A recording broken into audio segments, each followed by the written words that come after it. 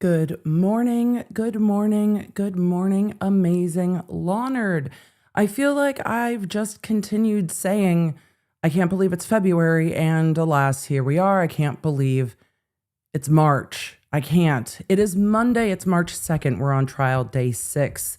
This case has been a little bumpy. There's been a little turbulence, if you will, and this morning is no different. There was a little bit of turbulence.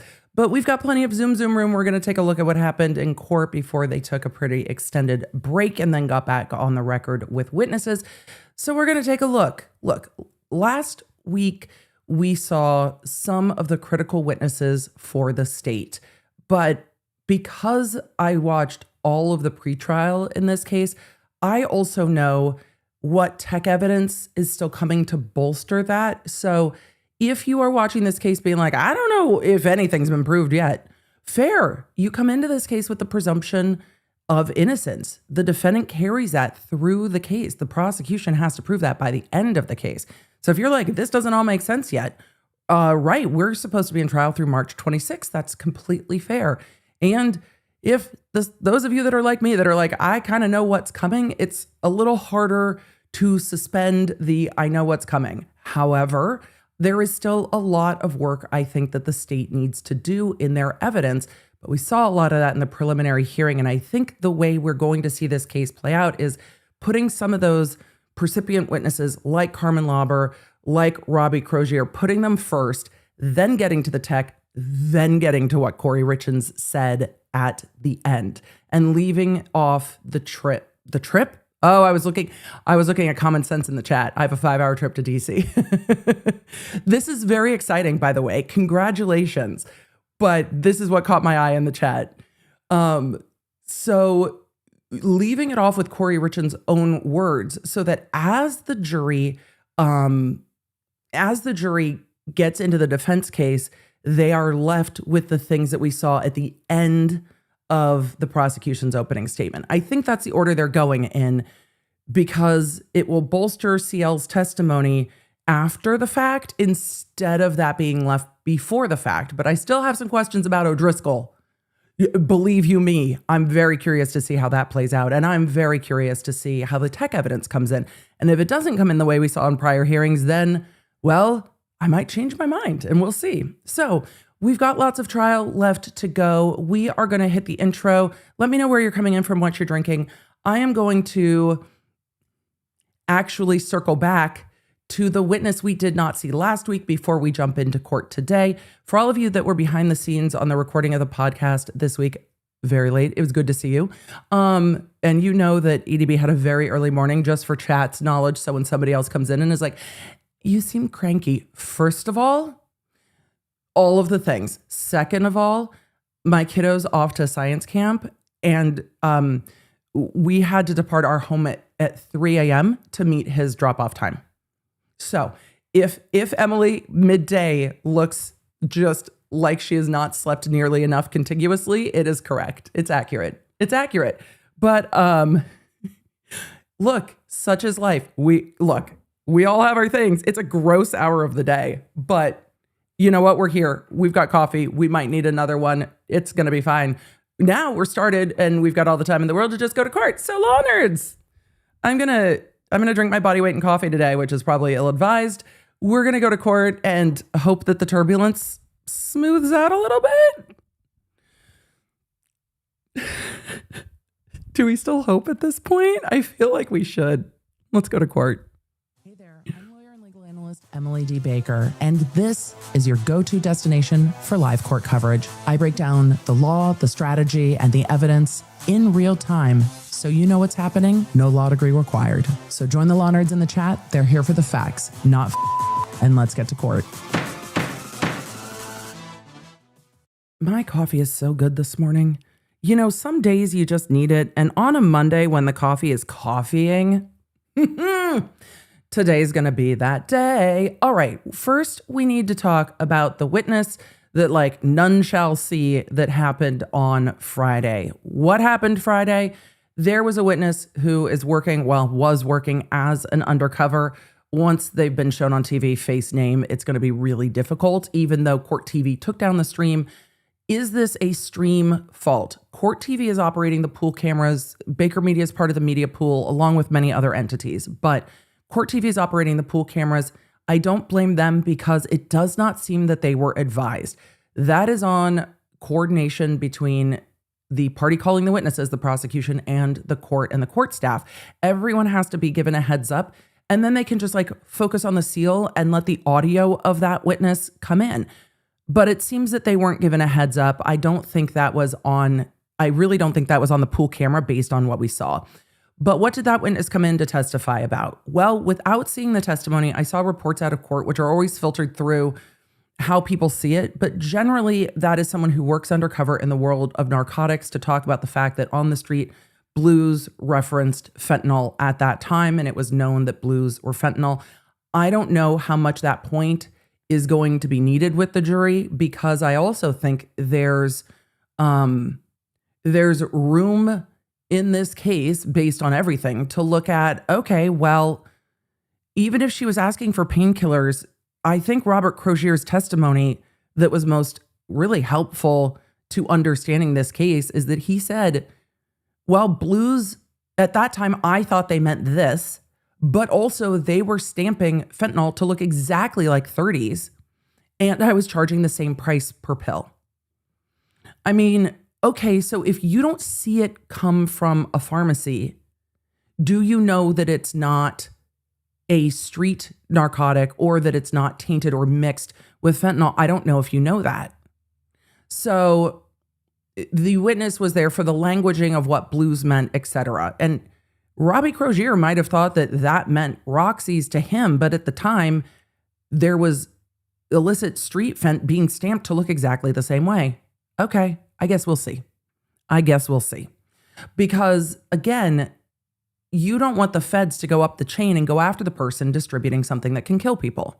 I understand that too. We'll just have to wait and see. How much that matters is going to depend on the rest of the testimony and the jury. I think that Kouri Richins repeatedly asking for the Michael Jackson stuff seems to me to indicate she wanted something that was powerful enough to be lethal. But again, I've seen a lot of this case.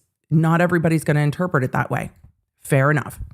So today we are going to go into court at the beginning of the day, and then we have a massive gap, and we're going to just jump over that. Yeah. All right. Let's go to court and see what gets put on the record before the jury comes in. Because, well, there's stuff that happens before the jury comes in. We see Judge M's head. Don't worry, y'all, we'll fly to court. We're making sure that final boarding gets done before the jury comes in. Don't worry, we'll fly to court when the jury comes in. When we actually bring the jury. We're just not there yet. All right. Riley Bear in the chat said, why the massive gap? Don't worry. It's all going to play out. You will see. All things will be answered with time. 231-500-139. Everything will be answered. Kouri Richins. Well, counsel for the state. not everything, but defense are present. most things. Richins is present as well. Mr. Burmester, anything on the record before we invite the jury in? Your Honor, the state's first witness is Dr. Eric Christensen. I was notified by counsel this morning that they intend to move to exclude or suppress his testimony, and I will. I'm turning up the court real quick. Whatever motion they want to make. Counsel, tell me more. Tell me more. Tell me why. All right, defense, why do you want to keep this first witness out? Simply that we have not been able to consult with Dr. Christensen. Can you get to a mic? I have reached out to him to... Say that again from the... I'm sorry. Somebody said, can you please say that again at the microphone? Ramos, wander over to the microphone, my guy. Wander to the mic. Your Honor, we'd like to not. Can we just not? We have reached out to him to... Say that again from the... I'm sorry. We have not been able to consult with Mr. Christensen or Dr. Christensen. We've reached out numerous times, got on the phone with him once. He was unavailable, asked if we could get some time with him. That was about, I don't know, 4 or 5 weeks ago. And haven't heard anything. Last week we informed the state that we haven't been able to get in touch with him, asked the state to have him reach out to us. He has not reached out Okay. to us, so just based on just the rule, and he should be available to cooperatively consult with us. He did not. I appreciate that. He's here now. I understand. Mr. Burmester, Judge M's face is like, and now he's here. So what is going on? if we flip the order of events, can we allow Dr. Christensen to consult with defense counsel since he's physically present, and then we can use the time for a different witness? I have no objection to that. Indeed, I asked counsel and time, 15 minutes ago if that was enough time. That was not. So, Who else do you have on deck? I don't know the people. Your Honor, let me see. I don't know if we have anybody in until 9, but we'll see. Okay. Your Honor, we Also part of the problem, you don't want witnesses just chilling. You try to stack your witnesses so you know about how long. I was miserable at this. This was painful to me. I would ask other people. I'd be like, how long do you think this witness will take? And they're like, really, girl? I'm like, dude, I'm time blind. I don't know. 10 minutes, 10 hours. It honestly can feel the same if I'm locked in. Like, I don't know. I don't know. There was once I think I played Civ in college for maybe 20 hours. And I was like, my eyes kind of hurt. Have I slept? Yeah, time blind. Time blind. I don't know. But you try to stack your witnesses. So the defense is objecting to the prosecution's first witness of the morning because they have not had time to have a conversation with that witness. Now, look, I really like Utah's Rule 106. It's different than other jurisdictions. Also, witnesses being available to the other side is lovely. A lot of jurisdictions do not require this way. It's like you get a report, you can call the witness, and the witness can be like, yeah, I don't want to talk to you. And that's about the end of that. And then you get up on cross-examination the way we've seen Alan Jackson and others do, and you say, I tried to speak to you and you didn't want to speak to me, correct? And then you go from there. But the judge is saying, well, the witness is here now. You have the time, right? All right. have an objection to another witness that the state intends to call today. Objection to another witness that the state intends to call today. So this is 2 objections to witnesses. Okay, but let's stay focused on this one for the moment. Mr. Rum. Let's stay focused. We're putting that on the soundboard at some point. Let's stay focused.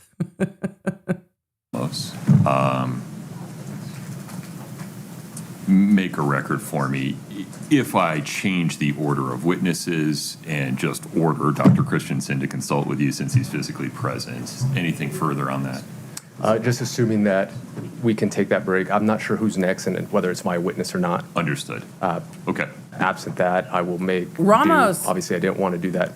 I love the suit. I love the suit. Look, I'm not gonna give sweat to a skinny tie. It seems to be Ramos's vibe. I love the suit this morning. Love the suit. Totally here for it. Rushed before we got here. So if we can have an hour or whatever we need, Right. that'd be great. Let's Right. figure out what the order of witnesses is going Thank to you, be. Can we have an hour? And I just have the benefit of the record for Sure. like 1 minute. So I spoke Wait, Mr. Burmister's got a little bit of green going on. Are you matching with Miss Lewis, Mr. Burmister? Are you doing that just to frustrate her? to Mr. Christensen or Dr. Christensen this morning. He says that he received a call several months ago from Mr. Bertram. Okay. Wait, are you telling me the way Ramos represented the conversation with the doctor is not exactly what the doctor said? Huh. Okay. He says that he received a call several months ago from Mr. Bertram saying, hey, we need to set up a time. He never heard from them again. He received a call warning that he would be getting an email maybe a month ago or so. A subpoena. Mm-hmm. He subsequently received it by email, and then he received a call with no message over the weekend, and that's where we are. We are where we are. We'll work it out. Mr.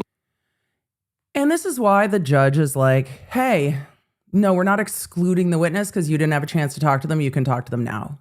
There is no room for gamesmanship in this. You don't get to game it and be like, well, we couldn't set a meeting. No. Well, talk to me about the other witnesses that are proposed for today. Your Honor, I think that other witness is going to draw a motion. Oh, who is it? His name is Todd Davis, I guess, I don't know. Detective. Todd Davis. Your Honor, Mr. Davis was not on the state's witness list. They added him on Oh. Thursday. Oh. I believe is in violation of Rule 16, and I would point the court to State versus Draper at 378 P. 3rd, 1260. Why is everything in this case about Draper? Like literally everything. Okay, so the defense is objecting to a witness that they are saying that the state added on Thursday, and the state seems to agree that the state added them on Thursday because they're like, this witness is going to draw a motion. Okay. One. In that case, the state had the manager of the store that was the victim of the theft on the witness list. This is the case And they're then talking later, about. during trial, added the assistant manager, and the Court of Appeals found it was an abuse of discretion for the trial court to allow that witness to testify without sufficient notice under Rule 16. What was So- the amount of notice in that case? It said Rule 16 governs evidence. So this is where the court is just like, hey, what was the amount of notice in the case you're citing me to? exactly if it was but it was during trial. It said it was during trial that they announced that she was going to testify. Okay. And I don't recall if it was the same day, but, the state's had months and months. We've had 8 amended witness lists, and I think to continue to add witnesses during trial is not sufficient under the rule.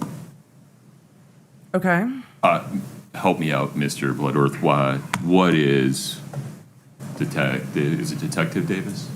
It's Lieutenant Detective. Okay. Lieutenant Davis, right? Sure. He, Your Honor, the Lieutenant state is Detective? calling him to authenticate the May 4th, 2023 interview video of Robert Crozier in rebuttal. Oh, why would the prosecution want to bring in the video of Robert Crozier's interview? I can only imagine it's because of that cross-examination that Crozier had completely changed his story, and the prosecution's like, look, let's just let the jury watch the interview. Sure, it's rebuttal. Technically, rebuttal witnesses do not have to be listed on the witness list as such. The May 4th, I just wanted the date of that interview. Oh, May the 4th be with you, right. Good job, Em. interview video of Robert Crozier in rebuttal to Robert Crozier's testimony. All he's going to do is authenticate the video. Is that That's the first I've heard that that's all he's going to do, but is that issue in dispute? I mean, you Gee, I wonder why the prosecution just wants to do things on the record at this point. Weird. reserve your arguments about whether there are other bases to bar the admission of that video, which I believe there are. but authenticity probably isn't one of them. Right, Do we probably really not. need to call a witness, or can we just stipulate that it's authentic and then the parties will reserve their arguments regarding admissibility? Your Honor, last week the defense was like, we're not going to stipulate to a bunch of these things. Okay. Authentication is not the, big deal. I would agree it's authentic, but yes, we would have other objections. So law enforcement's interview with Robert Crozier is authentic. Yes. Your Honor, may I add to that the transcript of the video as well? Is it a certified It transcript? is certified. I think that follows from the rule regarding certified transcripts. Ms. Lewis, do you agree? I agree. Okay. Okay. So it sounds like we don't need that guy. We don't need Correct, that guy. Your Honor. Agreed. We don't need that guy. We may as well use this time to litigate, I guess, what other objections to admissibility the defense has on the video. Forgive me, the state is offering the video under which rule or exception? Okay, so we don't need that guy. So now the state is like, okay, well, if there's any other objections to the video interview of Crozier coming in for rebuttal purposes, let's just move on and litigate that issue. Fine. So it sounds like that's what they're going to do now. Just like, all right, authentication, great. Obstacle 2, admissibility. Perfect. Your Honor, 801, it'll be D1A and Shit. We're talking about hearsay exceptions. B. The defense's We talked about 801 last week. cross-examination of Mr. Crozier elicited testimony that, and the Thank you, Ink and Autumn, for putting that key site in chat. elicited Key site testimony in from chat. Mr. Crozier that was inconsistent with his testimony in the video. The defense's cross-examination elicited testimony that he was kind of out of it because of withdrawal and pressure to say certain things. And the video. And showing the video allows the jury to see for themselves if they thought he was pressured. Right.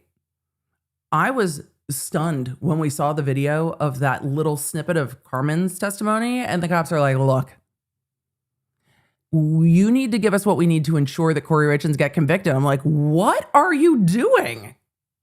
It's a wild thing to say. What? Just tell us what you know. It's fine with me to say, look, we think Kouri's involved in this. We want to go after her. We don't want to go after you. Can you tell us what you know about her? Because we really want to look at her, not at you. And we know that you cared about Erik. So can you just tell us what you know? But you need to tell us what we need to ensure that she gets convicted is heavy-handed. And I'm still baffled the defense didn't just lean into that more. But anyway, I'll keep saying it because I can't stop myself. So yeah, I'm curious. Are they leaning on him in this interview? Are they saying, dude, if you don't tell us what we need, you're fucked? Like, what are they telling him?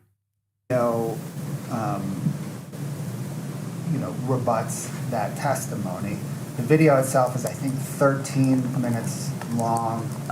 Oh, that's it? And from the state's view, the entire 13 minutes, pieces of those 13 minutes are direct impeachment, but the entire 13 minutes goes to whether or not he was high and out of it and whether or not he was pressured into saying certain things. That His demeanor matters. those pieces of evidence are throughout the entire 13 minutes. The impeachment pieces, or more specifically, the D1A inconsistent pieces, those would be, I think, fairly book is- perceived off a cold transcript. The second piece, I'm sorry, Your Honor. It's really difficult when you start saying the D this early in the morning with our chat. I've probably fostered that situation, for which I don't apologize. It is what it is. But it's real early on a Monday to get to D1A, Your Honor. We're again in the rules of evidence regarding hearsay, talking about the exceptions to hearsay. We went over this a bit together last week, but when we're talking about D1A, we're in statements that are not hearsay. That whole section is exceptions. So even though it's an out-of-court statement, it's not hearsay if, and when you get to D1A, those are inconsistent statements, and you get to D1B, 1 and 2, you get to rebuttal. So that's where we're at with the D for the morning. I'm not sure I or defense or you or the jury would be able to evaluate whether he was in a bad way from the transcript. No, not from the transcript. The state seeking to admit both? I mean, there's demeanors that I think the jury can absolutely evaluate on video. Sure. Agreed. Or publish the video and admit the transcript? What's the scope here? Your Honor, publish both. We have the transcript running real time beneath the video. Okay. So that the jury can watch, listen, and read all at once. All right. Ms. Lewis, do you have the video with the transcript? I don't have them together where it Okay. shows it under. No, I have them separately. Right. Okay. Sitting like here to- today, So- are you prepared to make a record regarding this, or do you need a moment to go through the pieces of or to make argument regarding certain pieces of the transcript versus other pieces? I think I would need a moment. I would like to see the video with the transcript Sure. run under it, and then, yes, I would need a moment. I would need some time to look at that. Okay. We'll need to play this out a little bit. The state makes a facially, if not valid, at least thought-provoking argument under D1A. 801 D1A, that Agree. the video and the transcript related to it are categorically not hearsay. Could you But just tell Tat they're also having valid? not seen the It's a whole Monday. 13-minute video or read the whole transcript, and without the defense having the same opportunity, I can't make a ruling sitting here at the moment. So can we provide the video with the running transcript to the defense? We can, Your Honor. I believe we placed it in box yesterday, but we can, if they want to. Miss Nestor, your face, ma'am. Did you see the look that she rolled her eyes so hard they almost got stuck? Oh my God. I had to back that up because she is just so mad. When he says we placed it in box, like apparently that's their whatever they're using for the evidence where you can drop things to the defense. The defense has the video and the transcript. They do not have the transcript spliced onto the bottom of the video. Okay. You have the video and you have the transcript of the video. It's 13 minutes long. Sure. But Nestor, look at this eye roll. I'm going to move myself smaller just because it amuses me so much. This is not the thing to be that mad about, ma'am. Box yesterday, but we can, if they want to, perhaps we can go into Wow. here and we can just play it off of one of our machines. Sure. I mean, I would also understand if the defense said, hey, we just need an evening with it to go through it, collect our thoughts, have you make a ruling. That's generous. The court just said, if you need the evening, you can work on this overnight. The state says, well, we put the combined video in the box, in the, evidence share drive or whatever. And they already have the video and the transcript. Most judges would say you have the video and you have the transcript. Just, it's fine. And if the prosecution queued it up wrong, we can object. But if the prosecution queued up the transcript wrong, doesn't it look like they're hiding something? Like, isn't that better for the defense if the prosecution queues up the transcript and it's off a bit?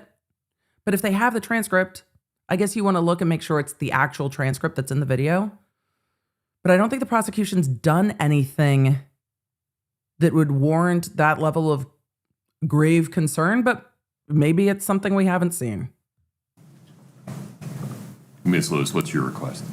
Depends on what is happening here next. We don't know what's happening, Ms. I Lewis. don't know where we're headed. That's the thing, Your Honor. Those were our first two. That was our batter in the box and our on-deck batter. Okay. So we are scrambling Back to the get box our today. whole batter here. No, that's fine. These things happen. We're going to let Mr. Ramos continue to consult with Dr. Christensen. Ms. Lewis. That's very Ms. Nestor, kind, Your if you would Honor. have a conversation with the state about the video with the running transcript, let me know where we end up. All right, thank you. Okay. Before we take A lot of judges would be like, I don't get it together. The jury's here. We're not burning the jury. It is very kind of the judge to just be like, we're going to give you a minute.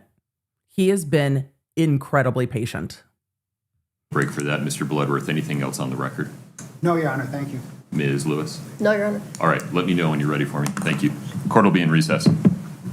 So just a few witness issues this morning. Those witness issues essentially being that the prosecution wanted to bring in a witness that was not on their witness list to authenticate the video interview of Robbie Crozier to impeach his testimony, which is why the prosecution wasn't getting up and getting into this witness on redirect. They're like, fine, we'll just roll the tape. You said what you said. The jury believes you or they don't.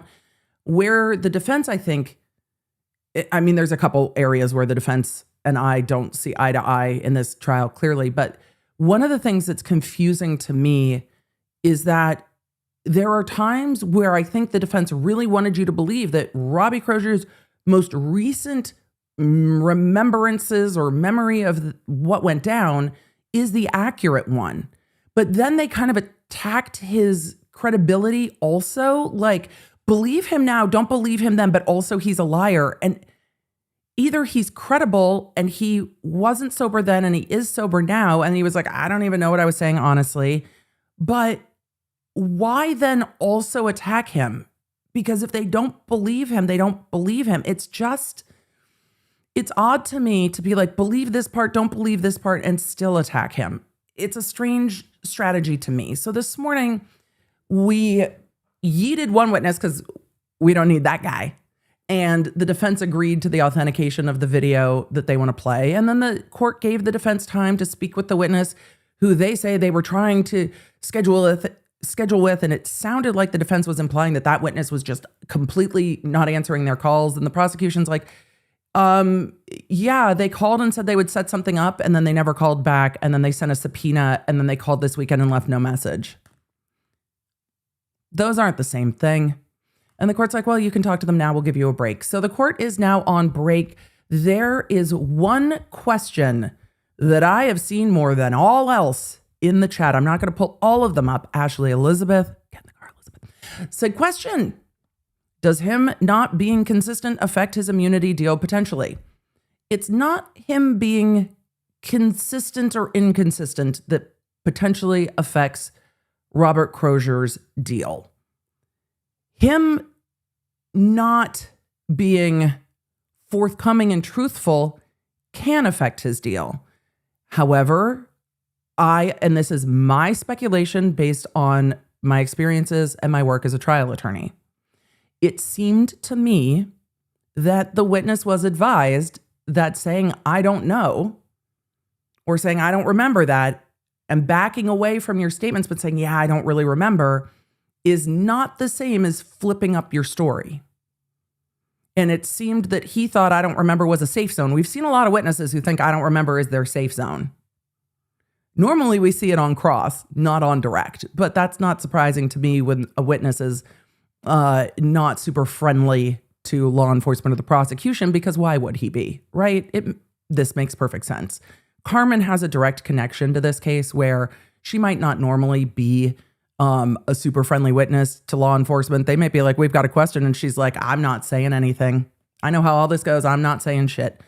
But Carmen seemed to have genuine care from my perspective for the Richins family, for Eric Richins. And I imagine, though they didn't ask about it, it would be inappropriate, for the Richins children. It seemed to me that Carmen carried a really heavy weight of any involvement in any of this and what happened. And that she was still carrying that with grief and quite a lot of it. Crozier doesn't know any of these people from anything. And he doesn't want to run into trouble with everyone else he does know. Valid. So the prosecution's like, we're not going to just do what you're going to do. We're going to play the video. They will deal with immunity issues way down the road. And the way that works is it goes before the court in motions. And Crozier's own attorney would be able to come to court and talk about whether that deal needs to change. But there would be hearings and due process in that. It's not that the prosecution is like, the prosecution giveth and the prosecution taketh away. It goes through court process. Emily, you sound very familiar with this. Oh, this is something I've had to deal with. Look, oftentimes when illegal shit goes down, the people that witness the illegal shit are also doing illegal shit. Shocking then that they don't necessarily want to be a witness for the prosecution because it upends their whole life. I get it. However, sometimes it's part of what it is. So I think that as we follow the post-trial, we will see if the state makes any of those motions. It might be that the state is like, you know what, this isn't worth it. It might be that at the end of the day, the state's like, nah, screw this. It might be that they wait to make that determination to see what happens. So when we get to the end of this case, we might have more to say about that, because if she gets convicted, if there's an appeal, then there might be more to come with this case. All right, we're going to zoom with all of our imminent zoom room and see what happens when we resume the zoom. Also, I'm still not over the fact that in court last week, we saw the prosecution asking Scott with the beautiful mustache for a little more zoom room. 0139. I'm still not over it. I'm not. I love the zoom room. Mr. Ramos. Elizabeth, you're Have you welcome. had an opportunity to consult with Dr. Christensen? That's very helpful, Judge. We appreciate it. We're ready to go. Okay. Mr. Mr. Ramos is away from the microphone, but he said it was very helpful, Judge. We appreciate it. We're ready to resume. You look, Mr. Ramos, thank you for just being respectful to the court. Mr. Anything before we invite We the jury? appreciate it. No, Your Honor. Counsel, anything before we invite the jury? Bring the jury. All right, let's do it. Let's do it. Bum. You know what we didn't do this morning yet, Your Honor? We didn't get our frequent flyer miles. Let's go.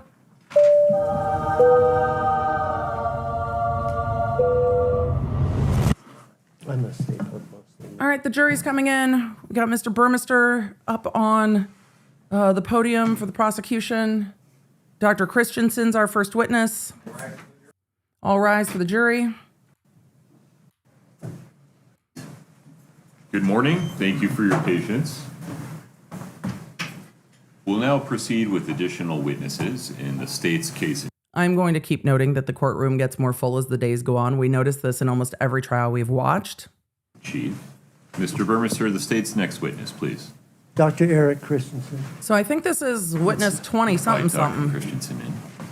And they're going to bring in that witness. I'm going to just zoom a little while Do the you witness solemnly walks swear in. the testimony you're about to Hello, give in the matter doctor. before the court to be the truth, the whole truth, and nothing but the truth, subject to the pains and penalties of perjury? Yes. Thank you. Have a seat. Thank you, Miguelina. Miguelina puts up the notes while we're streaming about who the witness is Thank you. and what the witness has to say. This is witness number 22, Dr. Eric Christensen. Please proceed. Thank you, Your Honor. Can you please state your full name and spell your last name for the record? Sure. Eric Dean Christensen, last name Christensen. Sir, are you employed? I'm currently self-employed. Did you were recently the chief medical examiner Sir. for the state of Utah? Yes, I appreciate when people are up on the mic, but it needs more of a wind guard. retired in 2024. Congratulations on your retirement, Mr. Medical Examiner. The chief medical examiner for the state of Utah? Yes, I retired in 2024. How long were you the chief medical examiner? I began working as a chief medical examiner in July of 2016. Did you then supervise Dr. Ulmer? I did. Are you familiar with the death investigation for Eric Richins? I am. And how are you familiar with it? I'm familiar with it from discussions with Dr. Ulmer over the time she was evaluating the case, as well as my subsequent review of the medical examiner's file. Did you have an occasion to talk to Kouri Richins? I did. Okay. Have you tested? You talked to Kouri Richins, you say? You talked to Kouri Richins, you say? Testified as an expert in forensic pathology before. I have many times. Okay. How many? I No? would like to first talk to you about cause and manner of death and the statutory requirement for that process. Interesting that they brought another witness for this. I'm curious why they brought another witness to explain this. I'm curious. There's note. I'm curious. When you have a death investigation, could you please explain how, I guess, what the manner of death choices are and what's the purpose of that, and just Sure. describe that for the jury, Okay. please. So, two of the things that the medical examiner is tasked with doing under statute is determining the cause of death and the manner of death. The manner of death is a box that we check on a death certificate that is essentially a one-word synopsis of the circumstances surrounding that person's death. The options available to us, we can certify that a death is a natural death. It can be an accident, it can be a suicide, it can be a homicide, And or it undetermined. can be, in Utah, the death certificate reads could not be determined. So undetermined. What most commonly is referred to as undetermined. And in those settings, undetermined essentially means we don't have enough information to decide which of those other four options best fits. What's the purpose of that whole exercise? Again, it's something that's on the death certificate, and so it's part of the vital statistics function that the medical examiner's office provides. Crime statistics are a big part of this. Investigate and deaths that we certify provide information then just back hear to Drake the in my head state. every time anyone says Sometimes certify that's anymore. Public safety, sometimes it's Department of Health. Other people will utilize that death certificate data to evaluate the ways that people are dying within the state and attempt to intervene to minimize those types of deaths. In this particular case, were you stuck between the first four you mentioned, such that you ended? All right, chat. I absolutely hear. That's what I meant. No, Helena, that's exactly what I meant. I meant Kendrick. I was thinking about him dissing at Drake. I told you today's going to be a tired day. That is exactly what I meant. It is not what came out of my mouth, but it is exactly what I meant. Thank you. That's exactly what I meant. Chad, I have seen your motions for 1.25. I agree, especially with a professional witness that testifies a lot and a very conscientiously paced prosecutor. They are speaking at the speed of court reporter, and we are moving at the speed of everything's 1.25 or more. So yeah, 1.25. We're speeding up. Also, it's not a witness that we're really worried about intonation and body language all that much, right?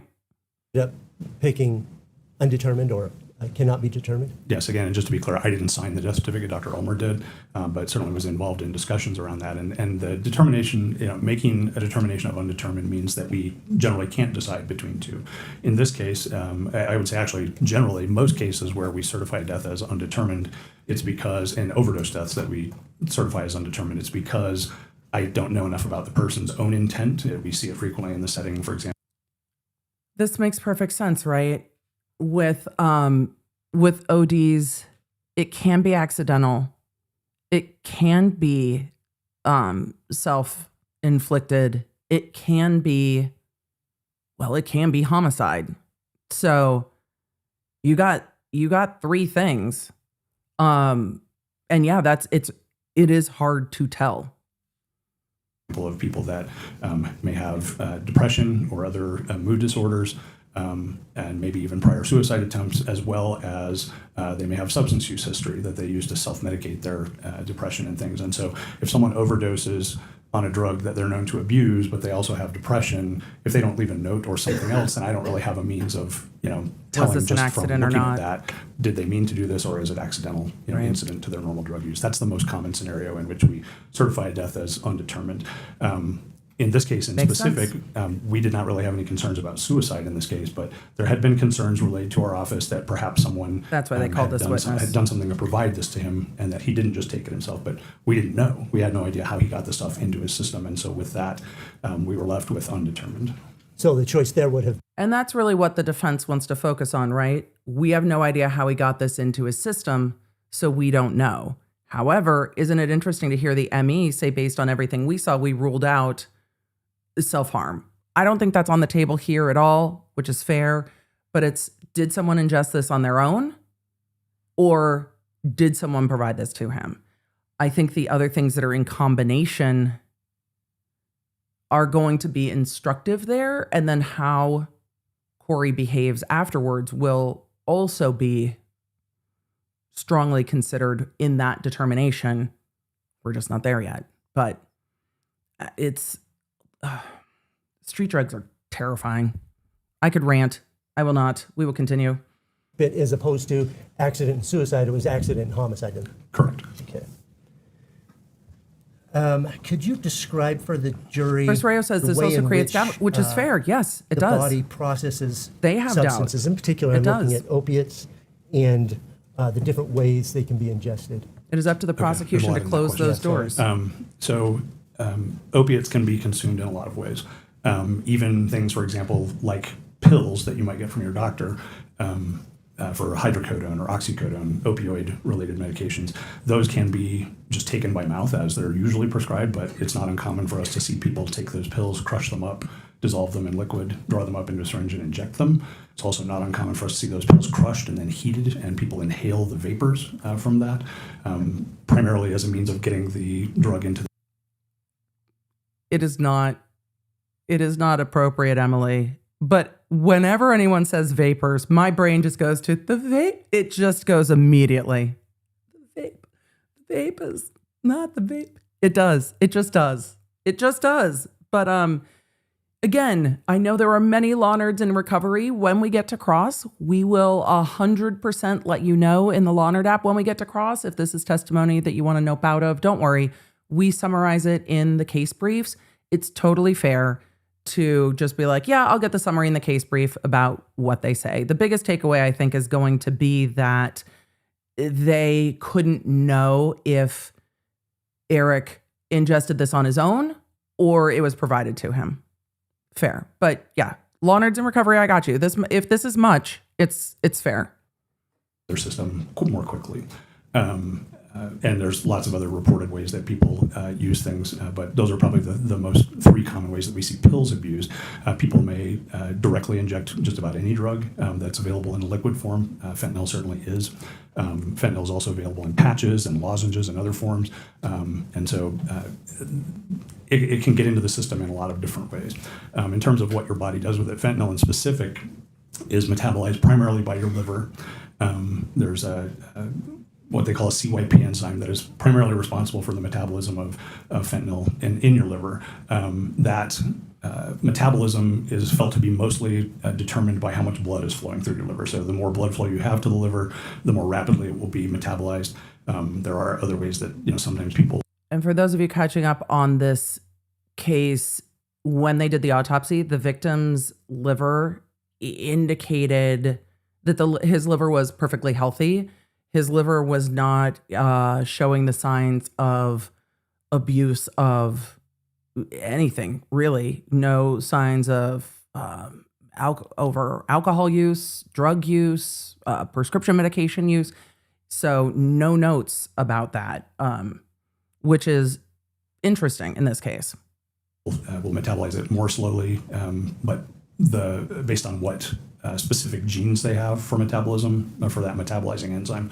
But mostly it's a function of how much blood is flowing through the liver. And it's then converted very quickly, has a very short half-life in the body, minutes, and is converted to a substance called norfentanyl, which then is eliminated in the urine. Don't know if that covers all. Yeah, that's great. Thank Yep. you.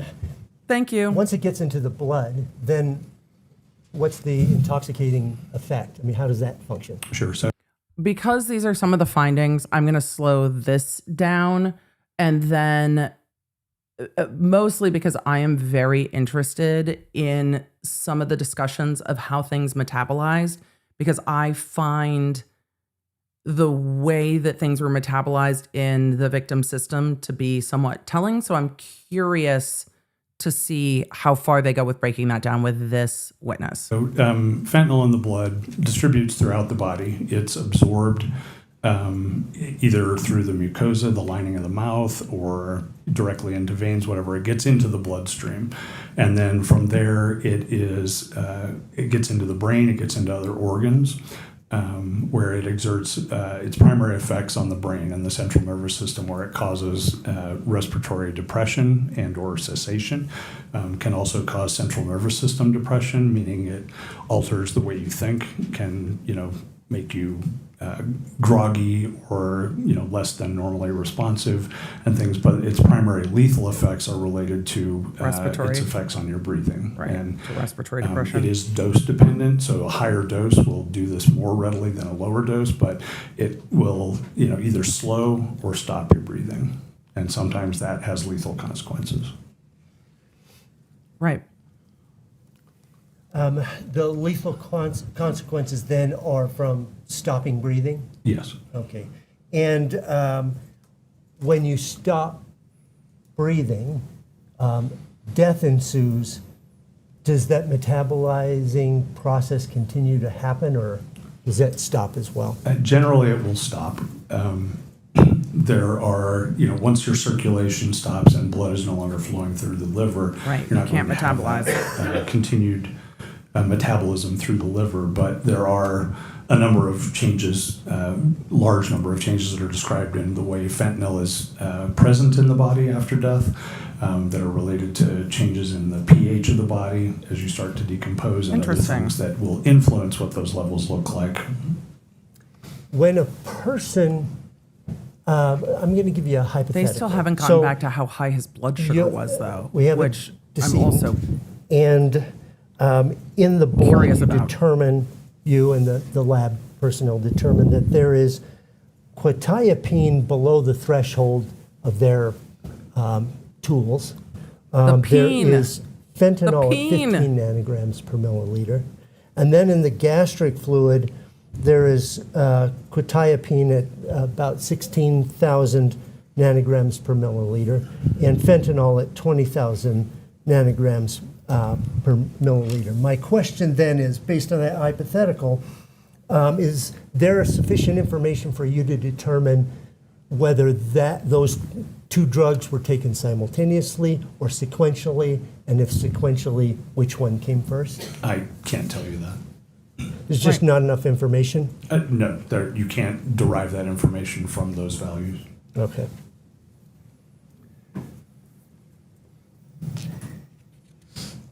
Melody, certified sleepy I just Leonard, I wanted to mean, follow up. same, said, yeah, what the fuck was up with his blood sugar? It was over 400. I think it was in like the 450 range, and there was no indication. It was high, and there was no indication that he had any medical issues that would aggravate that. So it was one of those things that I was like, that's curious, but no one's explained it. So I'm waiting for someone to explain it. I could guess at that, but I'm not on this jury. I would really like someone to explain it. So I'm waiting for someone to explain it. You said there's drowsiness. Oh, did they, as a Lyndon? I consequence totally of forgot that it was a taking traumatic response. I assume opioids of any type. I need to go Fentanyl back just and look. happens Thank to be you, Lyndon. Stronger? I trust Yes, Lyndon's memory fentanyl over my on own. a weight by weight basis, 1 milligram of fentanyl compared to 1 milligram of oxycodone or of morphine is sort of the usual reference standard because it is the classic opiate medication. Fentanyl is just much, much more potent, 80 to 100 times more potent than morphine. So you said there's depression of the respiratory system, drowsiness.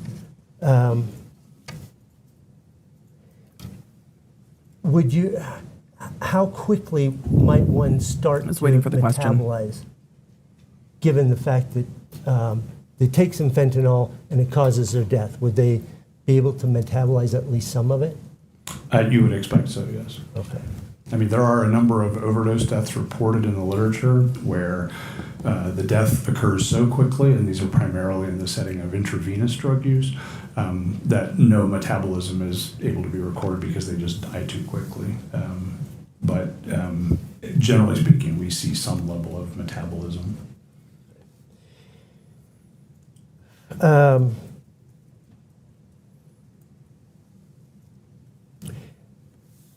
me see, I wanted to, but Yeah. someone takes an overdose, a fatal dose of fentanyl. It's not then instantaneous.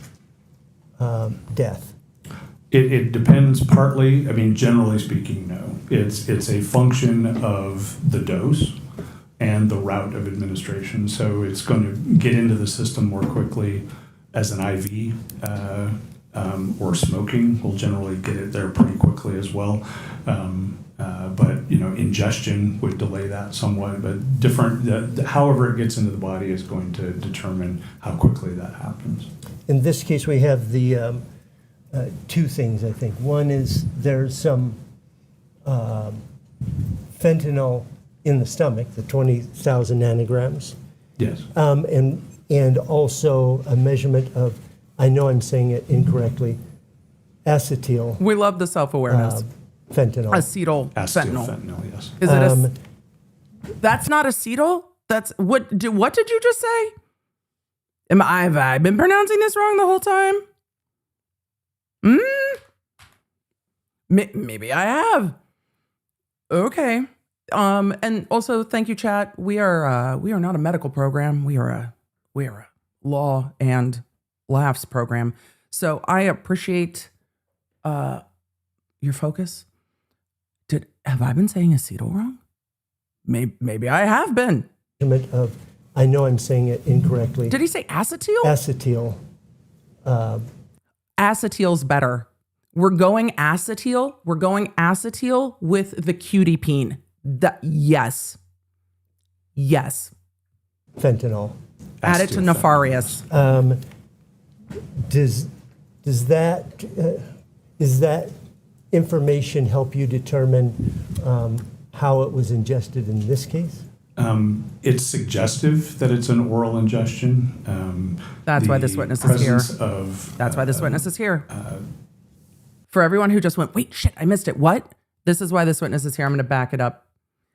Is the way that this is metabolized between the stomach fluid and the blood, is it indicative of how it was taken?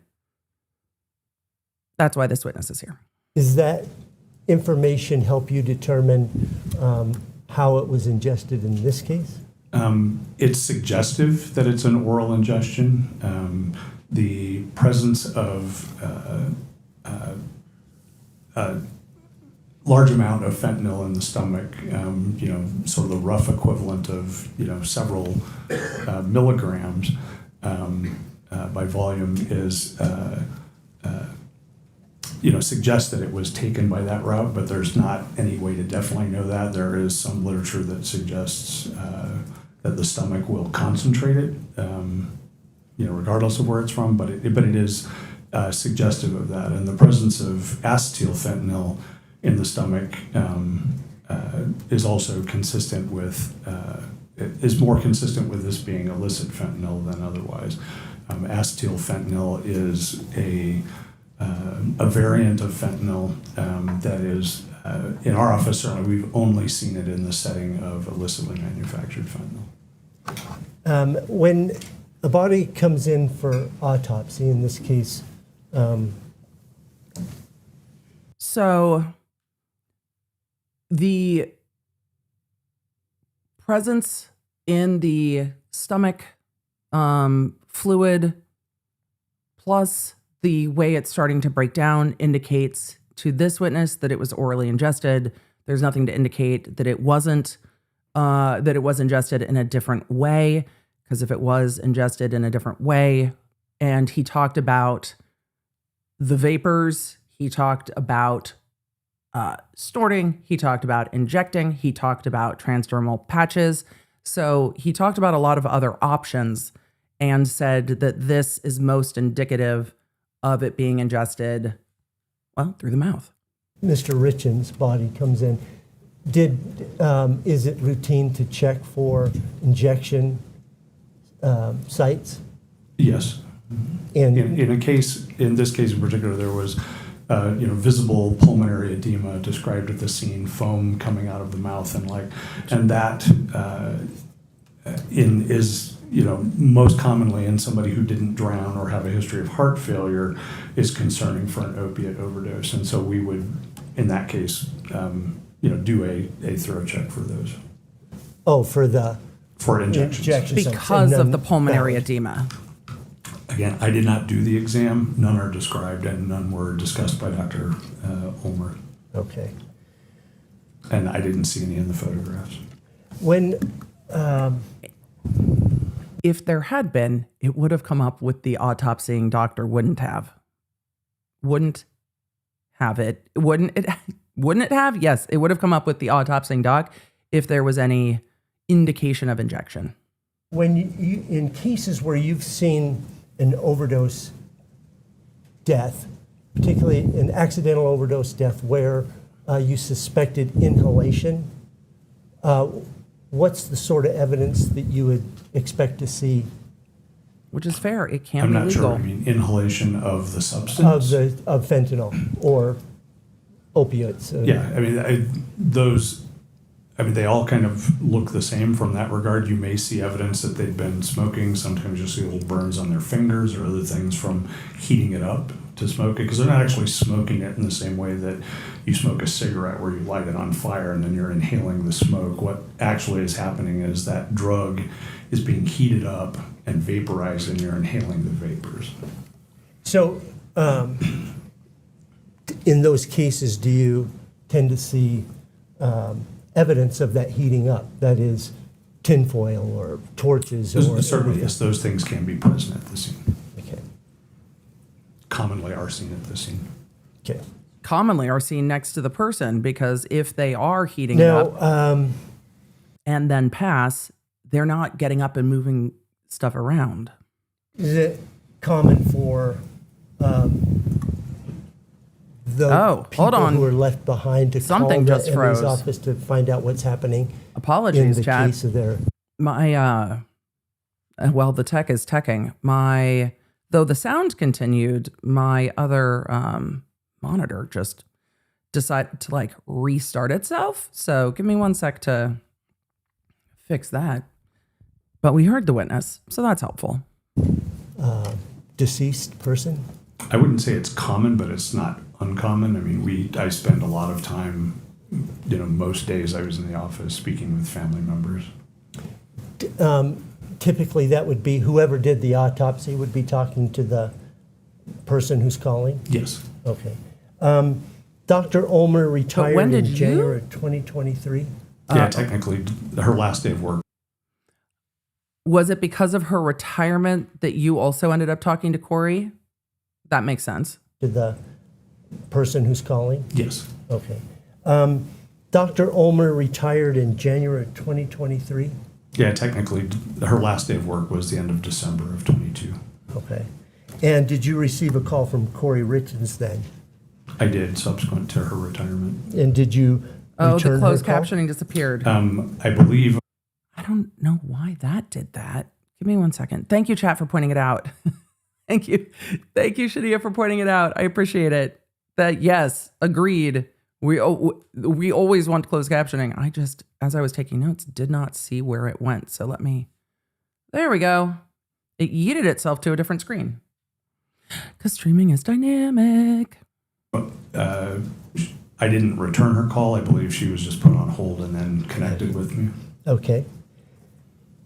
Okay, call with Have Kouri. you had an opportunity to listen to a recording of that? Ooh! Yes, I'm not sure where it came from either, but yeah. Is it consistent with your recollection of that phone? Did you notice what he said?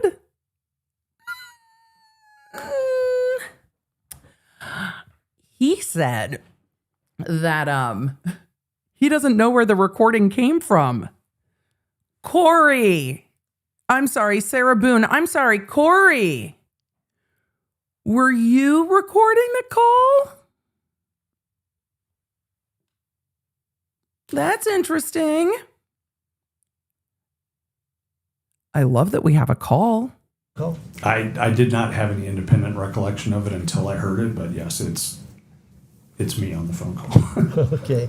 And have you had a Huh. chance to look at the transcript of it? I have. Okay.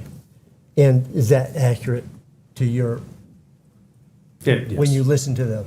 Yeah, It appears Emmys to don't be. always record.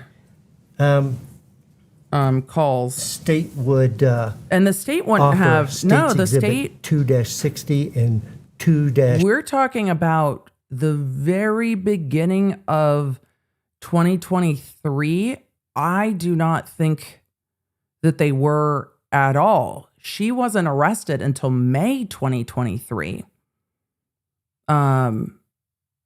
She may have recorded it. I do not think it was wiretapped.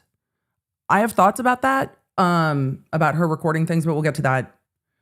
There's things recovered from her house that I think would give more context that we'll get to later. But yeah, she might well have. 61T. Okay, I guess we're gonna. He's reviewed it. Certainly we could ask questions. The defense has objected with a soliloquy. Fresh, then I think we could move to admit at that point. But if the state would just I think ask the state's admitting it as evidence of defendants' words Statements. and statements in the relevant time frame. I misunderstood. No objection. And so, okay. Ramos the defendant's words. We'd ask permission to publish it then if it's offered and admitted. So 2-60 is the audio recording, correct? Correct? And 2-61T is the transcript. Correct, Your Okay. Honor. Those two are admitted. Scott. I think it would have had to have give me been just a recorded by moment here, Kouri sir. because the ME's office didn't record it. And don't record it. Give that a try. Okay. I'm going to ask you to listen to this. It's about 9 minutes long. I don't know what this hold video is of. What is what is this video? But I love that the transcript is on the side. So law nerds, the transcript is on the side. The private investigator wouldn't have recorded it because the private investigator for the family wouldn't have had access to Kouri's calls or the ME. So, and there was no wiretapping that we know of in this case. People can record their phone calls. I mean, they can. I think Utah's a one-party consent state, so if she can. But this is the official transcript of electronic recording. We might not know the answer to that till after trial, so we're going to have to just go with the ME said it wasn't recorded. So somebody recorded it. All right. Kouri Richins calling the ME's office from January 12th, 2023. She was not arrested until May of 2023. I'm very curious when some of her noodly Googles about what goes on a death certificate were done, because we saw some of those in opening, but I don't know the timing of that. And then I will ask you 3 questions regarding it. Okay. Just thank 3. you. Can we advance it 30 seconds? Thank you The first 30 seconds. The counsel's talking over the beginning of the call, but I'm looking at the transcript. I think he's going to begin it. Hold music playing, unidentified female. Okay, sorry about that. I'm going to transfer you right now, okay? Thank you so much. No problem. This is Dr. Christensen. Hey, this is Kouri Richins. Let's begin. Can we advance it 30 seconds? Thank you The first 30 seconds is... Okay.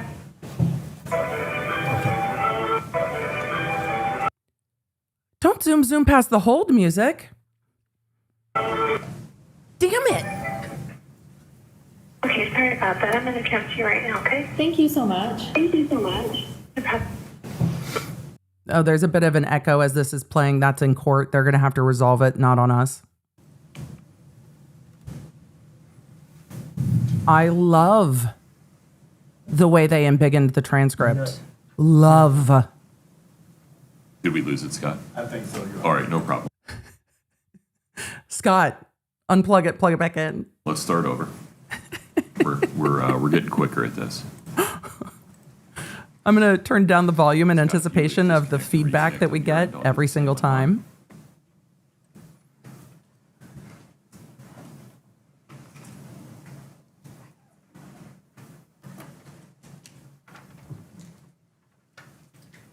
I'm going to transfer you right now. Oh, darn it. The second I try to zoom,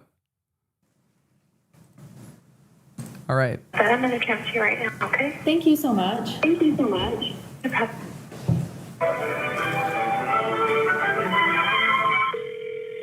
That's loud.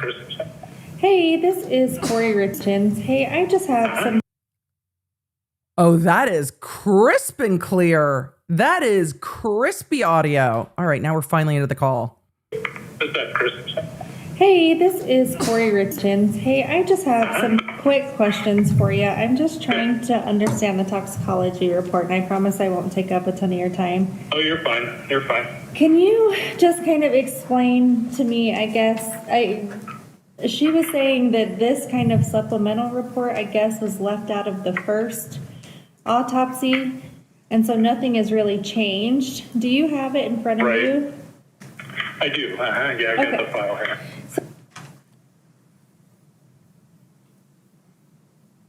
Chad, Scott, did we drop that again?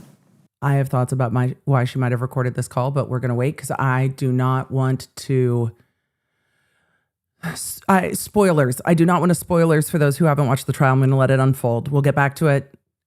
It will reveal itself. We will figure out why. I promise you, it might not be today. There is other evidence that we have seen in pretrial motions that will give context to why would she? We'll find out. All right, I apologize, folks. Let's try that again.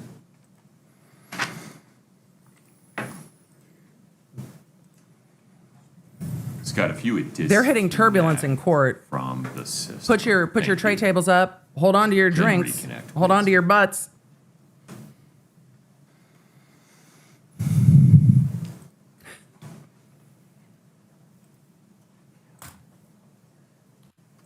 Thank you so much. I'm going to transfer you right So much. Thank you so much. No problem. I was just trying to turn down that hold music. Hey, this is Kouri Richins. Hey, I It's just have so some quick crispy. questions for you. I'm just trying to understand the toxicology report, and I promise I won't take up a ton of your time. Oh, you're fine. You're fine. Can you just kind of explain to me, I guess, she was saying that this kind of supplemental report, I guess, was left out of the first autopsy, and so nothing has really changed. Do you have it in front of Right. you? I do. Yeah, I got Okay. the file here. So can So you, just so you know, so we issue supplemental reports, like if once the original report's issued, if we do any additional testing, if we do any additional microscopic examination, anything like that, then we include that. You know, we issue a supplemental report to include that additional information. And sometimes it does change the cause or manner, but in this case it didn't. okay, it was just like extra testing done? Extra tox testing. Additional. Yeah. So originally the testing, Additional. the only toxicology testing that was done was on blood. And so then this was additional testing on stomach contents. Okay, and so is there difference in Oh, there's a big, big difference. Mm-hmm. that, I guess? Well, they just tell you different things in the sense of, it tells you something about what, was it,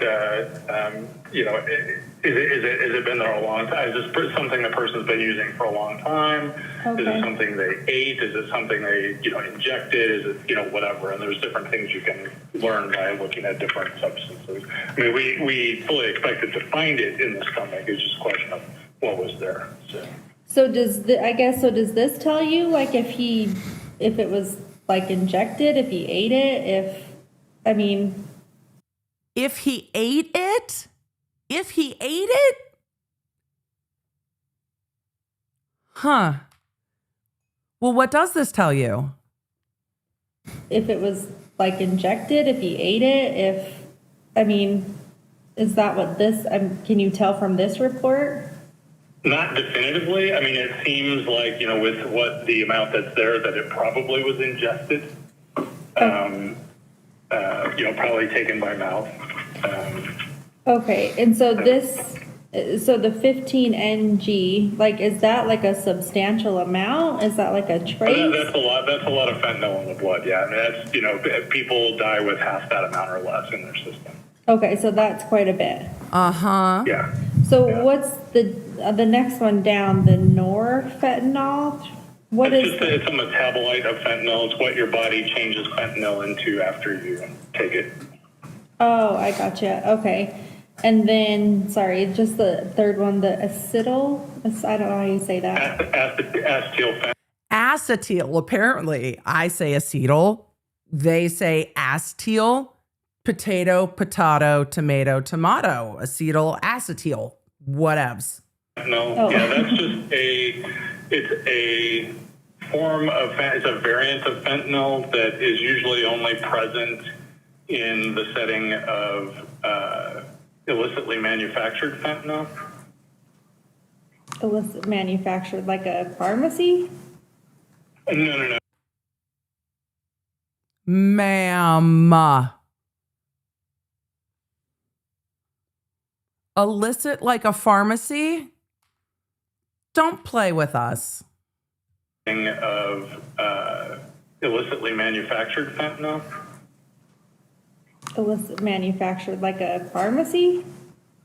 No. Like, so far, like a lot of most fentanyl that we see that, Like you know, the ends up opposite of a leading pharmacy. people to die these days is related to, you know, fentanyl that's manufactured by drug cartels as opposed to by pharmaceutical companies. Oh, good Lord. So this is like more of like a cartel. No, I mean, that's not what it is. But You'd call this the street fentanyl as opposed to, you know, hospital prescription. fentanyl. Okay, I see. And then is this, That gives some context to the Walk the Dog letter. For all of you who do not know Docket 214, the Walk the Dog letter, don't worry, we'll get back to it. But the ding, ding, ding. I didn't have cartel on my bingo sheet, but this gives a lot of context. Like a lot of context. Oh, that's interesting. That's interesting. All right, I'm going to let this play for those of you that are waiting for the Walk the Dog letter. I appreciate that you want to let this trial unfold. If you want to jump ahead, we'll link the video where I go over the Walk the Dog letter down below so you can, if you want to look at spoilers, you can do it another day. Okay. We'll come back to drug cartels, ma'am. no, I mean, that's not what it is. But You'd call this the street fentanyl as opposed to, you know, hospital prescription. fentanyl. Okay, I see.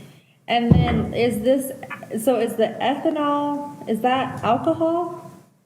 That's alcohol. Mm-hmm. Okay, and is that like the 279, is that kind of like a substantial amount, or is that like one drink? Is that Well, 5 drinks? You can't tell how much it is, and in this case, you know, since this testing was sent, you know, quite a long time after the original autopsy, most likely that's related to, you know, postmortem change, but it could be stuff that he drank. There's not really a way to sort that out. It could be related to decomposition of the stomach contents, or it could be related to stuff he drank. But either way, what, you know, in the stomach contents, there's no way to know what that level means in terms of, I mean, if that was a blood level, that would be the same as a 0.28, you know, which would Holy be, shit. that person would be pretty substantially.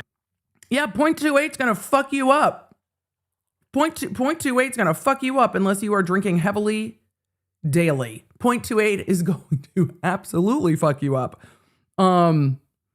It's interesting to me that there wasn't a blood alcohol level, isn't it?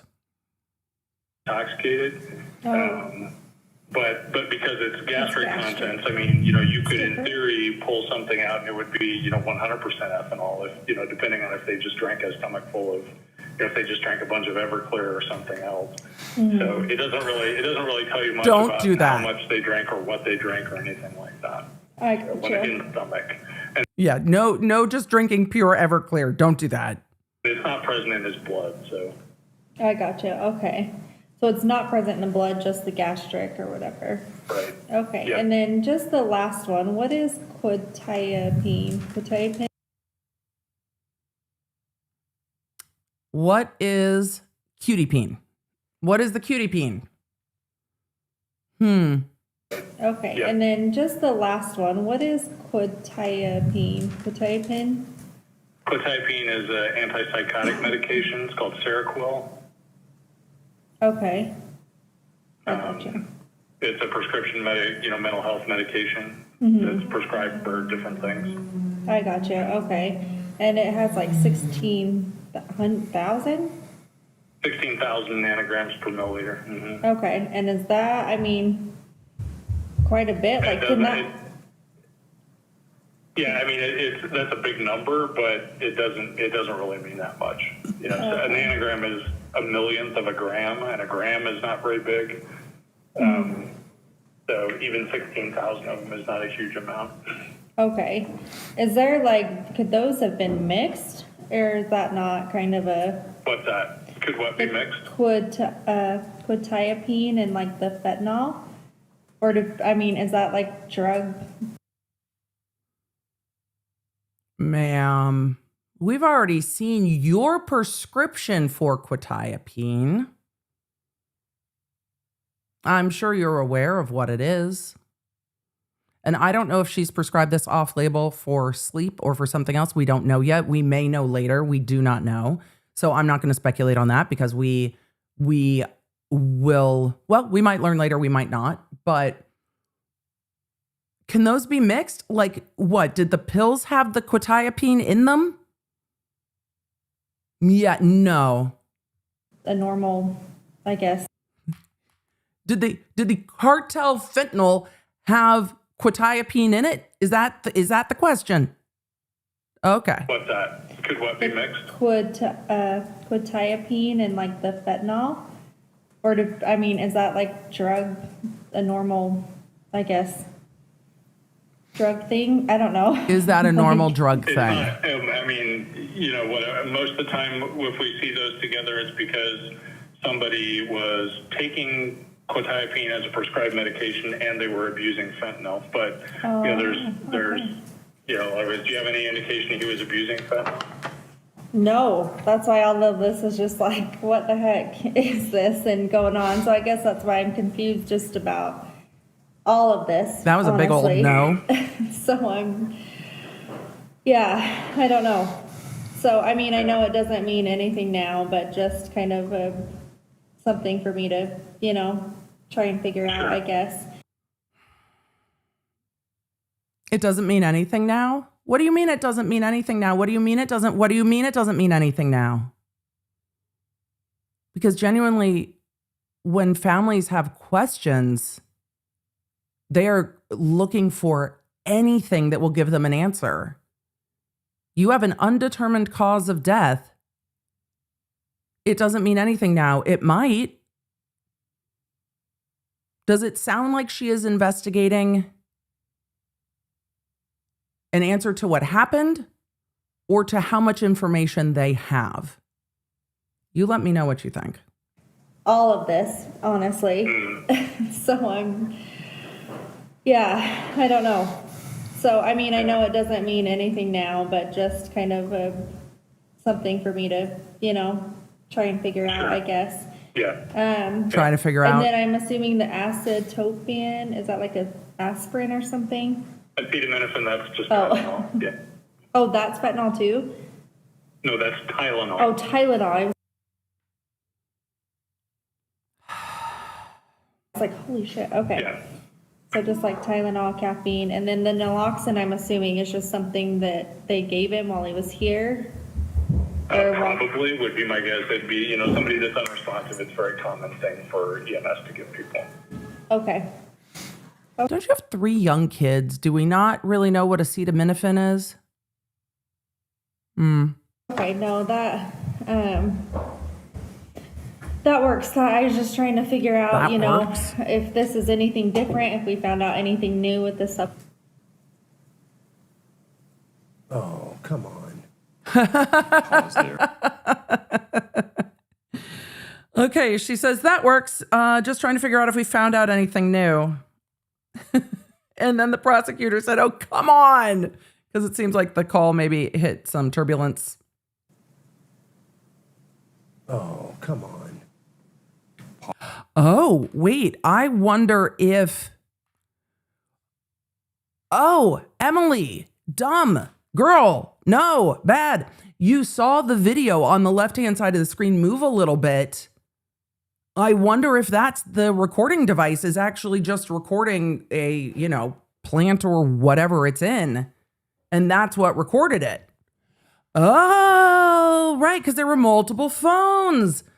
I was like, why is that up there? It's the video. This is not an audio recorded call. It's a video record.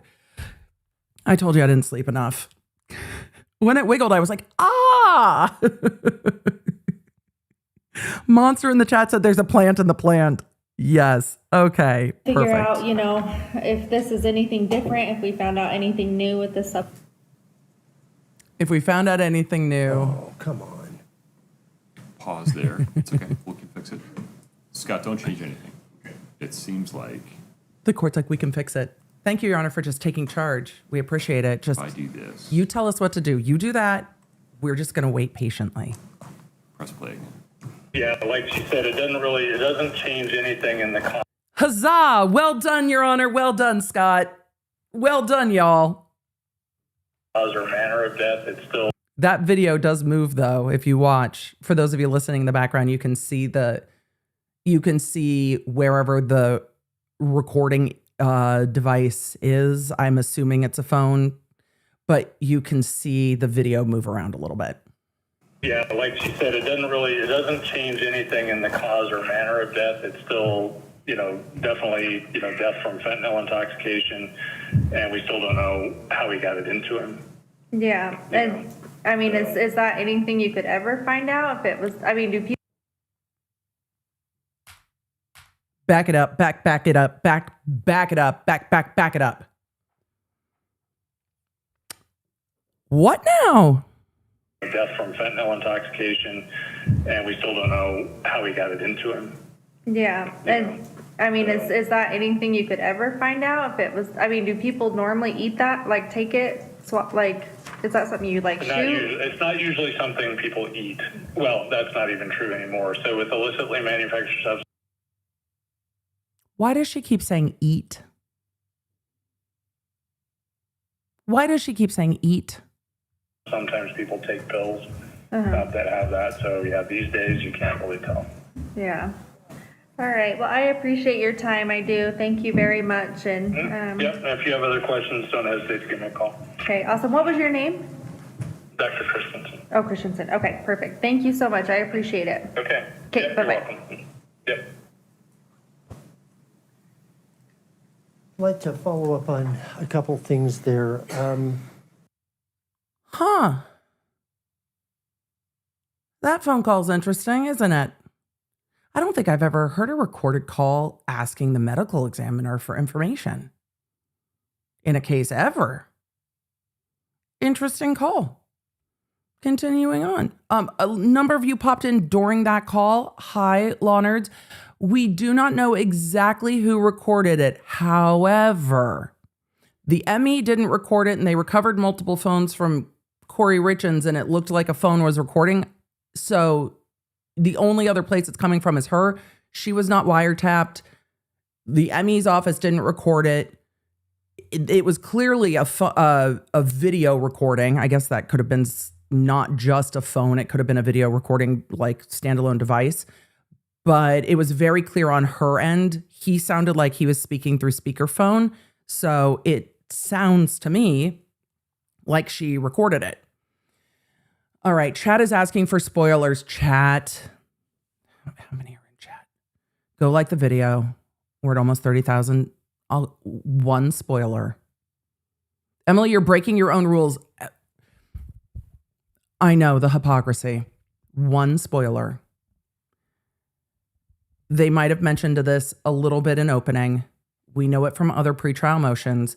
There was a multi-page document recovered by law enforcement that listed out everything, that listed out her conversation with law enforcement, like notes after her interview with law enforcement. So it seemed that she was keeping notes of her interactions with law enforcement. I speculate, this is my speculation, that this recording was part of her keeping notes. For what purpose, we will get to a different day. But I think this was part of her keeping notes of maybe what she was learning. So that was, we will see those recovered pages come in evidence down the road. But we saw a number of things where she was keeping track. I wonder if we'll see more recorded calls from this. So if there wasn't other context, I think it was weird to maybe record a call? Not necessarily, especially if you are stressed, under duress. I take notes for just about everything because ADHD, and I will forget, especially when Team Baker's like, do you remember that you said? I'm like, no, I don't. What did I say? I don't remember. There are very, very valid reasons for wanting to take notes of medical information, medical appointments, so that you can review it later. But there are also more nefarious purposes, and we'll see. We'll see. So I take notes of everything because I will forget. I agree, chat. She does not sound stressed. Lucy, I agree with that. I agree. So taking notes could be for other purposes. Yeah. However, the questions are more interesting to me than the recording is not weird to me. The questions and the tone are more interesting to me. You mentioned to her about if the gastric contents were blood, it would be 0.28 Yes. blood alcohol, but it's, in fact, not in the blood. It's in the gastric, and so there's no way of conveniently figuring out how much it is, much less its source. That's correct. Are you okay? Do you need a glass of water? I've got water. I'm good. Okay. He definitely sounds like he needs water. You mentioned I don't know about in y'all, that but allergies call, around here today have been First you said wild. we typically don't see it eaten, but you can't say that anymore. Could you expound upon that? How, in cases where there's pills, is it common to see them eaten? So, yeah, okay, a few things about that. So over time, over, I'd say the last 20 years, we saw a rather dramatic change in the deaths we saw related to fentanyl. Until the early 20-teens, pretty much all fentanyl deaths were related to prescription fentanyl being used incorrectly, most commonly by healthcare providers and other people who would, have access to it and would abuse it. And it was just not a common thing. We just didn't see a lot of deaths related to that. Once patches became available, which were designed, primarily for, treating cancer patients with bad pain and things of that nature, people became creative with how they used those patches as well. Some people would, put on multiple patches, or they would put on patches and a heating pad to sort of drive it into their system more quickly. I've seen people that would smoke them, people that would insert them into their rectum, people that would chew them up. Sometimes we'd find, multiple chewed up patches in the stomach. Okay. And certainly other ways have been described as well with patches. But once the illicit drug supply and primarily the heroin supply came to be, either augmented and or replaced by fentanyl, we saw, we saw much less in the way of the prescription abuse and much more of the illicit stuff being used, and some of that was in the form of what was heroin. Most heroin in this area was black tar heroin, which then became ended up having fentanyl within it. So people that had been heroin users would still be using what they thought was heroin, and it would have fentanyl in it. Right. Many times mixed with heroin. Right. Eventually, some cases was not mixed at all, but was just straight fentanyl.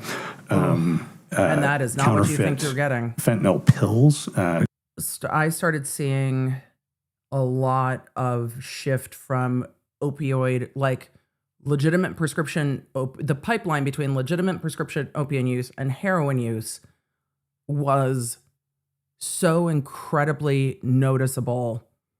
20 2010 through when I retired in 2017, as we were just starting to see the shift, or as I was just starting to see the shift, but I was also moving into more paper cases and less out of drug cases and other types of cases. But the opioid to heroin, and then those who were familiar with how much heroin they were taking, how they were taking it, for that to start getting laced with other stuff is wild, and just wild. No wonder so many people were dying, that it was cutting with fentanyl, which is so much stronger. Just so fucking scary. All right, continuing on with the information about what I think it's really a good way to present this evidence, because the coroner's office would have seen this shift and would have seen the transition from how people were ODing accidentally, because what they thought they were buying was no longer what they were buying. And the coroner's office, especially the head coroner, is in a really good place to talk about that transition. I think it's a really good use of this witness to explain, but it's scary. Counterfeit oxycodone pills, fentanyl in pill form made to look like it was an oxycodone pill, also became a... And that's what we heard Robbie Crozier talking about last week. That people thought they were buying pain pills on the street, and they were made to look identical. Counterfeit fentanyl pills, or counterfeit oxycodone pills, fentanyl in pill form made to look like it was an oxycodone pill, also became a fairly common thing. And as we discussed before with other pills, people will abuse those in different ways. Sometimes they can ingest them directly, but they can also grind them up and inject them or smoke them. I wonder if the defense is going to argue that maybe he was buying street pain pills, and maybe that's why they were talking so much about the prescription medical, or the prescription medical, yes, synonymous, the prescription pill bottles that were his and that were older, and saying, I mean, but you wouldn't have those mixed into a pharmacy bottle, but maybe that he was out of the pharmaceuticals. However, you would tend to see that in the liver if that was the issue. But I wonder if they're going to argue it that way. We'll see. Can be used in all kinds of different ways, but in the phone call, what I'm referring to, we mostly did not see anybody eating fentanyl before illicit fentanyl. With the advent of these counterfeit pills, we saw it somewhat, more often, or would assume that was the route. But we, even then, most of the time don't know how somebody gets the fentanyl into them, even if they have it on their person. And that's why the defense said that in opening. In Most this of the time, case, we don't know how they get it into their system. There certainly wasn't any injection sites noted. No.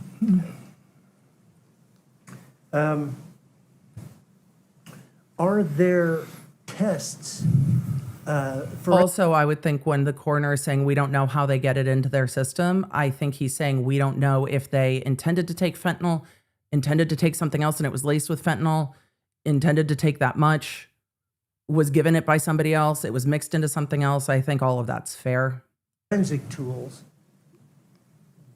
that could aid in the determination of whether one is a chronic or habitual or a naive user. That's exactly where they're going. It's a good question. So there's been a lot published on the assessment of fentanyl levels in people that have died, and ways that you can try and parse some of those things out.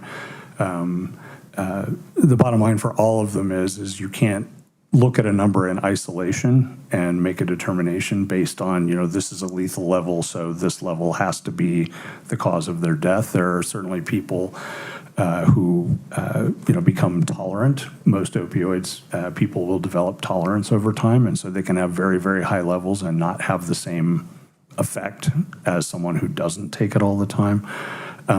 We had no history in this case in particular to suggest long-term chronic use, but also didn't know. And there are things that could potentially be looked at to try and assess longer-term use. The only published data I've seen around that revolves around comparing the fentanyl to the norfentanyl level, and levels where that ratio is more than 8 are Interesting. believed to be consistent with an acute intoxication. Ratios of 2.5 or less are consistent with chronic use. Interesting. In this case, that ratio is about 4.6, so it's right in between, so it doesn't really provide us helpful information either way. That's the ratio between fentanyl and its metabolite. Correct. As you find it. Yes.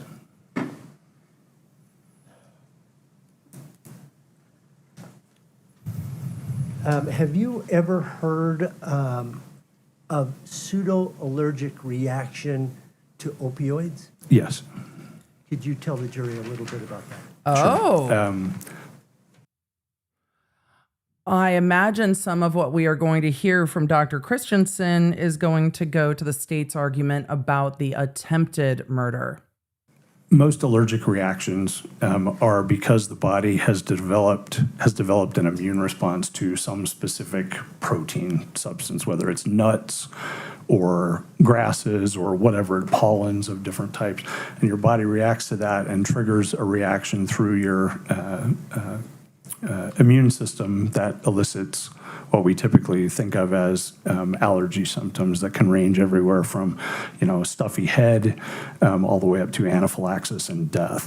In the setting of opiates do not elicit a true allergic response, but there are many people that take opiates who have an allergic-like reaction, but it's because the drugs themselves are directly triggering those cells that cause those symptoms as opposed to going through the immune system route. So it's And not, so some people it's a pseudo-allergic response. Okay, that makes sense. will, that chronically take opiates and opioids for pain, will pre-medicate or medicate around the same time with things like Benadryl and other things to minimize those symptoms because they know they have that reaction. Certainly most people that take them do not have that reaction, but some do.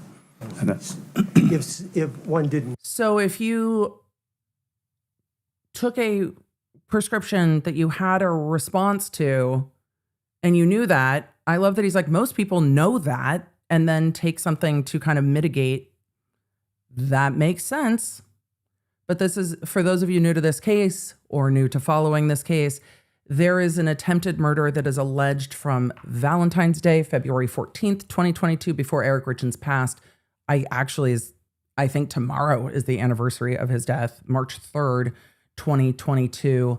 And so there is a response that he had on February 14th that they are tying back to an attempted murder. Then we don't have a ton of information about that yet outside of opening statements, but this witness is going to explain some of that, and then it will come back around, I imagine, with other testimony later. So that's why are we talking about this when he passed? Because there's an attempted murder charged from February 14th that the defense calls, I think, the sandwich incident. no, and one took some opiate, could they have hives and those sorts of allergic-like responses? yes.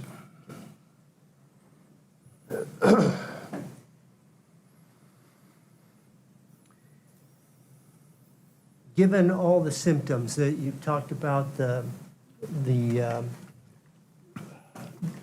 lungs, the edema, and the data from NMS labs, do you have any concern about the cause of death in this particular case? No. And the 15 nanograms, as you explained to Kouri Richins, was a lot. Yes, it's well within the range of levels that we see in people that die from fentanyl. Do you remember when that phone call took place? Do I remember what? When that phone call took place? I don't off the top of my head. Okay. Does your office take notes when you receive calls and reply to calls, et Yes. cetera? Okay. That changed a little bit over the time I was there. It used to be we'd get a little scrap of paper with a note written on it, return this call. Interesting. And we turned that into a digital log before I retired, but yes. Would Digital it log help makes sense. to look at one of those notes to refresh your recollection as to when Ooh. the call took place? Sure. May I approach the witness? I love a note.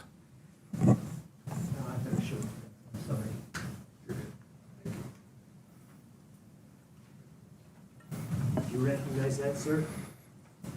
Yes, this is from the log. Just said that an incoming call came to me from Kouri Richins, and she had questions. And that this is my notes And so, what day did that phone call? on take January 12th of 2023, a couple Thank- weeks after Dr. Ulmer's And that's the day retirement. we just heard the recorded call. That's all I have. Okay.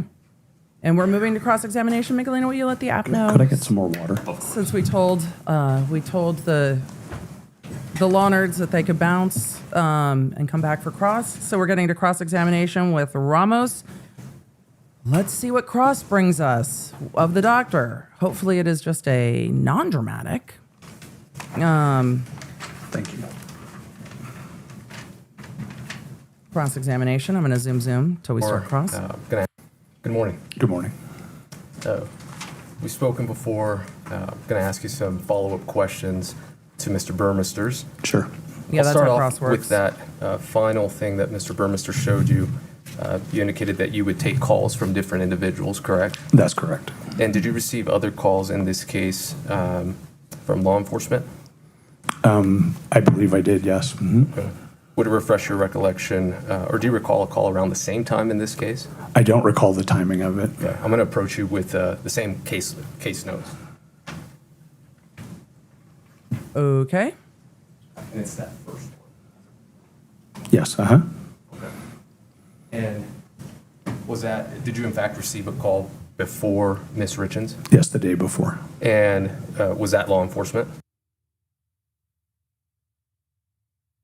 Make a note. Law enforcement calls him January 11th, 2023. Did they go interview Kouri? I got questions.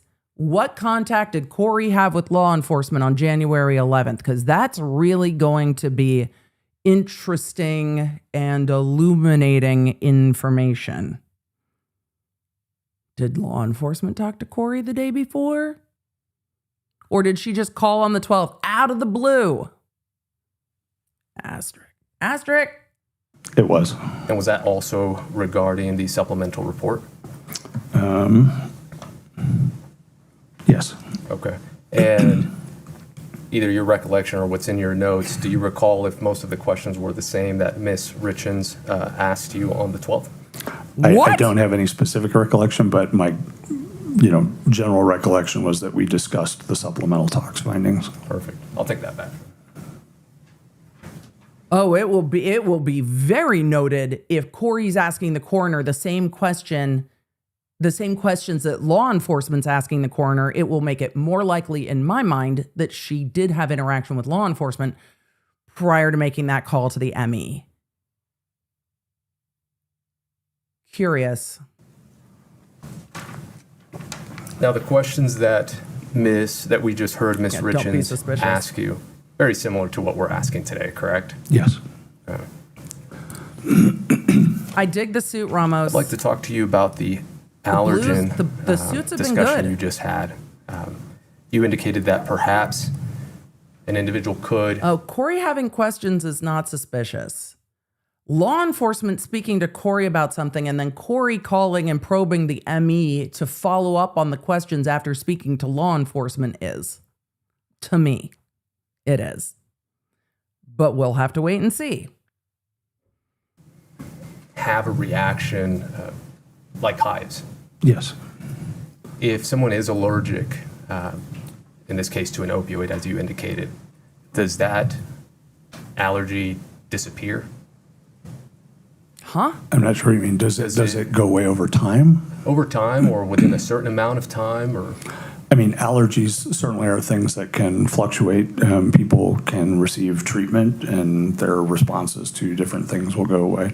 were there hives on Mr. Richins' body? That's a good to your question. recollection? No. That's a good question. That's a really good question. We were talking about illicit fentanyl and counterfeit pills Yes. containing traces of fentanyl. Milligram amounts. Okay. Now, the tablets that Oh, Stephanie, that's a great question. Stephanie, that you make an excellent point, but he had he had an allergy shot that day. Very fair point. Yes, he did have an allergy shot that day. Yep. or pills that would contain these traces, what kind of pills would those be? Generally. Objection. The discussion, if we're talking this Huh? OxyContin. Can we talk about the legal objection? What are we, counsel? What are we doing? Look, Ramos even looks surprised. What is happening? Are we having OxyContin, oxycodone problems again? Contain these traces, what kind of pills would those be? Generally. Objection.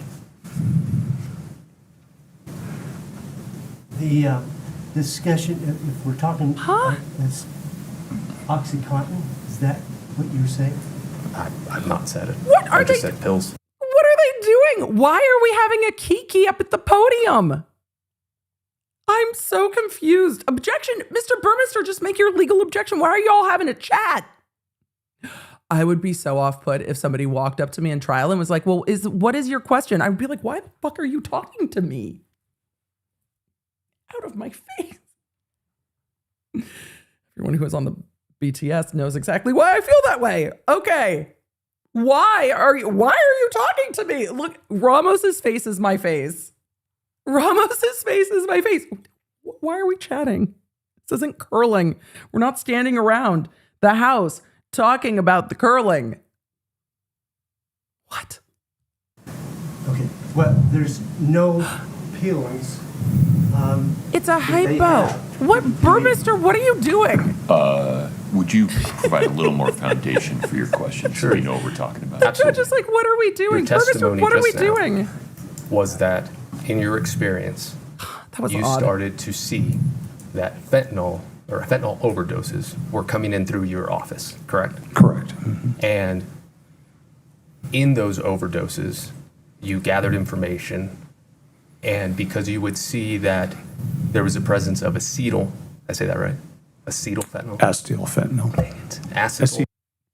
Okay, Ramos, that was funny. That was, I'll give you that one. See, it lands better when the drama's turned down, Ramos.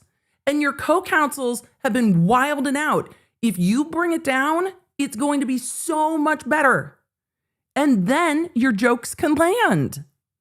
It's fine. See, when you bring down the drama, the little moments land as much more human and much less dramatic and forced.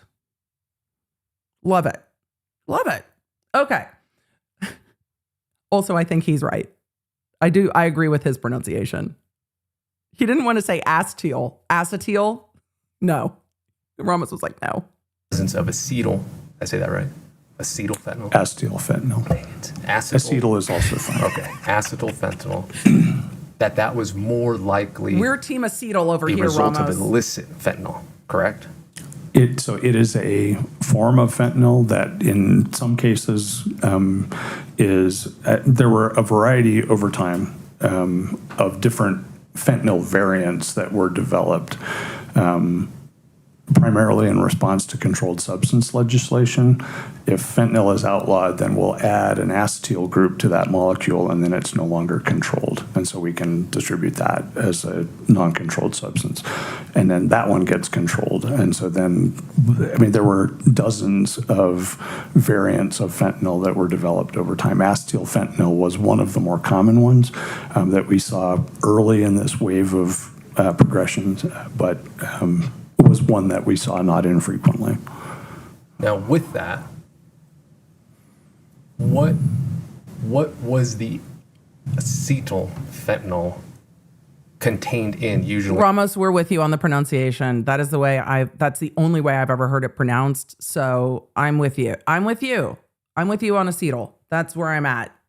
I can't rearrange that to be acetyl. But Ramos, it seems like you had a good weekend, maybe got some rest, and have come in with just like a normal cross. I love it. In your experience. So much easier to follow. I don't recall ever having seen acetyl fentanyl as in a substance form in any of our specific cases. Because it was always inside whatever pill or however it was administered, correct? I don't even know if it was pill administered. Isn't I it don't know.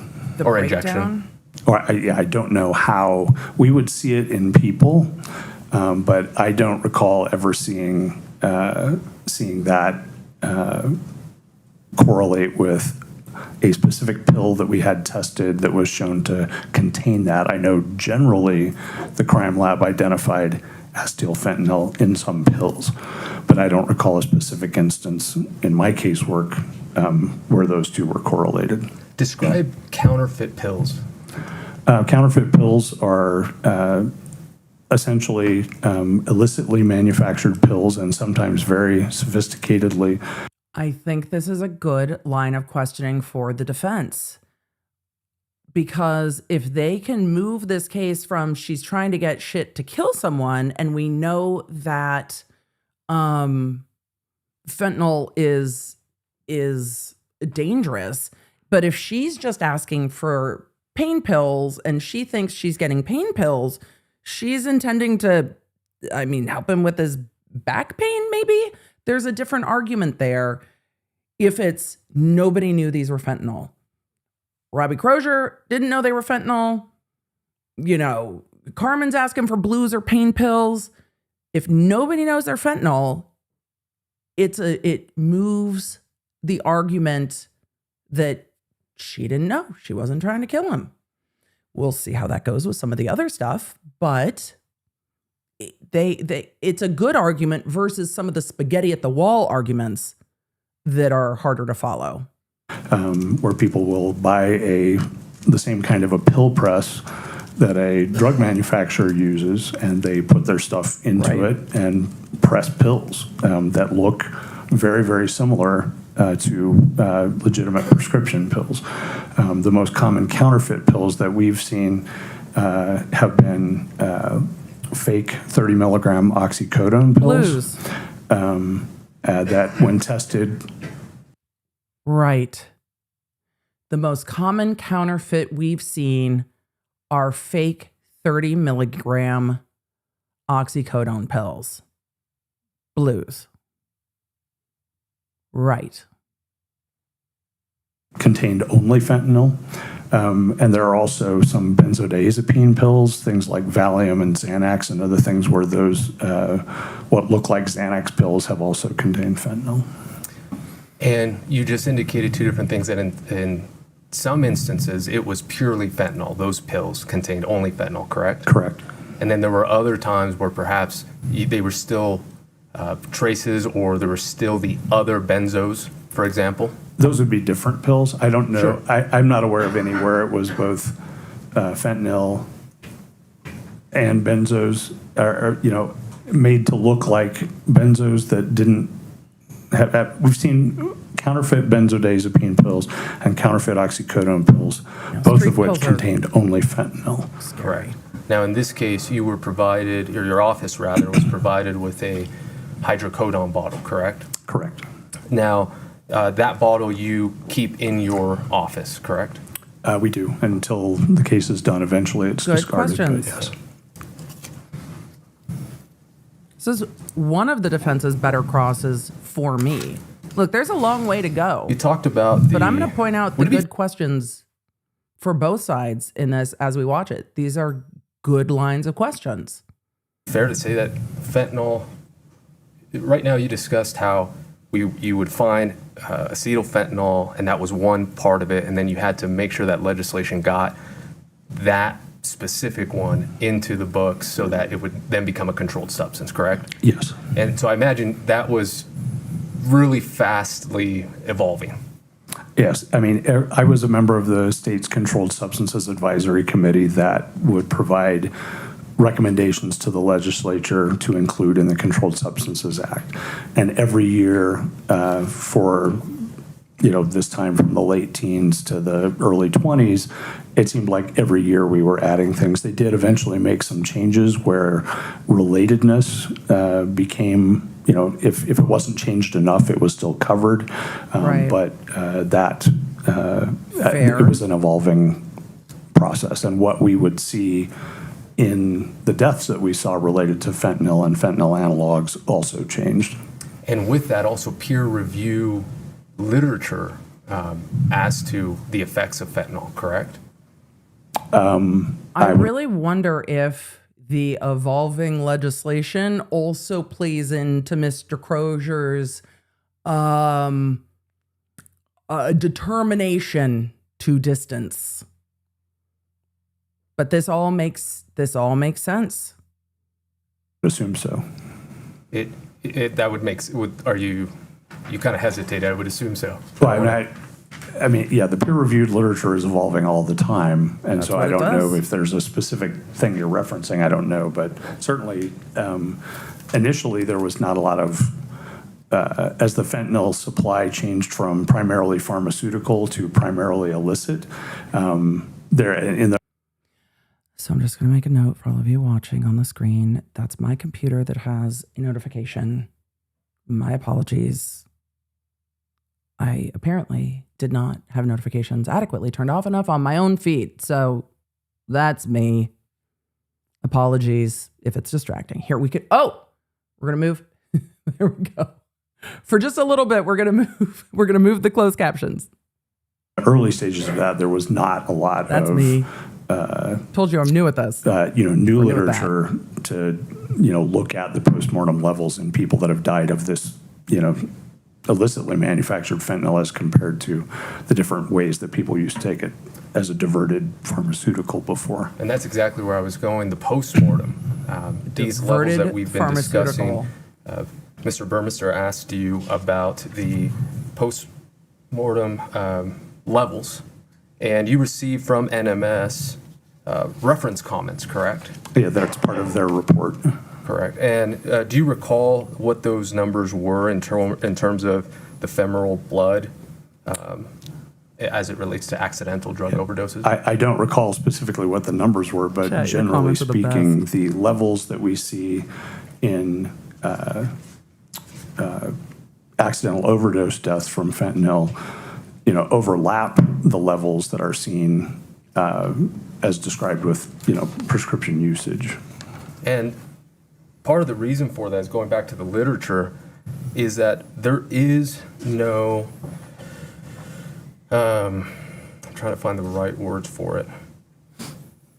There's no set number, universal number that the medical community can attribute in terms of what becomes lethal, correct? That's correct. Okay, and the reason for that, or part of the reason, and add to this, is both the individual's own use, prior use, if any.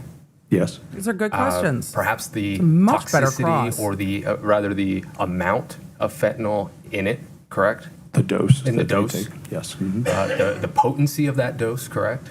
Fentanyl is going to be relatively equipotent, but the fentanyl analogs may have different potencies. Equipotent? Equipotent might be our word of the day. We're going to come back to that. Equipotent might end up being our word of the day. A fixed fatal threshold? Does that sound? Yeah, there isn't Yeah, one. okay.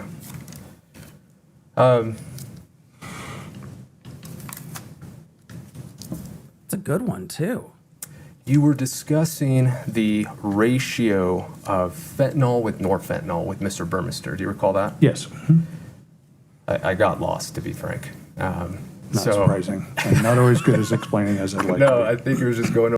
Oh, no, sir, I think you've done a great job at explaining. However, Ramos is humanizing himself to the jury to apologize to them if they didn't follow along.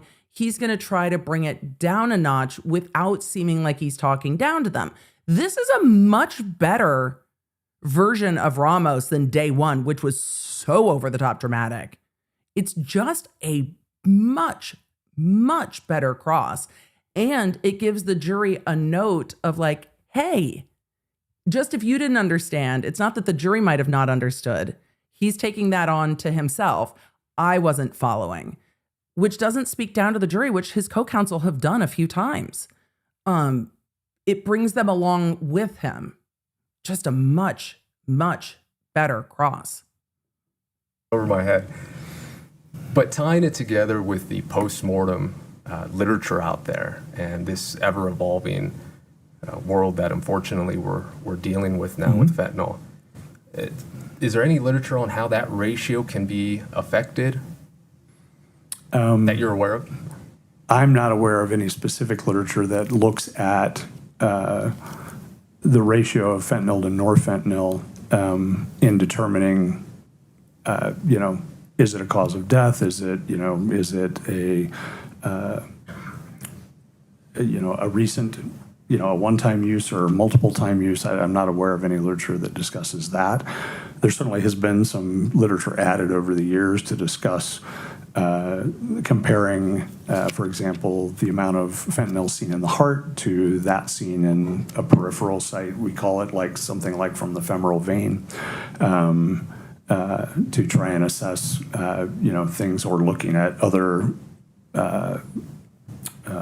what we would call substrates, other sample types, fluid from the eye, testing the liver, urine, other things of that nature. Let's talk about that. We discussed this when we spoke. You talked about things that you, looking back, you could have done. Yes. Mm-hmm. Could you explain to the jury some of those? Sure. There is, Good question. I guess they say hindsight is always 20/20, but you can certainly, there are a number of things that are in the literature now suggesting that you might gain additional information if you test, for example, urine, which is not something that medical examiner's office routinely does in any case, because what's in the urine is simply a reflection of what has gone on before, and what we need to know is what's in the blood, what's in their system circulating at the time they die. So we don't routinely test that. There is some suggestion that can help you sort out how quickly or not quickly a given death related to fentanyl might have occurred.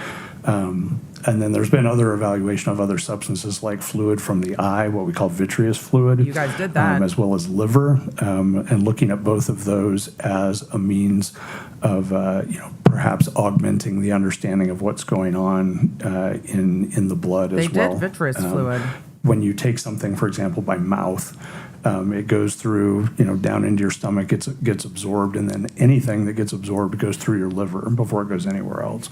And so an oral ingestion, in theory, might show up as a higher level in the liver than if it's taken IV or something in some other method. So there are other things we could do that would certainly, potentially help our understanding of how the fentanyl played out in Mr. Richins' case.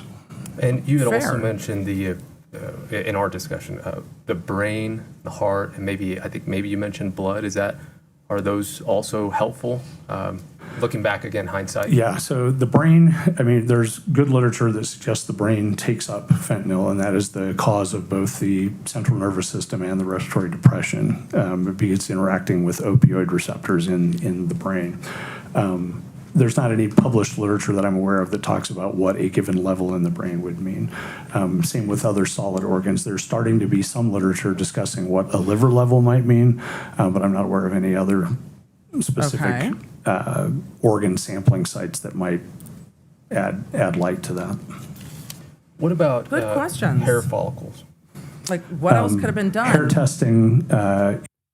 Okay, look, I regularly tell y'all that there's no way the lawyers are reading the chat in court. However, the amount of y'all that have asked about hair follicles over the last couple days is very high.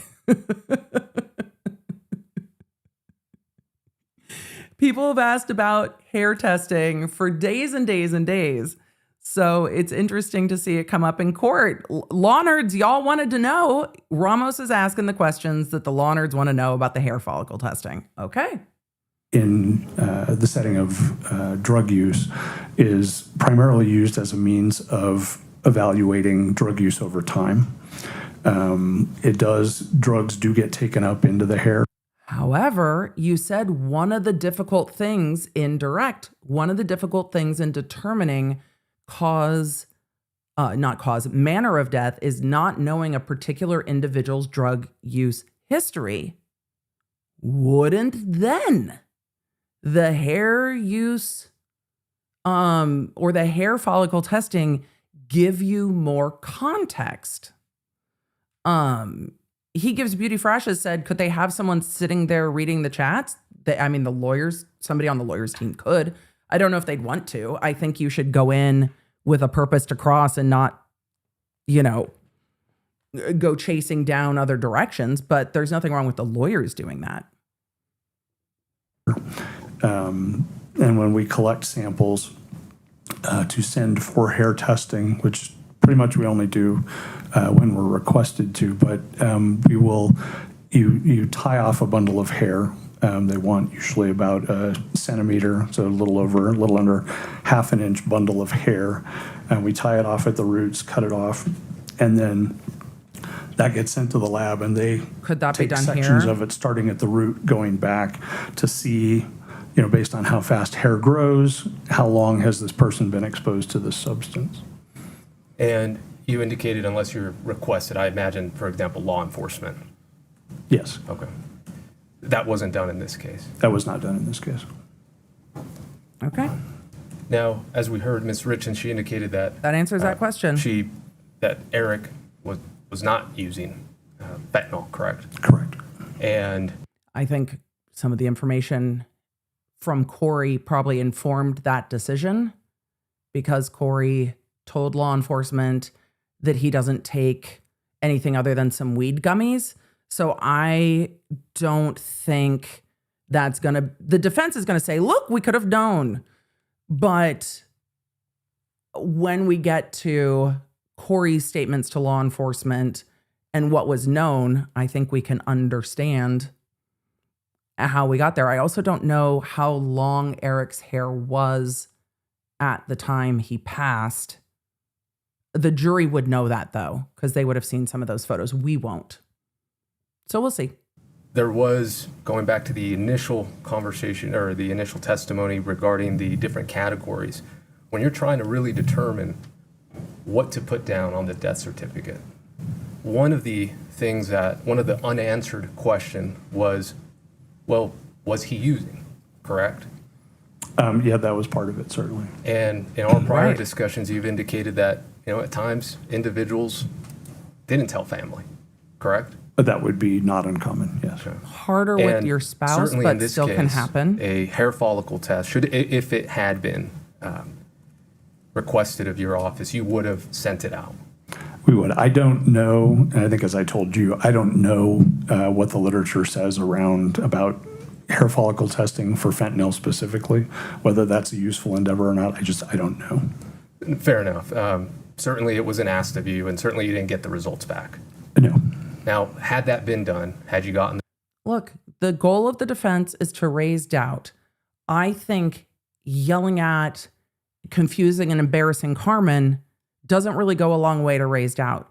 Some of these questions, though, but we could have known if you had done this, and we could have known if you had done that, actually raises doubt that can be argued where you have jurors who might say, well, we really can't know. And these questions of, well, the coroner, they could have tested this, law enforcement didn't ask. They could have tested this, law enforcement didn't ask, I think becomes a much better taken argument of what law enforcement could have done but didn't, versus the way that Carmen was treated on cross. I think this is a much more grounded approach to raising doubt in the case. Absolutely. the results back and it did show long-term, that certainly would have played into your determination as to the manner of death, correct? Objection calls for speculation. The testimony has been... Okay, counsel. Yeah, why don't we have a Calm down. Mr. I hate the speaking objections. I think there's room for some speculation here. He's an expert. Could you have learned more? The problem is It's kind of asked and answered where this witness said, no, I don't know what the literature is. I don't know what the literature is on hair follicle testing related to fentanyl. So he doesn't have the foundation to give a hypothetical because he doesn't know what the literature is. So objection lacks foundation is kind of the direction to go because he already said Scotty doesn't know. All right, you could hear briefly the white noise machine going on so that they can go have a kiki at sidebar.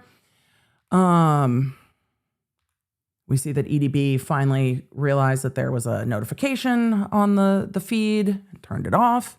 They're still at sidebar. I think foundation is a fair objection You there. are not aware of a hair follicle test in your experience being done for fentanyl.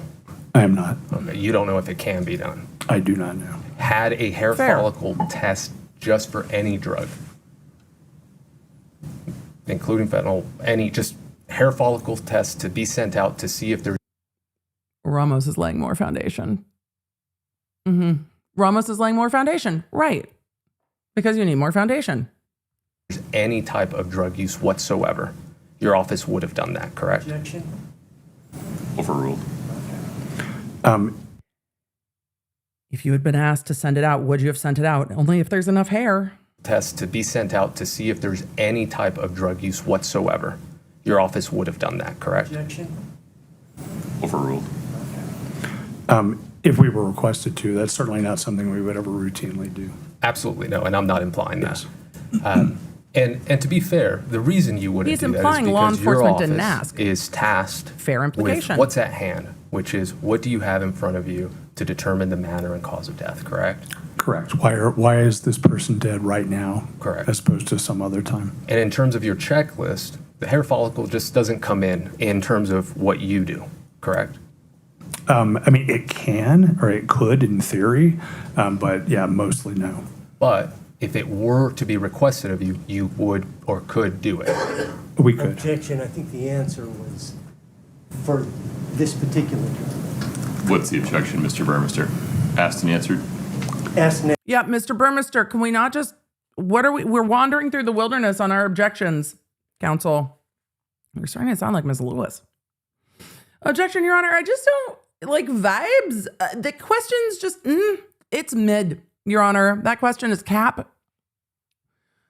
Can we get a legal foundation, Mr. Burmester?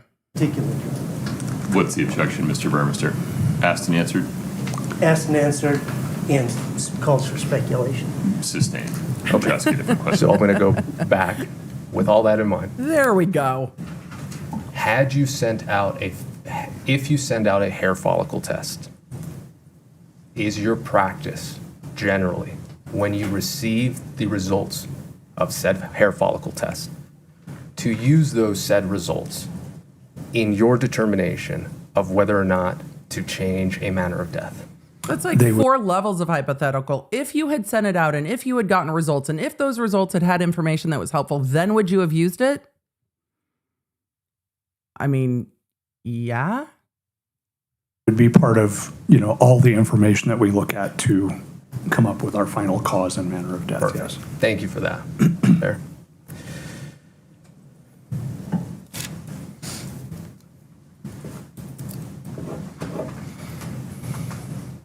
Mr. Burmester asked you about the sequence of items that were ingested or not ingested. Also, I'm sorry for the pausing, but it just came to my attention that Scotty is in a full, blacked out shirt, suit jacket with a blue tie. I'm digging it. I like it very much. With the black shirt, black jacket, blue tie. Forget Scotty. Forget about it. Emily, why are you calling Scott Scotty? Because, okay, look, this dapper gentleman with the mustache of the century is working the tech for the prosecution. Scotty's a vibe. I'm digging it. I just clocked the outfit. I like it. Do you recall that? I like Yes. it. You indicated that there's simply not enough Pretty fly for a tech guy. information at hand to be able to determine that, correct? Yeah, not just from this case. In forensic toxicology, generally, you can't tell when something was taken just based on a number.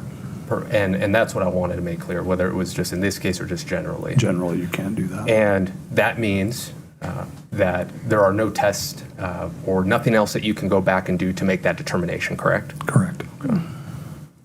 Right. Good questions, Ramos. It's a good cross. It is well organized. It is not dramatic. Even the crossing out your questions is less dramatic. That. I feel like we're getting back Bear to with me, I'm normal. almost done.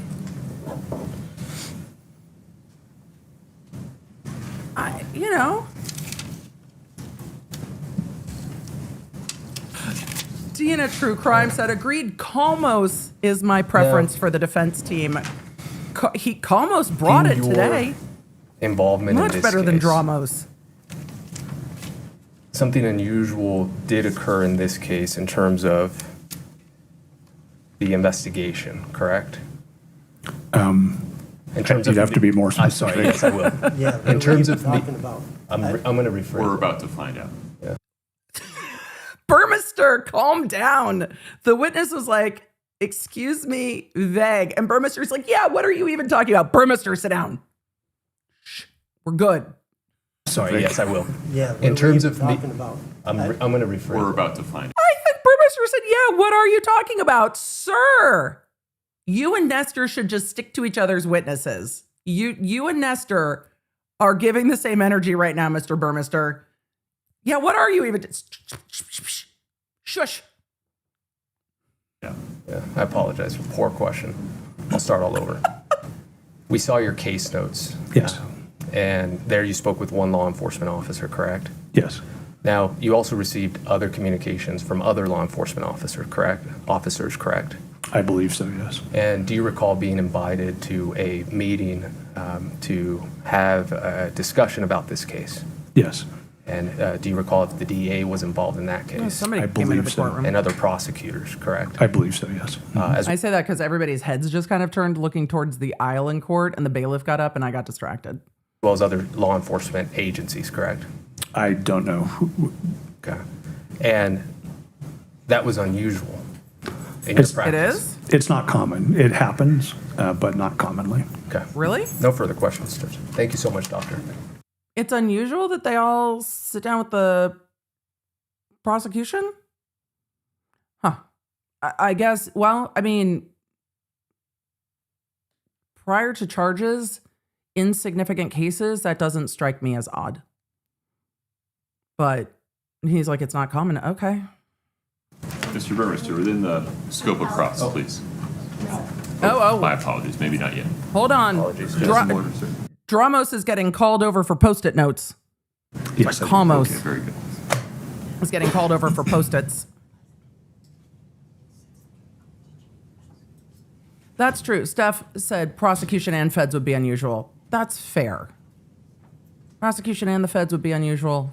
However, yes, that's not, it really depends on the jurisdiction. Thank you. Mr. Burmester. Thank you, Mr. Ramos. That was Mr. Ramos. That, after watching the pre-trials, that is the type of cross I expected from Ramos. That is absolute. I was so dumbfounded at his cross on day one of this trial. I was, well, I don't need to tell you.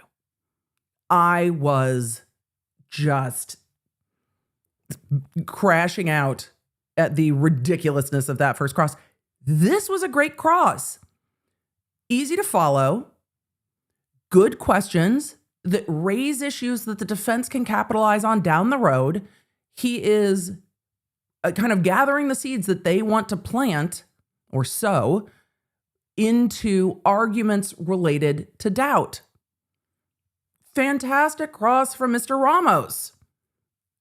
Maybe we're going to see a reset. I don't know. Perhaps we just needed to get the nerves out a little bit. So much better. A really good cross. And that's honestly what I had hoped to see from this defense attorney throughout this case. Good, linear, logical lawyering. How many cases have we watched where we have waited for cross for things to make sense? And we've been like, wake me up when it's cross. That is not how I felt most of this case. I think that was a really great cross. Well done, Mr. Ramos. It's nice to see normal Ramos back. Let's hold on to that.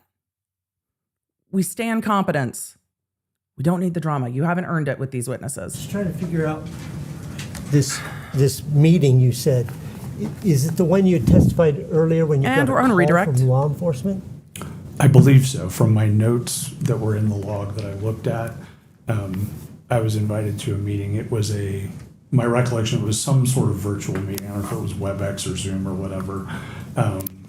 And I believe it was with Mr. Hemingway's computer, but there were other people in the room who were introduced to me, but I don't recall exactly who was there. You don't know who that was? I don't know who. I couldn't give you And a list. when defense counsel says the DA, presumably the Salt Lake DA was not interested in this case.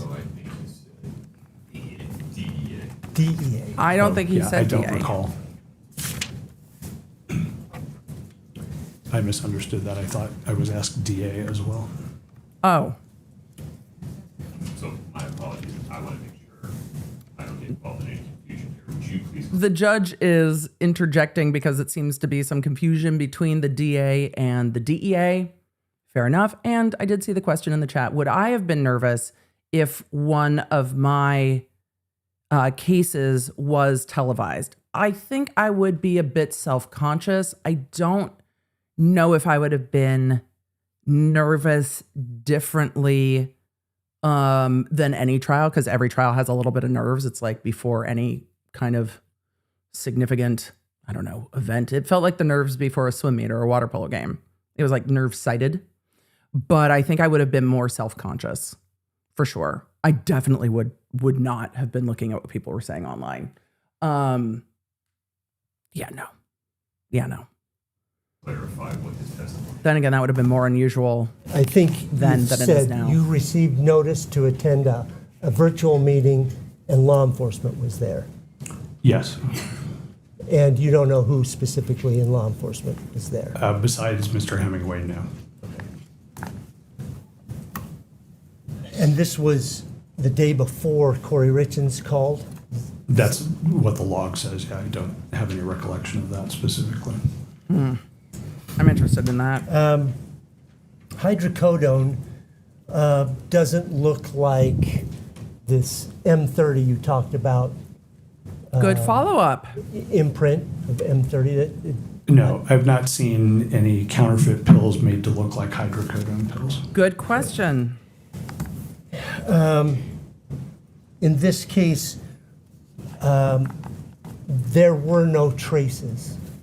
That is, you testified there was a lot of fentanyl in the blood. Yes. And there was no traces of anything else related to fentanyl. In the blood, yes, correct.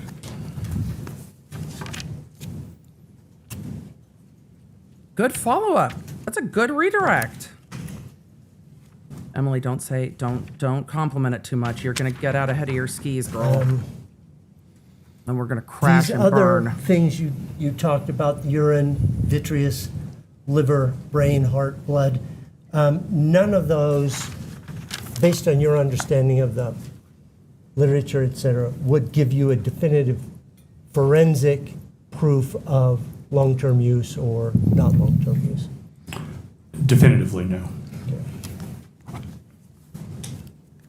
I have no more questions. Okay. Mr. Ramos, anything further for Dr. Any Christensen? recross? Yes, Judge, 1 second. There is recross. We know Ramos is gonna have the last word. We're not surprised. Okay. Those are good questions about the fact that there weren't like street hydrocodone pills made to look like actual hydrocodone. There was of blues though. There were pills made to look exactly like Roxy's that were Thank you fentanyl. so much. Thank you, Doctor. Is What? this, No recross. He changed his mind. Okay. is this witness released, counsel? Yes. Yes. You're free to go, sir. Thank you. Please watch your step.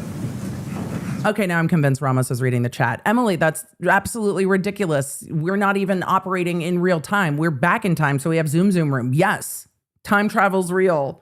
Ramos was like, bet. Oh, Ramos, there's always going to be a recross. Bet.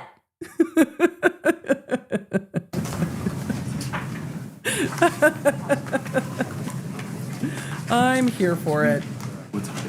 I'm surprised. That was a good redirect. You want to keep going, Counsel, or you want to take a rest? I don't love Mr. Burmister's. Your Honor, may I just confer briefly with Of course. counsel? I don't Yes. love the way Mr. Burmister is going about some of those objections, though. I don't love that. But I saw a few questions about whether people from this trial watch us.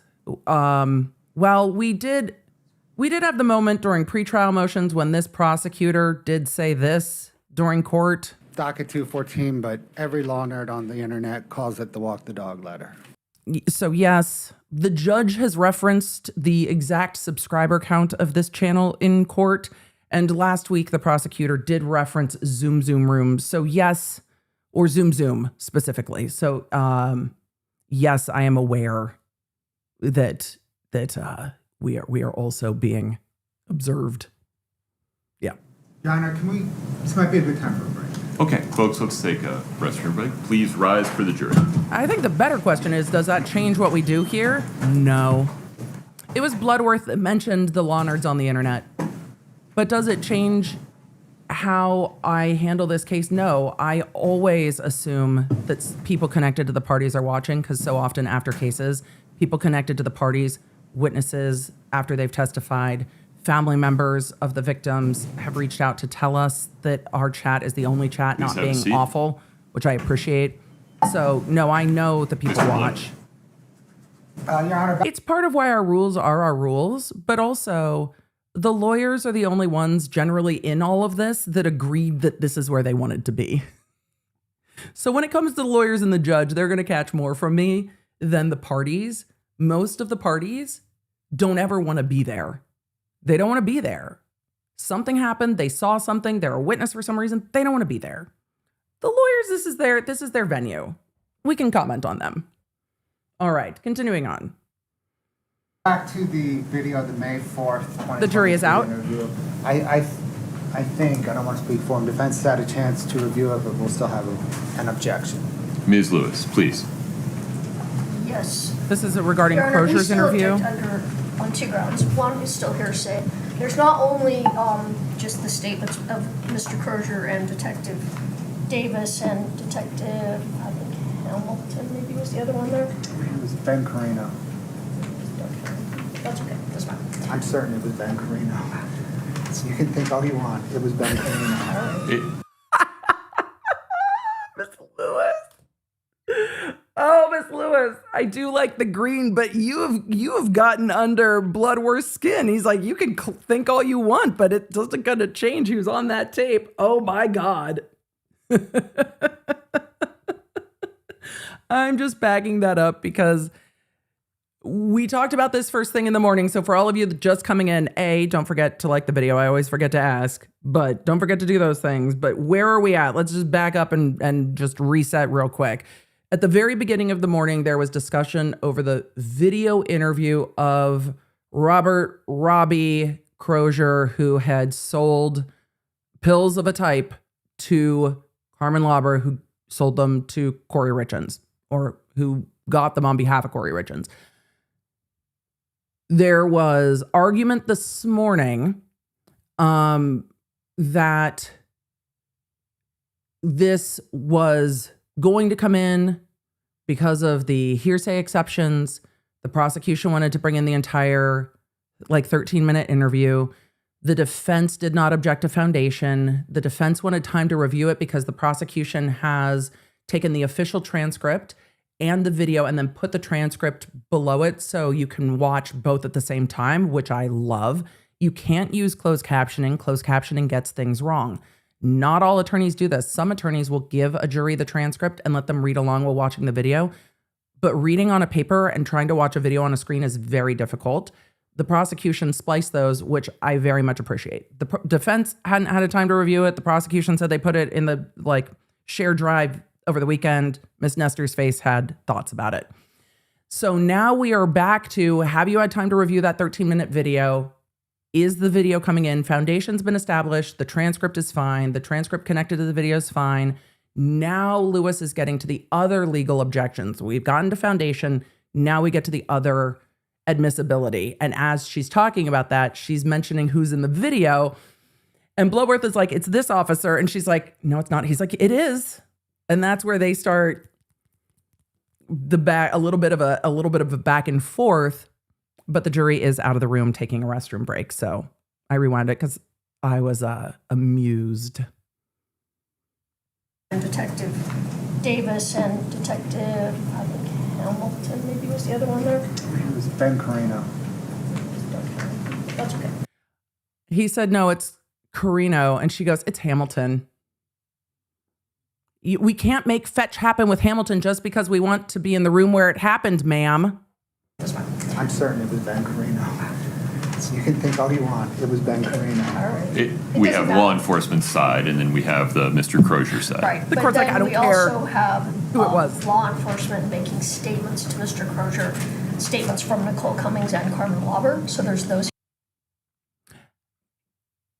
Ma'am, in your cross-examination, you very heavily insinuated, implied, and asked if law enforcement was telling Crozier what to say.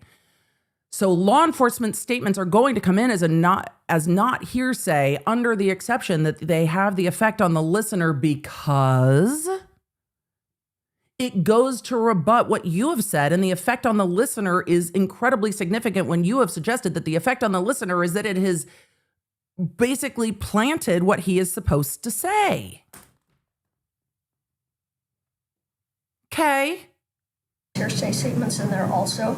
They're not being offered for the other truth. thing is, it says that it can be admissible under 801D if, when the person is subject to cross-examination. I know Mr. Crozier was subject to cross-examination, but he's no longer subject to cross-examination. It seems as if this video should have been introduced prior, because then we would have had the opportunity to show him portions of the video and cross-examine him on the video. You had That the opportunity is now lost. transcript. Why?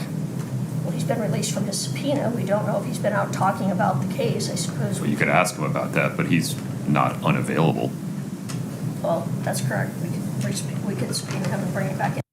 You had the transcript of the video before he was on cross. The prosecution asked him about what he said to law enforcement, asked if he was aware that it was recorded. You had the opportunity to cross. This isn't new evidence. So far, we're not in Massachusetts where new evidence just materializes midway through trial. That's true. And I just want to make sure I understand the procedural history here. Defense had the video, right? Yes. To the extent it had wanted to cross-examine him regarding the video when he was on the stand, you had the opportunity. I'm making a keep reading emoji this evening. I'm making a keep reading emoji this evening. Exactly, Your Honor. That part. Exactly that. Keep reading, Emily. Yes, Your Honor. My sentiments exactly. Procedural history here. Defense had the video, right? Yes. To the extent it had wanted to cross-examine him regarding the video when he was on the stand, you had the opportunity, and there may have been good reasons to not do it at the time. Mm-hmm. Well, the main reason was he had no memory of it, so that made it difficult. Well, that's exactly the condition that triggers 801D1A. Well, 801D1A is if there is inconsistencies in it. Or has forgotten. Uh-huh. I'll take your word for it. Defense attorneys really like to remove that part of the impeachment. They really do say, well, you can only impeach if you say something different. The I remember none of this shit is included in the rules of evidence. They always cut that part out and are like, if you don't remember, it can't come back up. That's not how the law of impeachment works. Even if it's how you would like it to work. I don't have it in front of me. I mean, I think that is the... She said, I don't have 801 in front of me. I do. The basis to have a discussion regarding admission of the video, his side of it, right, under 801D1A, is that he was testified numerous times under oath in open court that he couldn't remember the interview, even to the extent of saying, I mean, I'll that always piece of take the judge's transcript does word not for it. refresh my recollection. Correct. This judge, not all judges. So I can instruct the jury to not consider anything other than Reasonable. Mr. Crozier's statements for the truth of the matter, that they can only consider the law enforcement half for context. Oh, that video's coming as in. to provide context for why Mr. Crozier is responding. Other than that, any other hearsay Just concerns? roll the tape. No, no other concerns. Any other concerns? No. You had two reasons, you said. Yeah, I gave them the hearsay of the other people. And, okay. The subject to cross-examination. All right. On the video. Okay, Mr. Bloodworth, anything further on that? No, Your Honor. That video's coming How would you in. propose we do this, Mr. Bloodworth? Play Roll the the video video. with the scrolling transcript for the jury nowish? Nowish. Yes, Your Honor. Yes. Maybe in 5 minutes-ish. Sure. State drank a lot of coffee. No, you and I both. Let me make a ruling here. The audience starts laughing. Maybe in 5 minutes, the state drank a lot of coffee. That's funny. I'm going to rewind that. The audience has like a delayed giggle. That's valid. This, Mr. Bloodworth, play the video with the scrolling transcript for the jury nowish? Yes, Your Honor. Maybe in 5 minutes-ish. Sure. State drank a lot of coffee. No, you and I both. Let me make a ruling here and see if either side needs clarification. Yes. Mr. Bloodworth, as I understand it, the state seeks to admit and publish to the jury a 13-ish minute audio-visual recording of Mr. Crozier's interview with law enforcement in May of 2023. The recording is accompanied by the transcript that plays below. This is what the he's video proposing to tell the in jury. real time. Is that correct? That is correct, Your Honor, and it is labeled 8-64, D as in dog. Okay. As in who let the dogs out or as in walk the dog? Could you repeat that? D as in dog. 864, Delta. Thank you. Having had the opportunity to listen to Mr. Crozier's sworn testimony in open court, and given that defendant had the opportunity to cross-examine Mr. This is the court's Crozier when he ruling. was on the stand, has had the video, and that there's no evidence before the court currently that Mr. Crozier is unavailable to be re-subpoenaed and brought back into the courtroom by defense if they determine it's necessary to do so. The court determines that Mr. Crozier's half of that interview with law enforcement from May 2023 is admissible as categorically not hearsay under Rule 801D1A because he testified under oath that he couldn't remember the statements he gave during that interview. And therefore, the statements that he makes in the interview qualify as statements regarding which he has forgotten, quote unquote. The court will instruct the jury that they cannot consider any portion of the law enforcement side of that interview for the truth of the matter, which resolves any hearsay issue with regard to the law enforcement half of the interview. Mr. Bloodworth, any clarification? No, Your Honor. Ms. Lewis? No, Your Honor, nothing. Okay. It will be. 8-64D, as in Delta, is admitted on that basis. Let's take a 10-minute break. This clock in here shows 20 of 11. We'll come back at 10 of 11. Thank you. Before we We're going to Yes. zoom because we time travel. Lineup, just so while we're on the break, we can take advantage of that and be prepared for whoever. Who's coming in after Yeah, that? it hasn't changed from what I emailed you on Saturday, so I think, Okay, perfect. yeah. All right, folks, 10-minute break. Thank you. Court's in recess. Court's in recess. All right, we're at the morning break, and because we have room to time travel, we're going to time travel because it sounds like the 13-minute interview with Robert Crozier is coming in after the break. So coming up after the break is the video that we all want to see, because I'm real curious as to what's on that interview. So that's exactly what's happening after the break. We're going to cue this up as the jury comes in. I was waiting for Kouri Richins to be standing. Miguelina, will you send out a message to the app that they're going to play the 13-minute video interview of Robbie Crozier? I am so interested to see what this says. All right. So as we're getting back to court, the judge was talking, jury's not in yet. We didn't have any sound in court while the jury comes back in. I heard all rise for the jury. All right, now we've got audio back in court. We're on the record.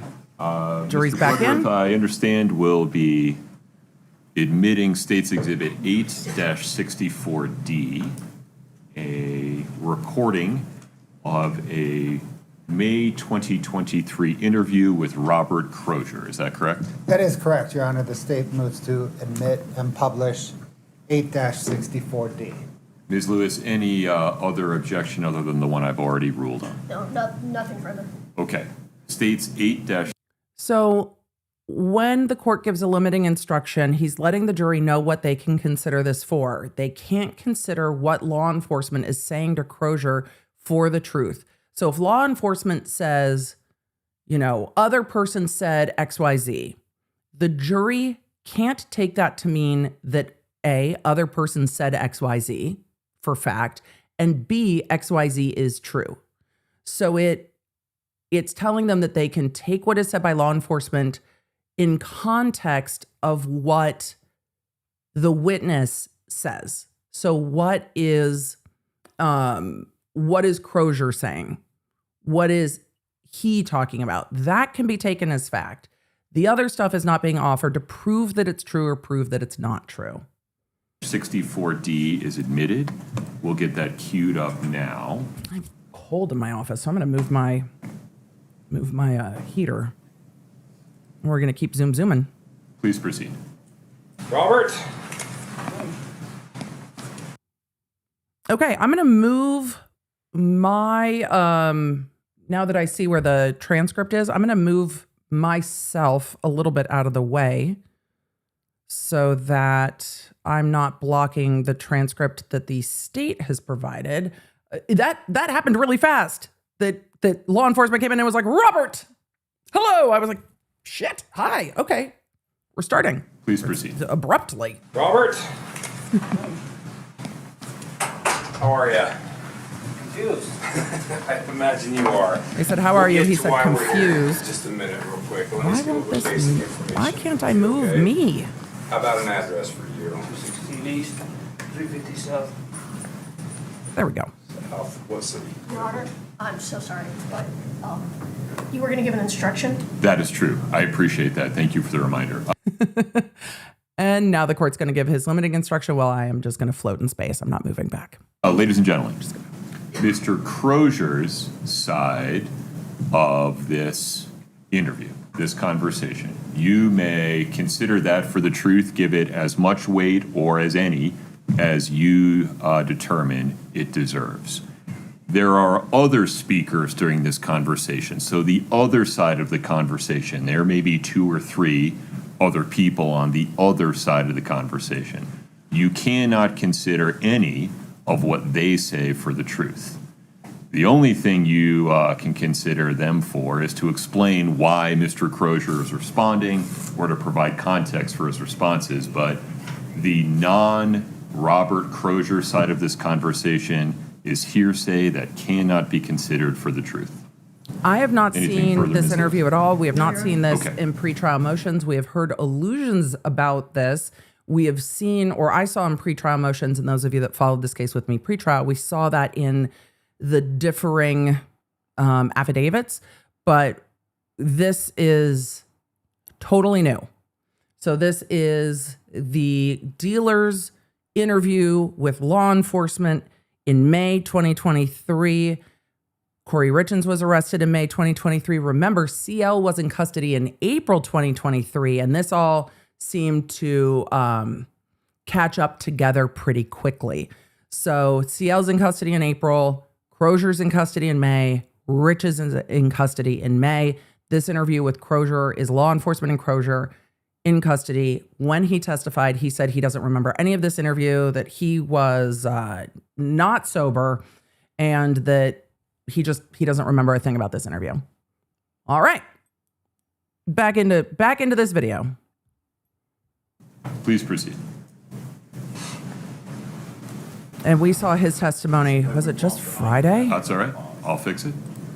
I think it might have been just Friday that we saw his testimony. Feels like it was 7,000 years ago.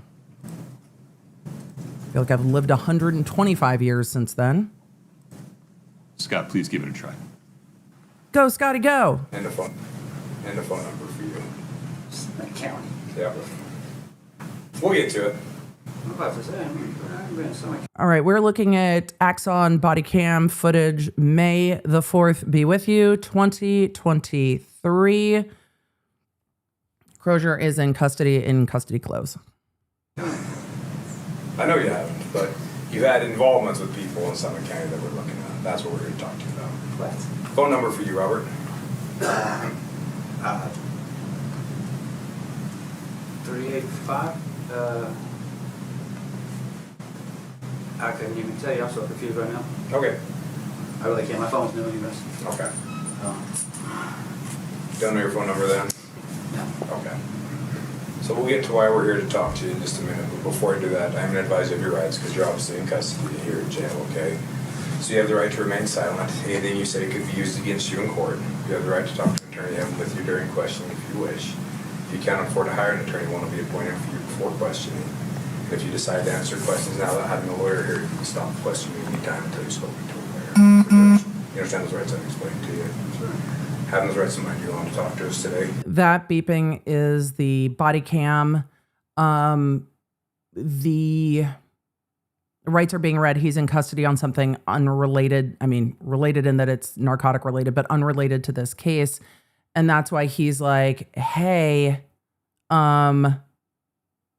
what are you talking about Summit County? I don't roll in Summit County. And remember, the hand-to-hand transactions were happening in Draper, which is in Salt Lake County, not Summit County. So when he's like, what are you even talking about?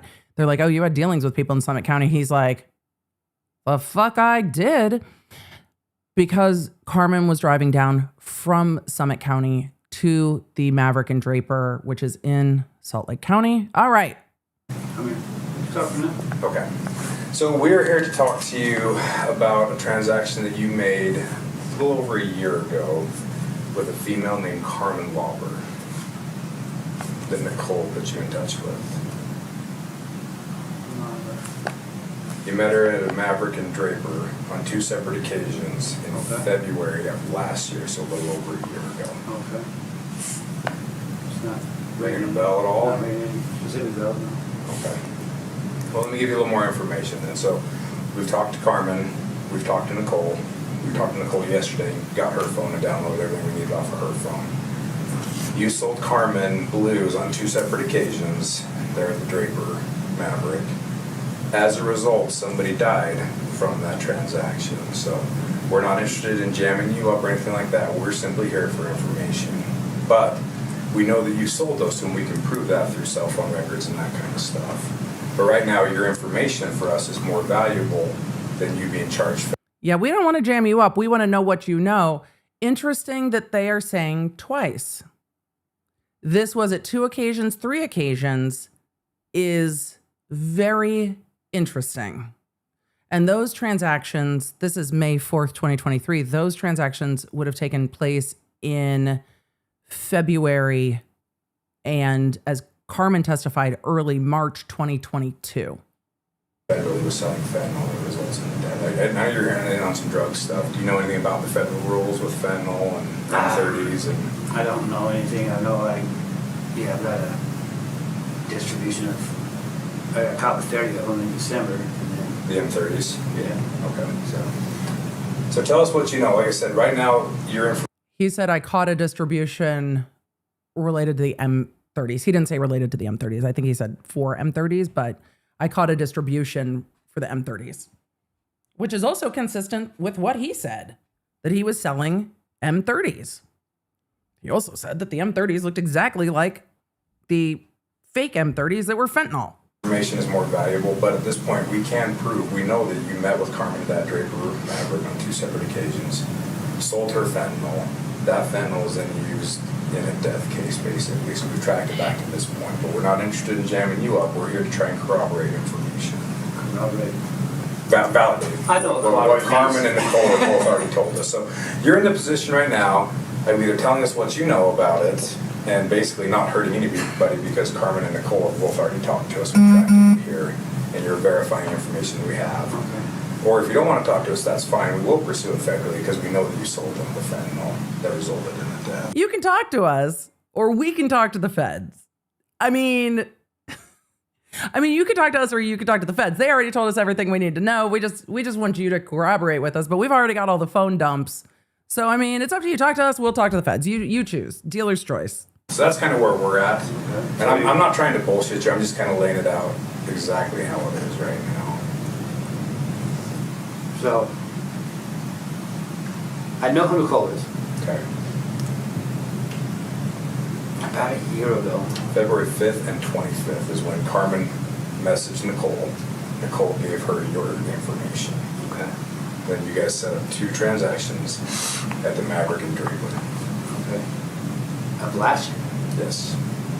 It's not this previous February, a year before that. It's been a bit. Yeah. And to be honest with you, I'm still quite a bit. So, I'm not trying to be. Crozier said, I gotta be honest with you. I sell quite a bit. I'm not trying to be a douche about it, but you want me to remember 2 transactions from forever ago? Yeah, that's not happening. I sell quite a bit. Right. Which is why you're in custody. Right. Also fair. Yeah, douche about it or nothing, so it's just hard to remember that much time passed. And do you have a number that she bought from me? Was it a quantity? She said between 20 and 30 pills both times. Okay. Was there a quantity? Quantity. Let me try to narrow it down. Were you living down there at the time, or? She lives. I want to say she lives pretty far away. She lives in Heber. Yeah, so like that was just where we were meeting. It was. Where were you coming from? Where were you living at the time? Man, I've been living a little bit everywhere. Okay. You know what I mean? The last couple of years. So it's kind of ringing back. You're kind of getting a little bit more. Well, tell me what you can remember about it. I remember Nicole calling me and saying, "Hey, will you be my friend?" And I was like, "Yeah." Oh, so you do remember? And she was like, "Oh, she wants a lot." And I was like, "All right." Is 30 a lot for you, or is that a lot for Nicole? Or? I think it was a lot for Nicole. It wasn't a lot for me, but okay. I was like, "All right." I didn't know anybody. Yes, Chad. He did testify. That he barely even sells. He just kind of hooks up a few people. Yeah, no. Does he seem to you that he remembers? Or does he seem to you that he is struggling to remember and is unable to answer questions and law enforcement's just feeding him all the information? Mm-hmm. Die. You know what I mean? Yeah, and we didn't expect that you knew that. I'm going to back that up. He's saying, I didn't know that anybody died. Or is that a lot for Nicole? Or? I think it was a lot for Nicole. It wasn't a lot for me, but okay. I was like, all right. I didn't know anybody died. You know what I mean? Yeah, and we didn't expect that you knew that. And like I said, that's why at this point, your information is more. We're not interested in jamming you up or the distribution of it or anything like that. We're doing our investigation. You're kind of just on the edges of it a little bit as kind of an involved player, as being a hook basically for it. We're not interested in jamming you up or anything like that, but we are interested in the information you have to provide to us. Okay. When they say jamming you up, they're not interested in new charges. They're not interested in pursuing him. They're not interested in prosecuting him. They want to know what he knows. We're not going to jam you up. I want to know what you know. Validates what people have already told us. Okay, as far as I know, I met her just 2 times. I think I talked to her a couple more times after, but just to see, you know what I mean? He remembers it was 2. You know, because when somebody's spending, you know what I mean, $500-600 is that what 30 would run about $500 or $600? Yeah. So you remember how much you were selling them for? You remember exactly how much you were selling them for? Wait, let me back that up. I just met her 2 times to talk about it. I mean, you're going to remember a $500 or $600 transaction. Oh, so you remember exactly how much it cost? Yeah, I met her just 2 times. I think I talked to her a couple more times after, but just to see, you know what I mean? Hey, you know, because when somebody's spending, you know what I mean? You know, $500-600 Is that what 30 would run about $500 or $600? Yeah, something like that. Yeah. Okay. And did you hit her? Did you just say that after those 2 transactions, you hit her up because if somebody's spending $500 or $600, you might want to see if they want to come back for a little bit more? I mean, I hit her up after that to be like, hey, where's Pockets at? Need any more pills? Right. That's exactly what was testified to. Up afterwards to see if she wanted more, or did she hit you up afterwards? I think I asked her one other time, and then she just didn't. She's like, "Hey, you looking for any more?" or something. Yeah, something like that. And she just didn't respond to me. You know what I mean? Do you remember how you contacted her? Was it through text messaging, messenger? I want to say it was through text messages, but haven't had that. I haven't had that girl's number in the longest time. What phone would it have been on? My phone. Fuck. Mr. Crozier, how frequently do you swap phones and phone numbers? Because I imagine it's pretty often. Maybe a 333-6156 number. You still have that phone? Okay. The phone you have now is a newer one then? Yeah. Okay. Have you contacted that Carmen at all with that phone or anything? Do you know where that old phone would have been that would have had those text messages on it? No, I lost that phone a while ago. Okay. But what did you think the phone number was, you said? 385-333-615. I mean, So with these transactions, when Carmen hit you up, that was the lost phone. what did she tell you? She just told me that she had a friend that wanted. You say he's just a Did she friend. ask for blue specifically or fentanyl specifically, or did she ask for rocks? So law enforcement just asked, did she ask for blues specifically, fentanyl specifically? What was she asking you for? You know what I mean? Did she ask for blue specifically or fentanyl specifically, or did she ask for rocks, or what did she ask for? No. I think she might have asked me for blue. Man, I can't remember. But you sold her M30s, right? Yeah, I told her she knew what she was buying. Okay, so she, Yeah, it wasn't like she's asking for oxys or something like that, and she got the M30s. Right, no. Okay, so No. she knew that there was fentanyl in those pills. Absolutely. Okay. Do you remember? For all of you listening in the background and not reading the transcript, I'm going to back this up. She knew what she was getting, the M30s. So she knew there was fentanyl in those pills? Yeah. She might have asked for blues. All right, I'm going to replay that. No. I think she might have asked me for blue. Man, I can't remember. But you sold her M30s, right? You sold her I told M30s. She knew what she was buying. Okay, so she, Yeah, it wasn't like she's asking for oxys or something like that, and she got the M30s. Right, no. Okay, so No. she knew that there was fentanyl in those pills. Absolutely. Okay. Do you remember where you got those? So she knew there was fentanyl in those pills. Absolutely.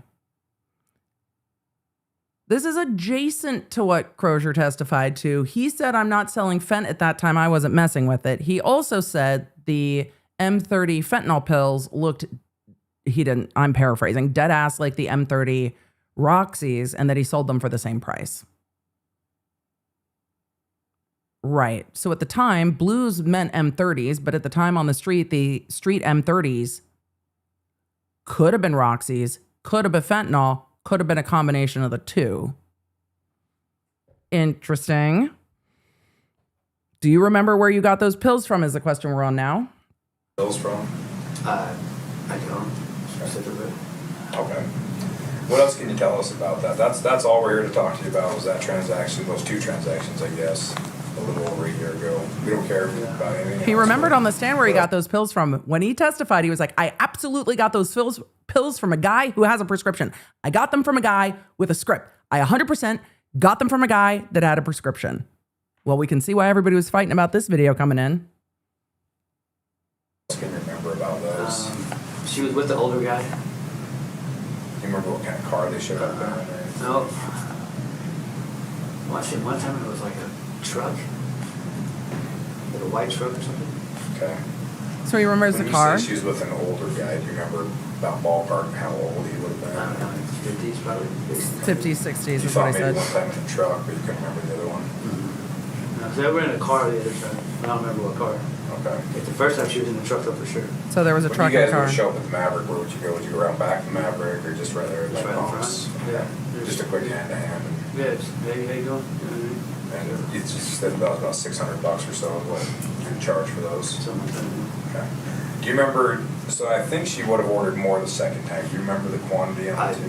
don't remember the exact. But you remember meeting her twice? Yeah. Okay.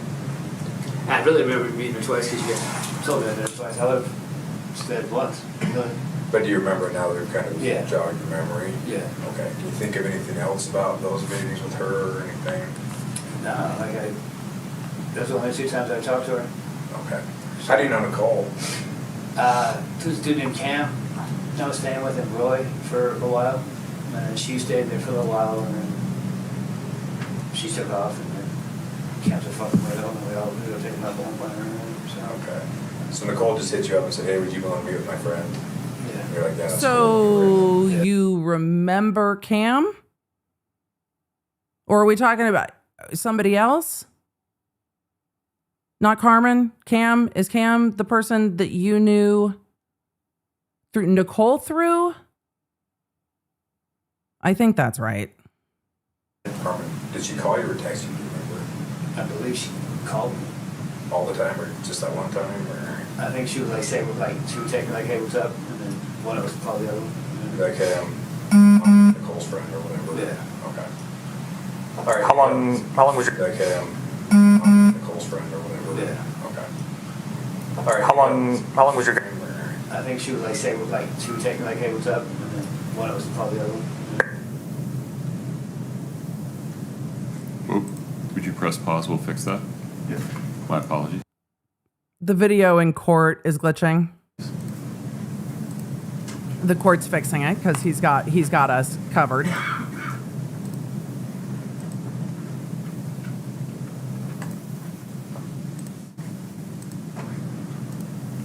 Go ahead, Scott.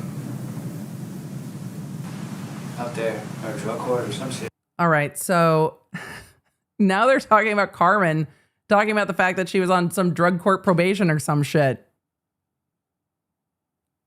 So you do remember. Whoever she was living. She was on, yeah, she was either on AP&P or on drug court or something.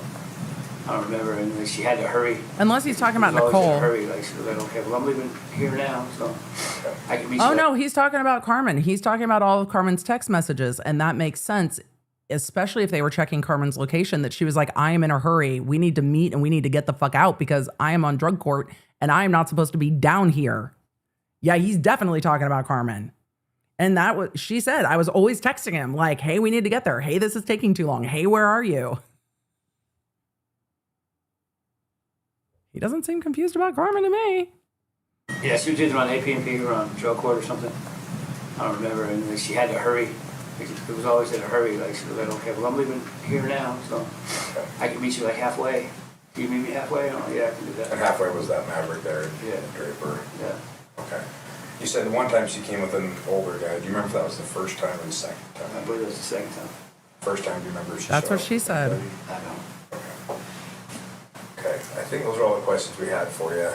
If we have any more follow-up questions. I'm we curious wanna where talk that this third again, time comes we kinda from. Progress with this a little bit further. Yeah. Okay. Well, I appreciate you talking to us, Robert. Like I said, we're not here to jam you up over anything. We're just here to try and get some information and see what you I got. fucking one day wake up with some fucking manslaughter charges. No. We're not going to pursue that. Like I said. Right. This is he is telling you the truth. He is telling you the truth. I don't want to wake up someday with some fucking manslaughter charges. It's 100%. That is 100% what his concern is. Okay. Well, I appreciate you talking to us, Robert. Like I said, we're not here to jam you up over anything. We're just here to try and get some information and see what you I got. fucking one day wake up with some fucking manslaughter charges. No. We're not going to pursue that. Like I said, if you didn't want to help us out or anything, we kind of have this view right now that the people we're interviewing, we've got enough information. We're just trying to verify it. You're kind of either helping us out or you're not. And if you're not, you might, honestly. But All you've done right now, so we've already talked, Carmen's already talked, and Nicole's already talked. So you're not telling us anything we didn't know. You're not protecting anybody by not talking to us. That's a big All you'd be doing consideration. is basically rolling the dice with your future if you didn't want to talk to us, is essentially, because when the deaths are involved, the prosecutors do get a little spun up over it.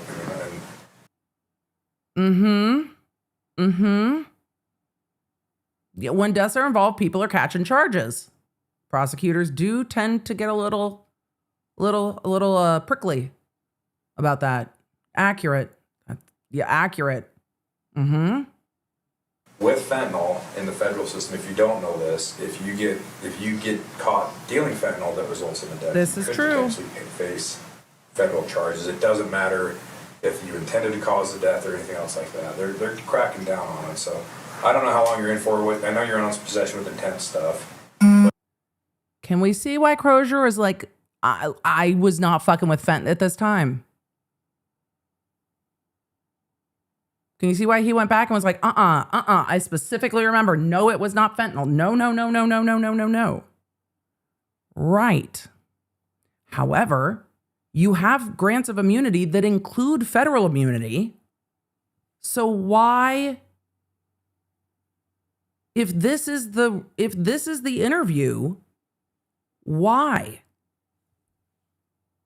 But if you are still dealing, don't be dealing with that shit anymore. Don't be dealing with that shit anymore. Hard on it, and it's only a matter of time, especially with how nasty that shit is. And these, both of these gave you my name, huh?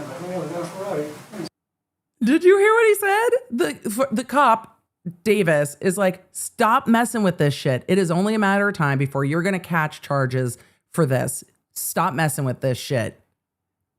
And his response is, both them bitches gave you my name, huh? Both of them? Both them bitches gave you my name. Did they? If you're still dealing, don't be dealing with that shit. He didn't say, I'm not dealing with that shit. He didn't say, I'm not dealing with that shit. He said, so them bitches gave you my name, did they? Fuck them. Right. He doesn't say that. I paraphrased the fuck them. It was implied by the face and the tone. Anymore, because the feds are coming down hard on it, and it's only a matter of time, especially with how nasty that shit is. And these, both of these gave you my name, huh? Right. Well, we'd already verified it through phone records. We already knew who they got it from. Okay. It wasn't like they told us anything we didn't know either. Yeah. We've been able to find everything we need through digital evidence, like all the contacts, all the messages on Facebook, all that stuff. Yeah, you can lose your phone as much as you want. Before we made contact with. And there is Hamilton is who is listed in the transcript. Isn't Hamilton the one that Lewis said it was?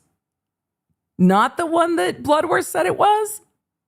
Bloodworth's like, you can say it all you want. It's not Hamilton. The transcript says Hamilton.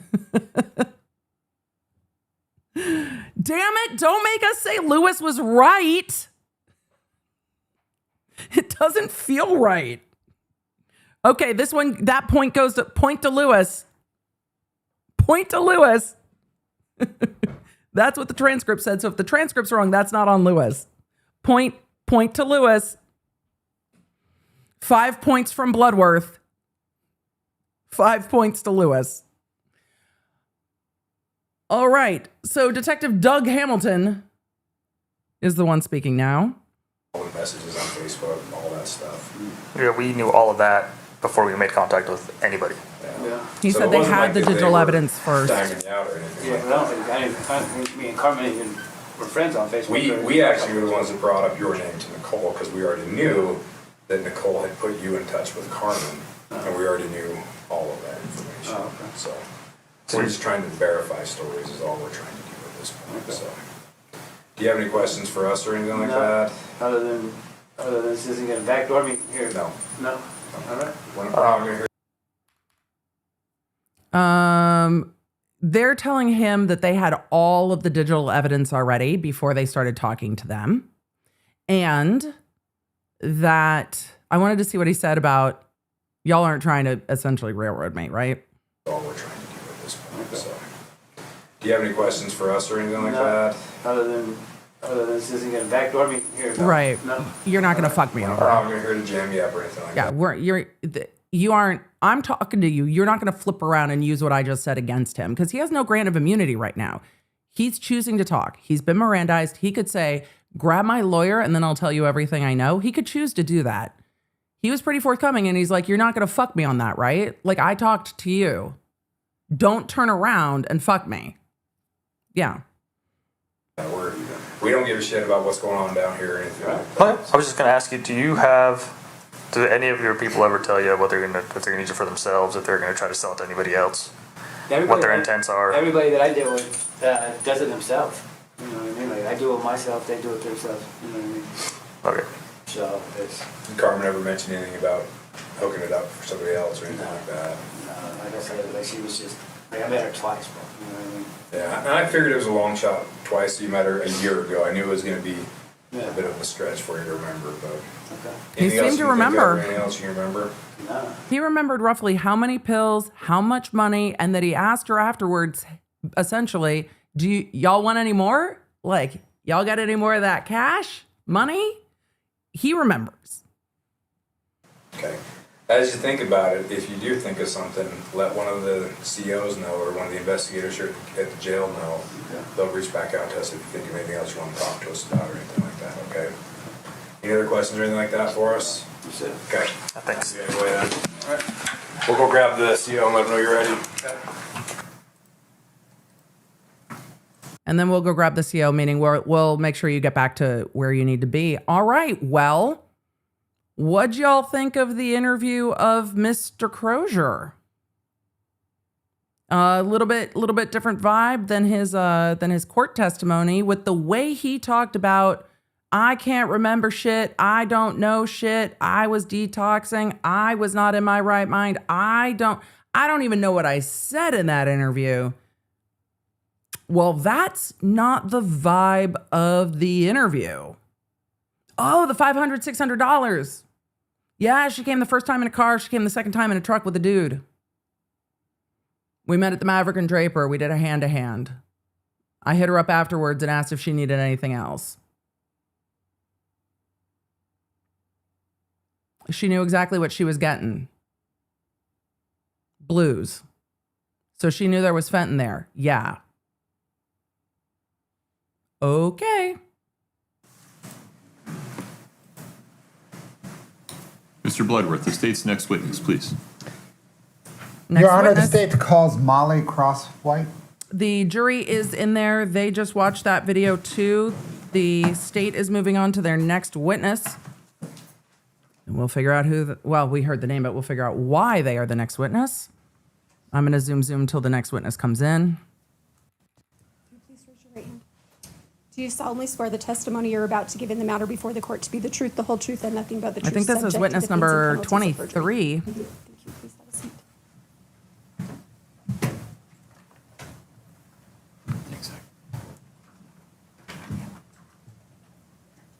I like the dress. Please proceed. Thank you, Your Honor. Good morning, ma'am. What, ma'am, is your name? My name is Molly Crosswhit. And is the last name spelled Crosswhit? Yes. Do you know who Kouri Richins is? Not personally, but through this trial, yes. Okay. Did you purchase a home from Kouri Richins? I did. What? When did you purchase that home? It was January 26, 2022 is when we closed on that property. Scott, can I get $8? God, how much would that suck? How much would that suck? You buy a house. No, this is not the bestie. You buy a house and then you end up having to testify in a murder trial. I think this has to deal with the small house or the smaller house in Midway with the fire pit. Because remember, the fire pit house was in escrow. I think she bought the smaller house in Midway that they used as a drop house. Yeah, that's what I think. Can you imagine finding that out later? And being like, what the fuck were you doing at this house while it was in escrow? Ugh. Who just said a new bombshell enters the villa?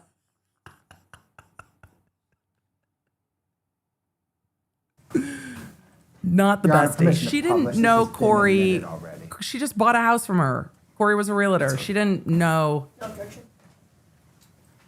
Ms. Crosswhit, Continue to read that situation correctly, and they've put up on the screen States Exhibit 8-12, a photo of the Midway house. And again, I am not shading the size of this house. It's just differentiate it from the Midway quote unquote mansion. I think this house is adorable. It's the one with a really good view. do you recognize that house? I do. Is that the home that you purchased from? God, I hope it's not still Kouri her Richins? home. Yes. I mean, it's a cute little house, but it is now all up in this trial, and people get weird on the internet. Not y'all. Y'all Did are you ever move great, into that but- home? No, Oh, Did you rent that home? I did. okay. When did your renters occupy that home? They moved into the property March 30th of that year. Oh. Their lease began March 1st, but they did not move here till the 30th. Uh-huh. You said you closed on that home, I'm sorry, the 26th or 27th? I think it was January 26th. January 26th, 2022. Yes. And was that home occupied between the date of the closing and the end of March when your renters moved in? It was not. Mm-hmm. Did you change the locks? Were the locks on that home Stop it. the same as they were?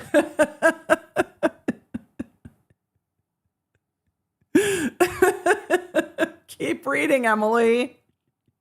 Did you change the locks? Did you change the locks? Keep reading. Oh my goodness. Right. Because remember, the defense was insinuating that that house was sold. Kouri didn't even have access to it. Were the locks on that home the same as they were on January 26th when you closed to the time your renters moved in? They were the same. And Right. did Kouri Richins Not legal advice. Change the locks. Change the locks. Change the locks. rehab that home for you? Prior to us purchasing it, it's our understanding she had done a renovation. And did she have the keys to that home throughout that renovation process? I would assume so.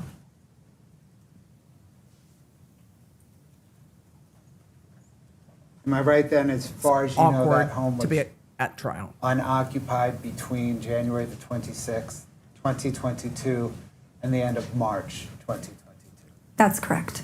Thank you, ma'am. That's all the questions I have. Of course. All right. So she purchased the home. She didn't have renters in the home until the end of March. She didn't change the locks. The defense was saying that that wasn't even Kouri's home.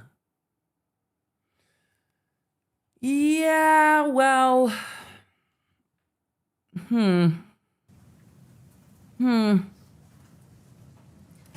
Good morning. Good morning. All right, cross-examination of Miss Lewis. So- From Miss Lewis. Oh, excuse me. Can I grab some water? I have some questions for Miss Lewis, but Miss Lewis is grabbing some water. So before you closed on the home, you entered You have into a giant, like, Yeti on your desk that says Lewis on it? a real estate purchase agreement, That's right. right? And can you pull up Defense Exhibit 1024, Katie? What, do we need the purchase agreement? Was anyone asking this question to themselves? Like, you know what I need to see? I need to see the real estate purchase agreement. Bueller. Ms. Nobody Crosswhit, was do you asking that. recognize that as the real estate purchase contract that you entered into? Yes. And do you know the date that you entered into that? Looks like it was January 14th, 2022. So it closed Your Honor, pretty we'd move fast. to admit Defense Exhibit 1024. No objection. Defense 1024 is admitted. Would you like to publish? Sure. Okay. Okay. And then, Ms. That's a good Crosswhit, point. you Cat closed Johns. on the home January 26th, was your testimony. Yeah. That's a very good point. Cat Johns in the chat said they want to flex the amount of money Kouri made. This is a good point. Here's why. They're not just trying to flex it. Financial motive is a huge part of this case. And so the January 14th transaction actually becomes really relevant on if Kouri is successfully flipping these homes. So yeah, if she made a profit on these homes, it goes into what the defense said in opening. It's an excellent point. Between January 14th and January 26th, did you do a walkthrough of the home? Yes. And what was in the home at the time that you did the walkthrough? The home had been staged when they were marketing it for sale. So at that time, there was furniture in it. I think by the time we did our final walkthrough, which was a couple of days before we closed, all of the furniture had been removed from the property. Was there anything else in the home once the furniture was removed, such as boxes? Not that I recall. I don't remember exactly what was still there, but I do know that we had wanted the home to be fully vacated and all of the debris, and there was some garbage and things on the premises, like old cars even, that we had asked to have removed. We saw those, So I do think, you in the recall pictures. if there were any boxes or cups or any items left in the closet of the home? I don't remember. Had there been, would you have asked that that be removed when you did the walkthrough a couple of days before closing? I think that if it was something significant that we would really notice as a bunch of garbage or something that was going to be troublesome for us to remove from the property, we would have asked for it to be removed. Like a small item like a cup, I can't say would have stood out.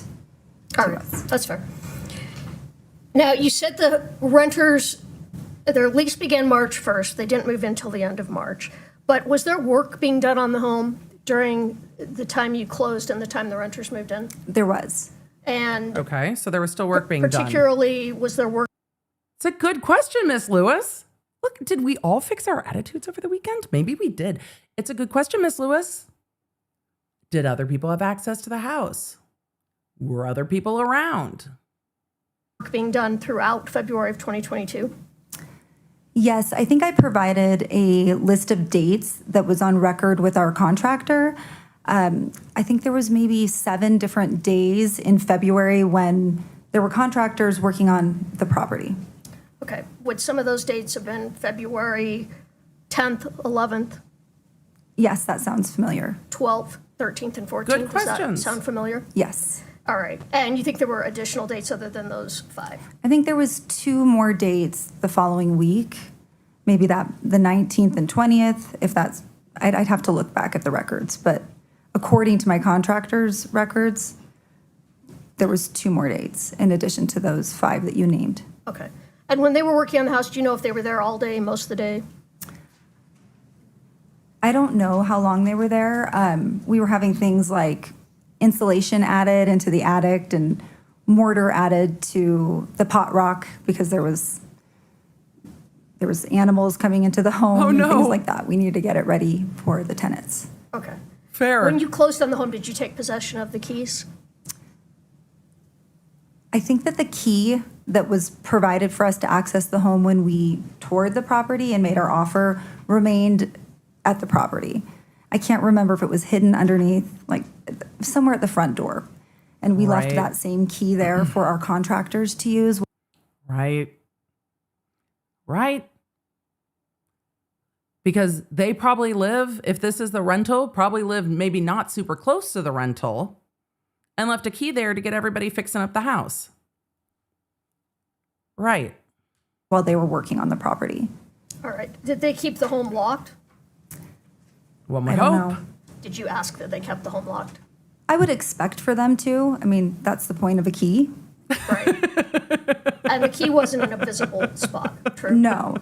I remember us having it hidden somewhere near the front door, maybe under a pot or under where anybody would think to hide a key. Probably not a great place to hide a key. And it was your expectation. I like this witness so much. She's like, right, in hindsight, this is not ideal. Some of you are asking, what about a lockbox? The transaction was over, but I guess her contractor could have brought a lockbox, but she's just like, I mean, it is what it is. We hope that our contractor's locked up. That's the point of a key. I like this witness a lot. She's just like, right, it maybe not the best idea. It just is. The home would be locked throughout that time. Yes. Is that fair? All right, after you closed on the home, did you have any further conversations with Ms. Richins? No, I never had any conversations with her directly. She was represented by another real estate agent. Did you Why? have conversations after you closed on the home with that agent? Was she not acting as a realtor? Was Kouri acting as I guess she was the seller and another real estate agent was the realtor in between her being the seller? Okay. Doubt it. I can't remember, but I would be surprised if I did. Would you have told them the work that was going on in the home and who was in and out of the home? Would they have been aware of that? I think that prior to us closing on the property, we definitely communicated our plans. It was part of our negotiations because we discovered quite a bit of work needed to be done in addition to the renovation that Ms. Richins had done. So I definitely had communicated, hey, we're not going to be able to rent this out the way that it is. We need, I think it was a $10,000 credit so that we were able to, complete the renovations in a way to make the home habitable. So that And is there any reason they would you need to fix the mortar so that the critters aren't the ones inhabiting it, right? Right. This makes so much sense. have known not the purchasers, I'm sorry, the Ms. Richins or her agent that you were talking to when, in fact, renters were moving into the home? Why would they? I don't know if we shared that or not. I know that we why would definitely they? The home was communicated we closed. could not rent it out right away. And Right. The house was not move-in ready. Of course they negotiated that. Hey, we need to be ready to move in. This house is not move-in ready, so you need to give us a $10,000 credit so we can make this house move-in ready. Right. Normal real estate transaction stuff. But Kouri said she was flipping homes. Wouldn't you flip them into better condition? Isn't that the point? we had to take care of quite a bit before we felt comfortable having people move in. All right. If I have one moment. I think the defense is, give me one sec, I'm making a note. I think the defense is getting at, well, Kouri didn't know no one was living there, so she wouldn't have used this property because she didn't know no one was living there. She turned the house over. I think that's why they're asking. The defense is conferring with co-counsel. The chat is asking exactly what highlights to ask for the next time they go get their hair done. They would like they would like to know which level of old money blonde you have gone with, ma'am. The Lawnards would like to know. I have chosen the organic version of gray.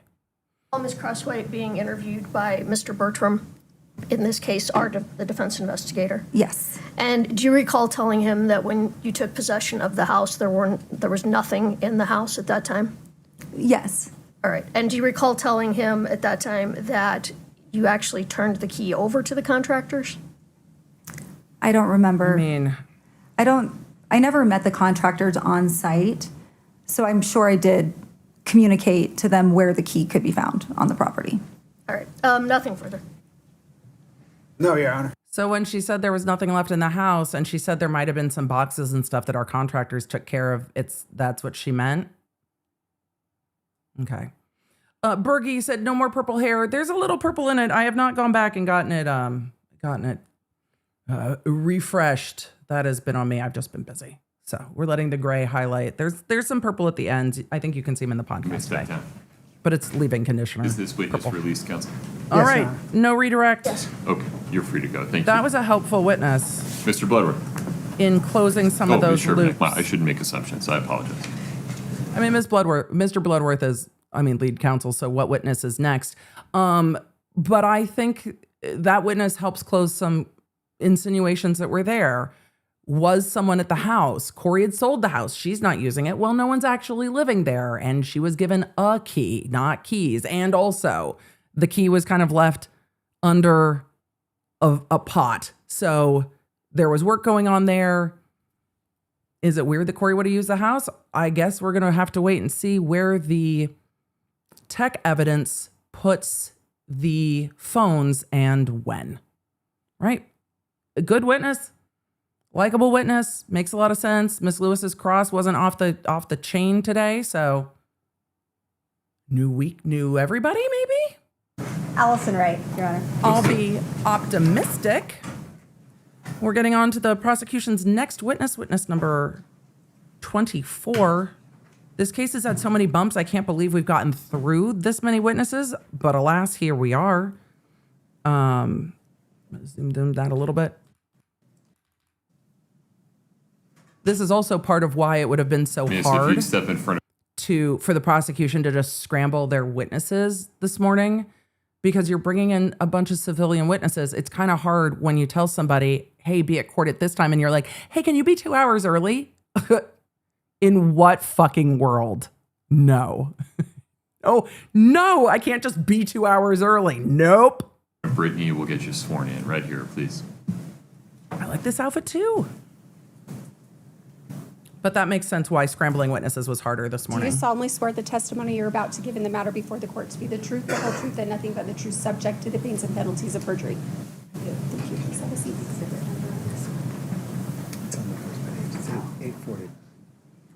I love the fit.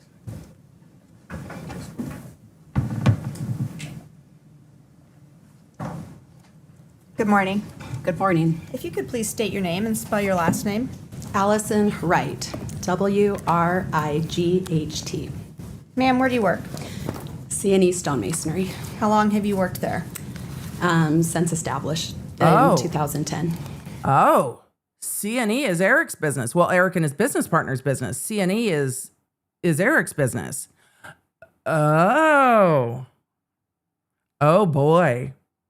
How mad is Kouri that you're wearing a cuter sweater? All. That's the victim's business, C&E Stonemasonry. Oh, boy. Did you know Eric Richins? Yes. How did you know him? I first met him in junior high. He was a friend of my sister's. They were both in high school. He spent time at our house, and eventually we ended up in high school at the same time. And is your husband was his business partner? Is that correct? Did you know Kouri Richins? Yes. How did? Oh, ma'am. I can already feel the emotions. I can already feel it, ma'am. She's already trying to hold the sorrow in. So this is the wife of the business partner, Cody Wright, has known Eric since she was in junior high because he's friends with her sister. This sounds very much like where I grew up, where it's like, you know,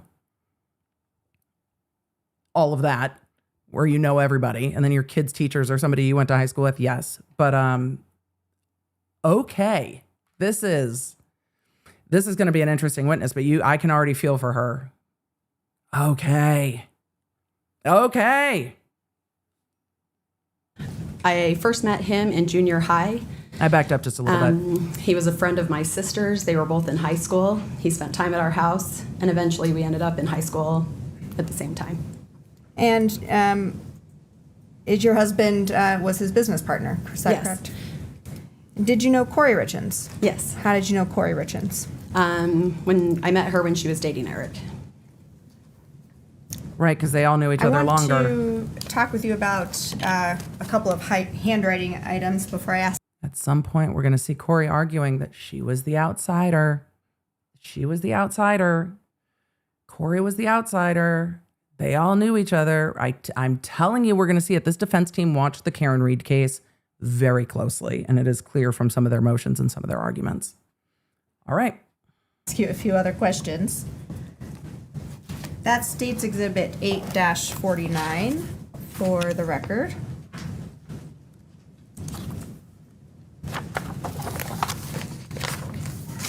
Sorry, I've got too many things on my podium here.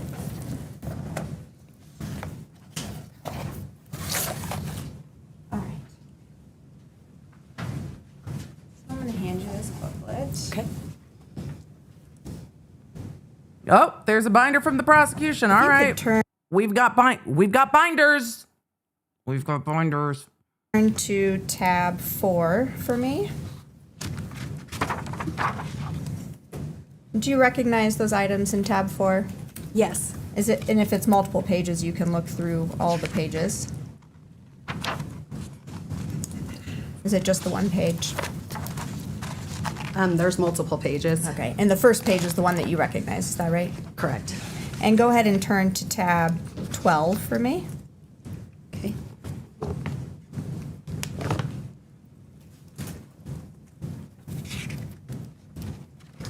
And do you recognize those items? Yes. What Are those are business records, I wonder? in tab 4 and in tab 12? What are those items? They are returned checks from C&E Stonemasonry's Business banking account. records. And are those checks that you gathered and makes gave sense. to Katie Richins Benson?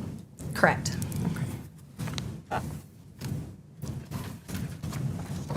And you gathered those from C&E's accounting books and things like that, their bank records? Correct. Remember, Katie is dealing with the estate. The estate has numerous lawsuits going on. Part of it is over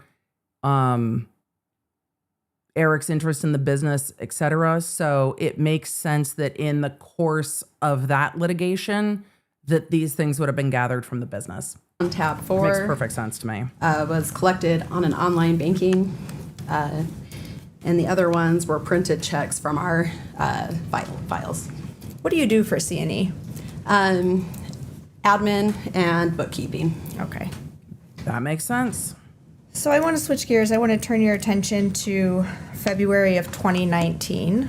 Do you recall that time frame? Yes. Was there a time in February of 2019 that you took a vacation with Eric Richins and Kouri Richins and your families? Oh, Yes. Where did you go? No, just the adults. Just the adults. Okay, no kids were there. And do you remember a conversation during that trip with Kouri Richins that stood out to you? Oh. Yes. Go ahead and describe for the jury what you remember. Describe for the chat what you remember. Vacay. Let's all go. What happened? What happened on vacation? About that conversation. On our vacation, Kouri and I ended up alone for a moment and we're just talking about our families, life, kids. Your Honor, objection, can we approach? Yes. And the white noise came in over the chat. No pineapples.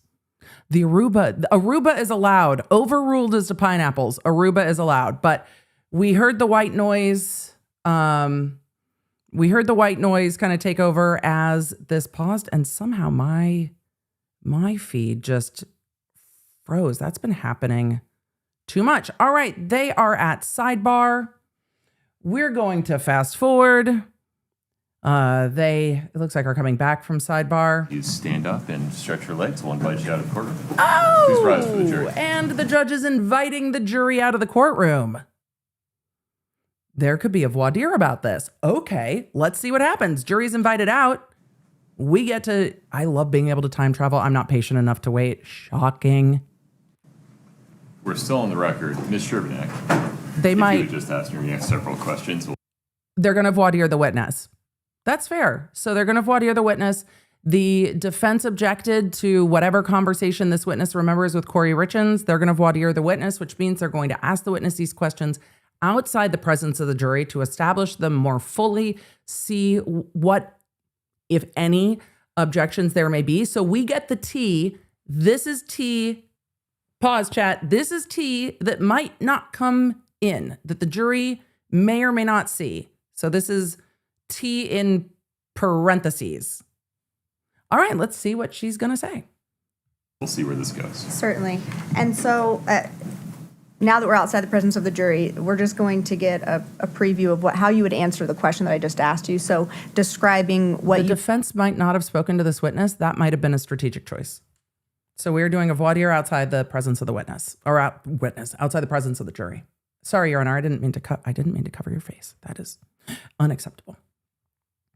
remember from that conversation with Kouri Richins from the vacation. While we were sitting there, we were discussing life, and Kouri then explained how things weren't super great in her marriage, how she felt trapped. She explained to me that there was a prenuptial agreement that was put in place, and I had never heard of that. She continued to say how I think the trapped was mostly due to financial, is Erik would, because of the terms of the financial agreement, Erik would end up benefiting financially and continue to live as they currently were, where she would be in a different circumstance. Oh, boy. She explained how she feared that the kids would be drawn to Erik's life and felt like she was unhappy in there, but feared what it would look like if she ended the marriage. And did that, Oh, is it okay if I boy. ask a follow-up question? Of course. Did that conversation, All right.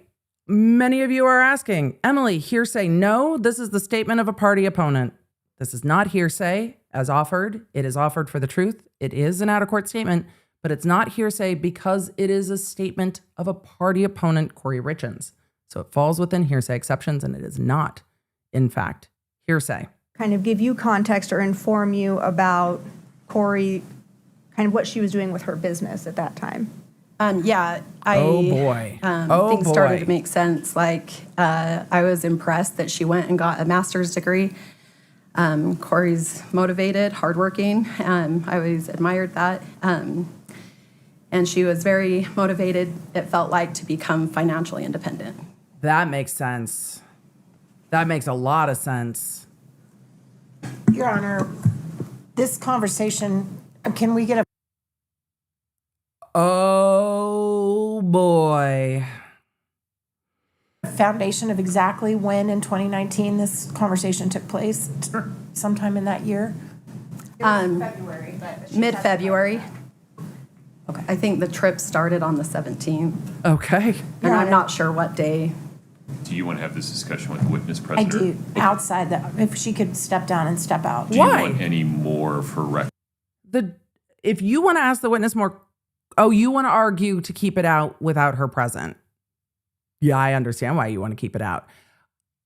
The jury hearing that Kouri knew exactly what was in the prenup is a very, very big deal. Kouri feeling trapped is a very big deal. Kouri feeling like divorce wasn't an option because he would keep his lifestyle and she would not, and that she worried that the kids would prefer it, which ties back to some of the questions about the kids loving spending time at Erik's family's ranch.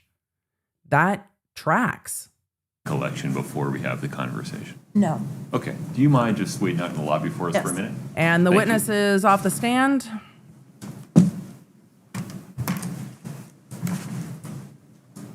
And the attorneys are going to argue regarding, well, whether or not this will come in. This is why they voir dire outside the presence of the witness. You can't put the shit back in the horse. Once you know what this is, Your Honor, you're not going may to it please unknow the it. court. According to Mrs. Wright, this conversation took place in February of 2019. Too distant? 3 years prior, more than 3 years prior to Mr. Richins' death. In the interim, in between 2019 and 2022, the Richins attended marriage counseling and worked on their marriage and a bunch of water. She still had a side piece, though, ma'am. And this tracks with what she's telling the side piece. It just goes to how long that was going on for. Under the bridge. Nope.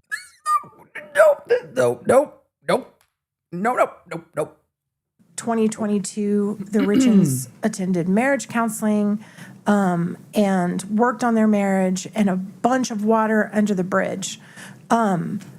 This, to allow a conversation on a vacation in a situation where two women are just chatting about the condition of their marriage, 3 years, there's certainly no allegation here that two women just chatting tends to give it veracity, ma'am. Kouri Richins was planning to murder her husband 3 years in advance. No. No, that's outrageously not what it goes prejudicial due to the temporal It's not going to distance motive. It's going in to the, knowledge. statement that is being made. No relevance because it's 3 years prior. I have Why isn't it relevant to show that Ms. Richins Knowledge. It goes to knowledge. Knowledge. was aware of the outcome financially that Of the would prenup. flow to her from a divorce Ding, based ding, upon ding, the ding, ding. prenuptial agreement? She's aware of that when she signs the prenuptial agreement. They've entered the agreement that she signed. You inferred that this prenup was slapped in front of her face on the very morning of her wedding. The inference at opening was that it was just sprung upon her.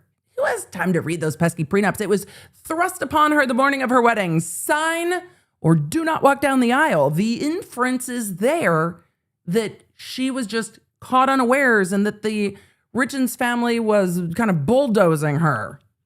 So, her explaining that she knew exactly what would happen under the prenup removes that argument. I also do not like people being made to sign prenups the day of the wedding, unless it's just because it's been finalized and they had plenty of time prior to the wedding to talk about it. But you have to have time to talk about it and maybe just sign the final the day of the wedding because that's when it was typed up. Fair. But also, yes, Your Honor. This is, well, I mean, I'll let you finish your sentence. I was very excited. We're on the same wavelength. aware of the outcome financially that would flow to her from a divorce based upon the prenuptial agreement. She's aware of that when she signs the prenuptial agreement. They've entered the agreement that she signed. This is, well, I mean, I think you've answered my question. It is relevant to show she's aware of it. No, sir. The conversation ma'am. in 2019 certainly isn't relevant.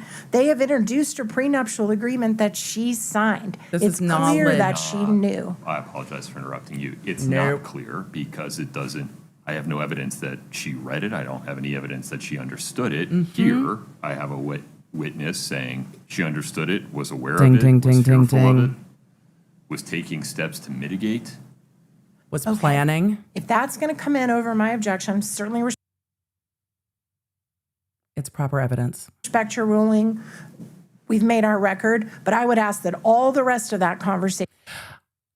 Miss Nestor is currently holding one of my favorite pens. And it is purple. One of my favorite pens.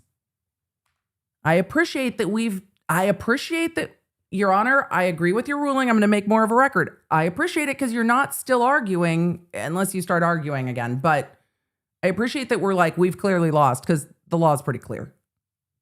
Respect your ruling. We've made our record, but I would ask that all the rest of that conversation be stricken as too far away about being trapped in her marriage, about being unhappy. Everything about that is utterly irrelevant and outrageously prejudicial. And we would ask that it be stricken and only be allowed to say that she discussed her prenuptial agreement and that's it. And we also would like a continuing objection to any questions of this witness about any conversation in 2019. I think it's a We G2. respect your ruling on that. Okay, so defendant's objection to this series of Is questions noted. of Ms. Wright is I'll be back. overruled. There's pens. The testimony that was put on the record through the voir dire requested by defendant is relevant because it shows defendant's genuine subjective awareness of what she believed were the financial consequences that would flow to her if she and her husband divorced. It provides additional probative value because it shows that she was concerned about having less money than her husband if they divorced by virtue of the prenuptial agreement. She was taking steps to mitigate that potential,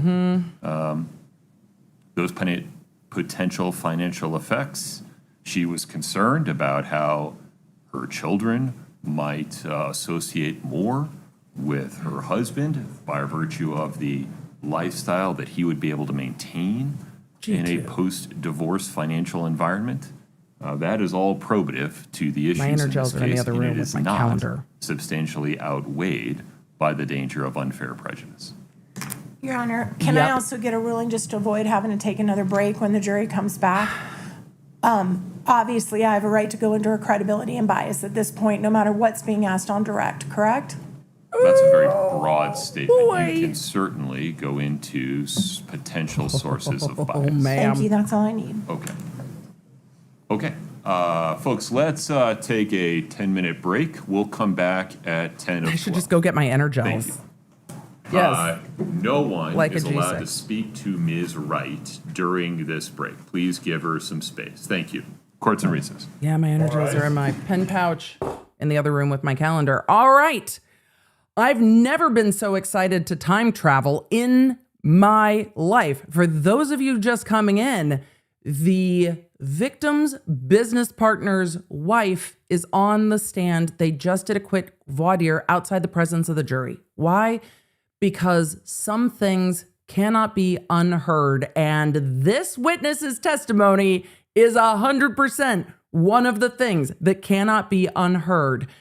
During the voir dire, the witness was asked about a conversation she had with Kouri Richins back in 2019. Eric Richins passed in March 2022. There is an attempted murder charged in February 2022. So is 2019 all that far in time? Not really, given the context of the conversation. They were on a family vacation without kids. She and Kouri were chatting, and Kouri was talking about feeling trapped in her marriage. Kouri was telling her that she was aware that there was a prenuptial agreement, which this witness said she had no idea existed, right? Because other people's business, right? Other people's prenups. Thank you, everyone. Thank you. Thank you. We've added to the OPP today. We added to the OPP on Friday with other people's piss. We added the OPP today with other people's prenups.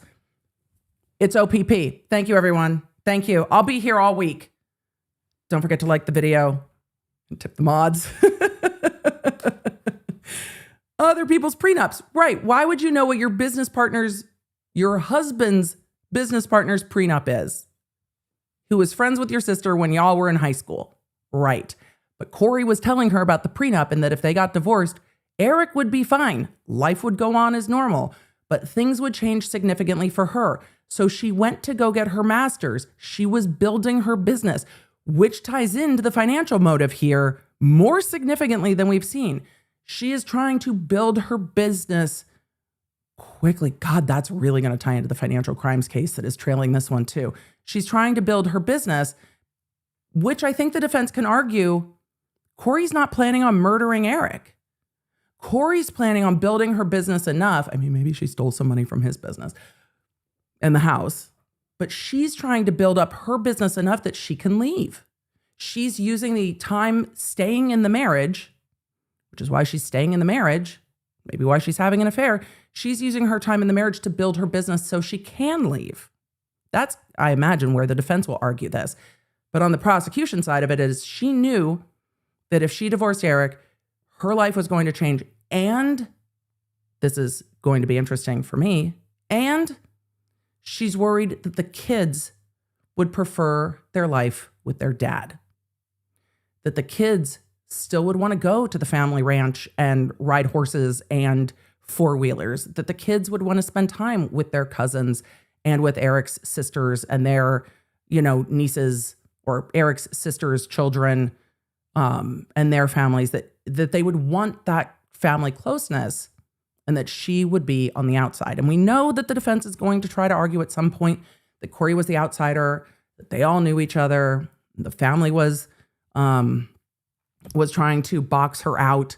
And when we get to Erik's sister testifying that Erik would talk to her about literally, and I mean literally everything, I think we'll see the defense arguing some of that the Richins family was overstepping and that was part of Kouri's concern. The jury will get to decide whether that is overstepping or protectiveness because they were worried about Kouri. So this conversation the judge ruled is coming in. It is statements of a party opponent. It's Kouri's own statement. It's irrelevant. It goes to knowledge, opportunity. And though the prenup is in evidence, and we've read that together on a different day, we'll get back to it. Though the prenup is in evidence, we don't know that Kouri read it. We don't know that Kouri understands it. And we don't know what she thinks that means. Her understanding of the prenup and what's typed up by lawyers, two different things. Oh boy. Okay, so we're going to zoom the break and just go to this witness. Oh, that's so interesting. They took a couple breaks this morning, didn't they? Good. Plenty of zoom room. All right. Let's boogie. So the jury's going to come back in, and the jury's going to hear this for the first time, and we're going to get to hear it again. Oh boy. I am just, woo! I am interested.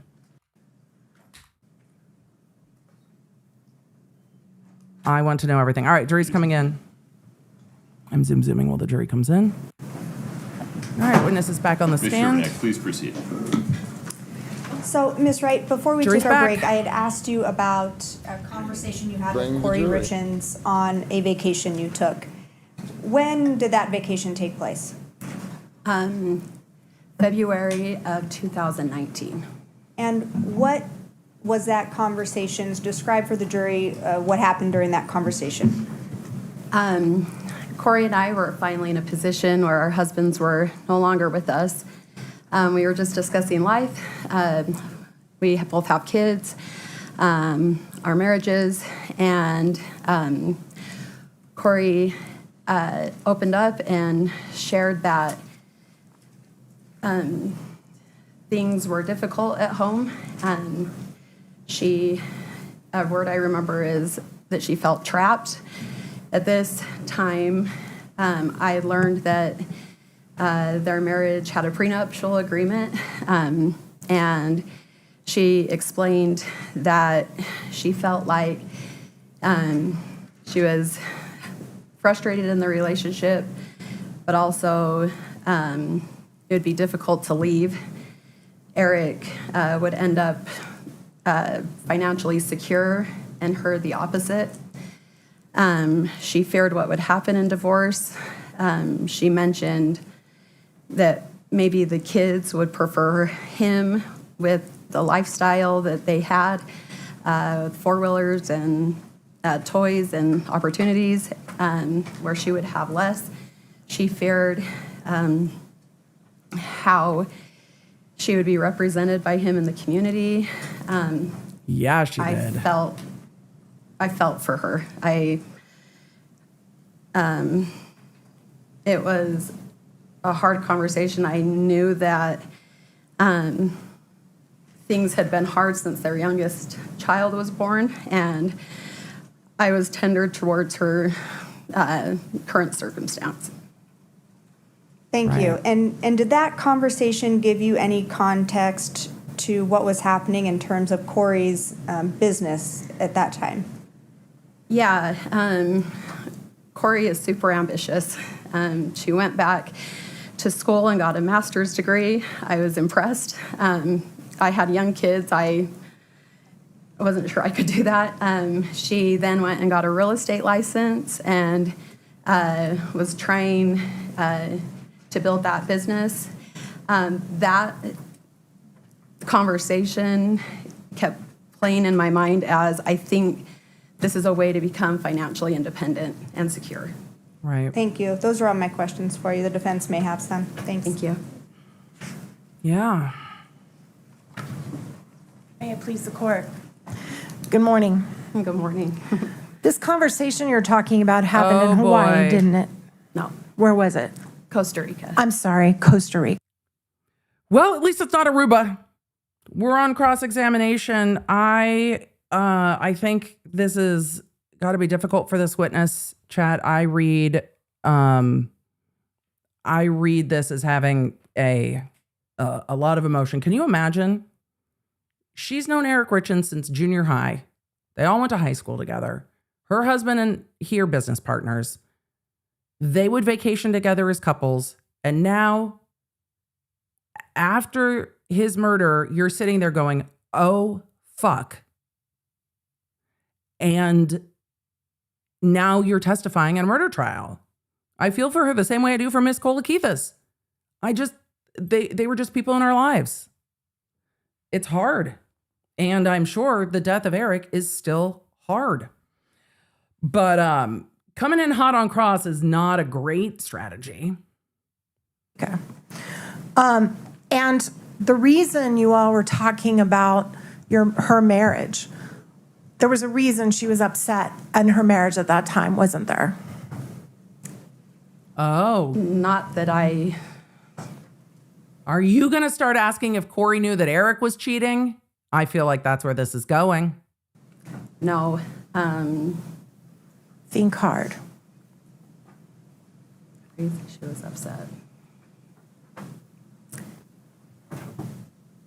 What I understood from the conversation is things were frustrating at home. And that's because she believed he was having an affair with a coworker, is that right? Overruled.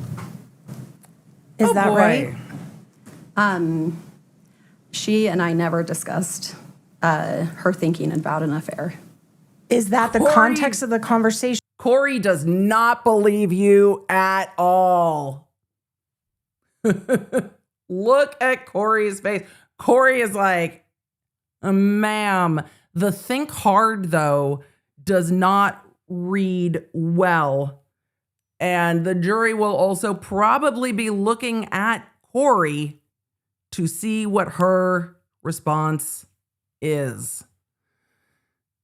We heard a bit about the coworker in week 1 when Eric's sister testified. We're going to hear more about it.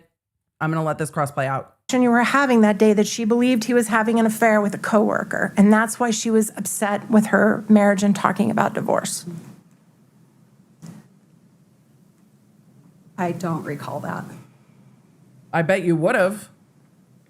Were you aware of she it had said at that that to time you. that there was an affair going on between Eric and a coworker? I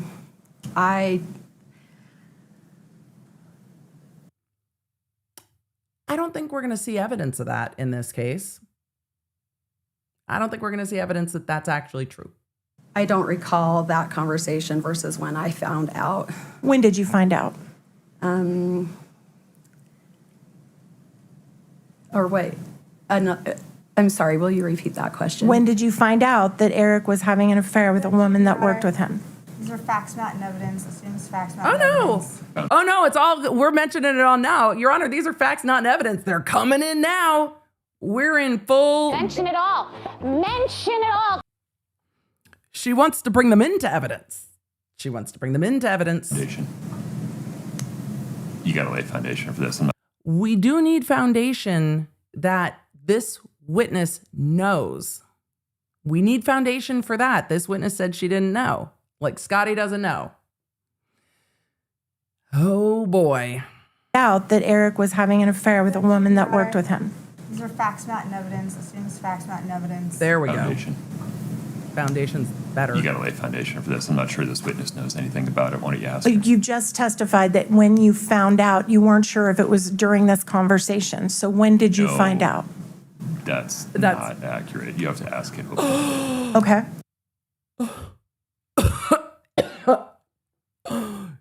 Your Honor. Oh, Your Honor had the same week 1 that we did. Oh boy. Did you find out? That's not accurate. You have to ask it open-ended. Okay. When did you find out? Was it any time near this conversation? Will you repeat that question with more detail? When did you find out that Eric was supposedly having an affair with another woman in context to this conversation? Before, after, during? I'm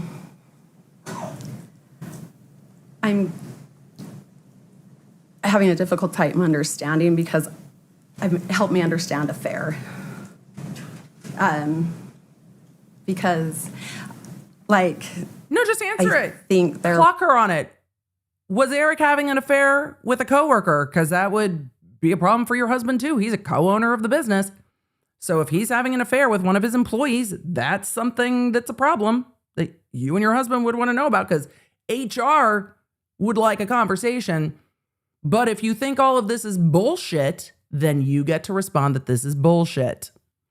Was a friendship with a lady, but I don't know exactly what was going on. Understood. That's fair. So let me rephrase it. Did you become aware that Eric had intimate feelings towards a woman that he was working with? that calls Your for Honor, speculation. assumes facts, not evidence, Calls- argument in the Asking question. whether this person Calls for ever became aware of it, speculation about Eric's overruled. feelings. It's a yes or no question, Ms. Wright. Could we start there? Can you repeat the question? Did you become aware that Eric, at around this time, 2019, had intimate feelings towards another woman that he worked with that was causing problems in their marriage? Did you know that? I don't remember when I became aware of it. Ballpark.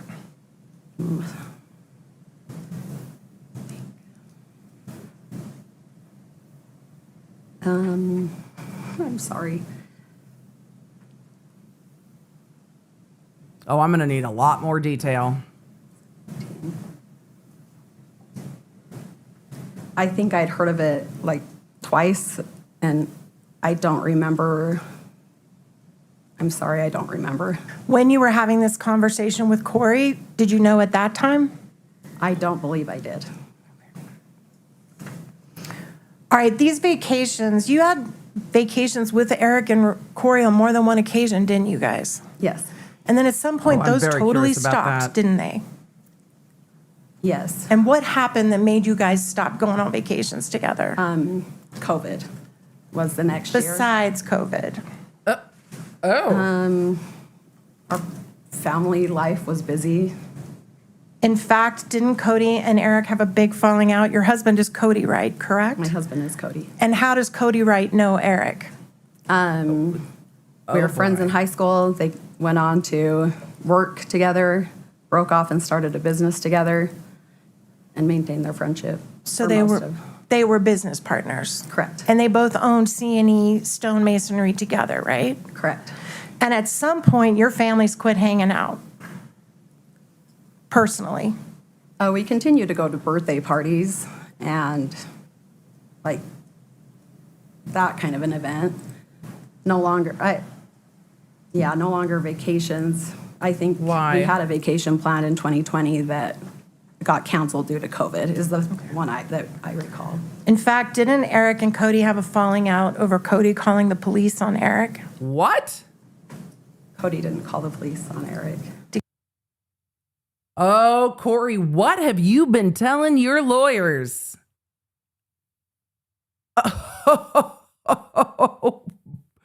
Oh boy.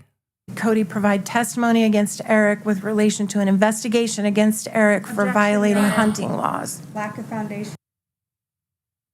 Oh boy. Corey's like, I'm going to tell all of the tea. Fuck this. Holy shit. I'm going to back that up. Oh my goodness. Eric and Cody have a falling out over Cody calling the police on Eric. Okay, police and fishing game Cody are different. didn't call the police on Eric. Did Cody provide testimony against Eric with relation to an investigation against Eric for Objection, violating Your Honor. hunting laws? Lack of foundation. Well, this is a different question. Ask her if she's aware. Are you aware that Cody provided information to law enforcement against Eric for a violation of hunting laws? Yes. And Eric and him, as I would say, fell out over that. I don't know another word. Had a disagreement about that. Yes, temporarily. And you guys never vacationed together again after that, did you? No. All right. That sounds like a falling out. Now, you said that you did the payroll and the bookkeeping at C&E, is that right? We have a payroll service company. Oh, sorry, sure. Okay, but you do the bookkeeping. Yes. So you know how much money's coming into that company? A lot of you are asking about relevance. It's going to go to bias. It does matter. It's going to go to bias. If this witness is telling the truth, not telling the truth, it goes to her ability to testify. It goes to why she's testifying and how. So yeah, no, it goes, that's why it's coming in. She has to lay foundation for this witness knowing it. The thing is, Kouri knows what went down because Kouri was a part of it too. So that's why it's coming in. Right? Correct. And you know how much money's going out, right? Yes. And do you and your husband have joint Do you share your marital money, or does he keep his business money separate? We share our marital money. Pause for 1 second, Ms. Nestor. Go Yeah, ahead, Ms. there's an Sherman. objection there. I agree that that's outside the scope. All right. Yeah, I agree that that's Setting outside aside the your scope. personal Yeah, financial. her personal finances aren't part of this. If she has motivation to lie about Kouri, if she has motivation to downplay some things and not other things, that's all relevant. Her personal finances, no. Financial affairs, you're very aware of C&E's financial affairs, correct? Because you do the bookkeeping. Correct. All right. And Objection, Your Honor, this is still outside the scope. no, it's not. Yeah, please approach. I'm not sure where you're headed here. Oh boy. They're going to sidebar. I'm going to zoom. We heard the white noise machine come on. Not fair. Objection, Your Honor. Well, redirect's going to be interesting, isn't it? A few of you asked, including Big T in the chat, Emily, with how nervous this woman is, are you suspicious that she's hiding something? That's not how it reads to me. Then again, I read this as a lawyer. I suspect she is trying to stay within the bounds of answering the question. And I suspect she has been advised by either the prosecutors or her own counsel or whoever that stepping outside the bounds of the question or adding in any more information in front of the jury can be a huge problem. So I read it as her trying to be careful to not overshare in a way that could cause an issue in front of the jury. But again, I come from a different perspective on that. Also, Kouri is staring her the fuck down. So it's not an easy thing to testify. And she can't just jump in there with, I mean, it's my understanding that Kouri was accusing him of an affair because she was super suspicious and we hated her. Like, she can't offer that information. I'm not saying that's true. She can't offer just whatever. She has to just answer what's asked. So, but I got questions, and everyone's going to read a witness differently.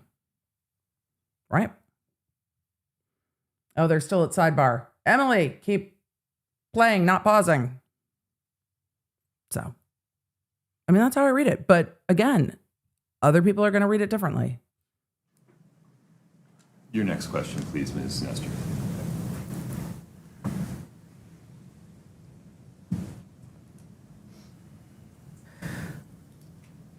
Since Eric's death, you and your family have grown pretty close to the Richins family. Is that fair? That's where that's going. Goes to bias. Goes to bias.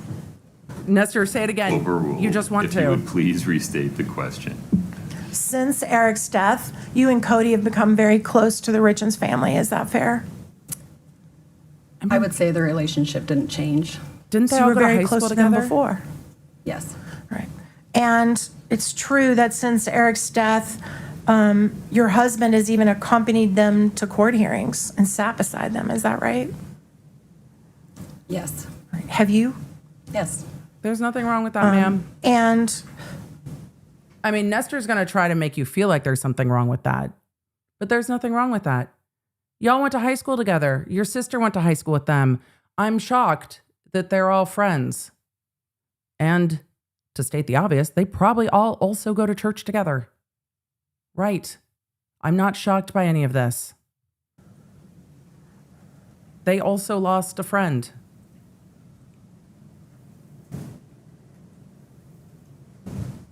I think everything else is going to be when we recall. Ma'am, we're going to recall you later. We would ask that you're not released that from your sucks. subpoena, and the judge will instruct you about that. That's all we have at this time, Your Honor. Okay. And the camera Anything panning with- to Eric Richins' sister in the back of the court. In the scope of Cross, Ms. Sherman. I could just have a minute. Of course. Oh, boy. No, Your Honor. Okay. Oh, boy. Ms. Wright, you're free to go today. You're still subject to the strategy. subpoena that you were served with. You may be called back. Between now and then, please do not speak to anybody about your testimony, including your husband. Okay? And please don't watch any. I imagine her husband is also on the witness list and that maybe he is the person to ask some of these follow-up questions to, but maybe not. Interesting that they're not going to redirect at this point. Coverage of this case. Don't read, listen, watch anything about it. Yeah, do you ma'am, agree to don't- do those things? Yes. We Very like good. your You're free to outfit. go. Thank you for your time. It's not easy to be a witness.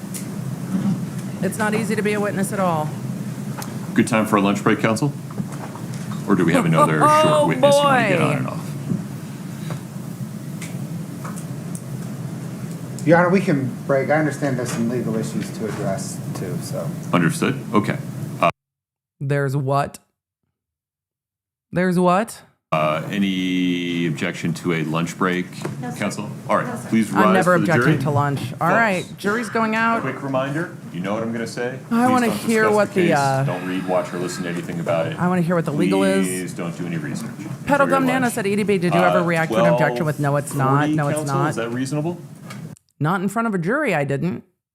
I will say I have had my moments when we're not in jury trial. There have been times, but no, not in front of a jury. Absolutely not. Yes, sir.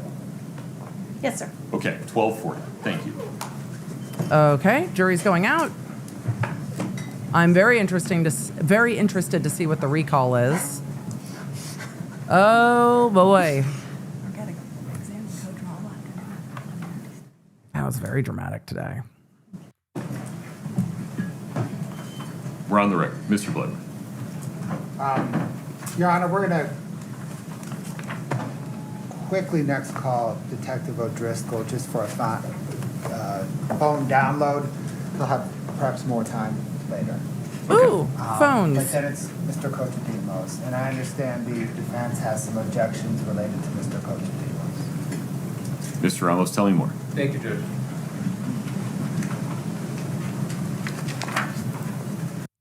Are we getting into the technology then? It sounds like we might be getting into the technology then.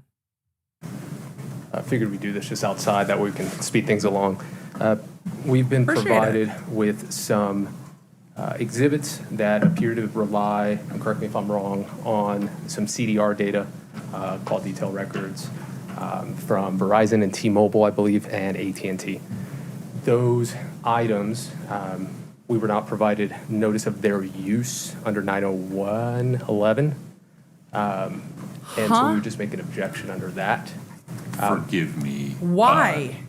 They were provided In discovery. some reasonable time after being received by the state. Yeah, no, the information was provided to us. We've had that for a while. Just notice of their use under that business record exception. Are you fucking kidding me? I realize that you are young, Mr. Ramos, or appear young. You could be a very well-seasoned attorney who just has a better skincare routine than most. When we were arguing over authentication at the beginning of this case, the defense said that they did not have an issue with most of the record authentications. Phone records very much regularly come in because they are just business records, because they are turned over from subpoena with a whole fucking declaration saying how they were obtained. Now, in some cases, it does not fly, and they just bring in every single person from the phones. They fly them in, and we saw that in Murdaugh, where the person from Verizon is like, yeah, I got a subpoena, and from this time window to this time window, I downloaded all the call record details from phone number, insert phone number here. And were those records provided? Yes. Are these those records? Yes. However, getting to no foundation for Verizon records is interesting. Can you give me that citation one more time? Yeah. He said 901, did he say B11? Oh, it's Rule 902.11, I believe is what it would be. He's saying In 902.11. through. Certified records. Certified, yeah, self-authenticating. certified domestic records. And specifically, I'm referring to the written notice. Why isn't inclusion of these records on the state's exhibit list fair? The rule says before the trial or hearing, the proponent must give an adverse party reasonable written notice of the intent to offer the record and must take the record and certification or make the record and certification available for inspection so that the party has a fair opportunity to challenge them. You have to turn them over in discovery. You really don't have notice that the phone records are going to be used in this trial. Okay, your rights are preserved. Notice under 90211. Just based on the case law, Judge, I could give you a citation. Sure. I have two cases I think are fairly on point. 32P3D 976, State v. Webster. What's the other one? And then 322 P3D 624, State v. Pereira. We just bring this up, Judge, now. We could have a ruling after lunch is fine. And that would be our only Does it feel to you when Ramos is like, we can have a ruling after lunch? Does it feel to you that Ramos is like, look, I know this is a losing battle. You know this is a losing battle. We know this is a losing battle. I am preserving my objection for the record. Thanks, Your Honor. Thank you. We're preserving our objection. Thanks. objection. Okay. Thank you, Judge. Mr. Bloodworth, I made an assumption there, if you could just confirm it for me. These call detail records were in fact included among the state's proposed exhibits on its exhibit list? Yes, Your Honor. Okay. Anything further on this, sir?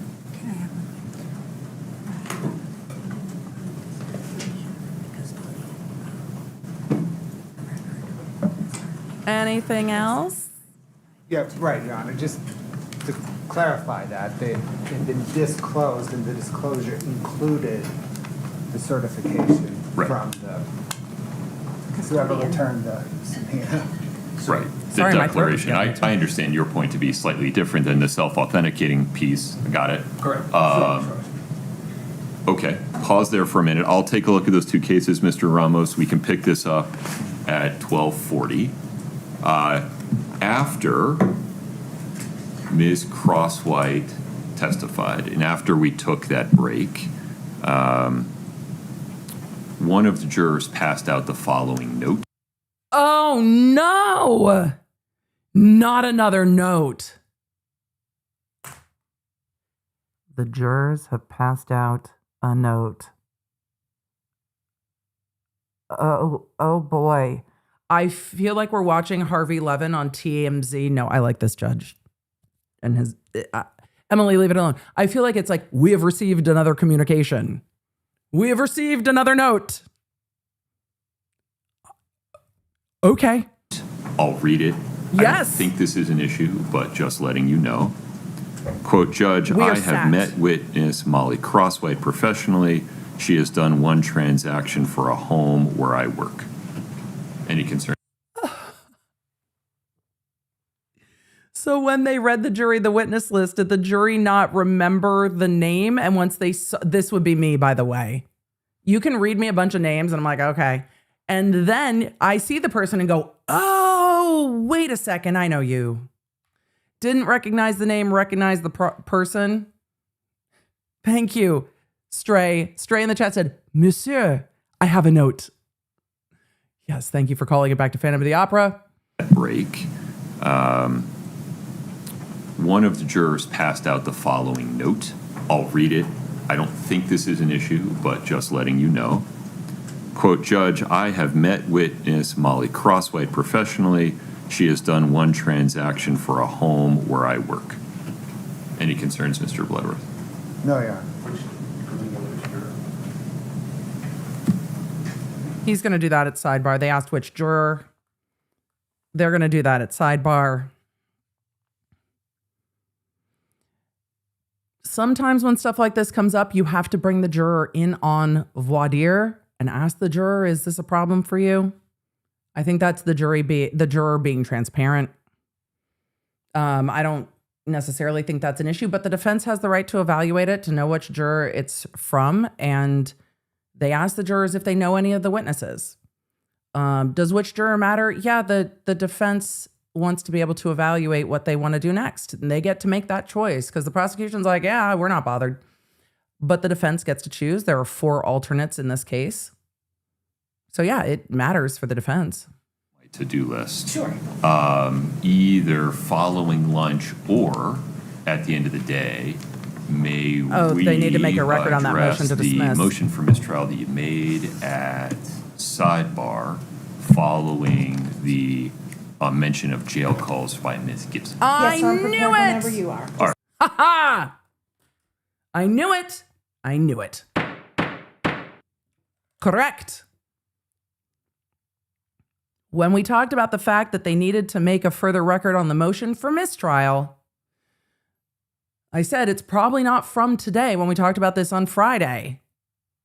And said, A, when that happened, that they would probably ask for a mistrial, and the judge just gave a limiting instruction. And B, said it's probably not even about today.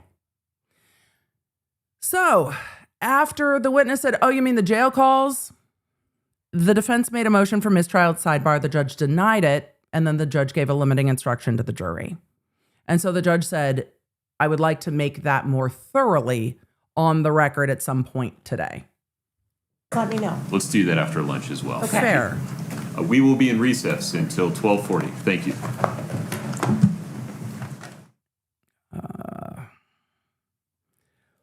Okay. Well, I know you don't always get to capitalize on an issue that you create. It's fair. It's fair. We're at the lunch break. Well, today was a busy day in court, and they had multiple breaks this morning and started late, and it feels like a jam-packed day of testimony, including Eric Richins' business partner's wife getting asked in depth on cross-examination if she knew that Eric Richins was having an affair, if she knew that he was having, the defense's exact words were, intimate thoughts about a coworker, if there was a falling out between Eric Richins and his business partner over his business partner giving some kind of evidence about a violation of hunting laws to not police, but law enforcement, which I just presume to mean fish and game of some sort. There was a lot there. And then at the end of the cross-examination, the defense said, you are not free from your subpoena. You are subject to recall. We are going to be recalling you. And the entire time, Kouri's face was like, that was very, very interesting cross-examination, and asked the witness if she was close to the Richins family and if she got closer to the Richins family after Eric's death. And the witness said, I don't think it's changed. Our relationship with the Richins family hasn't changed. They all grew up together, it sounds. And her sister was friends with Eric Richins. Eric Richins also has 2 sisters. They all know each other. But you could see, A, from Kouri's face, and B, from the way the defense attorney was questioning, how much information Kouri had to give to the defense for that cross-examination. So after lunch, it sounds like we are going to start getting into some technological evidence. Well, after we get the motion for mistrial put more fulsomely on the record with regard to the errant mention of a jail call. Remember, the defense was like, I want you to mirror my language.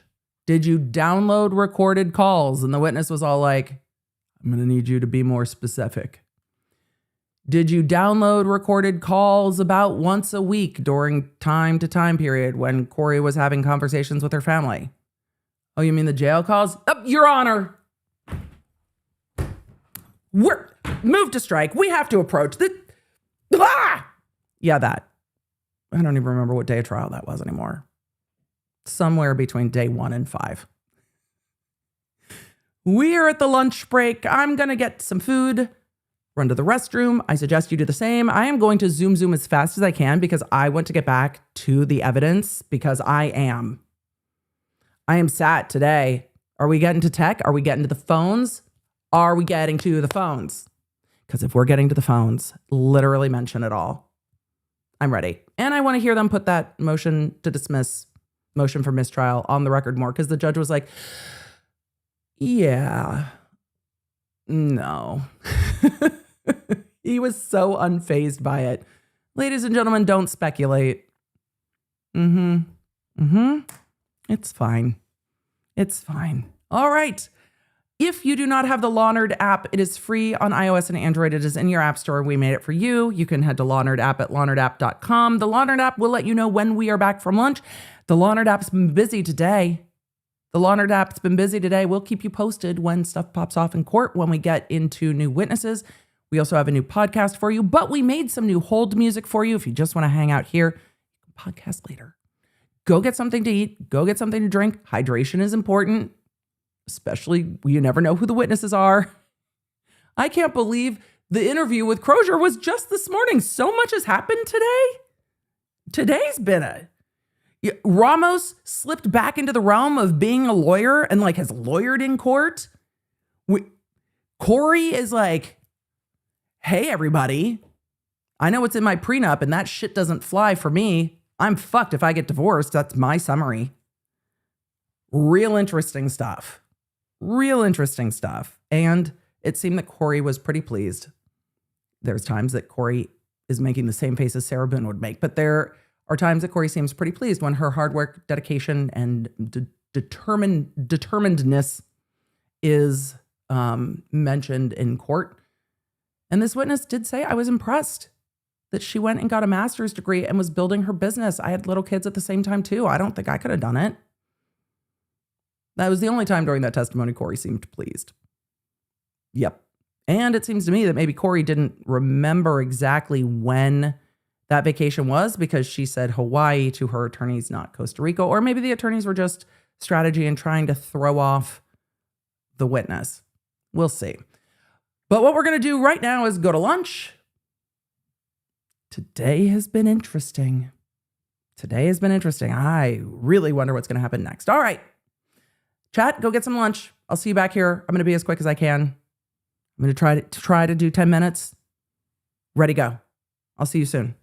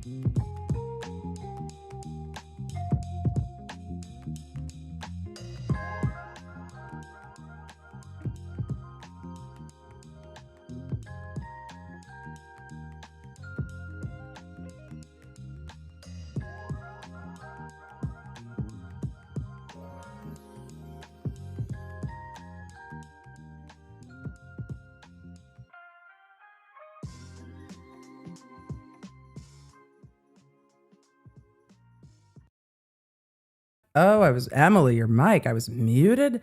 Hello, chat. How are you? Welcome back. We zoomed through lunch. Wait, did I remember to zoom through lunch? Okay, I'm zooming through lunch right now. We are time traveling through the lunch break, and hopefully y'all had a chance to get yourself whatever you needed over the lunch.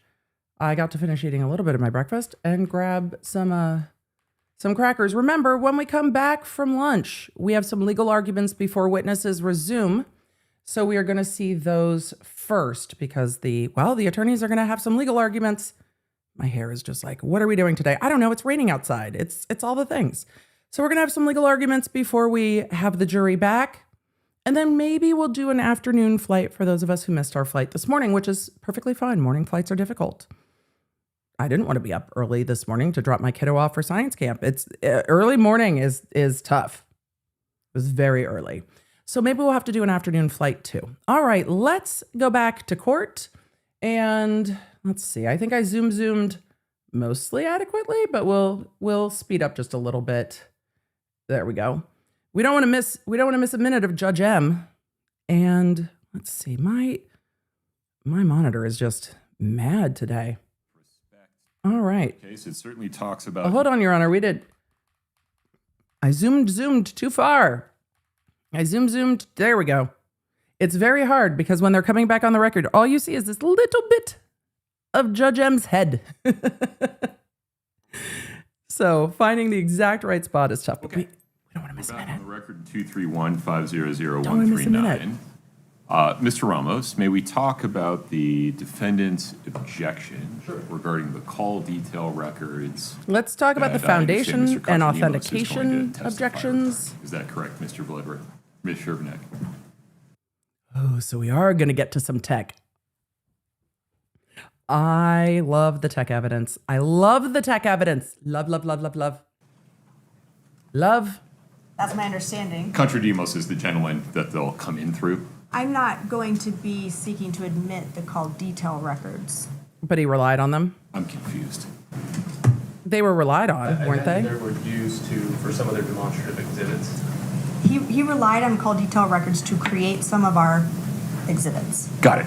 Good enough. But I'm seeking to admit the visual representation of those call detail records Right, that he but helped create. that's the foundation That of- he'll testify came from the call detail records, although the call detail records that Yeah, but that's the foundation. If the foundation isn't laid for the call detail records, then there's no foundation for what he used the call detail records to make. I mean, it's like building a California mission project out of sugar cubes. If there's a problem with the sugar cubes, you can't build the rest of the project, even though the project is a demonstrative. That's probably a really bad example, but you need the foundation. themselves, the state is not seeking to admit as an exhibit. Got it. Okay. I've looked at the Webster case. It certainly talks about notice with respect to Rule 807, which has a notice provision, and case law talking about how that notice provision works. The Webster case doesn't mention 902 at all. I'm not sure I was following your argument, Mr. Ramos. Oh, boy.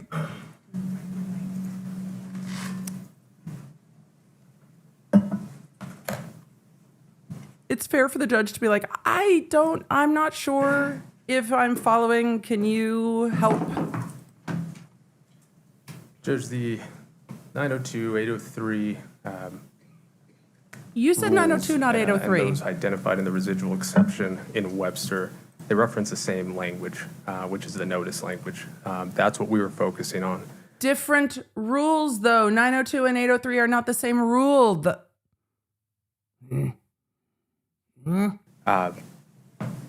I think Your Honor has enough to make a ruling. Okay. I understand your position. Got it. Yeah. All right. So, Your Honor, I need to just make a record. I've preserved my appeal. I've preserved this issue on appeal. I am aware that I am going to lose. Thank you. Under Rule 902, subsection 11, records that can be self-authenticating under that rule before the trial or hearing, the proponent, in this case the state, must give an adverse party reasonable written notice of the intent to offer the record and must make the record and certification makes the record self-authenticating available for inspection so that the other party, in this case defendant, has a fair opportunity to challenge them. All of those things have occurred. The call detail records and the certifications under Rule 902 are fine. That are included with them from the mobile service providers have been made available to defendant for inspection through the discovery process. And by virtue of the fact that those records have been part of, or at least the portions of those records that the state seeks to publish to the jury have been part of the state's exhibit list, the state has given the adverse party reasonable written notice of the intent to offer the record. The court finds that defendant has had a fair opportunity to challenge those records. Right. Any objection to the admission. I also love that, well, appreciate. I guess love is a strong word. I appreciate that Attorney Ramos when he was just like, I've made my record. Like, I've made my record. I've made my objections. I'm going to sit down now. We are not going to belabor the point. He knows it's a losing argument. He cited the case law. He preserved it for appeal. That is his job. He was like, you have enough, Your Honor. I'm just going to sit back down. Yes. And sometimes that's just the way it is. Of that call and then the detail court record makes a pretty thorough under record 902.11 is respectfully overruled. When he Anything rules, further, Mr. which I Ramos? appreciate. No, Judge, there will be through Mr. Kotrodimos some testimony regarding the .png files or the GIFs.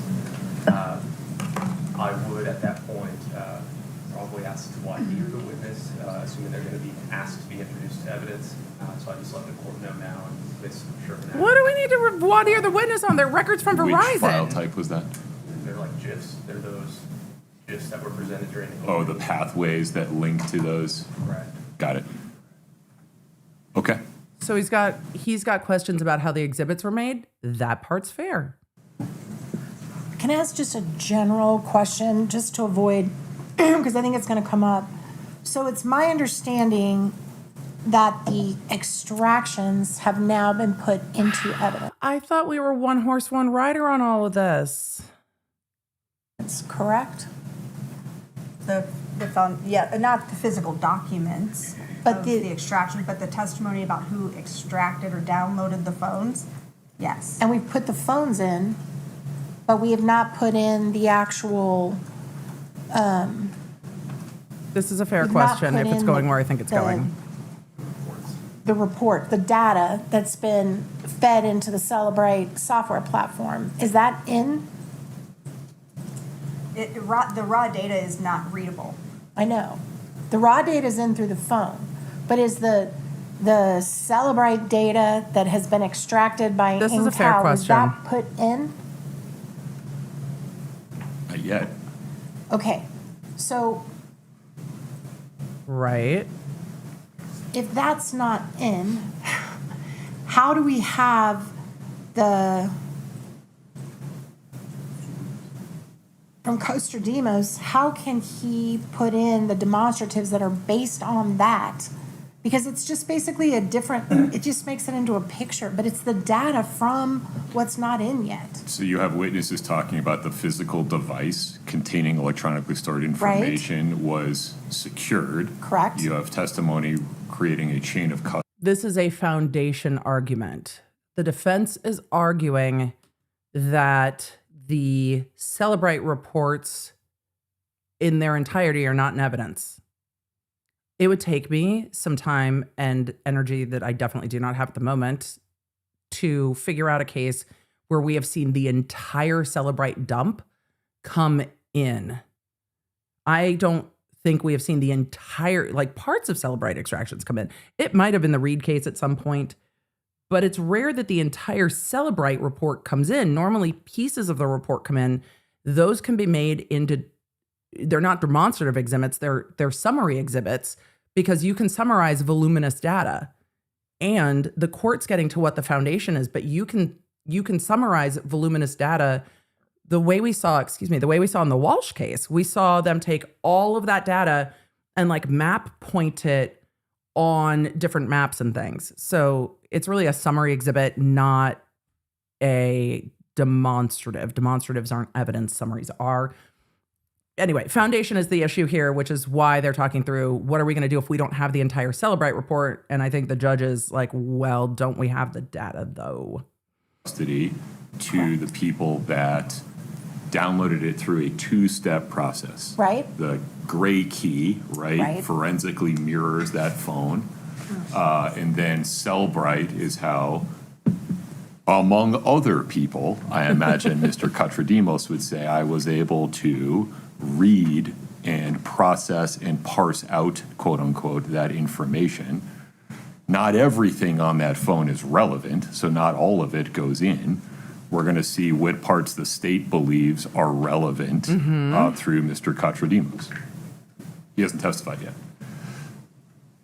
Right. So he's going to be allowed to testify what's the information that's in something that hasn't been put in yet. The phone's in evidence. The information's in the phone. The files are in the computer.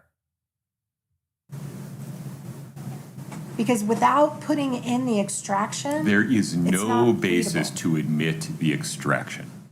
There is a lot of information on that phone that I imagine is Ding, ding, not ding, ding, relevant ding. under Sure. 401 or 402. Agreed. So there's no basis to put in the entire extraction. So It's this not is- like an encyclopedia. Well, then this is getting to the core of what my concern is. Yeah. And I'm just Spitballing? thinking out loud to try to avoid Clearly. wasting Kotrodimos' time. But let's I can't imagine you have never had a case where they have done summary exhibits from a Celebrite report. I can't imagine that this has never happened before. They laid the foundation last week. say hypothetically, we want to get Courts don't some rule on of hypotheticals. the extraction information. Oh, there's the point. Excuse me, Your Honor, but what if we want to admit our client's own statements? You can't. You don't get to introduce your client's own statements. As to you, they are hearsay. Here's the point. But Your Honor, what if we want some other stuff in? Well, you're going to need your own expert, and the state will then be able to object. Or you can ask under 106 for completeness. Kotrodimos' time. But let's say hypothetically, we want to get some of the extraction information in at a later time. Do you have an expert Bring a that has witness. looked at those extractions with Cellbrite and can testify and lay foundation? We do. Then bring your expert. No problem. But my question is whether our expert can do the same thing theirs is doing, which is relying on data they saw in Celebrate It's a summary exhibit. and parsing it out without the Celebrate extraction coming in. Because as long as we can do it too, I'm totally. It's a summary exhibit. Your problem of we can do it too is that you can't admit your client's own statements, and there might be some hearsay issues depending on what you want to admit. Fine with this whole process. But what's worrying me is we're going to get to my side and they're going to say the extraction's not in, your expert can't testify. So I guess I just want to make sure No, we're they'd all on the object on same other page. The grounds. extraction doesn't have to come in as long as our expert has reviewed the extraction and they've laid a foundation for authenticity of the extraction, which, by the way, I don't think either side is Nobody's challenging challenging the authenticity of the ultimately. extraction. But the same thing's going to apply when our side gets up and our guy says, this is what I pulled out of Celebrate. I'm going to use this in what we're going to present. Are you talking to me or them? I'm talking to you. I just I'm wanna not make sure what you're asking for. She's asking for you to rule on a hypothetical that she's going to misinterpret and then try to hold your feet to down the road, because she's asking that they can make summary exhibits, which obviously they can. I suspect the reason she is concerned about summary exhibits is because she wants to put things in the summary exhibits that might have objections outside of the foundation objection, which is what she's trying to raise right now, is a foundation and authenticity objection, the objection would come in the form of what you're trying to admit, not that it's no foundation. So, Your Honor, she's trying to have you rule on a hypothetical, which courts don't do. I'm asking if we need to have a hearing now about whether the extraction has to be admitted for all this to come in, or if the extraction doesn't have to be admitted, there's no problems. The only reason we've talked, as I understand it, about the extraction process at all is to lay foundation for the expert testimony of people like Mr. Kotrodimos. Perfect. So you will not require for Kotrodimos to testify about the data that he read from the extraction. You are not going to require the extraction to be admitted into evidence. Because if that applies, then that applies to us too, and we're fine with that. As long as your expert is an expert and doesn't say or do something else objectionable, I don't know who your expert is or what they're going to say, so I need to be a little bit circumspect here. But the fact that a copy of the extraction from Gray This is why Key judges on don't a rule on portable hard hypotheticals. drive has not been admitted That's what I'm asking. as an exhibit is not an impediment to this kind of expert testimony. That is exactly. If the prosecution turned around and said there's no foundation for the Celebrate, it would be bullshit. And the court would call bullshit. But they can't, hold on, that was a rude pause, Your Honor, I'm sorry. But you can turn around and say, no, they're trying to admit their client's statements. There are other grounds. But I can't imagine the prosecution arguing on foundational and authenticity grounds. They'll probably object to other stuff. Need to know, because if it is, we need to have he a answered hearing your on it, question. and if it's not, then there's no problem. But I just want to make super clear that we're all on the same page, that it doesn't have to come in for us to pull things out of it. And Mark my words. At some point, she's going to say, but Your Honor, you said. And admit it. Yeah, I think we need to keep in mind the life cycle of these things. There's information gathering, there's chain of custody and information preservation, and then there's what's admissible and how it comes in. Yep, that part. The only reason it's just unique is because It's not unique. the phone itself, without the extraction, the hard data is not readable, as the witnesses have talked about. Right. I mean, like, if the juror was given what was extracted out of the phone, they couldn't do anything with it anyway. You and I agree. Okay, I just want to make sure that we don't do that wrong, so that the extraction, the hard drive extraction itself doesn't have to come in, and we can all pull pieces out of it that we want because the foundation's been laid. Yeah, I want to be careful. You're saying the extraction. There Clocked it. are several. There are. I'm familiar with the ones for which foundation has been laid so far. I don't know whether you're talking about some other devices Clocked regarding it. which foundation has not yet been laid. Eric, Kouri's phone. This is, again, I feel like you're talking to the state, not me. Well, Your Honor, she doesn't want to talk to the state because she wants to say, but we want to be able to do this. I think we're all in agreement that the extraction doesn't have to come in. As long as the extraction doesn't have to come in and we can use pieces of it, I'm totally fine. If there's other Provided foundation. sufficient foundation Sure, for the to show it's extraction has been laid. admissible. To show it's admissible under other grounds, 401, 403, hearsay. Authenticity, yeah. Well, authenticity is an issue, right? If you're talking about a device that we haven't talked about my yet, God. you're going to have to lay some foundation. No, assume for purposes of this conversation, it's only devices that have been admitted. So For the purposes of this conversation and putting us. My difficulty with this line of questioning is I do not think this defense attorney is confused for a second. I think she is trying to pull the judge into making a ruling on a hypothetical that could benefit her down the road. I do not think she's actually confused. This is not new. None of this is new. None of this is confusing. The entirety of a cell phone extraction rarely comes in. And I don't know why this is a problem, but it seems like she is trying to be like, can we just, and the court's like, I'm sorry, it depends. It just depends. Side other 702 related objections that the state may make when your expert witness is testifying. What's good for the goose is good for the gander with respect to the extractions. Perfect. Because what? That's all I needed. Thank you very much for taking the time. I do think that's really complicated and strange because of the way that extraction is a different data set than the actual guts of the phone, which is unreadable. So that's why I just wanted to clarify that. So thank you very much. Okay.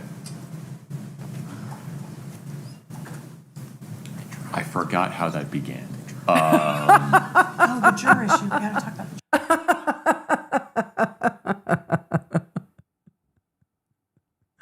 My husband half the time. How did we, excuse me, how did we get here?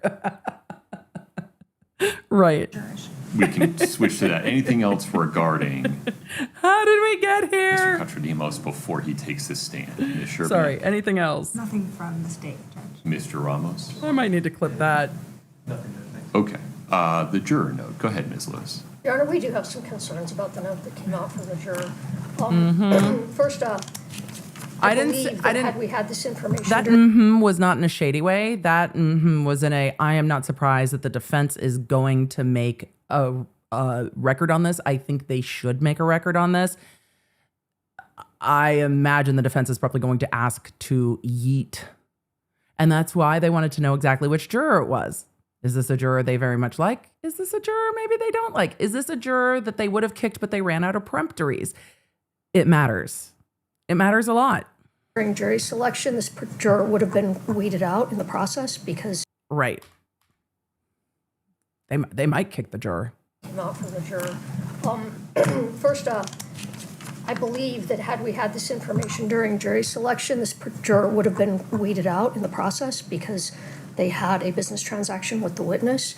So now we have someone on the jury who I believe, based on our parameters, wouldn't have even made it to the final pool. So that's concerning. The other concern is we don't know anything about the interaction with Ms. Crosswhit, positive, negative. I did have to push back a little. That concerns me a little bit that, if he thinks very highly of her, that could be some bias, that I did have to get up and push back. And our position would be out of an abundance of caution, we dismiss that particular juror. Are you prepared to address this now, Mr. Bloodworth, or do you need some time to think about it?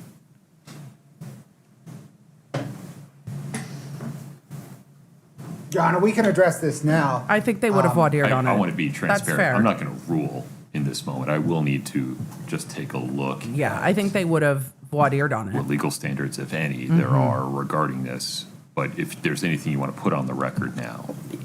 Can I just add, I'm sorry, Brad. It is our understanding that Ms. Crosswhit went by a different name, so I'm not implying this juror intentionally withheld information. He may have known her by a different name. Understood. Go ahead, Mr. Bloodworth. Your Honor, I don't know that the jury note provides the court with sufficient information to make a determination at this point.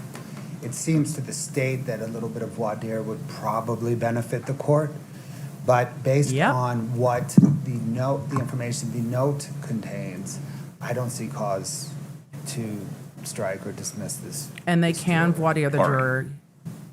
And they don't have to decide this today because a juror can be removed down the road. It doesn't change anything. Ms. Lewis, my sense of this is I don't need to rule on this right now. I can give it some thought. There's no harm in leaving the juror right where they are for the time being. Agreed. Okay. Okay. I won't lose track of this. Let me think about it for a minute. It may be that I just need to ask this person a few might need to voir dire. and then we'll go from there. I like that the court said, I will in fact circle back. The court's, I won't lose track of that. Right. Motion for mistrial, Ms. Nestor? Sure. Just really briefly. And now to the motion to mistrial. For any of you that are just joining after lunch, this came up prior to the lunch break. A juror had sent out a note, just as a quick recap before we get to the motion for mistrial.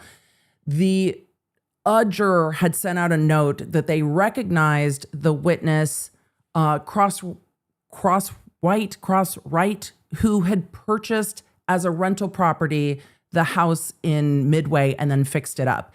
And so the witness recognized her, and the defense said that witness had previously gone by a different name, or they had worked with her under a different name. She might have worked professionally under one name and personally under her married name, or vice versa, or whatever. Not really relevant. But the witness was recognized by the juror when they came in and testified today and sent a note saying, hey, I didn't know that I knew this witness, but we had had one business transaction at my work with this witness. The defense is asking that that witness be removed, making a record saying if we had known this witness would have been weeded out. We're not going to have any witnesses. And I didn't know if this witness had had a positive interaction with the witness, or the juror had had a positive interaction with the witness, negative interaction. I had to push back on the witness a little bit. So they might hold it against me if they really like this individual. Then again, if they didn't have a great transaction with that individual, then maybe it's different. Either way. The prosecution said, I don't think we know enough from the note to do anything. We might need to voir dire that juror. And then the court said, we don't need to do this right now. We can see if the juror is going to be removed or not. No harm to leave the juror now and give this a little bit more thought. So the defense might want that juror removed because they know the witness from outside of this trial through one work interaction, and we have no idea when that was. That could have been a million years ago. We just don't know. Well, I mean, not literally a million. So now we are moving on to the defense making a record. The jury is still out. Now we are making a record on the defense's motion to mistry the case based on the jail call of it all. This came up at sidebar. The court is asking the defense, he denied the motion and he gave a limiting instruction, but he's asking the defense to make a more thorough record now, and that's what they're going to do. As the court will recall, during the time that I had Ms. Chelsea Gibson on cross, I was trying to lay a foundation to later get in some of the home wave calls that had been downloaded. According to her reports that we were provided, she was the individual who downloaded all of them and stored them into evidence. And I believed that I had to at least lay a foundation of authenticity if I later wanted to admit those calls. Also, Chad, I'm not leaving. So I was trying to do that. I was trying to do it very carefully. Something in my office real quick. I'm here. Warned her to please copy my language. I looked right at her. I used very specific language. And her response was, you mean the jail calls? She asked you to clarify and you didn't. I understand things like this happen in trial. But the case law that's relevant, I believe, it implicates Ms. Richins' Sixth Amendment right to a fair trial. It affects the presumption of innocence because if the jury is aware that she's been incarcerated, there's been case law that says that can impact your presumption of innocence. There is a pretty recent case in Utah, State versus Bernejo, Bernejo. The site is 476 P 3rd 148, which acknowledges that evidence of custody status can carry the risk of prejudice. I will absolutely concede. I don't think it's the all custody the case law status. gives you so much discretion in this area because every circumstance is different, every situation is different. They really, really do rely on the It's within trial the court discretion judge of the to court. make a call in the moment. And a number of you have asked, what happens if there's a mistrial? It starts over again. It gets delayed 6 months, whatever, and starts over again. And then the defense will say to every witness, if there's another trial, but your memory hasn't improved since then. And then there's always the risk that witnesses stop cooperating, refuse to cooperate, move, pass. Like there's kicking it down the road comes with its own issues. So yeah, the defense made a motion for mistrial. I'm not surprised, and I'm not surprised that the defense was denied by the court. And, now we have this situation through no fault of mine where the jury now knows that at least for some period of time, my client was in jail and communicating with family, and she did use the phrase calls with an S to indicate there were multiple calls, although she didn't say how many or for how long, and I concede that. So we would, and also the case of State versus Atkin, Atkin, 135 P 3rd 894. Again, there's a quote, it may be prejudicial in certain cases.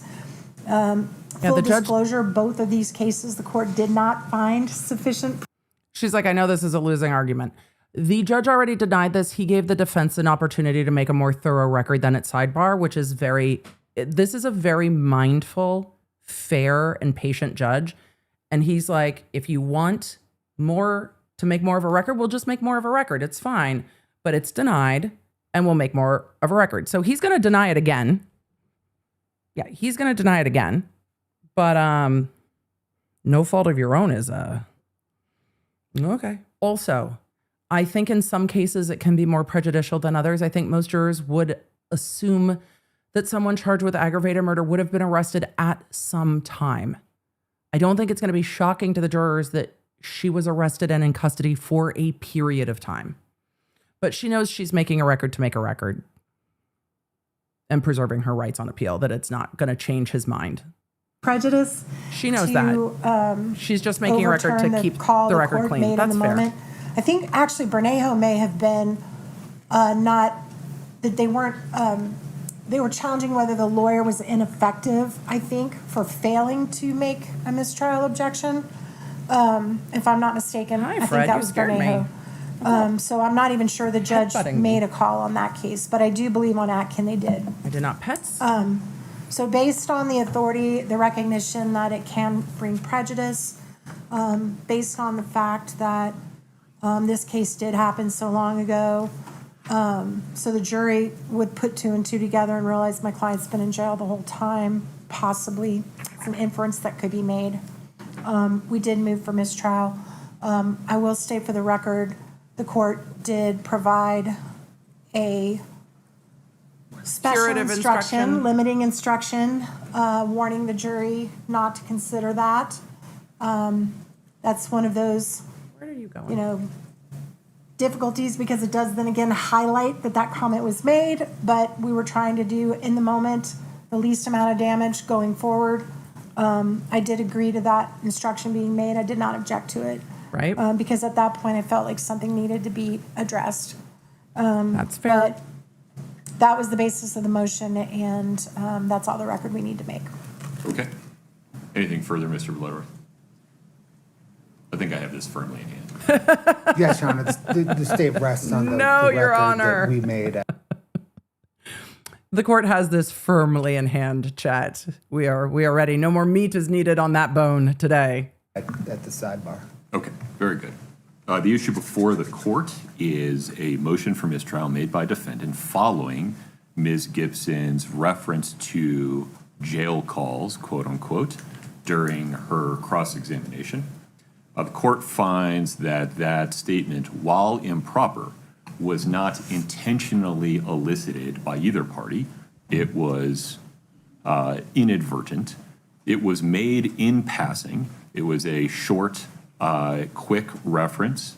It is relatively innocuous in light of both the volume of testimony that the jury will hear in this case over the course of 5 weeks. It is relatively innocuous in light of the fact that this is a homicide trial. It is an And aggravated it murder case. Would not come as a surprise to jurors that the defendant in a homicide trial may have been in custody at some point in the case. And moreover, the court gave a curative instruction that specifically instructed the jury not to consider that comment and not to speculate about whether defendant was or is in custody at any time in this case. Based upon those findings, the court finds that a mistrial is not required. Defendant's motion is respectfully denied. Anything further on that, Mr. Fair. No, Your Honor. Ms. Nestor? No, Your Honor. Okay. Fred left behind. Ms. floof. Shervinack, anything else before we invite the jury in? No, Judge. Ms. Lewis? Ms. Nestor? It's time to bring the jury. Bring the jury. Since we are bringing the jury, I'm going to go ahead and queue up our afternoon flight to Utah. For anyone who missed your miles this morning, grab a snack. Let's go to Utah while the jury is being welcomed back into the courtroom.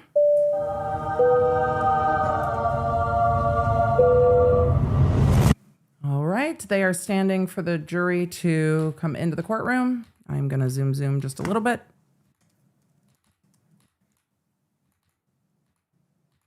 They're still standing. Please, thank you. There we go. Jury is back in.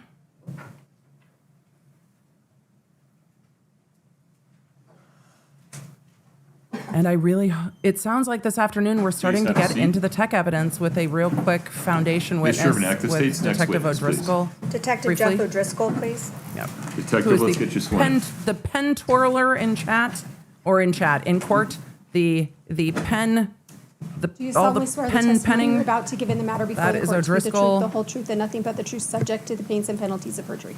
Thank you. Have a seat. And he is taking the stand to lay a bit of foundation. He has testified for very limited purposes thus far. We have not seen him testify for more. If you could state your name and thorough spell your last purposes. name, please. Detective Jeff O'Driscoll, O''Driscoll.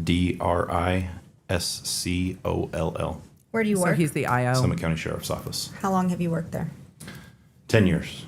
What's your assignment with the sheriff's office? Oh, maybe he hasn't I am testified a yet. detective in the Sorry, there was someone else, I think, who looked.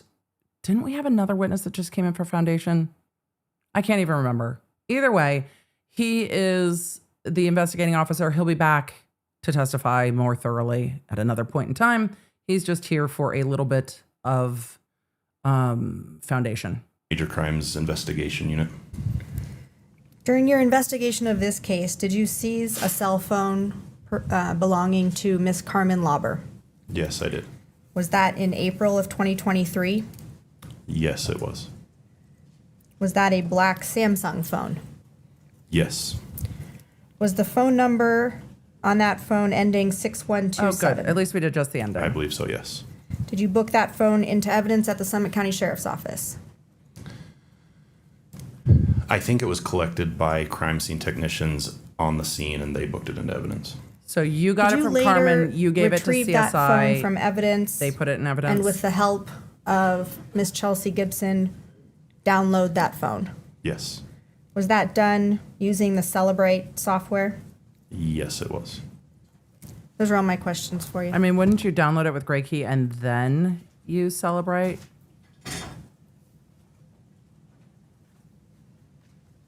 Just to make very clear, good afternoon, sir. Good afternoon, Ms. You are the O'Driscoll, that's the chief investigator in this case, right? Yes, ma'am. Okay, that's all I have for now, Your Honor. Thank you.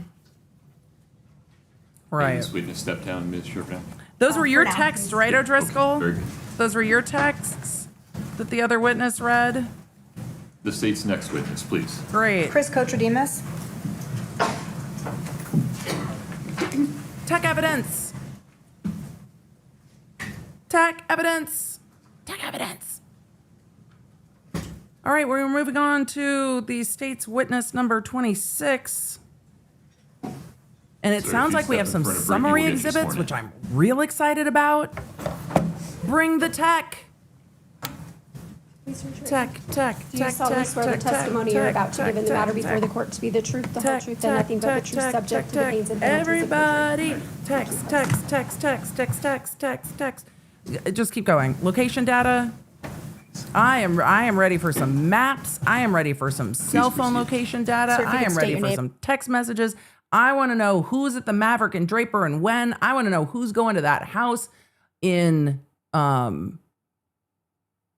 wanted to say Marathon, but that's another gas station. You know what I mean? The Midway. Not Matterhorn, Emily. That's a ride. And a location. Midway. I want to know who's going where, what, when, how.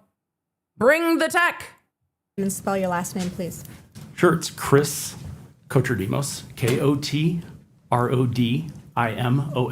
Do you know Let's the go through your Colakethesis? employment background. Where are you currently working? I currently own my own business. I own a company called M20 Solutions. What's that company? We do investigations. Thank God it's not M30. It would have been real fucking awkward. Would have gotten real awkward. Training and consulting for prosecutors, defense teams, and law enforcement. Is part of that business focused on digital forensics? Yes. Prior to that, where did you work? I worked in law enforcement. I started my career in North Carolina with the Raleigh Police Department. I worked there until 2003. I took a position with the Salt Lake City Police Department, where I worked there until 2017. My last 5 years at Salt Lake City were spent in the homicide unit. In 2017, I took a position with the Salt Lake County District Attorney's Office as an investigator in the homicide unit and worked there for just shy of 6 years until my retirement in 2022. And that's when you started your own business? Yes. Were you asked to analyze phone downloads and phone records for this case? Yes. Were you asked to do that process, look at the phone downloads and the phone records for 3 phones belonging to Kouri Richins? I want to make sure I'm clear on which One phones are phone coming belonging in. to Eric Richins? Yes. Phone belonging to Carmen Lauber? Yes. A phone belonging to Josh Grossmann? Yes. And phone records related. Josh Grossmann is Kouri's boyfriend. Chad, I know a lot of you are asking for 1.25. Not until we get through whose phones are going where and what, because it is important information and there's a lot of it. But we'll see if we do more background after what he evaluated. 3 phones of Kouri's, 1 phone of Erik, 1 phone of Carmen's, 1 phone of boyfriend, who is Josh Grossmann. I can only write so fast too. Did to Robert Crozier. Sancho's phone. Yes. And then Crozier's Let's phone. talk a little bit about your qualifications. Now we can go to 1.25. What type of Give me 1 specific sec. education or training have you received to be able to analyze all of Okay. this phone data? Great. Background training experience. As it Let's relates go. to this case, I've taken some formal training. Of course, once you get the formal training, then you get a lot of your experience in the field, in practical experience using that training. I'm a Cellbrite certified operator course. I took that. I took the Cellbrite certified physical analyzer 7 course as phones? well. And then from the call detail records standpoint, I am certified and took a course in, it's called TRACS. It's owned by LexisNexis. It's a location and data analysis program for call Location, detail you records say? and geolocation.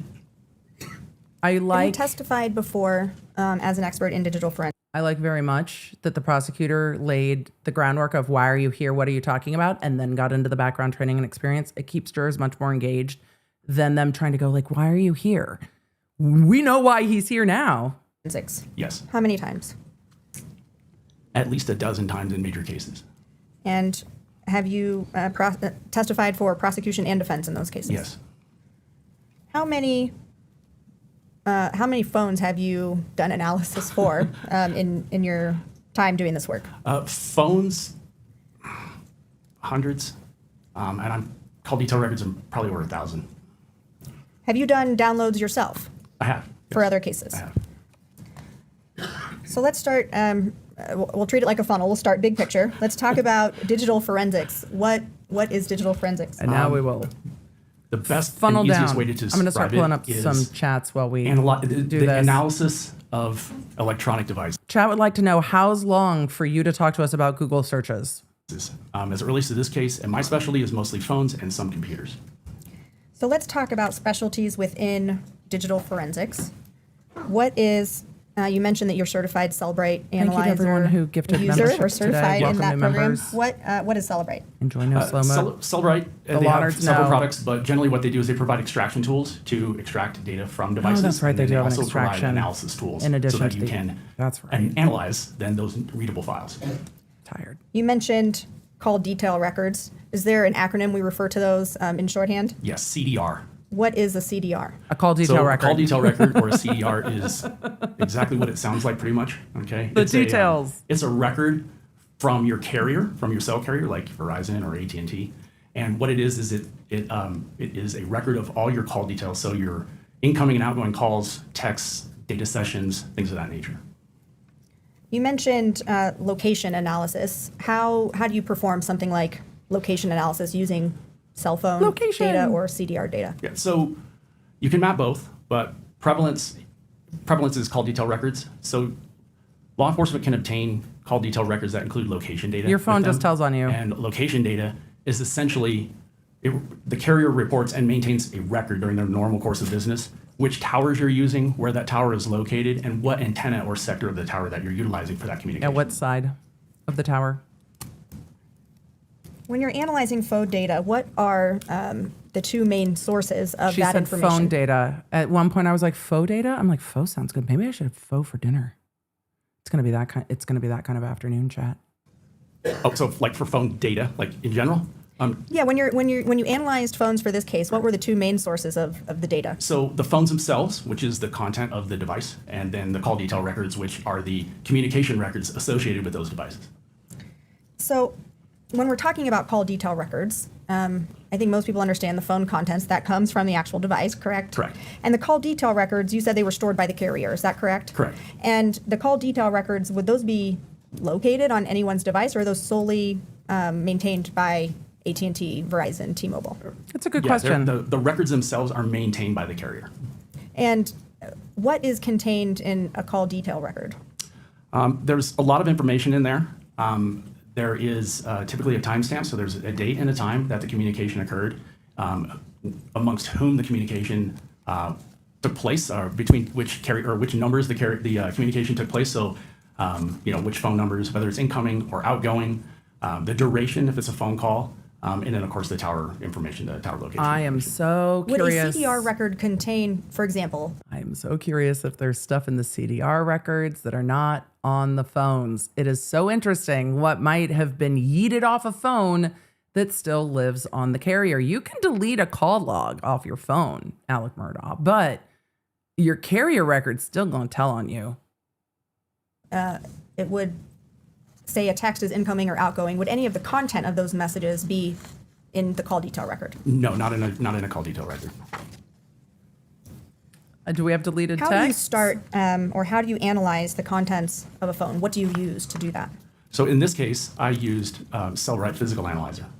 And how do you use Wright Physical Analyzer? What does that provide you to allow you to analyze the contents? So Wright Physical Analyzer is a software package, and what it does is it allows you to analyze readable files from the extraction. So the phone is downloaded, a readable file is created, you load that readable file into Analyzer, and then you can analyze those results. How often is, are there other programs besides Celebrite that can perform that There are, function? yes. Is Celebrite the most commonly used one? Yes. Why is that? It's very popular because it's got a very user-friendly interface. It's widely known, it's widely regarded. Analysts and people that do extractions and downloads and have learned that they can rely on the results of those. They're pretty good, and so it's commonplace in this industry, particularly in law enforcement. It is very common. So now you testified that you've done downloads yourself of some phones. Yes. Can the person doing the download, extracting that raw data from a phone, can they change the contents of the phone when downloading it? No. Can they manipulate it in any way when it's going from the raw data into the Celebrite reader format? No, I don't know of a way to do that. Why might a cell phone be downloaded or extracted more than once? Usually it's different products are being applied to the phone. There are software updates, but more importantly, there's different products that might be available to obtain more data versus the other, particularly. When you receive the download report from the phone in the readable format, what is contained in that report? Everything. In the report is going to be all the system files. So there's going to be, most importantly, is the calls, texts, the web history. There can be biometrics. There can be like activity movement of the device. Yes, chat, you heard correctly. There can be biometrics. Yup. Also, the longer your passcode, the harder it is for Celebrite to ever get into it. Not legal advice, just practical. Biometric information, web searches. There's we know pretty much everything that is contained in a phone that a user might utilize or it would be available in that download. Can a download report show if there have been things deleted off of the phone? Yes. Yep. How does it show that? Yeah. In Physical Analyzer, if a... Does it show what time they were deleted, or if they're on the same tab, does it overwrite I have questions? If the extraction software recovers something from a database that has been set for destruct or for deletion, it can find that and then repopulate it into the phone as to where, actually into the report for where it belongs. And when it does that, in the program, it signifies that with like a small red X in a column next to it to let you know that it had been previously deleted from from the device as an active user. What about or user by the deleted? active- Yes. I'm sorry, the active file. But the software has been able to go in, find it in the database, and repopulate it. Can you tell So if a user user deleted? deletes an item, it might still be stored on the phone that can be pulled by that report. Correct. They may not be able to see it and think it's gone, but it may still be within a database that can be retrieved and repopulated. We Now, is that possible for all items that a user deletes? No. Why not? He was giggling. Some of those deletions are system files, and so they're maintained in the background. The average user would not, or probably be able to delete system files. They're just, they literally run the phone. So if I'm a common user of a phone and I delete a photo, how long would it be No, kind of counsel. in the background of that phone? Counsel, how long would it be? How long would it, counsel? I'm teasing. Able to be downloaded by this report before it's gone forever. Well, it kind of varies, and it varies by, there's a lot of variation there. But typically, 30 when an days? item like an image is deleted, the image itself, that process, the original, like if it was sent to you or whatever, and you deleted it, it would be gone from your view in the phone, but it would be in a deletion file. And so that deletion file eventually has to make room for more deletions, so then it pushes Right, it deleted overwrites. files out to make room for more deletions, so that it can kind of, so it can refill it. It only has so much room, so it has to purge Yeah, the that cache gets at full. some point. And that time can vary. More deletions are going to make that process typically happen more rapidly than less. So if a phone, I if also items agree. have I been like that deleted this by a witness user enjoys what and he that does. phone gets downloaded, Look, if any of you are like, I'm not sure which career path is for me, but you know what? I'm nosy. Look, people might have told you that it's wrong. It's not. It's just curious. If you are nosy as fuck, digital forensics might be for you. Yeah. Forensic accounting might also be for you. Digital forensics might be for you. If you are naturally curious and you're like, that's weird. I wonder why that is. I have so many questions. Digital forensics might be for you. You are the T finder. Forensic accounting's the other one, because you find a lot of tea in people's bank records. Digital forensics. Nosy, curious, intellectually curious. If you are curious and you want to find the answer, digital forensics is for you. Yep. in maybe that sweet spot where it's still somewhere in the background of the phone, that could be in the report. It could be. But if you miss that window and then the item is gone for good and can't be found in one of those extraction reports. Pretty much. Once it's deleted from the system file, there's a process called a vacuum. Once it's vacuumed out and those files are reduced, it's essentially, you're probably not going to find it. Now, if a user deletes a text from a phone, from their own phone, does that affect how the text message would show up on the receiving end? Nope. Yeah, if both ends of the conversation don't get deleted, it's going to be real interesting. And I imagine that is going to happen in this case, where you see some chats deleted on one side and some chats not deleted on the other side. Right. Shifting over to the CDR, the call detail records, you kind of described what that is and that it's stored by the cell phone carrier.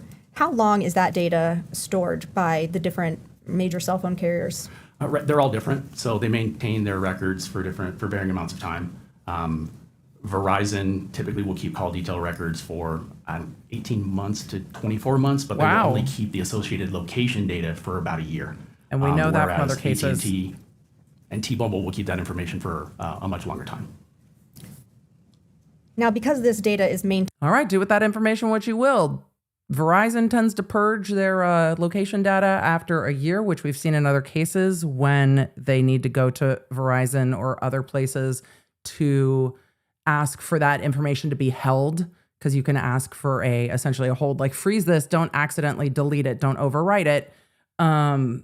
But other cell carriers hold that longer. I mean, Emily, does that matter for you? No. Pokemon Go is going to know where I've been no matter what. So, you know, my phone knows where I've been. Maintained or kept by AT&T or Verizon, can a user access that information? No, those are business records maintained by the carrier. That's what Okay, I Verizon feel like should we have put a in good their groundwork now, and I want to advertisements. turn your attention to Not what you sponsored, did, but it should what you be. did in this case. When were you brought on to work on this case? I came on in May of 2023. And in general, what were you asked to do for your part in this case? Kouri Richins was arrested in May of 2023. I am going to go back down to normal speed because I imagine we're going to get into everything that this witness did, and I'm curious. Analyze phone downloads and analyze call detail records for pertinent information related to the case. And so you analyzed phone downloads for this case, and you talked about the process for doing that. Did you perform any of the downloads for the phones in this case yourself? The downloads, no. And in viewing the download reports for the phones you analyzed, did you learn who the phone belonged to? Yes. How do you do that? Well, besides the record or file being designated as belonging to that person, when you open the physical analyzer report, it gives details about the phone number, the IMEI number for the phone, and whatnot, and that can be matched to the... Were any of these named? Were any of the phones named? Were any of the phones named? And what were the names of the phones? Because I didn't realize how fascinating that was going to be in some of these cases, and they were. user, whomever was using it at the relevant time. As you analyzed phones for this case, did you generally become familiar with the people involved? Yes. Did you become familiar with what they look like? Yes. How did you become familiar with what these people look like? Photos. Law enforcement shared that information with me, but in most instances, when I looked into the phone downloads, there are pictures of those people inside those phones doing various things, hanging out with family or, contact photos, that type of thing. Good. We clarified. I first want to turn your attention to Eric Richins' phone. Did you do an analysis of Eric Richins' phone? Yes. And was that a phone with the number 801-792? This is going to come in a lot. I really hope they are not reading the entirety of the phone number, but there's not much I can do about it. I really prefer when they just do last four, but I'm going to be making notes of all of the phones. If phone numbers are put out into the court record, these phone numbers have probably been given to someone else at this point. Do not call the numbers. Do not call the numbers. Thank you, law nerds. You would never. I just feel like I have to say it. 9317? Yes. Did you receive a I just wish we were download last report four only. from the Summit County Sheriff's Office for that phone? Yes. And was that download performed by Changi Entau and Marcos Garicachia? I believe so. The chat When you remembers reviewed, both of them, but Garagachia. the report for Eric Richins' phone, did you find Was a any day. evidence of mass deletions on his phone? In Eric's phone, mass deletions, no. How would you be able to tell if somebody had Interesting made, question. batch or mass deletions from their phone? Usually, if it's not evident in the actual phone download, whereas you can actually see the software is reported.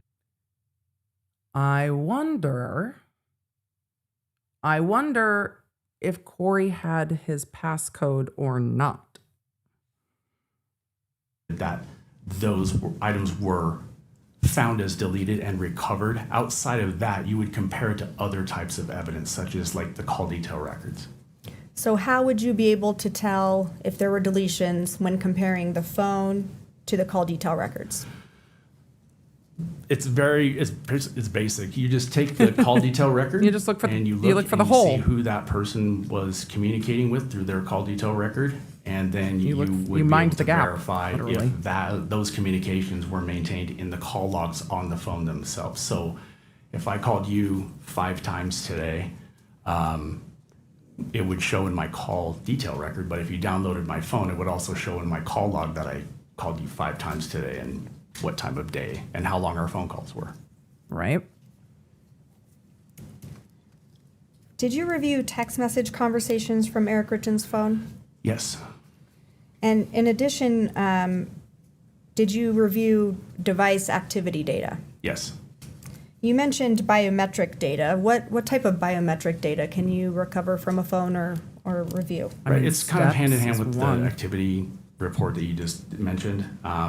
When a device moves or a connected device moves, it reports that movement to the device, and it's found in that activity sensor report. Does it go portion of the upstairs inside of a download. car? I have some Did you questions. look at Eric Richins' phones for evidence, or phone, excuse me, for evidence of THC gummy use?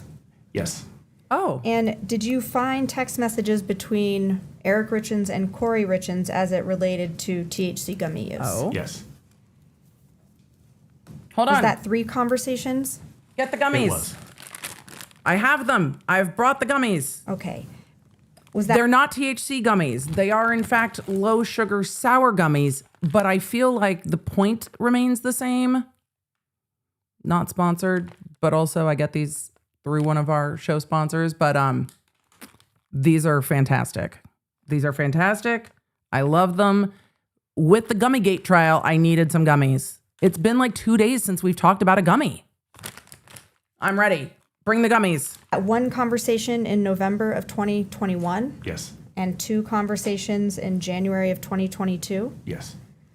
Scott, Excuse me. I have talked about, well, then again, I'm covering this trial. I have talked about gummies more than they've talked about gummies. to THC gummy use. Yes. 3 conversations? Was That's that it? 3 conversations? It was. 3? I had to back up. I wanted the Okay. dates. Was that 1 conversation in November of 2021 Yes. and 2 conversations in January of 2022? Yes. That's Scott, it? if we could show the witness 2-118D. I have definitely talked about weed. Way more than that on my phone.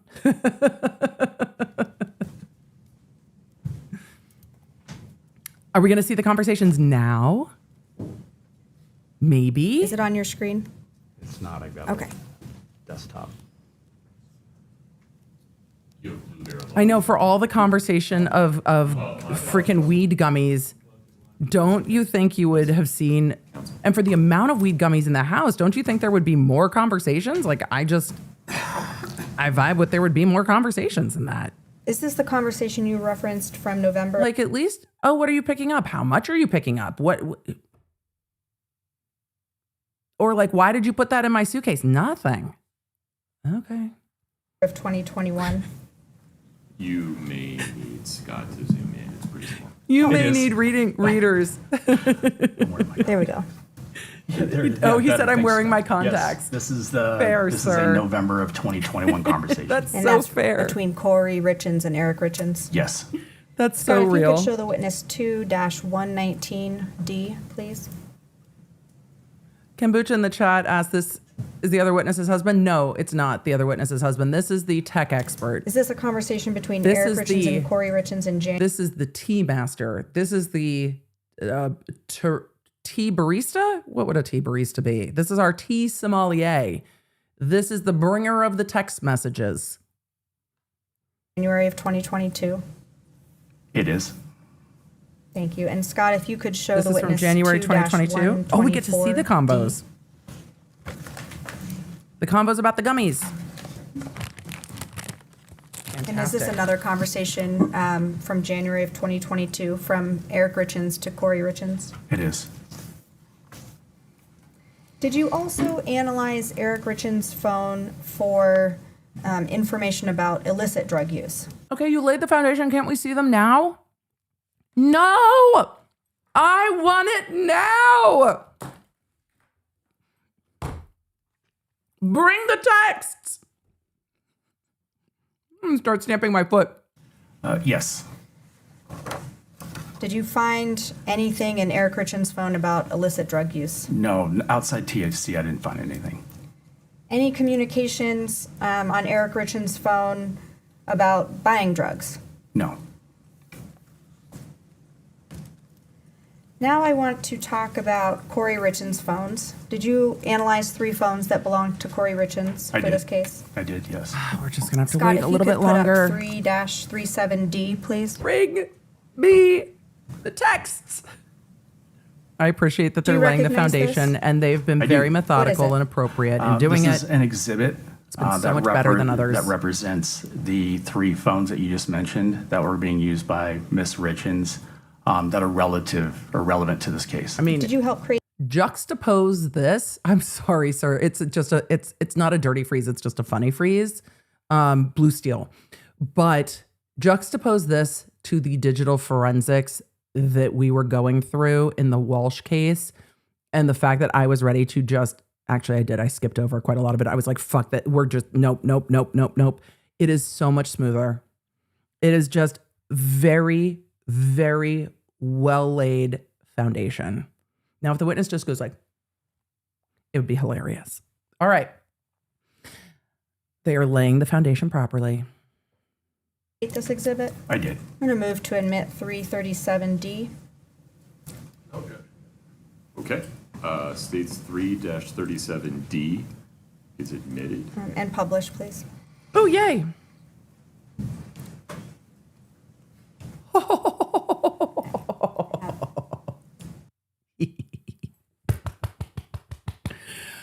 I love a good exhibity. Look at this exhibity, everybody. Let's just take a moment to enjoy the exhibities. I am so happy. Ippy Fluffy in the chat just said OPP, other people's phones. Yes.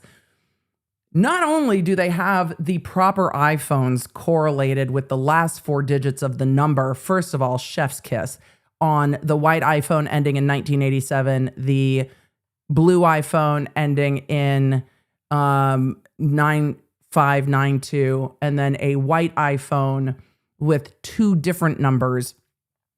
But also, let's discuss what else they have put in this exhibit. First of all, the first phone, they have activity from September 24th, 2020 to April 13th, 2022. Kouri Richins' white iPhone 1152 number equals K-Babe on Josh Grossmann's phone. So now we're finding out how they are saving each other in the phones. So Kouri Babe, in Grossmann's phone. Then we have the other white or silver iPhone. That phone was in use from April 14th, 2022 to May 8th, 2023, which is when she was arrested and they yoinked the phone. That is the 1987 number. Emily, why the new phone on April 13th? Well, that's when they went and did a search warrant and yoinked that phone. So the April 14th to May 8th phone is the replacement for the one that was yoinked with the search warrant on the 13th. So then Kouri Richins gets a silver iPhone, and it looks like a blue iPhone, one ending 1987, one ending 9592. The 1987 number is ported over from the prior yoinked phone. The 9592 number is saved as love on Josh Grossmann's phone. Josh Grossmann is the boyfriend. Right. Love this exhibit. And we've got the years on the bottom here, and they line up. If I move myself out of the way, you can see that this is like Georgia Kappelman level exhibities right here, and I love it when you make it clear for the jury. Okay, let me try to move myself out of the way. But you can see that at the bottom, you've got years, and then they're lining up to where the phones are in time. I love it. I'm so excited by an organized exhibit. Let's continue. Pink pointer. Oh, no. That wasn't even me. I was just going on about competence, and then my feed went, no, we're going to jump forward in time. Hold on. The limit does not exist. Apparently, the limit on the buffer does exist. We're going to go find where that exhibit is because, well, it shouldn't be too hard to find that exhibit because at least it gives us a good place to queue up. Okay. I have pink pointer that I'm going to try to use. All right. She does, in fact, have a pink pointer. Not a pink pony club, but a pink pointer. Let's start at the top. All right. From the top, make it drop. What phone is Emily, you're way at too the excited top about these of this exhibits. exhibit? Okay, Sure so am. The phone at the top of the exhibit on the left-hand side is Miss Richins' white iPhone. And the 2 numbers that are there, next to the 1 and the 2, those represent the phone numbers that were being used on that device during the time of September 2020 to April of 2022. What do those dates represent? That's the duration of the time that phone was being utilized. Minted Corners so you said other mentioned people's for pointers. Kouri Richins' white iPhone that there were 2 numbers on that phone. What number were you able to determine was maybe the primary or most used number for that phone? Right, so the number ending in 1987 is going to be the primary number. That is the carrier subscriber number through Verizon that phone was utilizing. And then the 1152 number is a VoIP number that was being used on that device as well. So you said Which VoIP number, but could be used tell for the jury, work. how do you It's like a get Google 2 Voice phone number. numbers on one phone? You just use an app.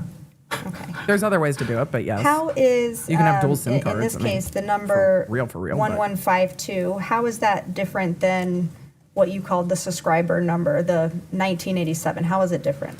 Right, so that number, a VoIP number, it uses the internet to make calls. Like Google Voice. Make and receive calls, make and receive texts. You can use that number like you would your normal carrier number. The difference is it uses data, and so it typically doesn't show up on your call detail records when you use it. That's also helpful. Did you view a download? There are many non-nefarious from reasons to use a VoIP Kouri number, Richins' though. white iPhone? I did. And that came from the Summit County Sheriff's Office? It did. And that download That was echo's coming a performed by little from Cheney court. Ingtao, and another download by Marcos Gary Cuchilla? I believe so, yes. Did that download contain text messages, call logs, web searches, things like that? Yes. In addition to that, were you also able to view what we were calling activity data or device sensor data for that phone? Yes.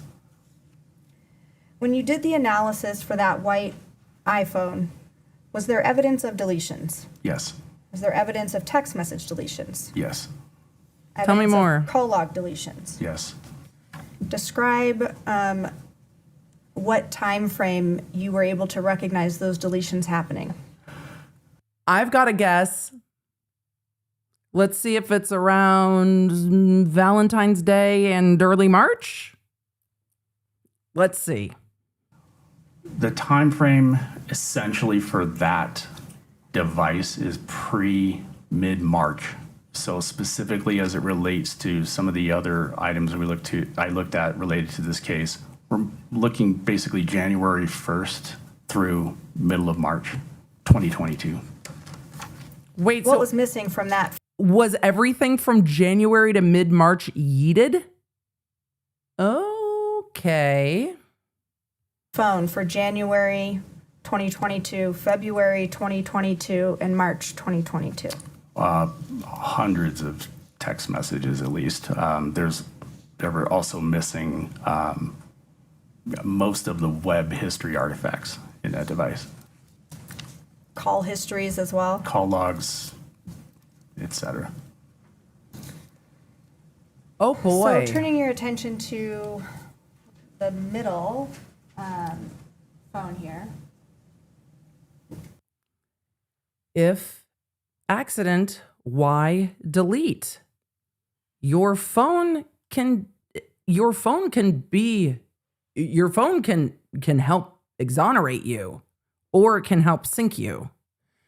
But wiping all is interesting to me. What are the dates for the use of that phone? April 14th, 2022 to May 8th, 2023. That's the replacement phone after Now, I this noticed first one was that taken. silver iPhone has the same number as the white iPhone. How did that occur? So this is a new device that Ms. Richins began using on April 14th. Yeah, after her phone was and taken on April she 13th. basically just had her old number assigned to this new device. Were you able to view a download for this phone? Yes. And that was performed by the Summit County Sheriff's Office? Yes. Now, comparing... I'm Kouri, curious why Kouri got 2 new phones on April 14th. That I'm keeping an eye on. I'm interested in that. Really interested in that. But the reason she got a new phone, and this is not going to come in a ton, they talked about it a little bit. I don't think the prosecution will make a huge deal over it. But last week when we saw the CSI testifying, Kouri's phone got taken subject to search warrant on April 13th, 2022. And so then she got a new phone to replace it, of course, because you can get a new phone to replace it. And then she got arrested May 8th. So that's why those windows of time on the phone. And Eric Richins died March 3rd, 2022. But yes, she was not arrested for over a year later. Silver iPhone that she began using in April of 2022 compared to the prior phone, the one that she was using leading up to that point. Were there patterns of deletions in this phone similar to the white iPhone? There were some deletions noted, but not in the same manner as the previous phone. No. Okay. What do you mean not in the same manner? Meaning there were not big chunks of hundreds of texts missing from the device that I noted.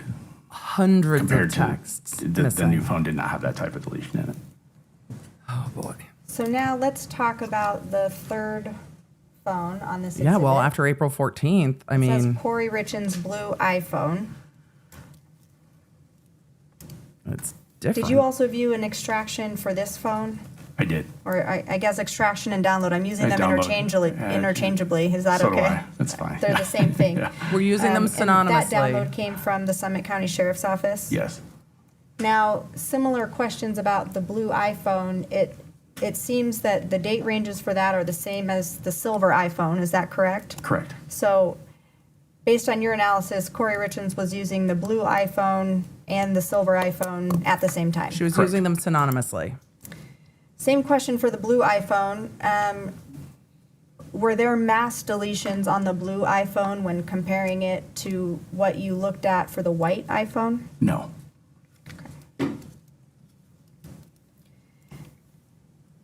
Now, you did an analysis of a phone belonging to Carmen Lauber, is that correct? Correct. And that's the phone with the number ending 6127? Yes, Did you analyze CDR data for Carmen Lauber's phone? I did. And did you view an extraction or a download for that phone? Yes. And that came from the Summit County Sheriff's Office? Yes.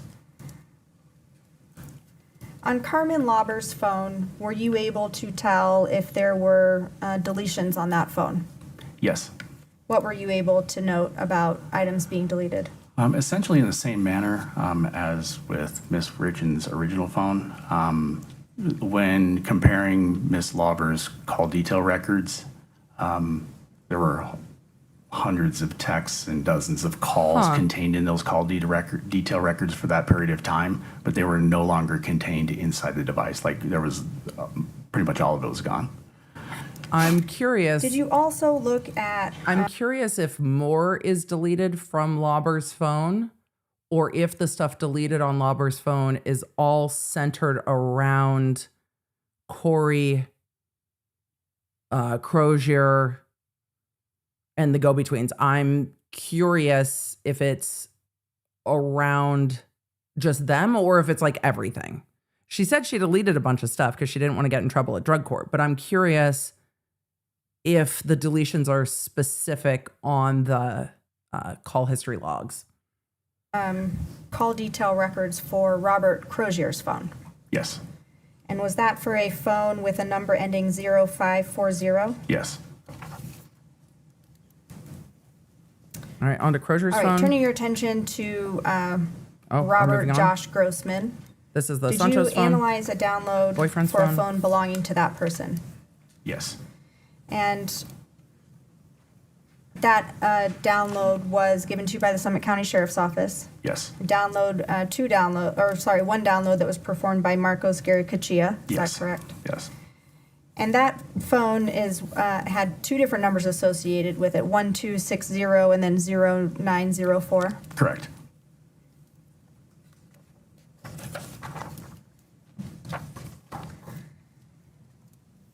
When looking at all of these different phone downloads, did you analyze communications between Eric Richins and Kouri Richins? Yes.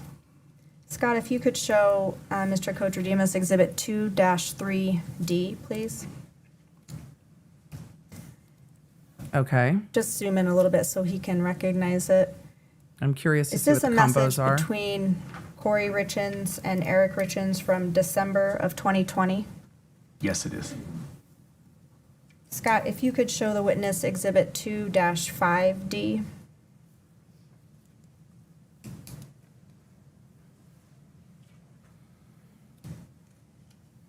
Is this another message between Kouri Richins and Eric Richins from June of 2021?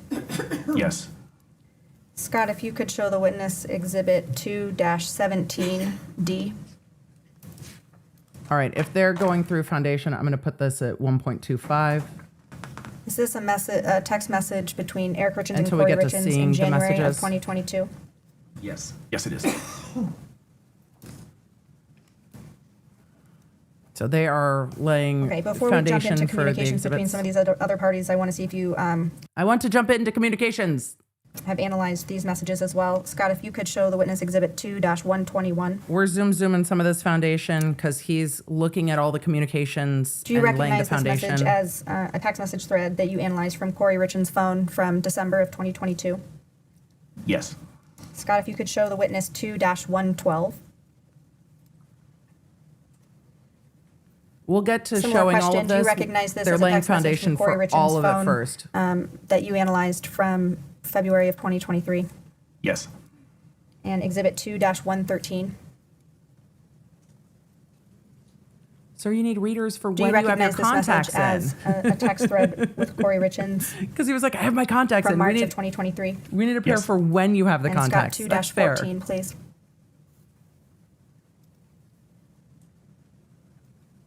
Do you recognize this as a message from Kouri Richins' phone from March of 2023? Yes. Thank you, Scott. We're going to come back. Did you analyze We're communications gonna between circle Kouri back Richins to all of and these things. I They're know he laying goes foundation. by Josh, but Josh Grossmann? Yes. Did they communicate as far back as 2020 They did. Yes. and through October of 2022? Yes. Well, that's new information. They were communicating back in 2020. Okay. What were the typical volume of calls and texts between Kouri Richins and Josh Grossmann? Particularly from November of 21, which was essentially when the 1152 number showed up on his phone, daily, with a few exceptions. Now, Scott, if you could put up 337D again, please, for the jury as well. Mm-hmm. So they were speaking daily. Okay. Now, you mentioned that the 1152 number showed up on Josh Grossmann's phone. What number did Kouri Richins? The VoIP number.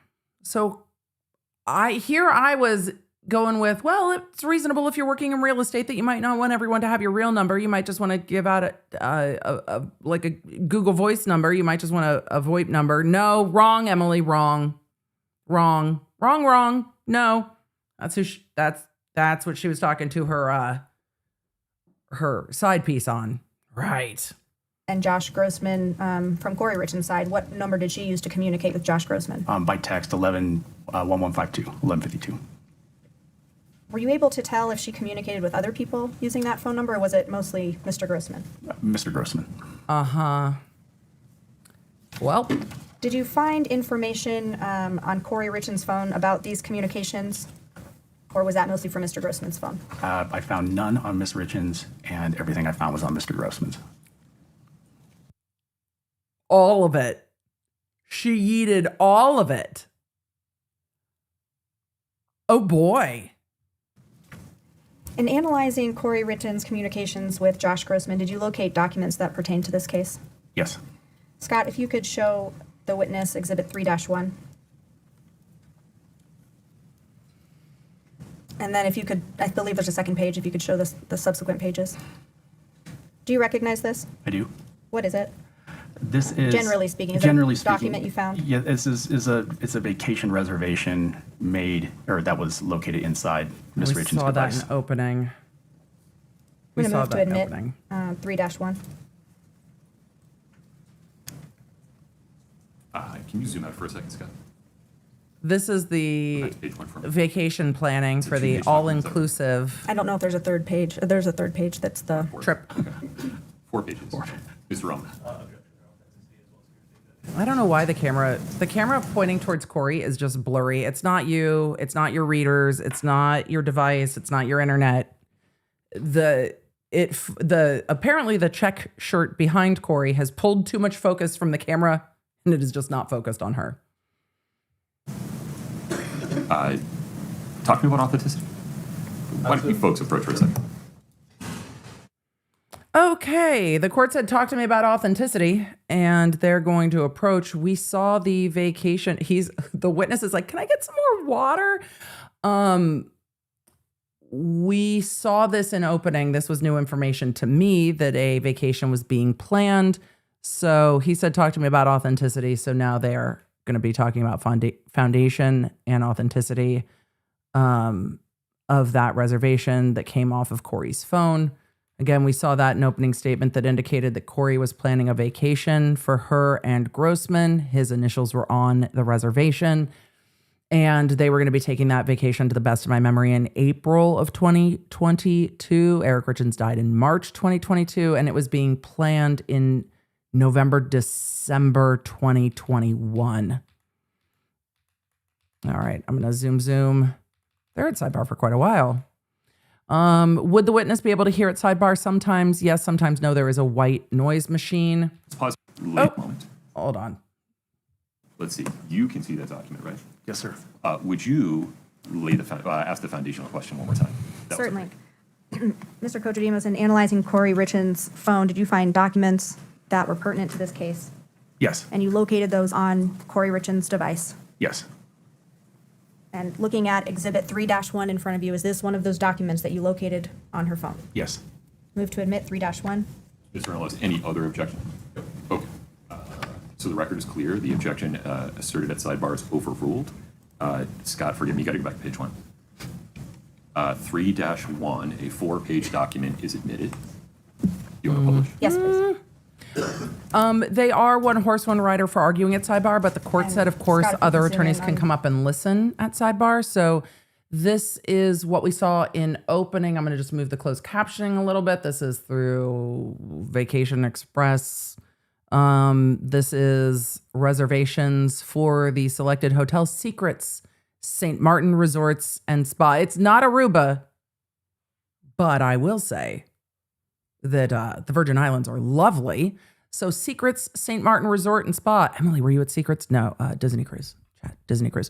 Booking information, lead name, Kouri D. Richins, number of passengers, to departure date, April 29, 2022. Created date, December 7th, 2021. Client, Kouri Richins. Last 4 of phone number, 1987. Total price, $4,211. Final payment due March 30th, 2022.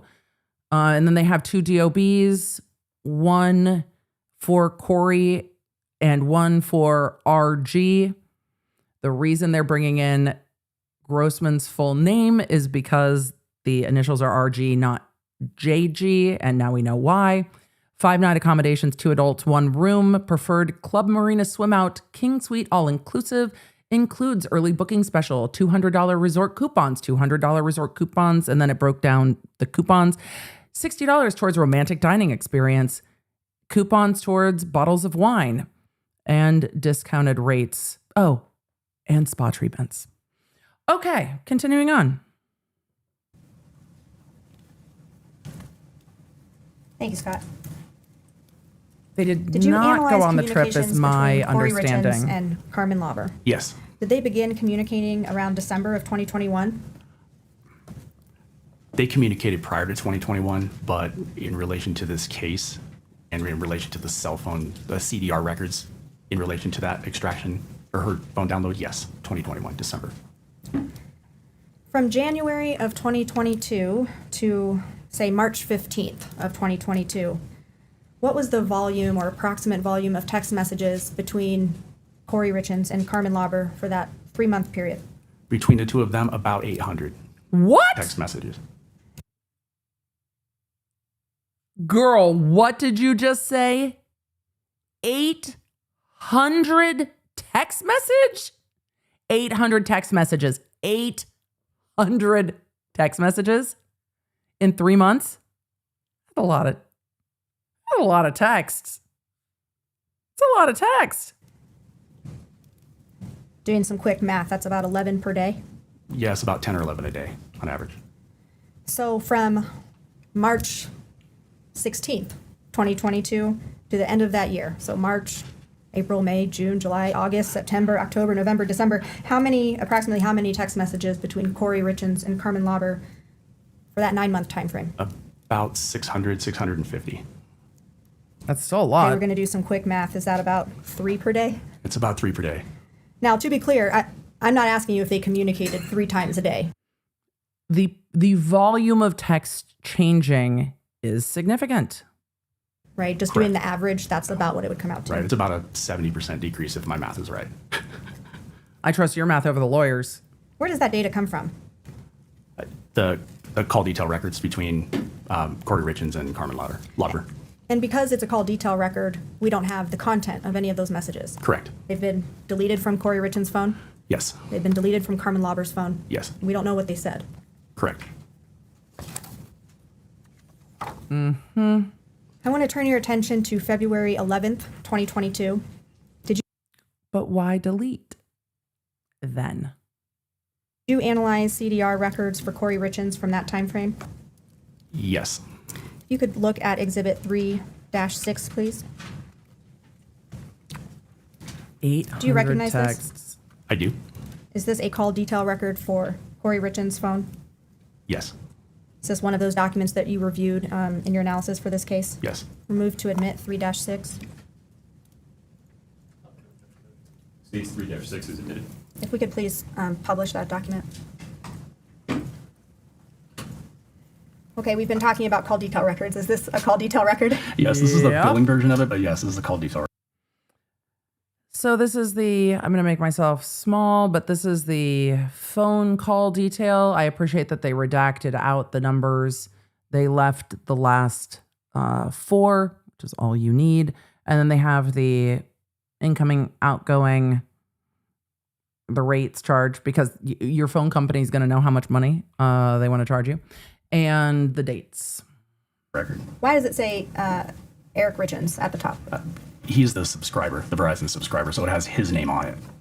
Now, when we're looking at the phone, Which also goes to making the VoIP make sense, that he is the one who is in charge of the phone plan.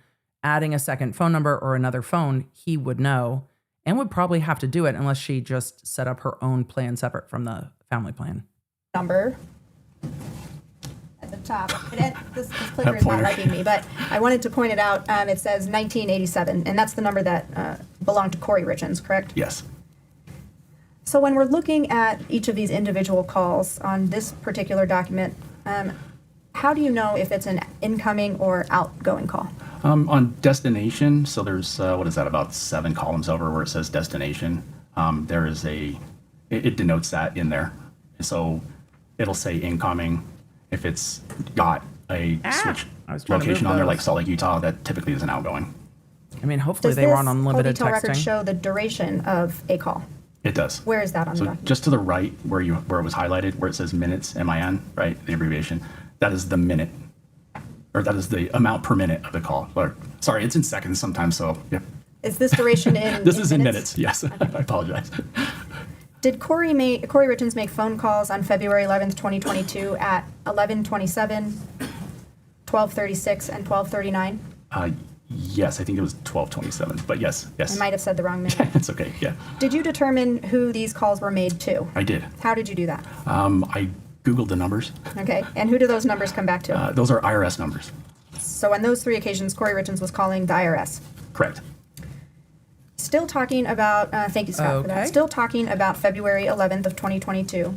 Did you analyze communications or CDR records for Kouri Richins and The Carmen IRS Lauber stuff from I that imagine day? will come back Yes. around. And did they communicate that day? They did. And do you know that from the CDR data? Yes.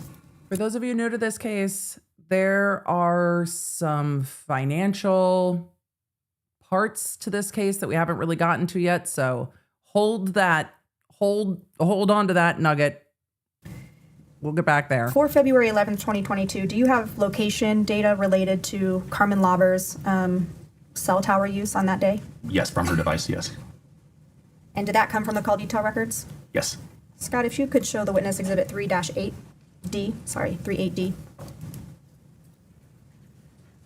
You could zoom out just a little bit so that we can see the whole. We had it set screen. Oh, it's my screen. I see. Everyone else can see the whole thing. Okay. The do you recognize this? The reason February 11th is relevant is because there is a murder and attempted murder charged in this case. The attempt is charged on Valentine's Day, February 14th. I do. Did you help create this? I did. And did you do that using the CDR data we've been talking about? Correct. I provided the call detail information to the graphic designer that created this exhibit. Does exhibit 3-8D Wait, graphic accurately design isn't your depict passion, the raw data that sir? you analyzed? Yes. Move to admit 3-8D. I love that he hired a graphic designer to make this States 3 jury friendly. If we I'm could here please for it. publish. So what are we looking at here? Describe for the jury, and if it's easier. I'm going to try to move around the closed captioning a little bit just so it doesn't interfere as best I can with the exhibits that has some cell tower mapping going on. Love it. For you to step down, you can. But what's at the top? You know what? Yeah, maybe I will step down actually. Because I have this clicker, but maybe it will Gotcha. work better for you. You can try. I love it. Let's explain.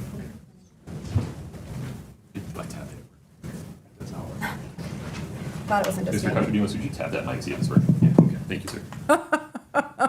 Okay, Go ahead and describe what we're looking at here. Right. What we're looking at Your Honor, you can't say tap that. We'll never recover.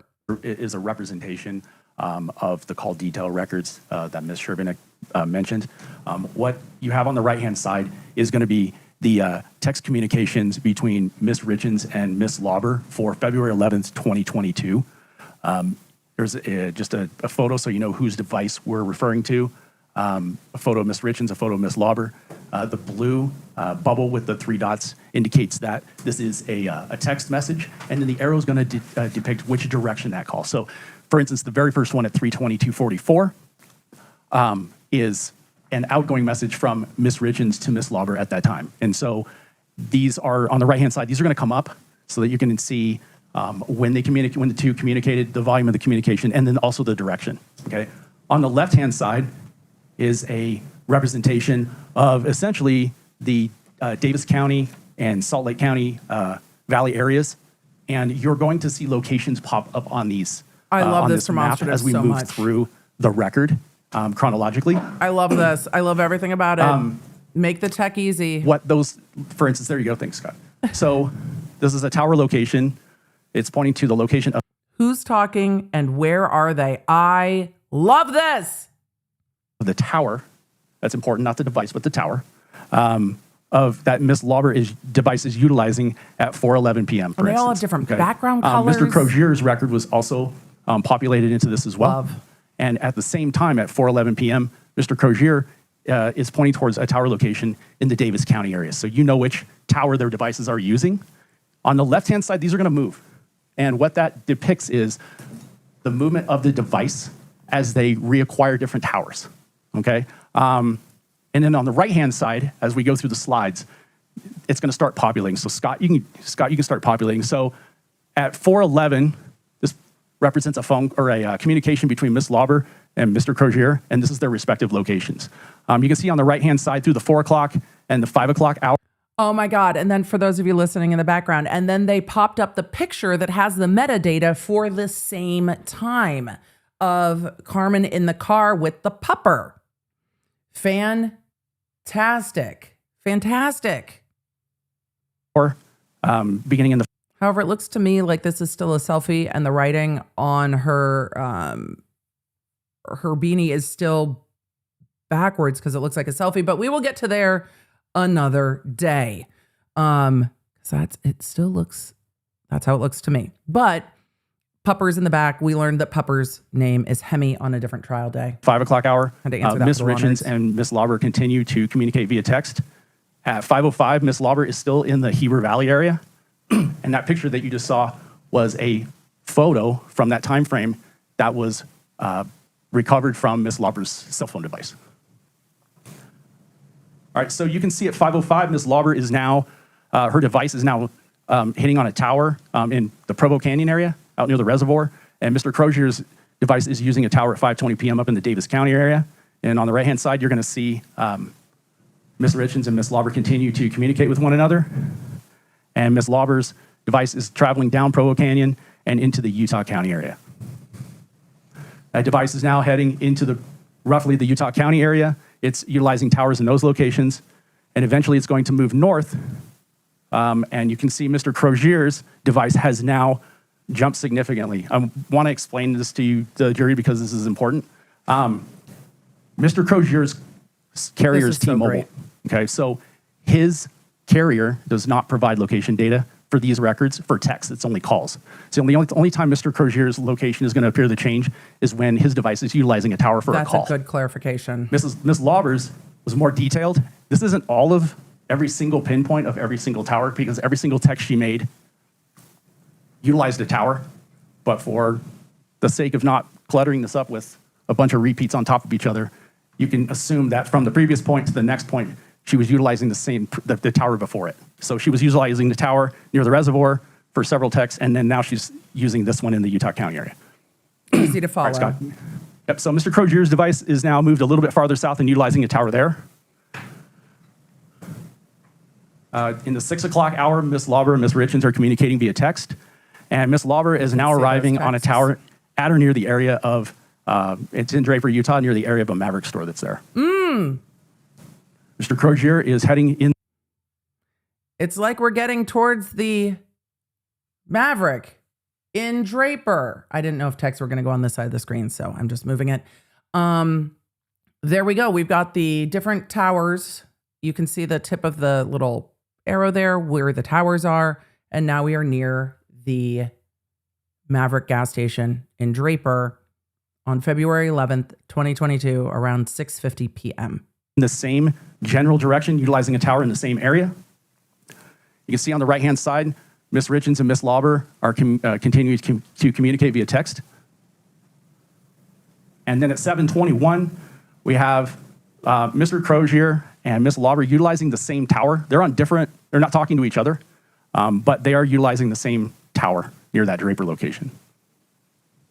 And this is that location. So on the left-hand side, you can see there, Mr. Crozier and Ms. Lauber at 7:21 are making their respective communications. Their devices are using this tower, which is located across the freeway from this Draper, from this Maverick store in Draper, right off the freeway. Love Ms. Lauber and Ms. Richins continue to communicate into the 7 o'clock hour. This photo was recovered from Ms. Lauber's phone download, depicting her with another woman during this time. There's another photo. And by 8:20, Ms. Lauber's device is now moving south and utilizing towers south of that Draper location. And by 8:47, Mr. Crozier has made or received a phone call, because we know that's the only records his denote towers, and he's moving back north towards the Davis County area. And then Ms. Lauber by 8:56 is utilizing a tower in the Heber Valley area. And we're still at 1.25 Ms. Lauber remains in the speed, Heber Leonard, Valley but I area, think and then on we're the good right-hand with side, that. sorry, Scott, but we can go back one slide. Ms. Richins and Ms. Lauber continue to He's like, I'm communicate. sorry, Scott. Can we just go back? I love the color coding. B, I love showing where everybody is on the map, showing when they're at the same tower, showing them then going their respective ways, and showing the volume of text messages back and forth between Carmen and Kouri, even though those have all been deleted. The volume of texts lends weight, I think, to Carmen's testimony that we were just texting about, picking up the stuff and where we were going and the rest of it. It's so easy to follow. Into the 9 o'clock hour. Really, really like the way this is laid out. Yeah, so from 3:42 to 9:02, the defendant, Ms. Lauber, communicated 34 times via text. During the same time, Mr. Lauber, or Ms. Lauber and Mr. Crozier communicated 50 times via text and 6 times via voice call.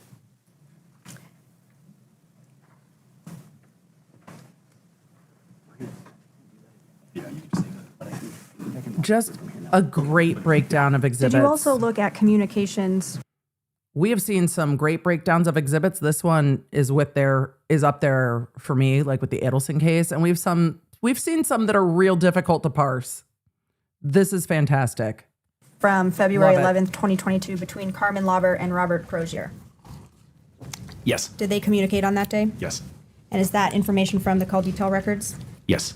Scott, if you could show the witness Exhibit 3-33D. Do you recognize this? I do. Similar to the last exhibit, something that you helped to create Yes. and using the call detail records that you were just describing? Yes. Does Exhibit 3-33D accurately depict the raw data that you viewed in this case? Yes. Move to admit 3-33D. Yeah, the first hand-to-hand transaction, the first transaction between Lauber and Crozier happened February 11th. There is an attempted murder charged on February 14th. If the following testimony is going to be similar to the last one, perhaps we can ask some questions. I think we all understand where they're traveling and what it means now, just to move things along. Huh? 3-33D is. That was admitted, Ramos. published. Yes, please. With an objection. Okay, so similar to the last exhibit that we looked at, is this one laid out the same way? It is, yes. And the last exhibit was depicting communications between Carmen Lauber and Kouri Richins, and this one is between Carmen Lauber and Robert Crozier. Is that correct? Correct. Otherwise, the different indicators, the bubbles, the arrows, those things remain the same as the previous exhibit? Yes. The map that we're looking at, the area of the Salt Lake Valley remains the same? Yes. I could barely hear the objection. As we see the different pictures of the people moving, that is the cell phone towers that their device is utilizing at those different times. Correct. Scott, if we could move through this exhibit, and Mr. Kotrodimos, if there's anything that you want to note regarding the I think the communications defense between Robert. said we don't need all the questions. We can move it along because we understand what everything means.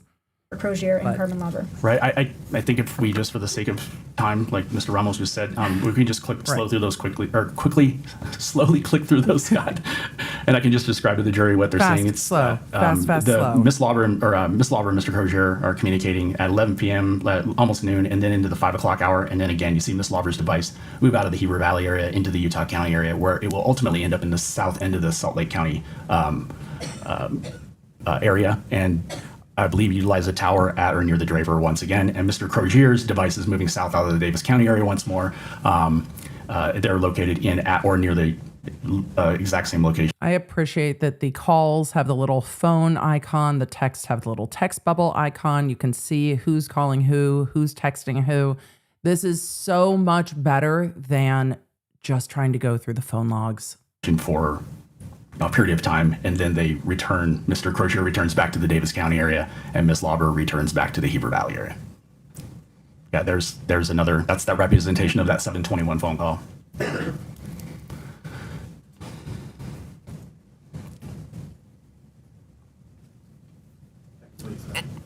Thank you, Scott. I want to turn your attention to February 14th of 2022. If we could put up Exhibit 3-6, that one's already been admitted. You want to show it? Yes, please publish it to the jury. One moment.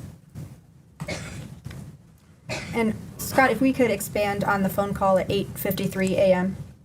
My chair and I are fighting. So, from these records, did Kouri Richins make an outgoing phone call on February 14th at 8:53 a.m.? Yes. Did you determine who that number belongs to? I did. boy. Who does it belong to? That is the Mirror Lake Diner. Inbound sandwich talk. Literal sandwich talk. Thank you, Scott. For February 14th of 2022, did you analyze communications between Kouri Richins and Josh Grossmann? Yes. Scott, if you could show the witness 2-27D. And scroll through so we can see all of it.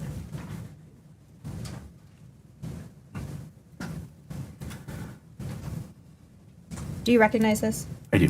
Did you help to create this, or did you create this? I created this one. And does Exhibit 2-27D accurately depict the raw data that you analyzed for this case? Yes. I'll move to admit 2-27D. All right. They have just presented. It is a lot to go through to lay the foundation for everything. 2-27D This prosecutor has been incredibly you could organized and publish that, methodical going through this. I really appreciate the presentation of evidence. It has been clean. Text message time. Gather round, law nerds. Hopefully they will embiggen this exhibity for the text messages. And if you could scroll through. No, don't scroll. No, don't scroll. We want to read. This is from Kouri to Josh Grossmann. Good morning. This is from Kouri to boyfriend. This is Valentine's Day morning. Good morning. I'll call when I'm going to head down carpooling now. I imagine dropping off the kids. Then have to run home and make quick finger food for Carter's Valentine's Day class party, drop off at school, and then I'll hit the road probably 9:40 a.m. Response from boyfriend, cool! Exclamation point. The pages, and then I'll ask Mr. Kotrodimos about the last page. I want to read them all. Damn it, they're so small. Oh. Yeah, it says headed that way. I can't see what time it says, but it says headed that way. And then the boyfriend liked headed that way. Oh, thank you, counsel. They did embiggen them. All right. This is from, the first text is from Kouri Richins to the boyfriend on Valentine's Day. This is in UTC time, leaving the school / campus. Okay, perfect. I'll let them convert the UTC. I'm not going to try to do that myself. I love that he just thumbs up it. All right, the next one says from boyfriend to Kouri, hour-long ride. Kouri back to boyfriend, yup.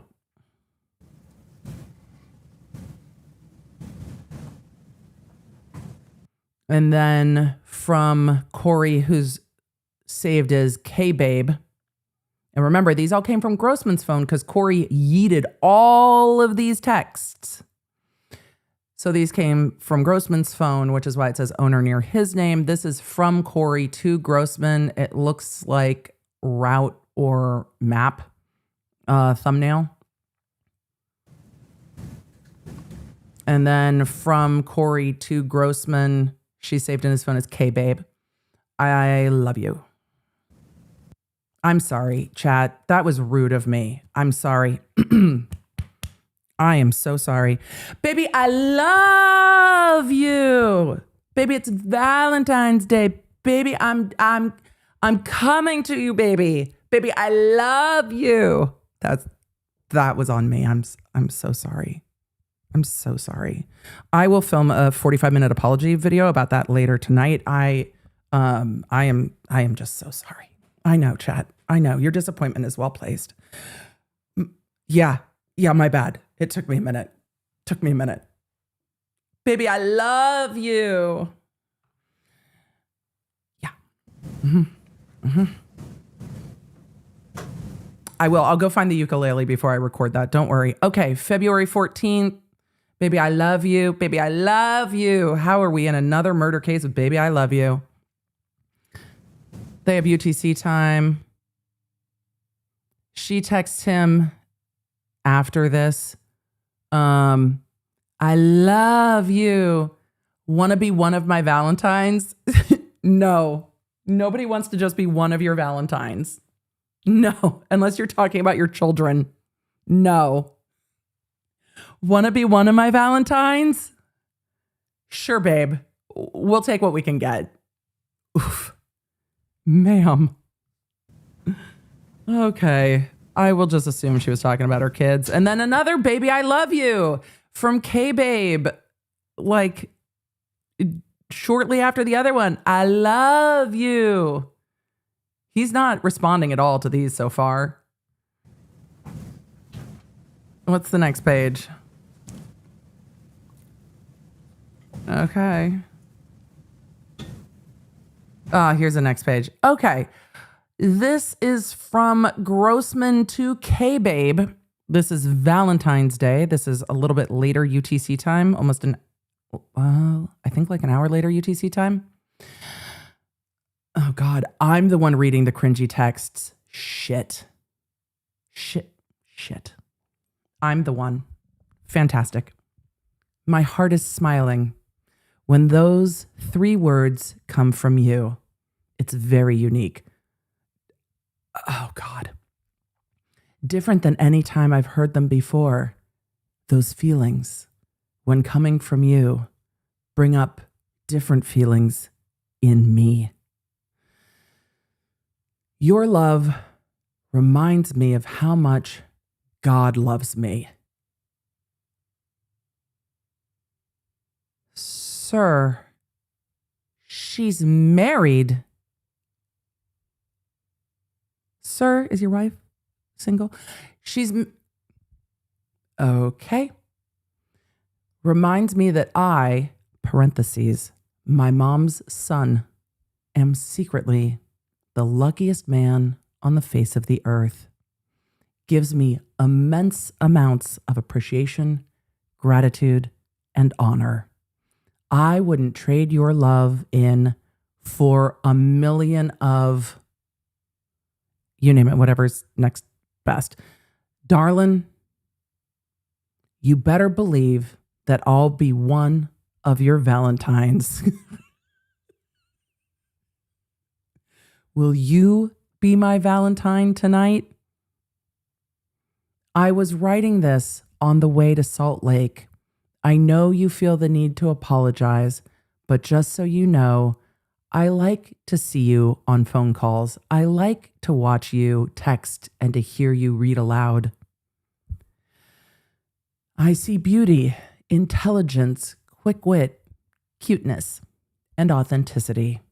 It's like seeing what the fuck? I'm sorry. Emily, keep reading.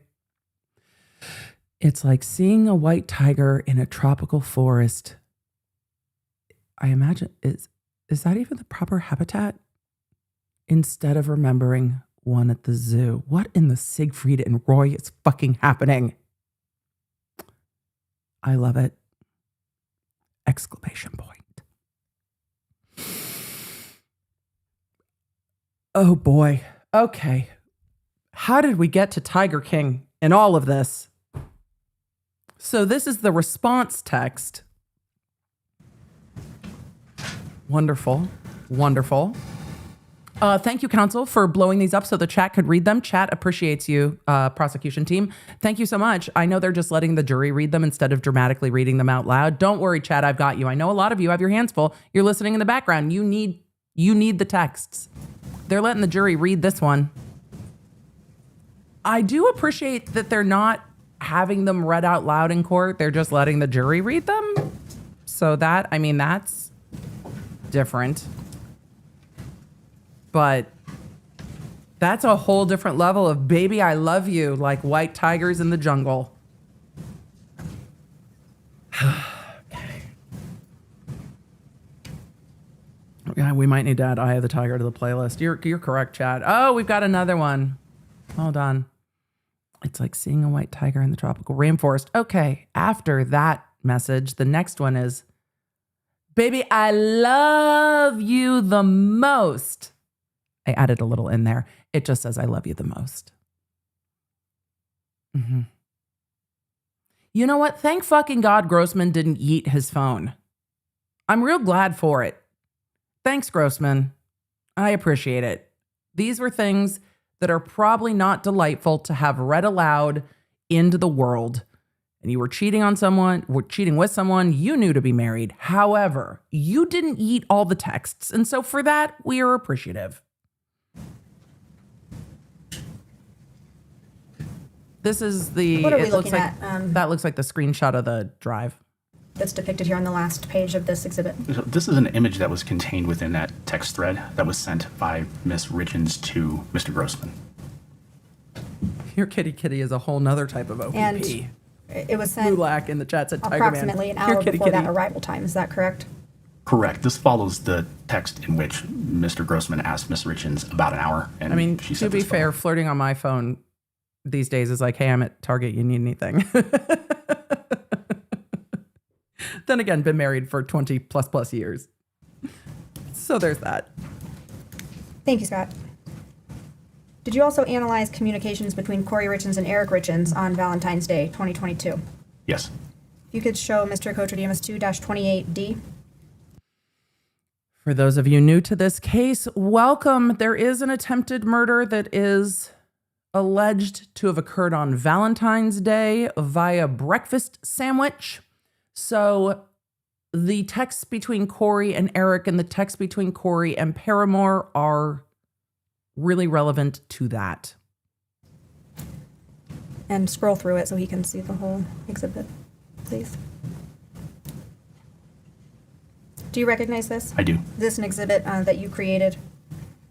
Yes. Does exhibit 2-28D accurately depict the I raw like data that that they you went analyzed with in this case? the Paramore Move to text admit first and 2-28D. then the husband texts. States 2-28D is admitted. We could publish, please. And Scott, similar to the last exhibit, I'll have you move through. And Mr. Kotrodimos, it's... Oh, I'm going to read these. This is... Kouri is saved into Erik's phone as my princess. And this text is from February 14th, 11:33 a.m. UTC. It says UTC -7, so I don't know if this is corrected for UTC. They might address it. The text from Erik is, Kay, I'm going to lay down for a bit. If I don't start getting better, I'm going to head to the hospital. Chat immediately said other people's princess. Yep. It's kind of clear from the to and from, but who is going to be... It's so sad. And it's just chilling, but also that's also funny. It's sad, it's funny, it's all the things. Typing the messages that are in the green bubbles. All right, so the green is from, and that's the 9317. That's Eric Richins, and the to, or the recipient in this would be 1987, which is Kouri Richins. It's just such a... And so her responses, Kouri Richins' responses are in blue. Is that... I 100% believe that Kouri was thrilled that she was saved in her husband's phone as my princess. I'm gonna read this one. This is from Kouri back to Erik. Geez, is it that bad? Now this... I don't know if the UTC time is corrected, but the span of time does not change.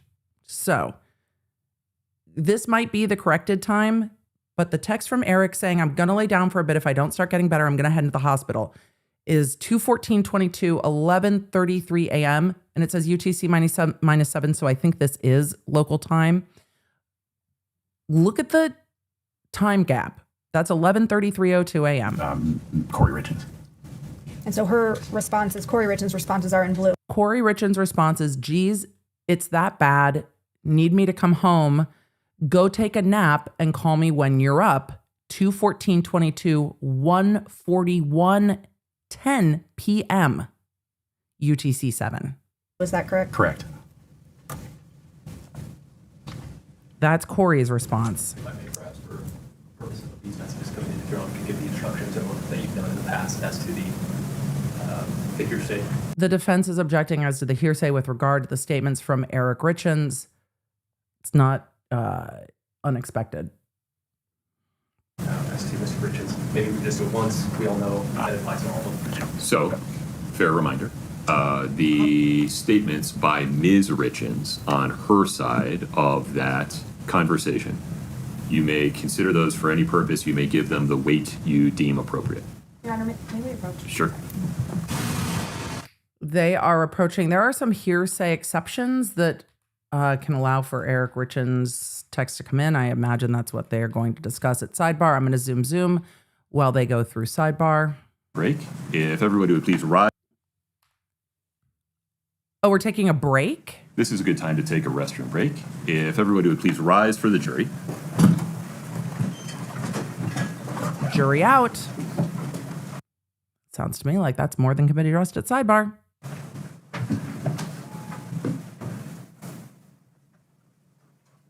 All right. Let's see if they continue to put that on the record once the jury is out, which means they'll probably excuse the witness. Regarding this issue. Did you actually want to take a break, Mr. Villers, or do you want to have further discussion regarding this issue? Both, Your Honor. Which order would you like to do it? Perhaps discuss first, break second. Understood. Mr. Ramos. So we're talking specifically regarding 2-28D. And Scott, I don't have control over these, so I need you to go back to page 1, zoom in for me. All right. Okay. We're talking about those texts with Kouri. He's an expert. I imagine the state's going to tell me the exclusionary rule won't apply to him, but I was just curious. yeah, so I don't think so. Yeah. If you need to use the They asked about excluding the witness, and it's like he's an expert. He knows what these things say. Him hearing the hearsay exceptions over a decedent's text messages don't really change the nature of his testimony. restroom, that's one thing. Okay. So the first green bubble in 228, I've already ruled is a present sense impression and is admissible. Any further record there, Mr. Ramos? That's a hearsay exception. That was early on. Yeah. Okay. He's right. So keep scrolling, Scott. Then we have a blue bubble that represents, I need the second green bubble, please, Scott. Just the green ones. Because Kouri's statements all come in. This is fighting over Eric's statements. Second green bubble, please, Scott. And which ones come in? That's the first. Here's why it matters. Actually matters significantly. If Eric's texts are coming in under a hearsay exception, they are not hearsay. They can be offered for the truth of the matter. So it can be offered for Eric Richins stating that he's not feeling well and stating that if it gets worse, he thinks he needs to go to the hospital. It could come in as to what he is thinking, feeling, experiencing. If they are only allowed in for context, then you can't necessarily take them in the same way. And that's why they are going bubble by bubble. Angela in the chat said, why hearsay when Eric wrote it? It is an out-of-court statement. Eric is not coming in to testify because he is deceased. So it is it is an out-of-court statement. And so out-of-court statements need an exception. There's no exception just because he is the victim in the case. There need to be other hearsay exceptions. Hopefully that makes sense. Her statements are party opponent statements. So those come in. First one. On the first page. There's the first page. Hopefully that makes sense. Oh, I'm sorry. Okay, can we go to the second page, please? And then the... No, we did that one. I hate that we can't look at them. So highlight that one for me, Scott. Oh, I can see it. I'm sorry. I'm so sorry, Scott. Go back to page 2. Unzoomed. Green bubble states, are you home? Any objection, Ms. Okay, Kristen in the chat just said, Kristen Parrott said what? Said EDB, my parrot is now quoting you. Baby, I love you. If you have video of that and tag me on Instagram, I will 100% share that so the rest of the law nerds can see it. I'm sorry, and you're welcome. Baby, I love you. Mr. Ramos? No. Okay, third bubble says, in the office, I've been sleeping out here. That, I think, is also... Present sense impression. All right, we're rewinding as the court goes line by line with the hearsay exceptions. Unzoomed. Green bubble states, are you home? Any objection, Mr. Ramos?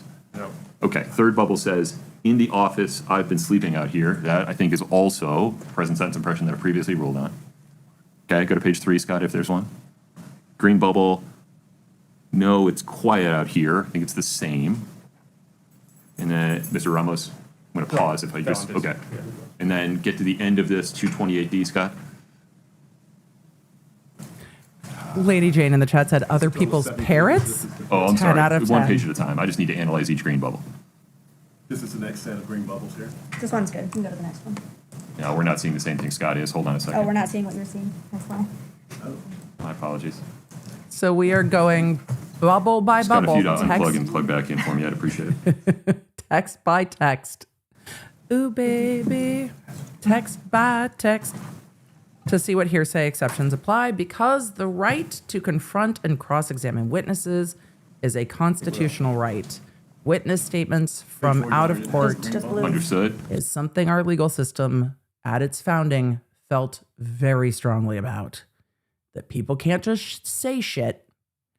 It has to be subject to cross-examination because of those rights to confront and cross-examine. So that's where some of this, you have to have exceptions to it. And there are exceptions that make things reliable or that can come in other ways. Let's go to page 5. So that's what they're doing now. Text. Okay, wish you were here. And then a question mark. Mr. Ramos, any objection? No. Okay, go to page 6. Thanks for answering. Any objection? Okay, page 7. These are just going to make the jury sad. That she's texting, baby, I love you. And her husband is like, if it gets any worse, I might need to go to the hospital. Thanks for answering my texts. Can't read it. It's got a, sorry, can you? Thank you, sir. We are headed in there. Food is on the front seat of my truck.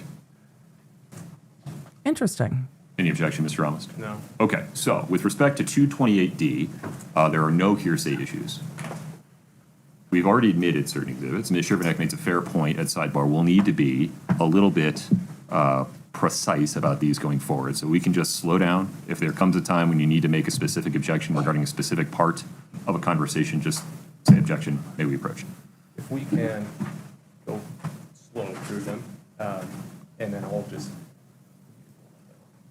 yeah, we'll be fine. Okay. I mean, you've already Anything made your further on that, objections Ms. for the record. Yes, Your Honor, only that, can you give the jury an instruction now that what you told them before? I didn't complete the thought, but I can clear it up. If we could just clarify for them that blanket. Yeah, they are not for the effect of the listener. Some of these can come in for Eric Richins' impression of what was happening that day. Rule does not apply to this exhibit. Well, no, and also I shouldn't call it a blanket rule. So that they Fair. may consider both sides of 228D for any purpose. Okay. Thank you. Thank you. What Fair. we'll do is, we'll meet with them during this break real quick and see if I can just go through them. I appreciate that. All right. Let's come back at, to allow you time to do that, 2:40. Thank you. All right, we are definitely behind real time. We're going to zoom Course of through recess. this break. You're welcome to use the restroom. Don't talk. Except it has already been a busy morning. We took a very quick lunch break. I have to also use the restroom. Okay. Court is taking a break because the court went text by text to make rulings on the victim's text messages and which of those text messages fall under different hearsay exceptions. They do not just come in because they are out of court statements. They need to fall under specific hearsay exceptions. And some of them the defense is not objecting to. Some of them the defense did object to, and the court is allowing them in under different hearsay exceptions, including present sense impression, which does come up when somebody is describing or talking about what they are experiencing in the moment. And that can come in because there's a layer of veracity to it. As somebody, there's no reason for somebody to not say what's happening in the moment that it's happening, and it's not being objected to in that way. I am going to run to the restroom very, very, very, very quickly. If you do not have the Lawnerd app, yes, we will text you when I am back. However, because I am literally just going to the restroom and coming right back, that might take a couple minutes depending on carrier. Slowest we have found with T-Mobile, depending on carrier to let you know when we are back in court.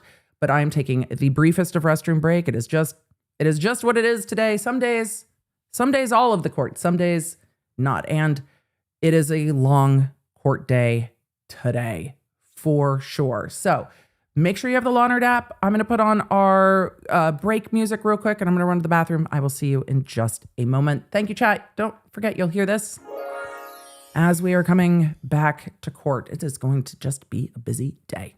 All right, I'll see you in just a moment.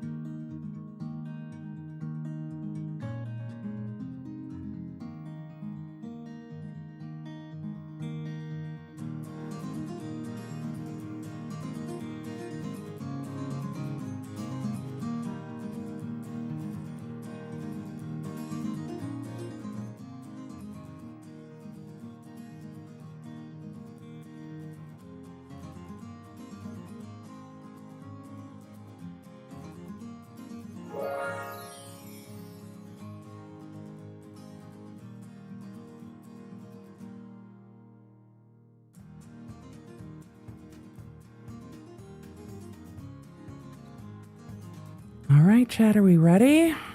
Are we ready? All right. I have new light bulbs coming for this because the other ones flickered way too much. We have had to stand up. I'm going to have to go move that chair in a minute. But we have stood up. We needed stand desk. It's been a long day in court. We are going back to it. They took a brief break after they were talking about hearsay exceptions, and the tech is going to continue to tech. So let's get back on the record with the state's tech expert. It is fascinating to me. I zoomed to them standing up for the jury coming in. We are still at 1.25 speed. Oh no, we're at normal speed. Please. I'm going to put us back at 1.25. Ladies and gentlemen of the jury, before we took a break. This is the instruction the judge is reading to them. I'll slow it back down when we're getting back to reading the texts. I misspoke and created some confusion. Let me clear that up. Kind of him. State's Exhibit 2-28D, as in Delta, is a February 14, 2022 text exchange between Eric Richins, as depicted in the green bubbles, and Kouri Richins, as depicted in the blue bubbles. The jury may consider either and both sides of that conversation for any purpose. You may give either and both sides any weight you think they deserve. Ms. Shervanack, take it from there. All right, take it away, Ms. Shervanack. Love it. I don't know if they'll read these texts or if we could put 228 they will just put them up on the screen. I don't know if we got through the whole screen. conversation before. I forget where we left off, so I'm going to have You were Scott right at the beginning go through this conversation of that for the jury with conversation. that new instruction in mind.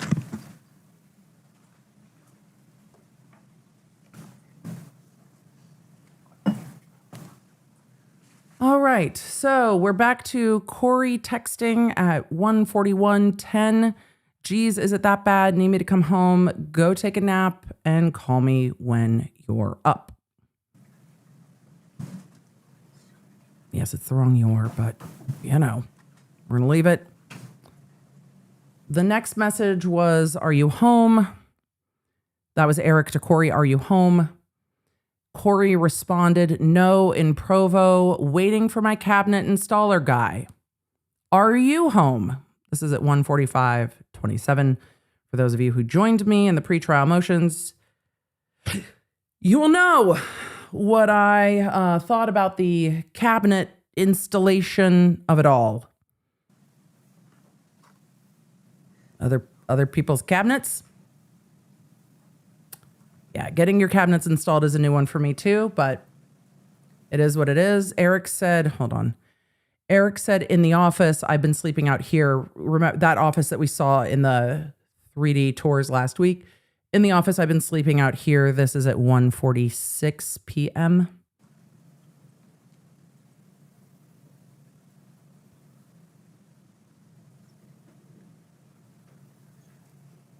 She texted back. Since they're not going to read these in, I'm going to pause and read each of them in. She texted back at 1:47:15. "Weirdo, go in our bed."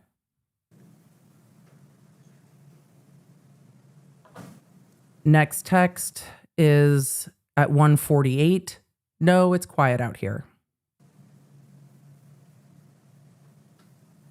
Next text from Kouri at 1:48 says, "It will be quiet in there if you lock the door. You sleep through anything." And I don't know what it was. ANIYAH. I don't know. "You sleep through anything." I imagine the kids are home. Maybe they're at school. She said she was dropping off stuff at school. So I don't know. Oh, "You sleep through anything anyway." She corrected it with a asterisk. And then she's texting at 1:48:54, "How you feeling?" Next page of text. He texts back, "Okay, wish you were here," at 1:49. Well, she's getting her cabinets installed, so there's that.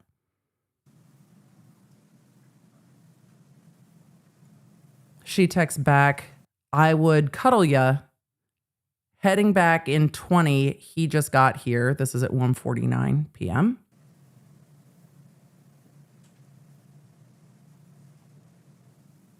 The next text is at 3:48 p.m. Oh, what was the time on the last one?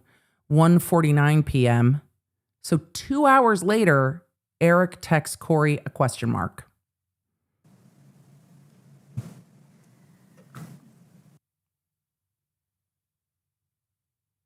You did not. She texts him back 2 question marks at 4:06 p.m. You know why he's asking. You know why he's asking where you're at. Why are you texting? You said I'm heading back. 2 hours later, you're not back. He sends a question mark. It's been 2 hours. She sends back 2 question marks. And he responds, thanks for answering, at 4:13 p.m.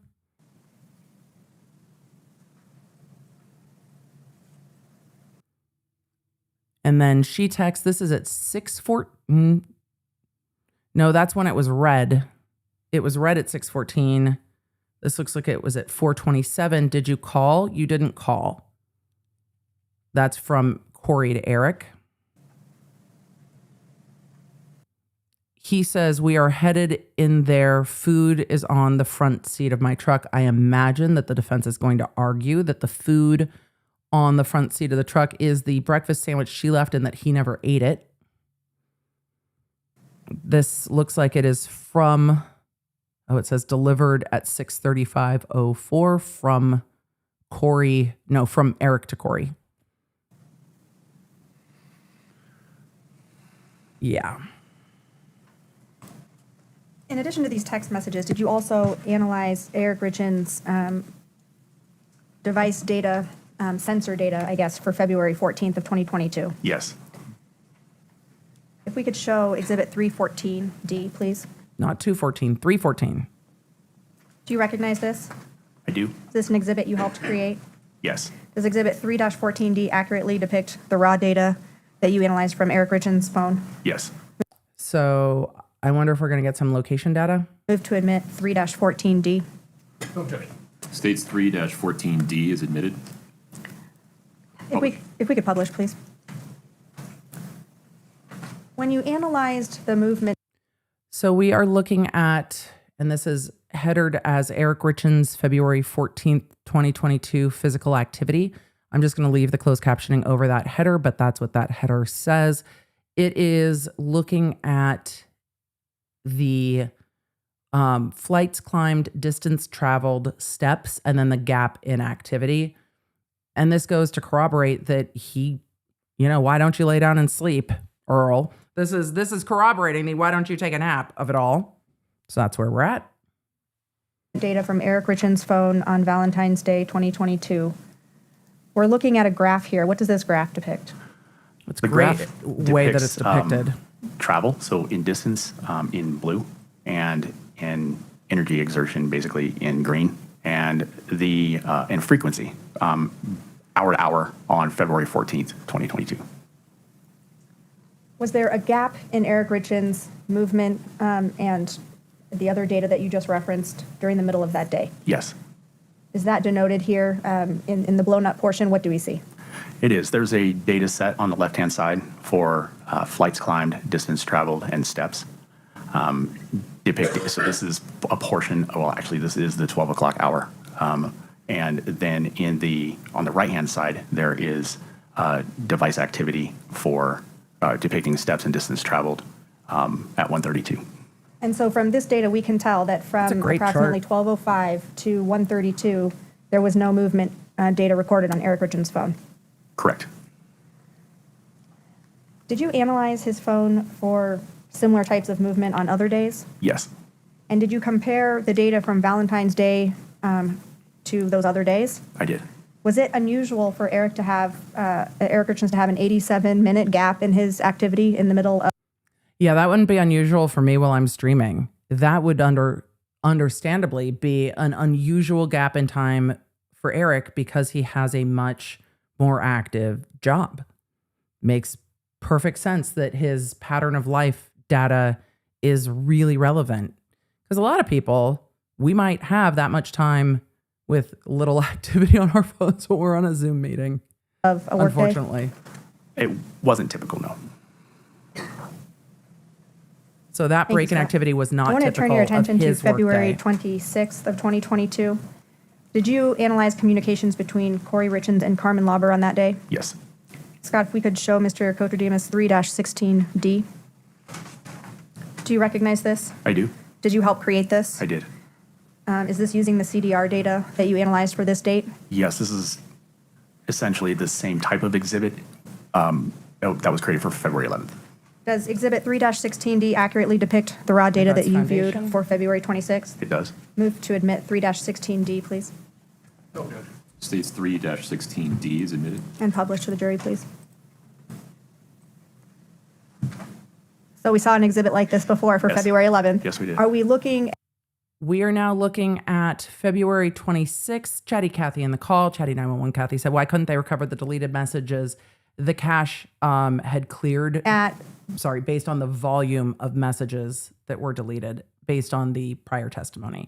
It was also, the phone wasn't recovered till April. I mean, it's not that far in time, but it overwrites depending on how much is deleted.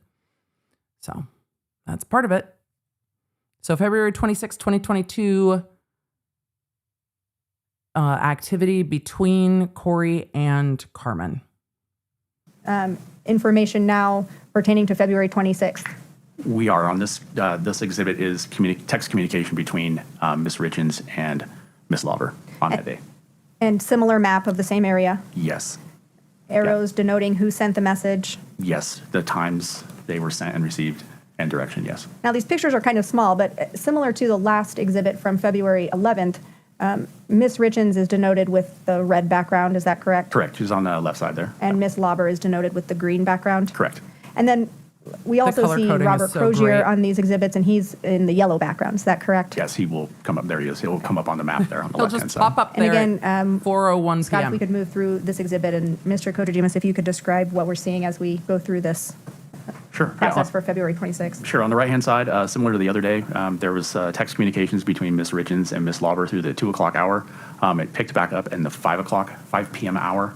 And at some point during the 5 p.m. hour, Ms. Lauber's device started utilizing Moving. towers in those same locations from the previous day. Provo Canyon, Utah County area, traveling north until it finally stopped in the area of the southern end of Salt Lake County. Same thing with Mr. Crozier's device, beginning once again in Davis County and moving south and utilizing towers along the way. So we're watching the times and towers move as So Ms. Carmen Lauber is now on the left-hand side. You can see by 7 p.m. or so, Moving. she is utilizing towers back in Provo Canyon, heading back to the Heber Valley area where she ultimately ends up. Mr. Crozier has returned back into the general area of the Davis County area by 8 p.m. the text message flurry. I'm going to take down our trial bug real quick. The text message flurry, that's a lot of text between Kouri and Carmen. Starts at around 2:25:46 p.m. and we have text on the screen through 10:33:48. p.m. And then you saw all. And then the text on this says from 2:25:46. I should have just kept reading to 10:33 p.m. Kouri and Lauber texted 71 times. Lauber and Crozier texted 65 times and had 3 phone calls. The communications between Ms. Richins and Ms. Lauber, 71 texts between 2:25 p.m. and 10:33 p.m. that day. And Mr. Crozier and Ms. Lauber, 65 texts and 3 phone calls. Now, similar to February 11th of 2022, did you look at the communications between Carmen Lauber and Robert Crozier for February 26th of 2022? Yes. If we could show Mr. Kotrodimos 3-34D, please. Excuse me. Do you recognize this? I'm curious to Is this an see. exhibit that you helped create? It is. And does 3-34D accurately depict the raw data that you analyzed for that date, February 26th? The phone tower Move near to the admit Maverick. 3-34D The prosecutor's States doing a great job. 3-34D is admitted. Pretty and publish to the jury, clean and please. easy entrance of Okay. foundation for We've these. seen one of these before. Yes, we have. We know the data that's on here. If we could, Scott, move through This is still for February 26th, and we are taking a look between Crozier and Lauber and where their phones go. So another transaction, February 26th. This, Mr. Kotrodimos, as you just described, Yeah, so there's the 4:01 p.m. Call from the previous slide. Mr. Crozier is in Davis County. Ms. Lauber is in the Heber Valley area. To the right, those are Sarah, the you have to let communications us know between how the it two. goes. There's texts and some phone calls. You can see the date stamps next to those. Essentially, what this exhibit shows is the other side of that communication or that incident or event between Ms. Lauber and Ms. Crozier. Mr. Crozier and Ms. Lauber. Sorry. And if there weren't those phone calls, Crozier's phone wouldn't have been updating location. So we're seeing his phone update location, and then at 6:04 p.m., Carmen's phone is right in that area of the Maverick gas station in Draper. The two devices appear to travel in the same direction until they come to the same generalized location, utilizing those towers, and then return back to their respective starting points. and that location that they're meeting up at, same as February 11th, 2022? Yes, it's consistent with that, with the Draper area near that Maverick. Thank you, Scott.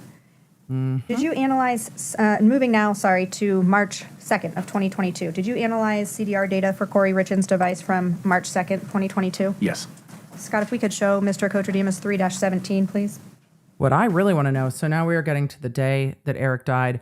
I am very curious about any activity between Crozier and CL after March 2nd. I'm curious about that. Do you recognize this? I do. Is this the call detail records for Kouri Richins that has March 2nd? Yes. I'll move to admit 3-17. 317 is admitted. And if we could show the call from 10:22 a.m., please, from March 2nd.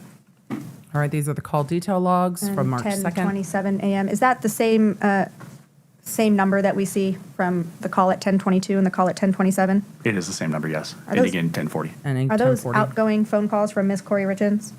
Yes. Who was she calling at 10:22 and 10:27? That's the IRS.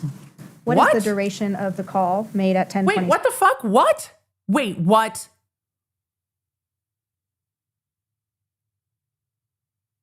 What? 10:22 a.m. and 10:27 a.m. She's calling the IRS again? Okay.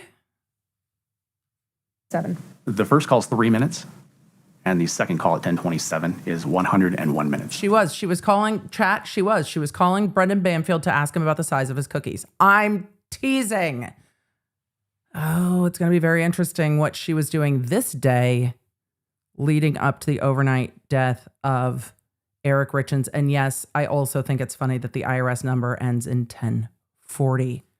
Yes. Yes, only a Law Nerd chat would clock that. You guys are smart. Still talking about March 2nd of 2022. Did you look Wow. at communications between Kouri Richins and Eric Richins on that date? Yes. Wow. If you could show the witness 2-37D. Very interesting to me. Do you recognize this? I do. And is this an exhibit that you created? Yes. Is this a text message thread between Eric Richins and Kouri Richins? Yes. Ooh. We will talk about the content of this exhibit at a later time. I just No! wanted to lay out the information. We want to know now.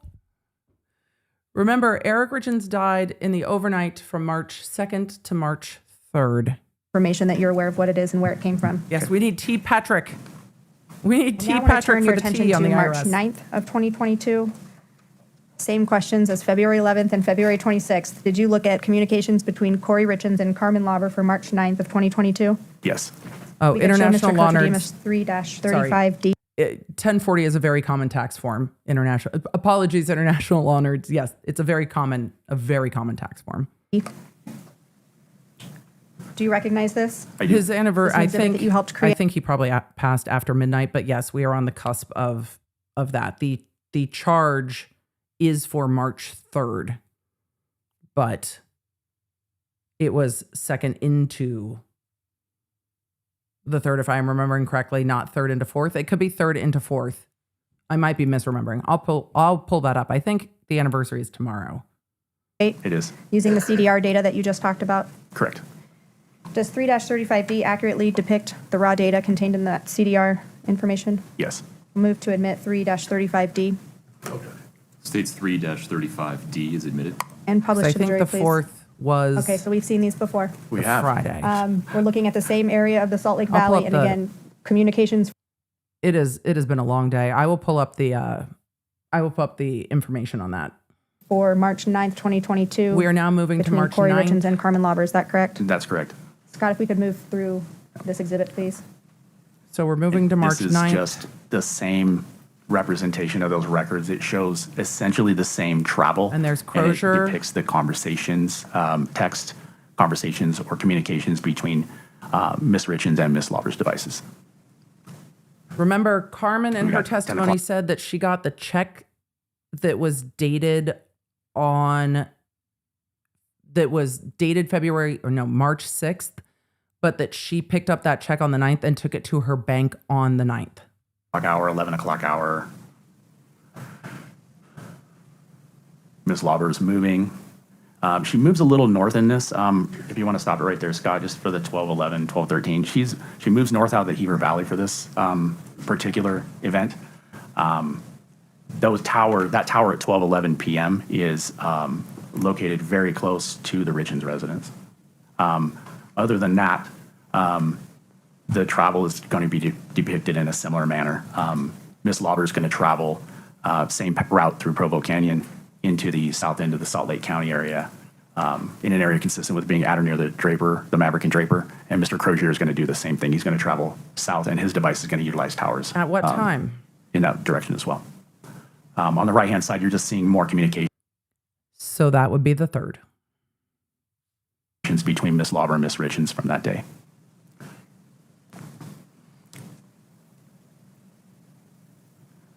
So Mr. Crozier and Ms. Lauber's devices are coming together, utilizing the same tower in that area.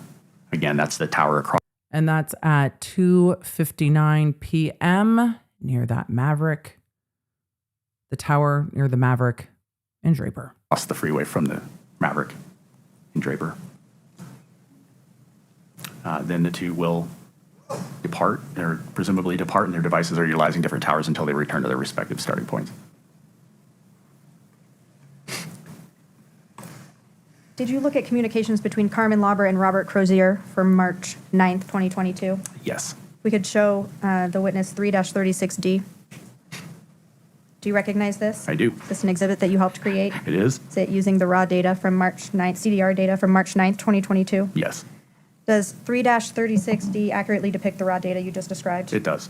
Move to admit. Sorry, chat, and thank you. But just to clarify, the 911 call, and it has been a very long day and a long week last week. The 911 call was placed at 3:22 a.m. March 4th. So overnight, the 3rd to the 4th, not the 2nd to the 3rd. That was my mistake. So thank you, chat. My brain is like, what? So IRS 1040 phone call March 2nd. Then the 911 call at 3 a.m. March 4th. We are now on March 9th with the meetup with everybody. 3-36D. 3-36D is admitted. Again, We're looking at the we've seen this 9th. before. Yes. This is for Because March there is 9th of another 2022, hand-to-hand and, transaction. This exhibit, who are the communications between? I have speculation where I think the state's going to go with that, but there is another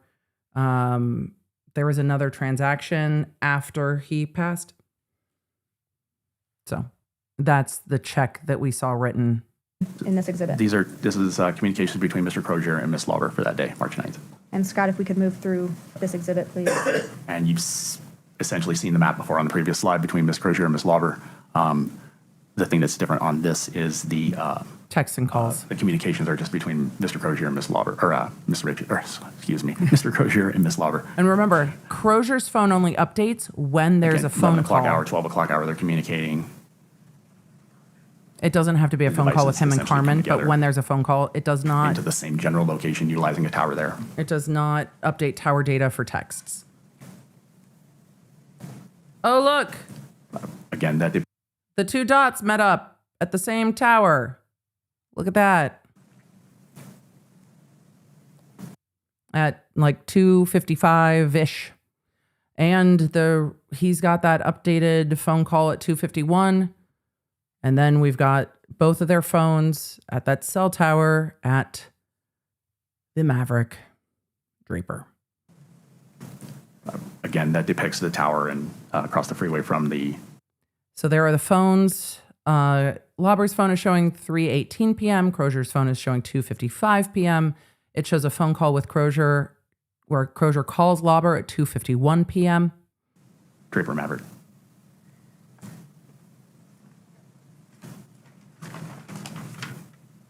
The two parties continue to communicate until they return to the Heber Valley area and the Davis County area, respectively.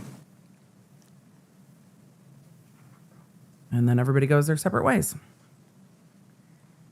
So far, we looked at communications and location data for February 11th, 2022, February 26th, 2022, and March 9th of 2022. Other than those three occasions, did Carmen Lauber ever visit that Maverick and Draper in all the data that you reviewed? No, her device never was never in that general area. Did she ever meet up with Robert Crozier? Did their devices come together at any other time other than those three occasions that we've talked about here? No. Right. I'm trying to move the closed captioning out of the way. I want to turn your attention to Right. March 3rd, 2020. Carmen said there were 3. Carmen had the benefit of all the phone records. Crozier said there were 2 in his police interview. In his testimony, he said 2. He said 1, but like maybe 2. I'm going with the phone data. And yes, Carmen said there was a 3rd transaction with Crozier after Erik died, a 4th transaction in total. 22. Did you analyze data from Eric Richins' phone from the night he died? Yes. You looked at call records? Yes. And you looked at text messages and web searches? Yes. We could show the witness 3-39D. That'll be interesting. So Do this you is going to be recognize March this? 3rd to March 4th. Is this an exhibit that you helped create? It is. Does it accurately depict the raw data that you reviewed from Eric Richins' phone? Yes. Move to admit 3-39D. 3-39D is admitted. You could publish this to the jury, please. So you might want to step down for this so we can just describe for the jury what we're looking at here. Yes, please. Let's break it down. I'm going to move the closed captioning to take a look at this Law Nerds together. This is Eric Richins' phone activity, March 3rd, 2022, 8:30 p.m. till midnight. It shows texts. It shows inbound, outbound. The texts that Erik are sending are in green. The texts that he's receiving are in red. It looks like he is talking to Pedro Sonora. And then there are texts lower with Scott Wagner, and then a call, and then a Google search. Damn it. That says how, Emily. How far is it, but spelled O-S? How's far is it from Scottsdale to Nogales? And then a text from Raul Ciani. So he is Googling at 9:46. He's on the phone at 8:50.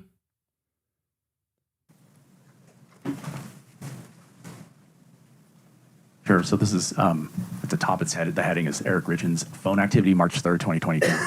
This is from 8:30 p.m. that evening until midnight. It's basically just a moving timeline, so you can see what Eric's device was doing during that time period. Man's on the move, like a weatherman. Text messaging and web searches, that type of thing. So at 8:30, there's a text to a contact named Pedro Sonora. And then there's a text from like 9 seconds later. Those continue. There's a few of those. And then there are texts between Eric Richins' device and a contact named Scott Wagner in that device. Those continue into and through 8:30. There is a discussion going on between Mr. Richins and Scott Wagner, kind of back and forth during that time. And then at 8:50 p.m. on that day, Scott Wagner calls Eric Richins, and they talk for 8 minutes and 32 seconds. At 9:45 p.m., a Google search is made from Eric Richins' device, there's a misspell in it, but he's basically searching how far is it from Scottsdale to Nogales. And then at 10:18 p.m. I'm sorry, I will there's an never be able incoming to get rid text of How's from a Far. contact titled Raul C&E. Thank you. For that last text message that's listed in the 10 o'clock or 10 p.m. hour, was there any indication that that message was opened by Eric Richins? No. Okay. During this time frame from 8:30 p.m. to 12 a.m. on March 3rd, how many phone calls were made on Eric Richins' device? One. That's the phone call that you talked about to Scott Wagner. Correct. No other phone calls made on that device that night. No, between 8:30 and midnight, no. Talking about same time frame, the night of March 3rd, 2022, did you look at Kouri Richins' phone for that same time frame? Yes. Did you analyze the data and device events for that phone? Yes. If we could show 3-18D1. Do you recognize this? I do. Is this an exhibit that you helped create Yes. using the raw data from Kouri Richins' phone? Yes, Does 3-18D1 accurately depict the raw data that you reviewed? it does.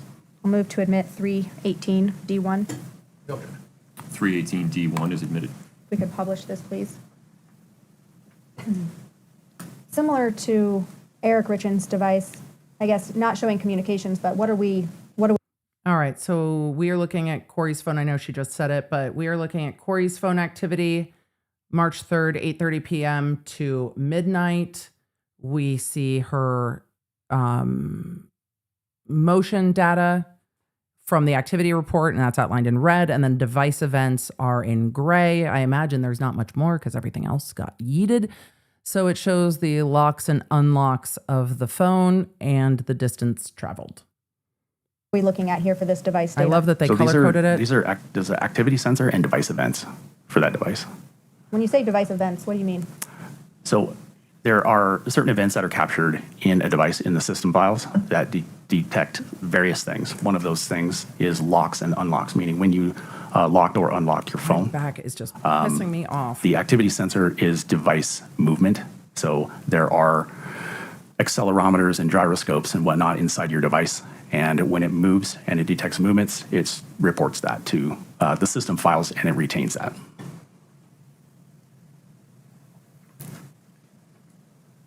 I now want to talk about March 4th of 2022. This is going to be hard for his family to be in court this For week. Kouri Richins' phone, did you look at The movement and anniversary device and events trial. for Kouri Richins' phone for March 4th of 2022? Yes.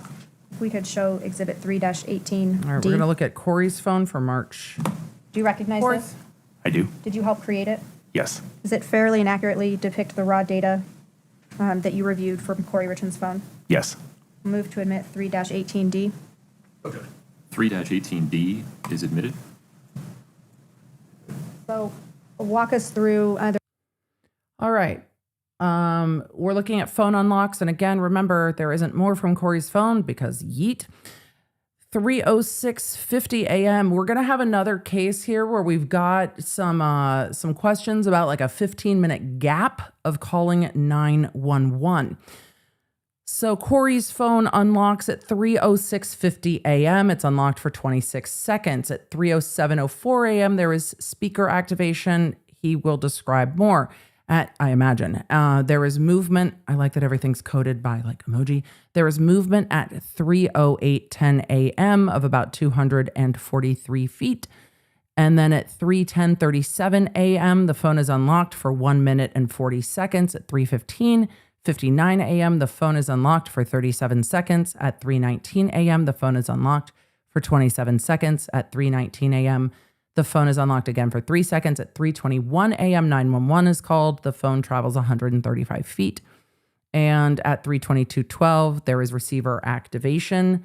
So that is Kouri says that she got up from her kids' room, climbed into bed with Erik, realized that he was cold, pulled a blanket on him, then immediately called 911. That was her statements that we have heard so far. There's some different things here, and maybe you want to step down to the screen to show the jury what these different markers on this exhibit mean. Also, this Sure, little so we have a device event. thing The on first the thing we have on the screen is the like little mouse for the for Scott's operation of the computer. It looks like a little hand. It's not your screen. Per device event on that day or in that morning is 3:06:50. The phone is unlocked. That unlock is for 28 seconds. At 3:07:04, there's a speaker These activation. are great exhibits. What that is they're so easy to follow. there's an audio output route. There's audio routing in a device through the system files, and it detects when the speaker is activated. So anytime the phone is using the external speaker, you should get a system file report or an audio output report on that, and it'll tell you that the speaker's in use. Okay. At 3:08:10, the activity sensor picks up that a device travels 243 feet. So the 3:08:10 is the beginning of that trip. It's not the end of that trip. And at 3:10:37, the phone is unlocked for 1 minute 40 seconds. At 3:15:59, the phone is unlocked again for 37 seconds. I guess I could have just let him read it in. At They hadn't 3:19:07, read the in phone is so much of the unlocked once stuff more I for didn't 28 know. seconds. And at 3:19:39 a.m., the phone is unlocked briefly for 3 seconds. Melissa we in have the chat asked a if the timestamp for a defense- 911 call at 30. If the defense did not get these. No, the defense would have gotten all of these reports, and they would have had, closer to trial, they would have had these summary exhibits as well. 3:21:05. We have a receiver activation. We have a device, another activity movement, meaning the device is reporting that it had moved again. And then at 3:22, there is a receiver activation. And a receiver activation is when you hold a phone or a device up to your ear, say presumably your face, to make a phone call. There's a proximity sensor inside the device that activates the receiver. And so there's an activation there at 3:22:12. Thank you. You talked about the receiver activation. Is it possible that a call can start before the receiver is being used? Yes. How does that work? If you dial a number, for instance, the receiver activation only reports when you place the phone up to your. It has to detect the proximity sensor. So it's a movement. It's a movement. Yes. Well, movement and proximity.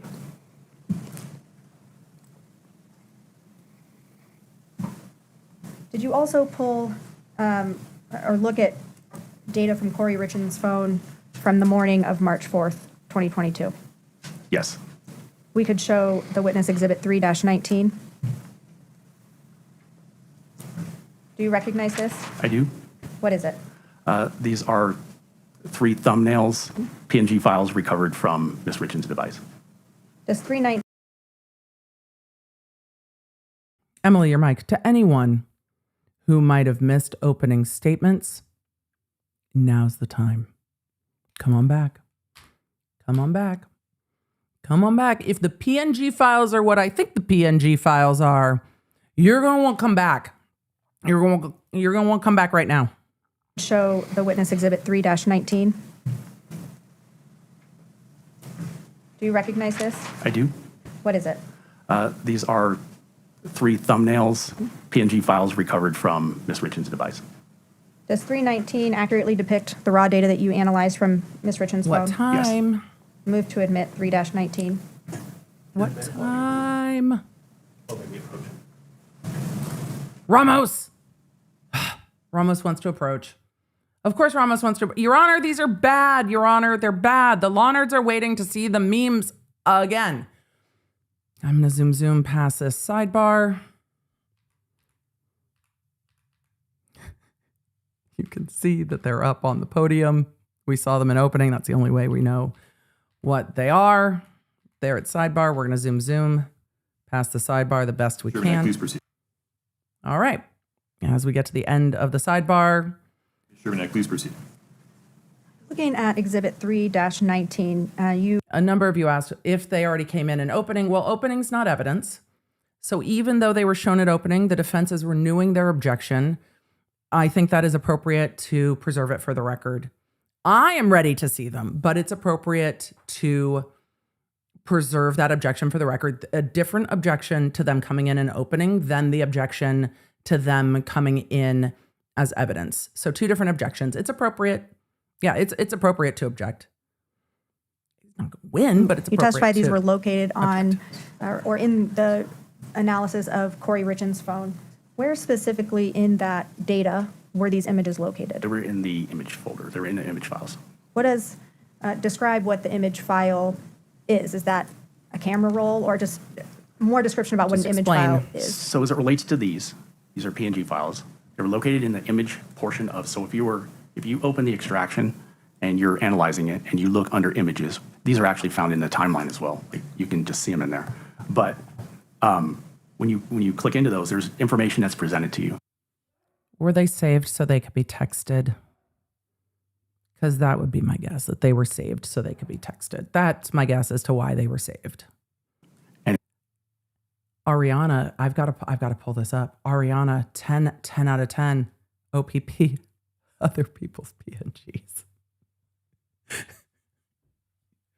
Yes.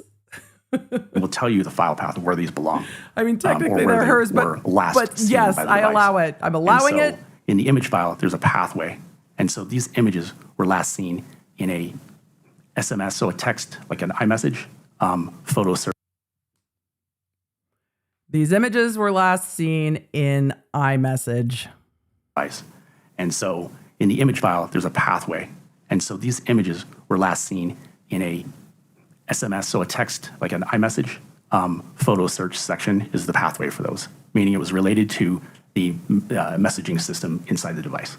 Right, because you can search for GIFs. I'll move to admit 3-19. You can search for GIFs within iMessage. But she deleted her messages. Can you just explain a little bit more foundation in terms of which people in the text message chain indicated that they were indeed? I'm not sure that's what he said, but Or almost had another objection to foundation. Ms. Shernick, ask another question about A little more I foundation. heard the words photo search related to the SMS function. Right. So let me be a little more precise with my questions. Okay. Were these part of a text message? At some point, yes.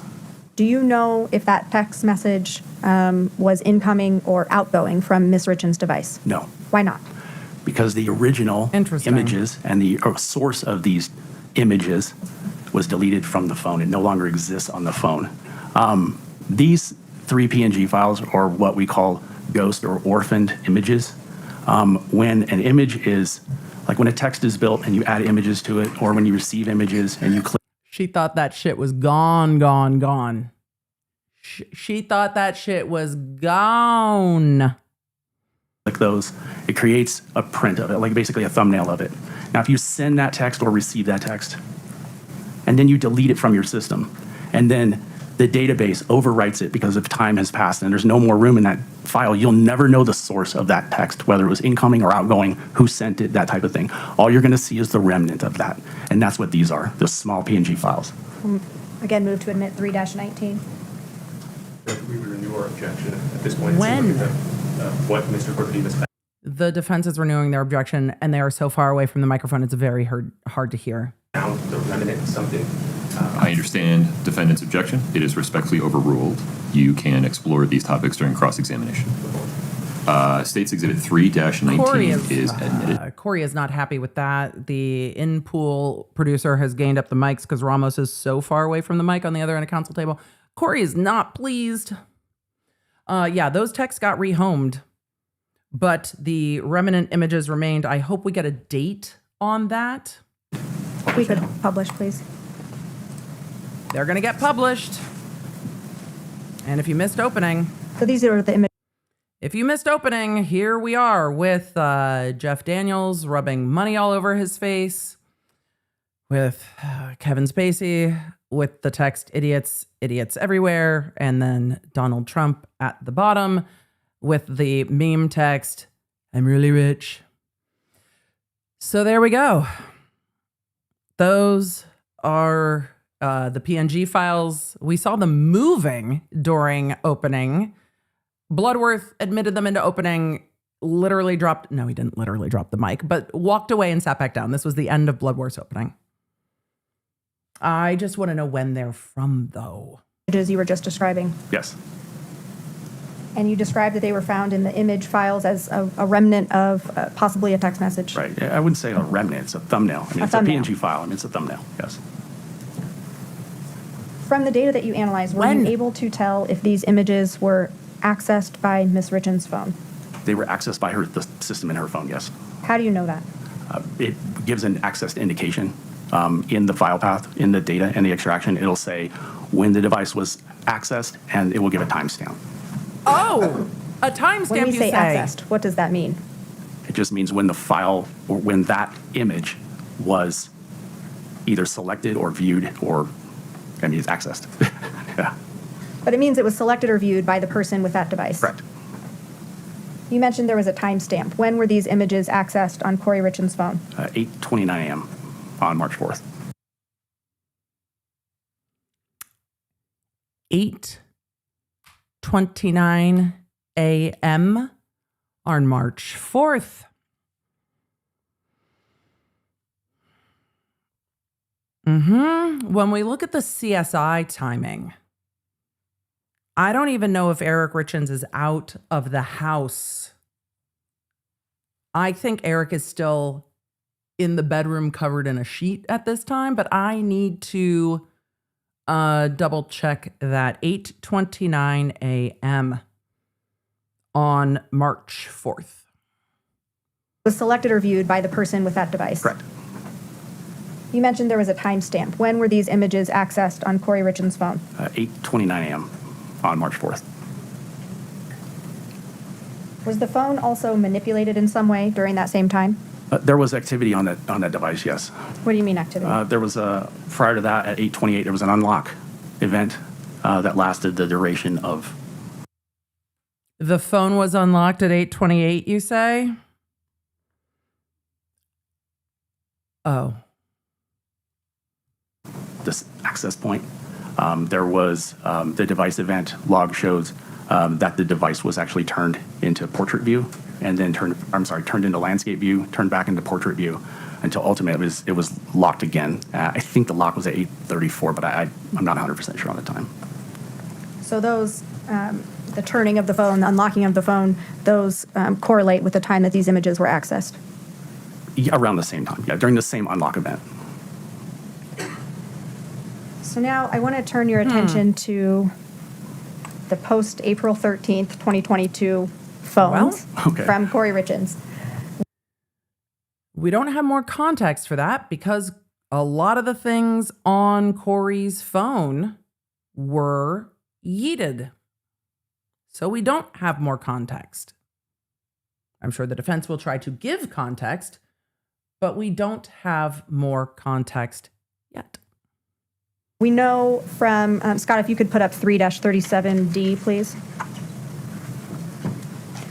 And you can publish that to the jury. It's been Wondering if admitted. there's context on someone So else's I'm phone. referencing this, the date on here when the silver phone and the blue iPhone were being used by Ms. Richins. Right. Did you look at, when you were analyzing the blue phone, did you find web searches during April, that timeframe the phone was used, that were relevant to this case? Yes. Scott, if you could show the witness 3-26D.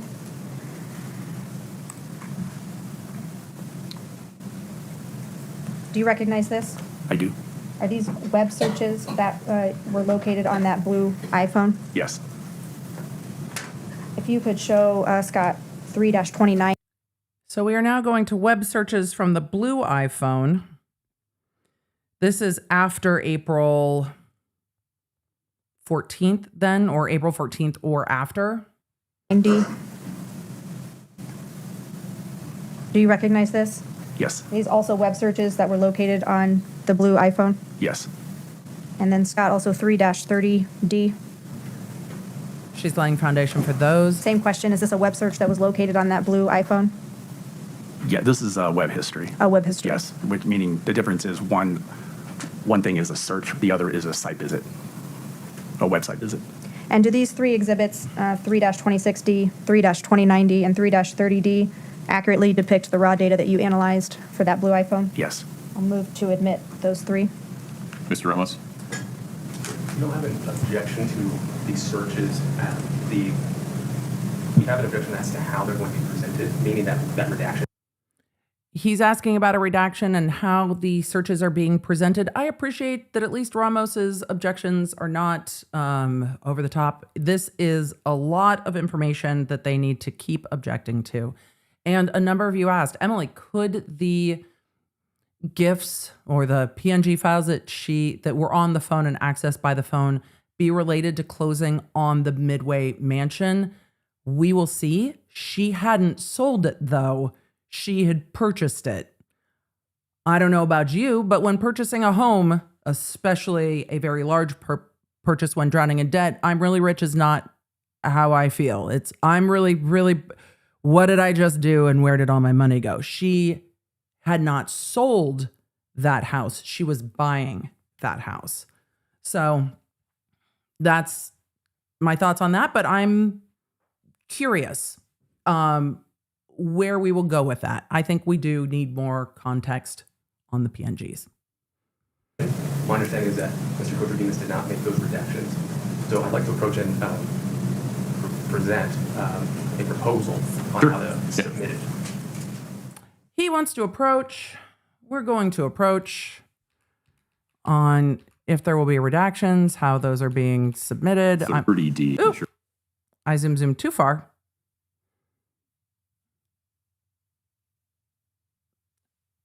(3-26D, there we go. 29D, and 30D are admitted. Okay. We're going to publish those. I have an instruction for the jury. Okay. Scott, could you go to 26 for me for a moment? Ladies and gentlemen, as you look at 26, 29, and 30D, you'll see. Okay, these are charts of Google searches. How's to delete everything on your phone?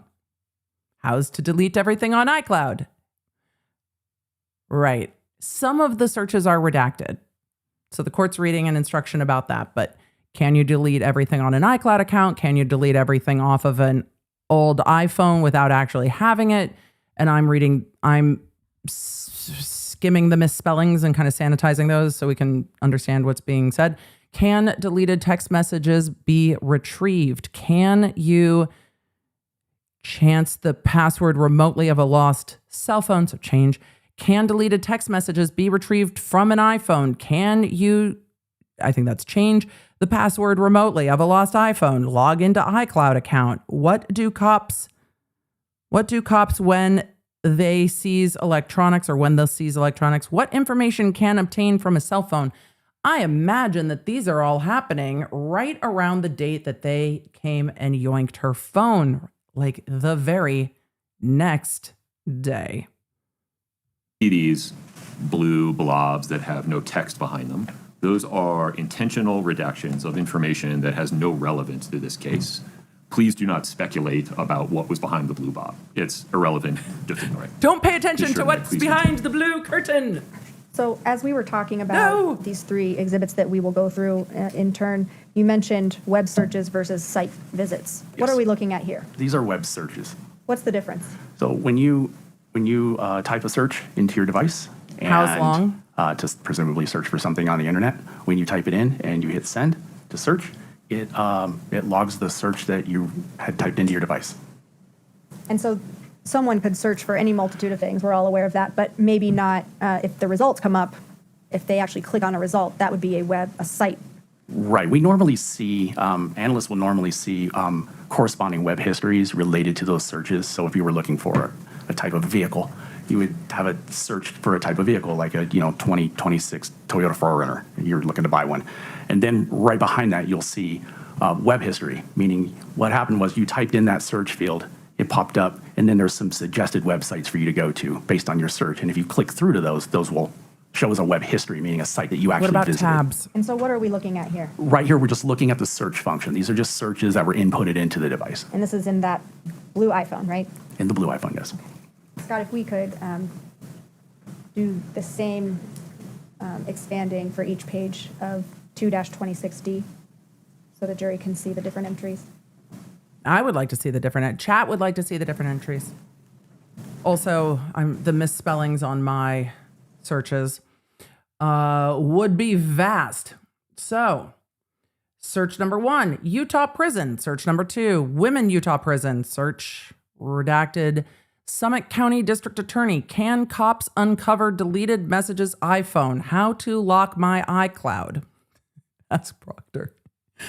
Oh, Emily, too soon. No, it's not. What does lock lost iPhone actually do? Summit County District Court, how to turn Find My iPhone off.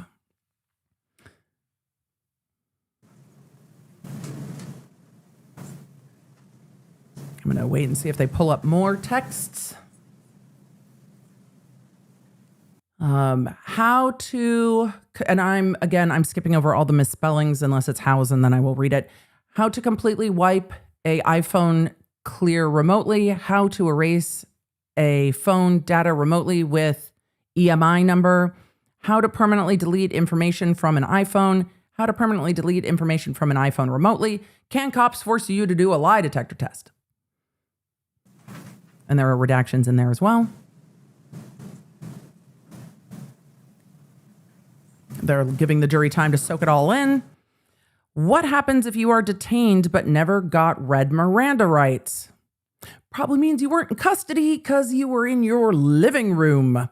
Can probable cause be a testimony? Among other things, yes. I imagine these are, well, I'm interested to see what date these are. We know police were at her house taking her devices on April 13th. The new phone was obtained April 14th.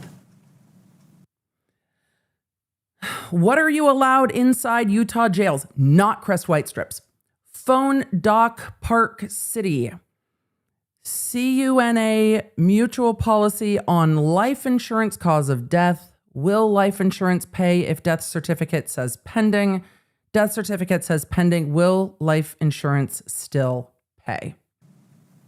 I'm really waiting for the date on all of these.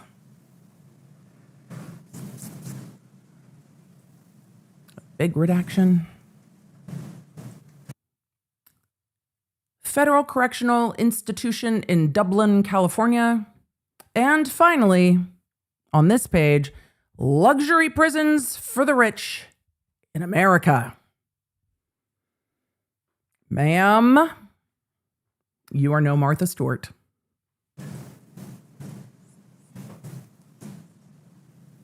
They're letting the jury soak that in.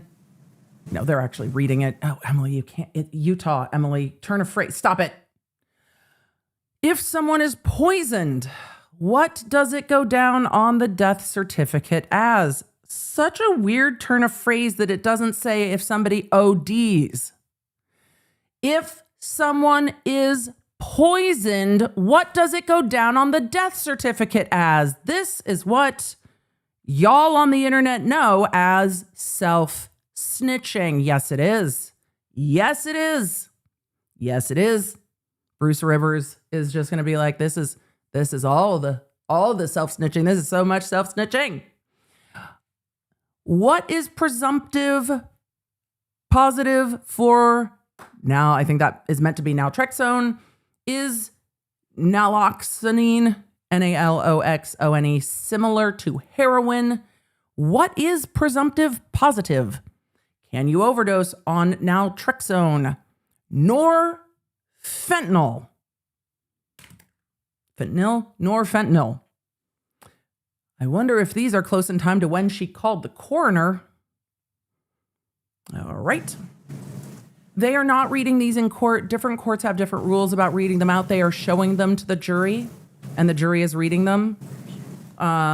So they are showing them. Where is my location on iPhone? What? I think that means prescription is used to stop alcoholics.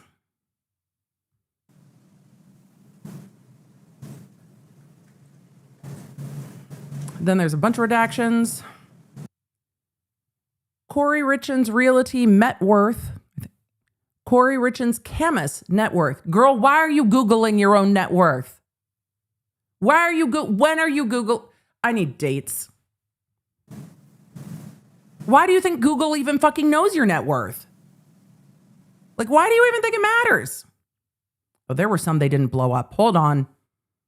No, I saw that we skipped some. How to delete Facebook. Find My iPhone is off. Is location still correct? Can Find My iPhone work if off? Is Find My iPhone ever wrong? Can FBI The FBI! Ah! I hit all of those. I was very loud. I'm so sorry. It's gotten late. Wait. Is Find My iPhone ever wrong? Can FBI find deleted messages? What does FBI do with electronics for searches? FBI searching electronics. Remember, her electronics were sent out. FBI searching electronics. Okay, they didn't highlight all of those. All right. Then Kouri Richins' net worth. Kouri Richins' Camus net worth. Then redacted. Then FBI analysis of electronics in an investigation. What is FBI analysis of electronics? It means you're done. The FBI! Yeah, you don't want the FBI going through your devices. And then they highlighted those last two, FBI analysis of electronics in an investigation. Again, I need the dates. Oh, wait. Okay. How to delete Facebook. Find My iPhone is off. Is liquidation? It means location. Is liquidation still correct? Can Find My iPhone work if off? Well, this is a Monday in court, isn't it? Is Find My iPhone ever wrong? Can FBI find deleted messages? And they're scrolling, letting the jury read these. What does FBI do with electronics for searches? FBI searching electronics. FBI searching electronics. Dear Diary, why did the FBI take my phone? All right, let's see if they go to the next page. I think they're going to highlight this. What is considered non-natural manner of death? Death is misspelled. Who determines cause of death on death certificates? Can the cause of death be changed on a death certificate? I mean, those could be non-nefarious if you're talking about life insurance, but the poisoning one is... the poisoning one's, that one's going to be tough. What is white-collar crime? Murder doesn't count. Why would the FBI be involved? Do you think Google's a mind reader? Why would the FBI be involved in what? Is the medical examiner, spelled wrong, report and autopsy report different?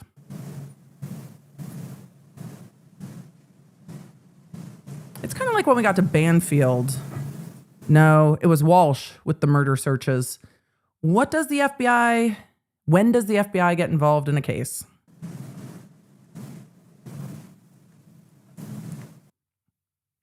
How long does life insurance companies take to pay? Well, there's always a how long. How long does life insurance companies take to pay? What is a lethal dose of fentanyl? What is considered a lethal dose of fentanyl? Can a manner of death be changed on a death certificate? I'm gonna need dates. I really hope there's an exhibit with all the dates. I'm gonna need all the dates. This page is mostly redacted except for can my passcode, change my passcode on iPhone.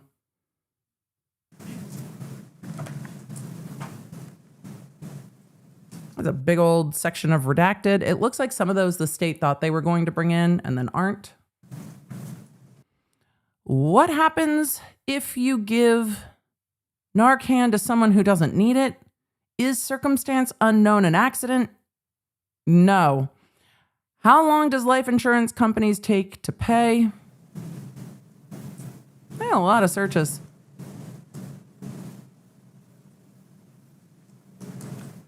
So we saw some web searches on 3-2060 that related to remotely wiping an iPhone or remotely deleting text messages. And poison! Was the blue iPhone being used by Kouri Richins in the time after her original phone? That white iPhone was seized by police? Yes.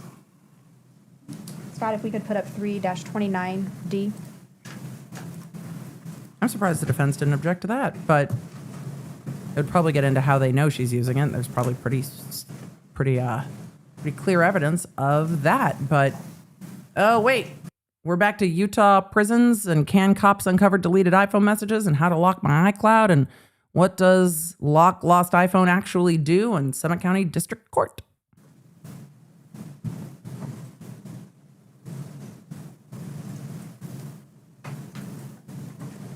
How to turn off Find My iPhone. Okay, so these are searches. on the white iPhone? Wait, hold on. I needed to back up. I need to back up again. Apologies, chat. My brain buffered. Up 3-29 being used by Kouri Richins. 3-20. I thought she's 60 that related to remotely wiping an iPhone or remotely deleting text messages. Yes. Was the blue iPhone being used by Kouri Richins in the time after her original phone? That white iPhone was seized by police? Okay. Sorry, Yes. I got confused. Scott, if we could put up 3-29. Why are we looking at these again? So the blue iPhone was being used after the white iPhone. Okay. I got confused. Sorry, chat. Brain's tired. These look like some of the same things that we've already looked at. Can cops uncover deleted messages iPhone? Summit County District Attorney. How to turn Find My iPhone off. But I thought the other ones were on the blue phone too. Oh, are we switching from the search log to the visit log? I wonder if we're moving to the site log. My bad. It's been a long day.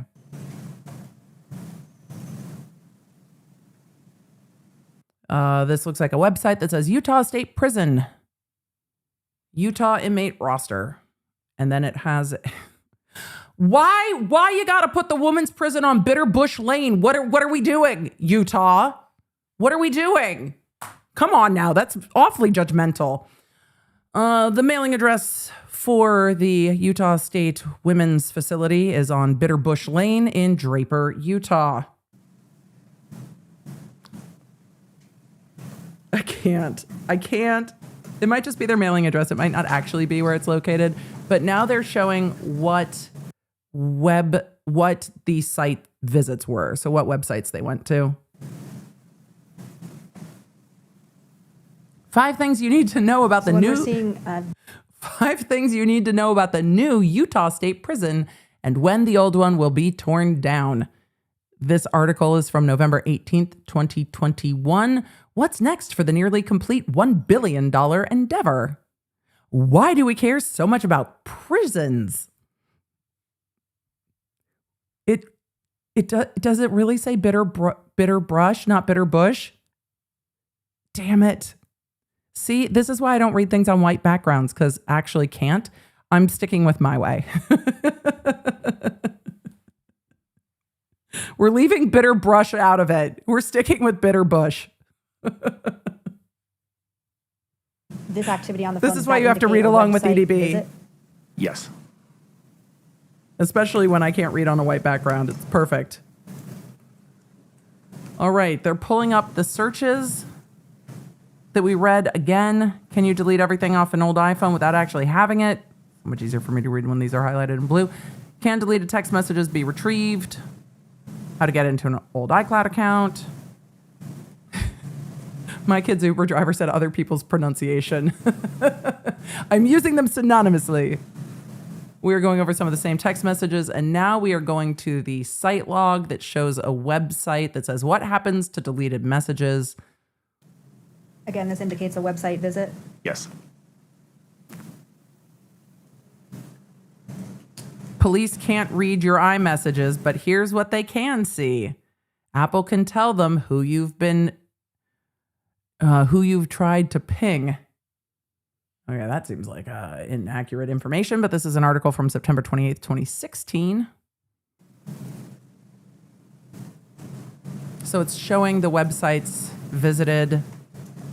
How long does life insurance companies take to pay? So they're going between the searches and the website visits. We still don't have dates for any of these though, which I would like to know. We are behind real time in court. Live court is done at this point. They pulled up the Google results for this, which looks like kind of your generated results. How long for a death benefit payout? Life insurance providers usually pay out within 60 days of receiving a death claim filing. Beneficiaries must file a death claim and verify their identity before receiving payment. The benefit could be delayed or denied due to policy lapses, fraud, or certain causes of death. That gives a little context to further searches. Remember, there are fraud counts in this case that tie to insurance in addition to the murder and attempted murder charges. So this is relevant to the false or fraudulent insurance claim charges and potentially the forgery charge.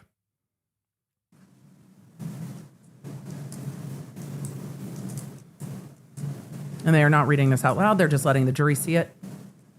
Delay in claim payment for death certificate with pending cause of death.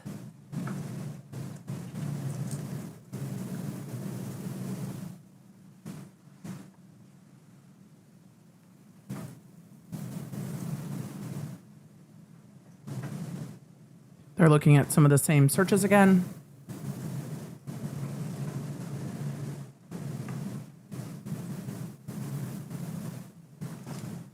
And another website, cause of death usually does not impact life insurance payment. How do we investigate? How does the FBI work a case? So this is, I think, directly from is this directly from FBI.com? Is that a thing? It starts with world-class training provided to our agents, analysts, and other personnel at the FBI's training academy in Quantico. All right. The FBI! More than you need to know about the FBI? Maybe, maybe not. Oh, boy.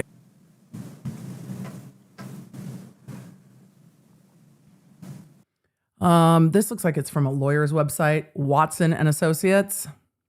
Signs of being under federal investigation. I really need the dates. And it has a bunch of agents standing around in FBI jackets, raid jackets. Find out if you're under government investigation as a federal contractor when investigators contact you or agents serve you with a subpoena request or you receive a DOJ target letter. You must be very careful how you proceed next. Govern yourself accordingly. When looking at obvious and not so obvious signs of being under federal investigation, and despite thinking that you have done nothing wrong, the reality is that agents will continue to investigate. If prosecutors believe that they can remotely have a case against you, this was written by defense attorneys, then they will target you for an investigation and move forward with a possible indictment. The FBI! So they're letting the jury read these results. Kouri Richins Realty Net Worth. Please tell me there are Google results. Please, please, please, please, please. Please show us the results as she was Googling herself. I just need to know the dates of these, though. How to delete Facebook. FBI searching electronics. Oh, no. Oh, the tech evidence. These are some of the searches we've seen before. Can cops force you to take a lie detector test? How to erase a phone data permanently with an EMI number. You mean an IMEI number? What happens if you are detained but never got read your Miranda rights? FBI conduct, this is a Wall Street Journal article. FBI conduct potentially millions of searches of Americans' data last year, report says. And the reason there's no talking in court is because they are pulling up the websites that were visited on the phone. How do police and forensic analysts recover data or deleted data from iPhones? Can police really recover deleted pictures? Was the sub headline? We are now getting into the is circumstance unknown an accident? Scott, if we could move How to long to pay? 3-30D.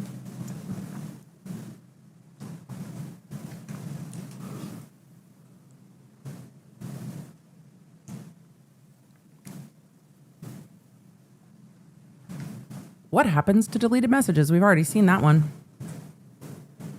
Police can't read your iMessages, but here's what they can see. correct. We've seen that one already. 5 things you need to know about the new. We've seen these. We've seen all of these. Why are we doing this again? Can we zoom? Yeah, we've seen all of these. I'm granting my own motion for Zoom until we see something new. We're gonna Zoom till we get to the new.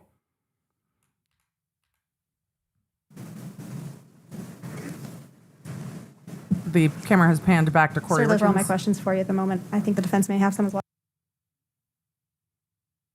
Wait, really? We're not getting into the dates on all of those? We're not getting into the dates on all of those? We're not... Bro! Bruh. Ugh. I hate it. I hate it. Give me the dates. I imagine this witness will be called back, but we need the dates. Thank you. Give me the dates. I need a little more. That'd be great. Thank you, sir. Zach, can we get a refill for the witness, please? All right, the witness is like, more water. Thank you, sir. It's a very little cup. Won't commit to anything.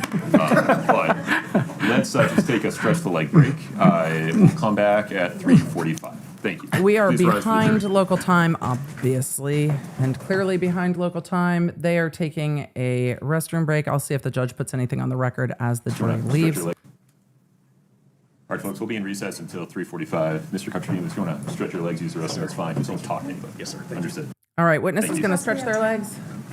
The judge just disappeared so quickly. Did you see that? He was like, Stretch your legs, use the restroom, yoink. it's fine. Just don't talk to anybody. Yes, sir. Understood. Thank you. Possibly have time. No. Where did you go?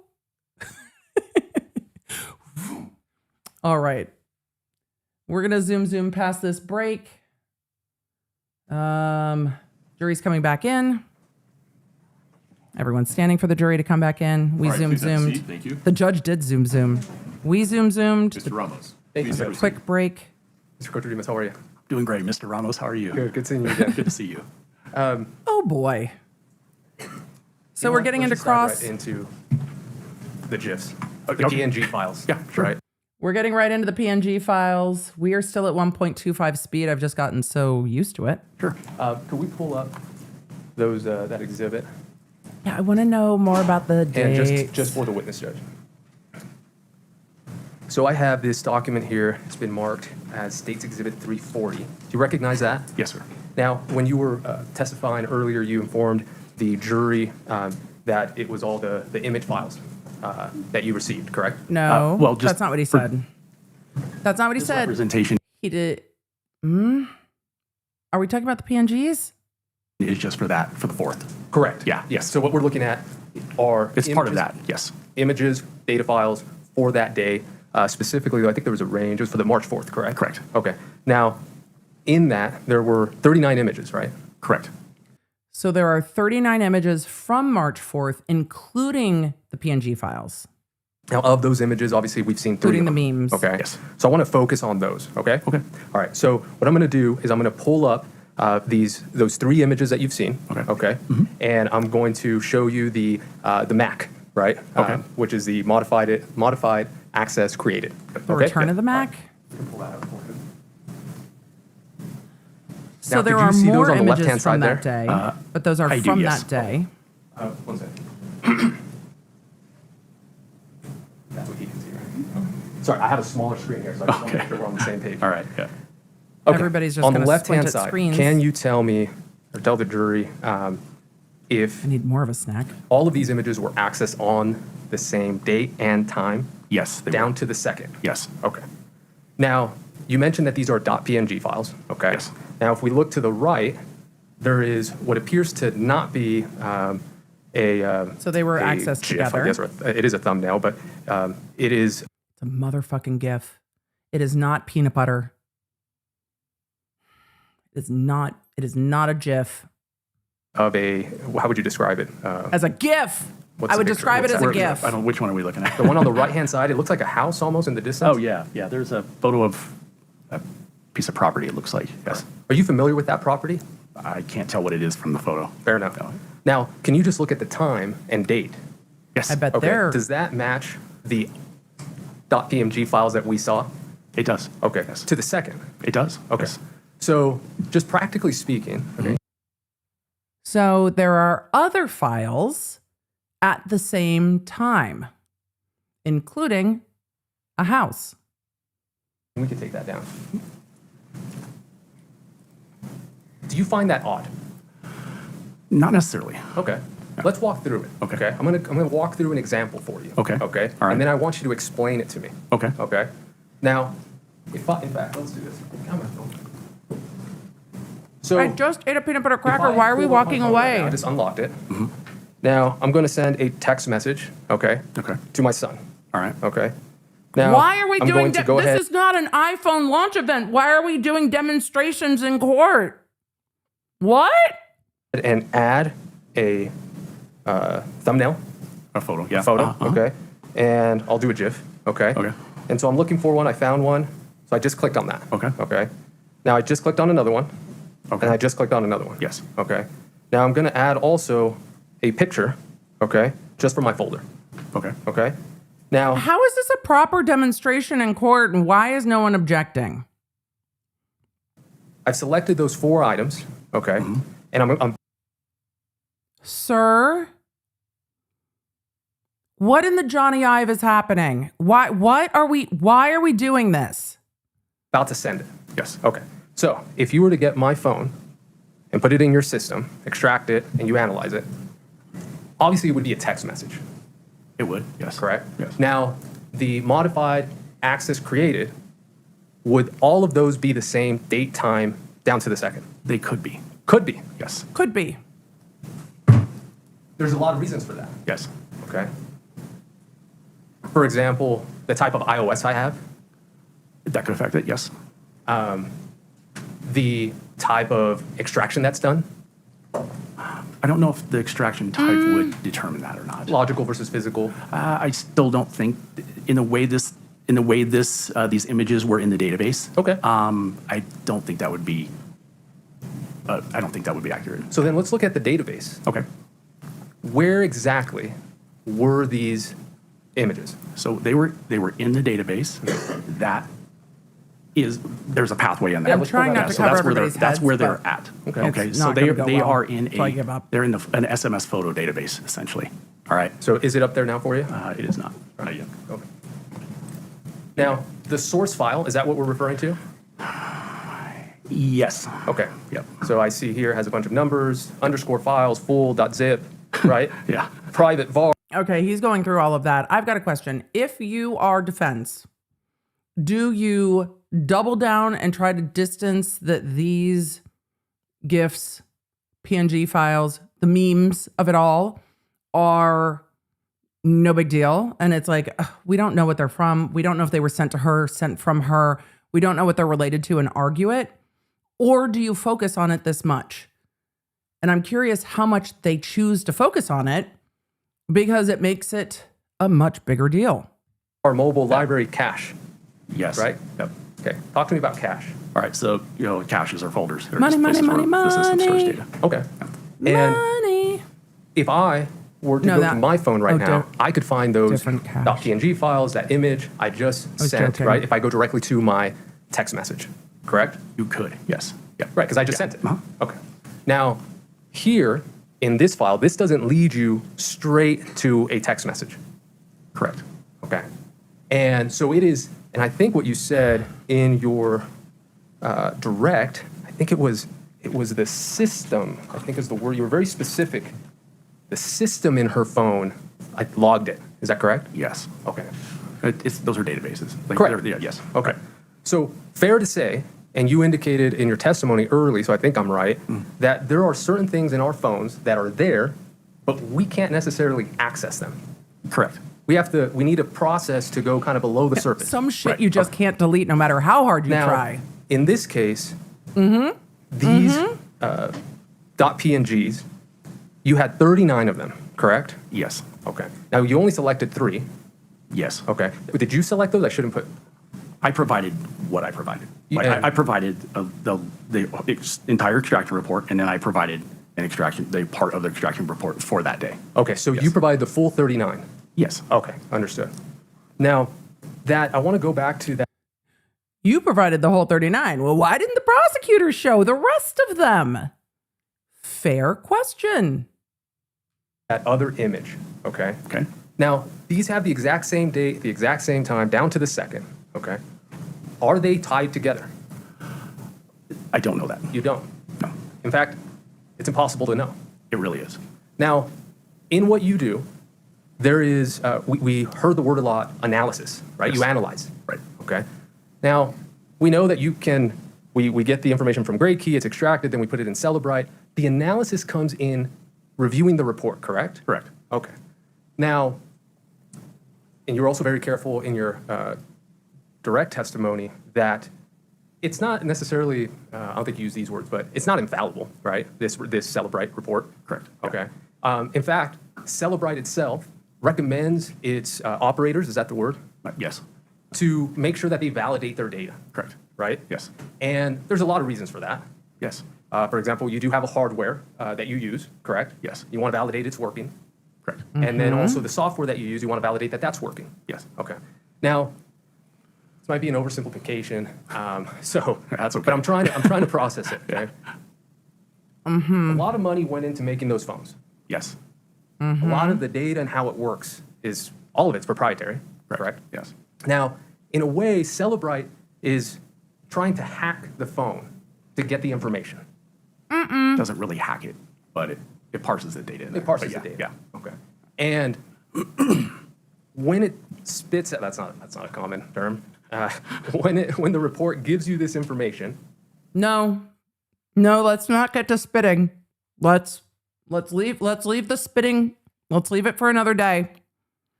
You can't take it as God's truth.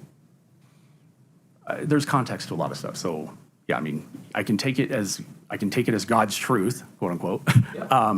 That is how the system files within the are constructed.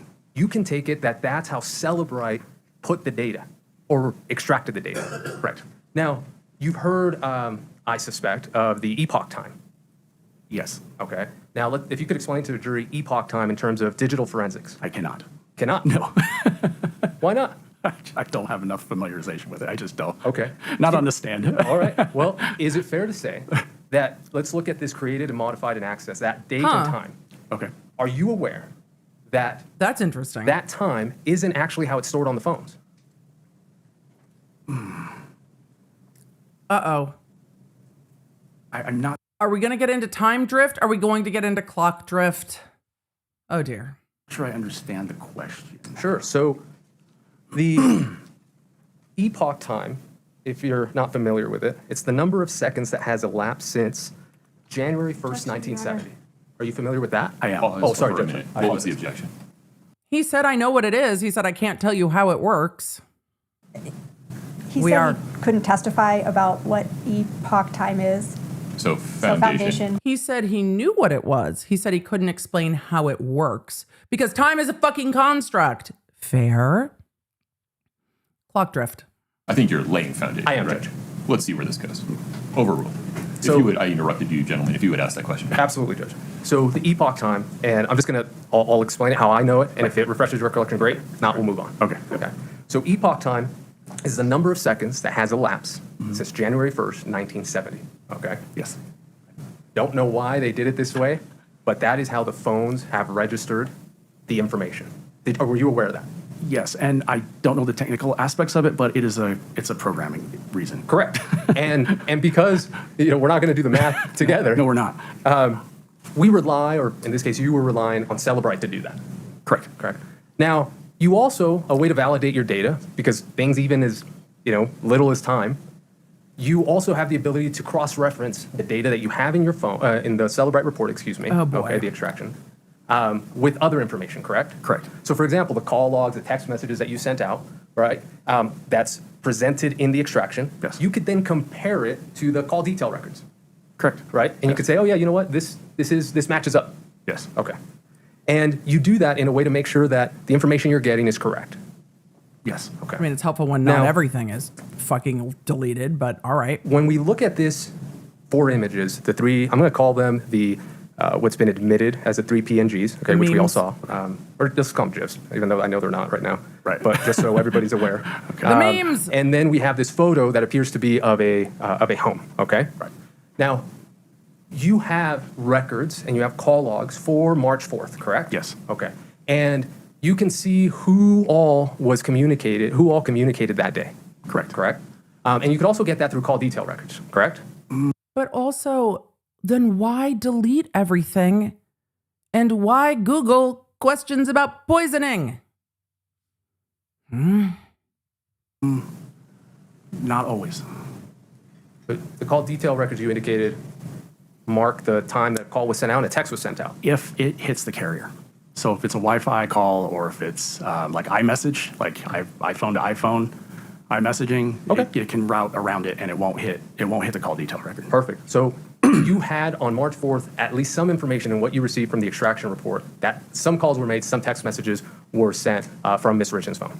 Yes. Okay. Now, with that information, you can, if you wanted to, you can attempt to see whether this image was sent or received by somebody, correct? Yes. Okay. You did not do that. I did do that. Okay. And who did it come back to? I don't know. It was not available in the system file. Okay. Would you like kind of explain why? Sure. Yeah, that'd be great. Why I think, based on, Yeah. There is, from the time this event occurred on March 4th till the time the phone was seized on April 13th, I believe, 2022, there's an extended period of time that has passed in data terms, okay? So the reason why going back to the source on this is challenging is if the text source of this, incoming or outgoing, is missing, you can sometimes go into the data file, like from the timeline and from the extraction, you can go into the database information. You can go in there and you can look at that to see if that information is contained in the database still. The problem is that data is overwritten. Once it's deleted, the database then overwrites it. Right, So it doesn't then hold it what forever. happens is the source in there goes away. There's small amounts of data that are in there. Like traces. Also, it's just for me, the fact that Kouri Richins' phone was better yeeted than Proctor's is not lost on me at all. Because it seems like they weren't able to get to an iCloud account. Well, like PNGs, okay, that are still there. But like I kind of explained with the data space, think of Right. it as It overwrites. Oh, 1 sec. Is that We know the what garbage overwriting collection? is. Yeah, we're talking about that, right? We know it vacuums. We know what think of that as overwriting is. Think of that deletion file as like the trash can in your house, like in your kitchen. Okay, so you delete things, you throw things into that. Well, eventually it gets full, and you got to take it out to the curb, and the garbage man comes and gets it, and it's gone. Okay, so the more you use it, the more you have to take it out. So That's a good analogy. I like that Let me stop you analogy. there. Yes. Because what I'm asking. The more trash you put in the trash can, the more often you have to take it out to the curb. That's a really good analogy that I think everyone is going to understand. I love this analogy. I don't think I've ever heard anyone use that analogy. I love it. I love it. I love it. About is, I understand that you tried. I'm getting there, I promise. Oh, no, real quick. Okay. Okay, go ahead. Okay, yeah. Go ahead. All right. So those databases store that information for a while, okay? That's Then great. what happens is that text information, that the text threads, they're stored in a different place than these. What happens is every, 30-ish days, don't hold me to that, but it's roughly, this iOS system performs a vacuum.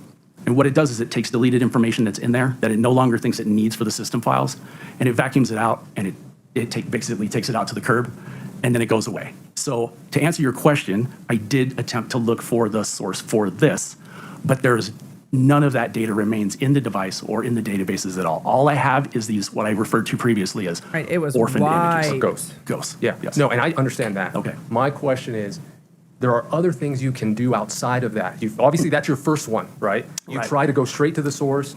For whatever reason, it's not there. Okay. But there are other things you can do to see if you was can like locate gone, whether they're baby, tied gone. together or where they could have gone. Correct? Correct. So you indicated that at a minimum, this is on the mobile messaging system, right? Yes. It says mobile SMS, correct? Yes. So you know that at one point it was sent or received to somebody from Ms. Richins' phone.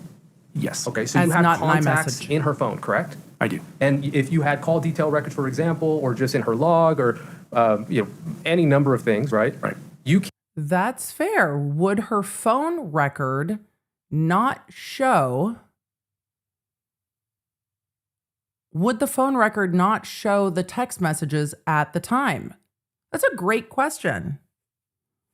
I mean, the phone record wouldn't show if it was iMessage, but would it still show up as mobile SMS in the system and not, or would it designate between the two? It's a good question from Ramos. Would mobile SMS indicate both text and iMessage? Good question. Can go to those. I don't think he's going to answer that the individual question. on the other end maybe did still have that message, correct? Potentially. I mean, Yeah, potentially. Now, you didn't do that in this case. Are we talking physically contacting these individuals and? Absolutely. Okay, yeah. So I agree with that statement. Okay. That you didn't do it. That I didn't do it. Okay. But I would also add to that my role in this case is as an analyst, and I provide the information, and then any following it, any update or following a follow-up investigation is 100%. Yeah, I mean, I imagine that when you were asked to pull those images on that day, I imagine you explained all of this to the prosecution. Well, I no. did, yeah. Right? He would explain it and you to explained to law them that, hey, enforcement. you know what? These did pop up. Yep. 39 of these. And to your point and your question, I did go through call detail records. I did go through those types of things to see if Okay. there was a corresponding communication that would be contained in the call detail records that matches this. Absolutely. And you did this because that is your job. Correct. Right? You're trying to say, hey, I have this orphan ghost.png. I'm going to try to find its home. Yes. Right? Yes. And hey, prosecution, I know you're going to use this just so you know. I He can't doesn't tell know you what who they're gonna received use. it. Correct? Correct. I can't tell you who sent it. Correct. I can't tell you if it was viewed But I can tell you that those are the memes that were being accessed on her phone at 8:30 in the morning. by Ms. Richins. Correct. Correct. But I can tell you that at that time and date, the system in her phone, as you said, registered it. Correct. Now, for example, if we were to find out that the image there, right, of the home, okay, if we were to find that other recipient, right, Okay. and in that recipient's cell phone, it had the day prior, okay, so March 3rd, Okay. say around 5 o'clock, okay, and that individual sent the image, okay, Okay. and then Ms. Richins opened her text message with that home there, okay, and maybe those GIFs or those .png, those thumbnails were attached. It could have been that the computer registered as it accessed it as it was opening up, correct? Correct, because it would Okay. create a thumbnail. Correct. Yes. Good Now, questions. Like you said, we Those don't are know good that. questions. Right? Correct. We don't. Okay. Now, I'd like to move on to the web searches. Okay? Yes. A lot of those web searches, as we saw, have no dates, Correct. right? Yes. And we do see some of them when they were searched, correct? Yes. Okay. Are you familiar with, Yeah, why aren't there dates? I think it's called like lifestyle analysis? No. Okay. No. Pattern did of you life? perform any searches around the time, on those that you can see on the web searches, that you can see the date that they were searched, okay? Did you do any searches on Google or any validation to see Is it what, if 'cause they anything, were was relevant to deleted? what was being pulled up? No, like, did I perform the searches myself? And Not the searches. So, for example, are you familiar with a certain Real Housewife in Salt Lake City? No. What? Receipts, timeline, screenshots, fucking everything. Which Real Housewife of Salt Lake City is about to get called into this murder trial right now? Oh my God. I have never. What is happening? Sir, are you familiar with the Real Housewives of Salt Lake City? Oh my God. Well, the Real Housewives of Salt Lake City are familiar with this case because I was talking to them about it on a plane on the way to BravoCon. So there's that. Oh my God. No, like, did I perform the searches myself? I had to back not up. the searches. So, for example, are you familiar with a certain Real Housewife in Salt Lake City? Recently? In Yes. April 2022? Oh, no. Okay. Are you aware of somebody maybe being sentenced around that time? No. Okay. And now that would provide context to you, correct?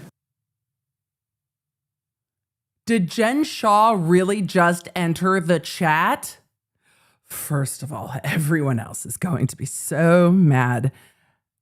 Are you really trying to say that Jen Shah is the reason she was searching luxury prisons for rich people? I don't know if I'm mad at it.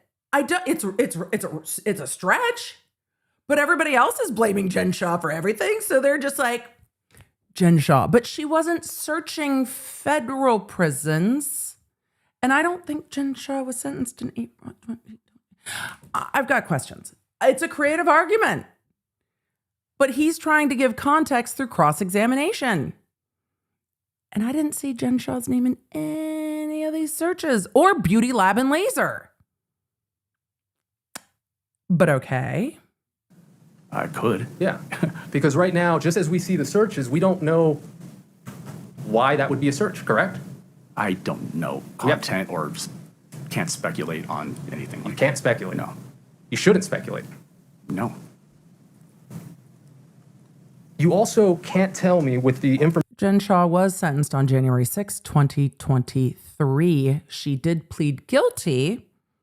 In July of 2022, she maintained her innocence up until July of 2022. So your dates are completely wrong on that. But I mean, A for effort on the hypothetical. A for effort with the bravo fucking bravo. But then the dates really don't line up because she said, I am innocent. And there was no indication that she was going to prison or even jail at that time because she was not kept in jail during, well, anything. She was booked, she was questioned, and she was released. However, it's interesting to try to give context. He's wrong on the dates, but it's interesting context. Information that you have, who actually did the search? Correct. Right? It was done on the phone. It was done on the device. You could tell us the location of the phone, possibly, when those searches were done. Correct. I mean, she's out of You could prison tell us now. possibly the Wi-Fi that it was connected to, if it was connected to one. Correct. Okay. But you can't tell us who searched it. Correct. Now, you can't tell us if we were at, if this happened on the 4th. Let's go back to the GIF The images, Jen okay? Shah of it all. On that day, at that time, are you aware, were you told that there were other people in that home? I'm aware of that. You are aware of that? Yes. Okay, and so did you reach out to those, or I guess that's not your job. Did you reach out? The other people in the home at that time were EMS, the coroner's office, and children. Or are we talking about April? You could not tell us who opened that phone at that time, correct? Correct. Okay. Now, I do want to talk to you about something you just brought up. It was the... I mean, A for effort, Ramos. You said- 5 oh, the points for a Wi-Fi. less dramatic cross. You said and not for bringing up necessarily Real because it Housewives could be of an Salt Lake City. iMessage, right? Correct. Was one option, and then the other one was that it was connected or sent through Wi-Fi. Yeah, Jen Shah's like, keep my name out of your mouth. Indicates that it is a mobile SMS, which went through iMessage, and iMessage iPhone to iPhone typically will not hit a carrier, so it won't be in a call detail record. Right. So and that, what but that would it also was look helpful like? to you, right? Because you're able to see, of all the people that she could have possibly contacted that day, you could then narrow it to like who has an iPhone. Correct. Okay. And so because of the communication, and correct me if I'm wrong, I'm guessing here, between iPhone and iPhone, it's a different connection, correct? It makes it easier to communicate? It's a typical Wi-Fi connection, so it's not a different connection. Okay. It's just a different system, or it's the same. They're on the same system. It goes through Apple servers versus the carrier. So for example, can we pull up, Right. The Mr. Richins mobile activity on the night of March 3rd? Do you recall that state's exhibit where you laid out a graph of all the text messages that were sent from Mr. Richins to a Pedro Sonora? Yes. Right? Yes. I think it's up on your screen now. Yes. Okay. When we were talking about this, one of the last questions was about the text from Raul at 10:18. Okay. And I believe Ms. Shervanack asked if it had been read, or if you could tell if it had been read, and you answered it very curiously, which is, I'm left to wonder, I just want clarification, whether or not you could actually tell if it was read, or whether there just wasn't enough data to determine whether it had been read. I didn't see any. I don't remember. Okay. I'm sorry, I just don't remember the data. No, and that's why I'm following up. Yeah. That's why I'm following Yeah. up. There's no response. The indication was that it was not read. Okay. Yeah. Now, here we see all these text messages, correct? Yes. And we just talked about the iMessage that you just discussed. Oh, boy. That Yes. sometimes that won't register on call detail records. for example, right? Correct. Now, that's different than this, right? That is different than this. Okay. You would expect an iMessage to show up here? Yes, because this is from the phone's timeline itself. Correct. These are system file. Correct. Just want to make sure. Could we take that one down, please? Thank you. Okay, so the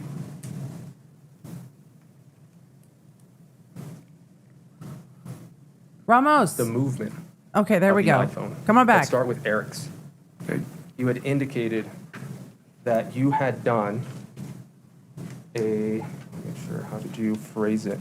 You had actually compared it. It said you had done some sort of analysis with his overall use in terms of his activity on his watch, right? Yes. And that those 87 minutes, that gap, was off, I guess. I don't think I said it was say off. was What off. was your- what I were think your I said it was atypical. Atypical. He did not say it was off. Now, can like you please powered walk us off. through what exactly you did to get to that conclusion? Oh, so those are spot checks. Those are looking at random locations within his activity. I did not take the totality of his activity and compare it day to day to one another. Those were spot checks and looking at the device patterns in his phone to see if there was large types of movement. Now, there are sometimes large spaces of inactivity, but not in this context. So what spot checks did you do? Just periodically throughout the timeline, through that activity timeline, just to look at and see if his activity indicates that his device stays in motion, and to what extent day to day. Over how many days? Oh God, I probably looked at maybe 20 days or so, just random days. And how did you log that? I didn't report it. I just made a mental note He of it. just made a note of it because Just a mental note? Yes, sir. Well, he said it was unusual. So once he So said what it was the largest unusual, deviation? I don't know that, sir. What was the smallest deviation? I don't know. How did you come up to the fact that it was atypical? because his phone was moving. Like I said, in context, right? So there's communications about with presumably Mr. Richins on the device, and Wait, there is Mr. Richins. I'm sorry, Mr. Richins on the device with No. Mr. Richins, right?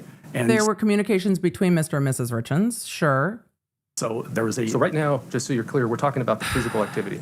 Oh yeah, okay, yeah. He's talking about the fact that there was context for whether or not Eric would be moving. And part of the context was Eric saying, I'm going to lay down, and her saying, why don't you lay down and sleep, Earl? That's me completely summarizing in a very Chicks kind of a way what she said. She said, why don't you lay down and take a nap? But there's context for why he might not have a lot of movement data on the phone.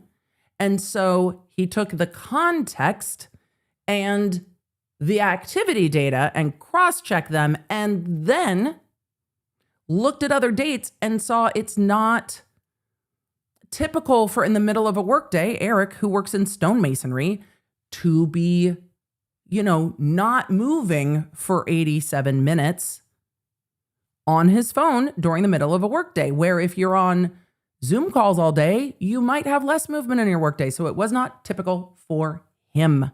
I'm sorry, yeah, physical activity. Yeah. But in conjunction with that, there are text messages. There are other things going on around this time, indicating any other exhibits. I don't know if we published them, but there's some discussion about what Mr. Richins was doing that day around So like 11 a.m. So this one specifically, on February 14th, 2022. Yes. You indicate that the gap was atypical. That's what he said. Yes, and maybe I didn't put that in good context. Sure, put it in But context in now. context with what was going on at the time, it is not typical, based on what I looked at, for Mr. Richins to lay down and take a nap, for instance, in the middle of the day. So you could tell that he took a nap from this? I cannot, but he indicated he was going to in the text. That's what I'm talking about in context. Okay, so Add commit with the other people's patterns. Bias there, you would agree. I would agree with that, and there's probably a little speculation there on that. The thing with device activity is you only know if the device is moving or not. Right. There is a bit of speculation, like you said, and we shouldn't do that. Probably not. I mean, that's a good Let's talk question about- for Ramos. Let's talk about the I think in activity-sensitive context, data. it's a fair conclusion. Not in context of what was registered. But for Ramos, But it's in a the good context question. Of you It's a real good as an question. analyst. Okay?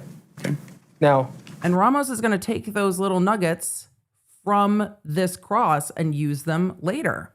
Yeah, but it's speculative. Yeah, but we don't know. These are much better crosses from him today than we have seen. I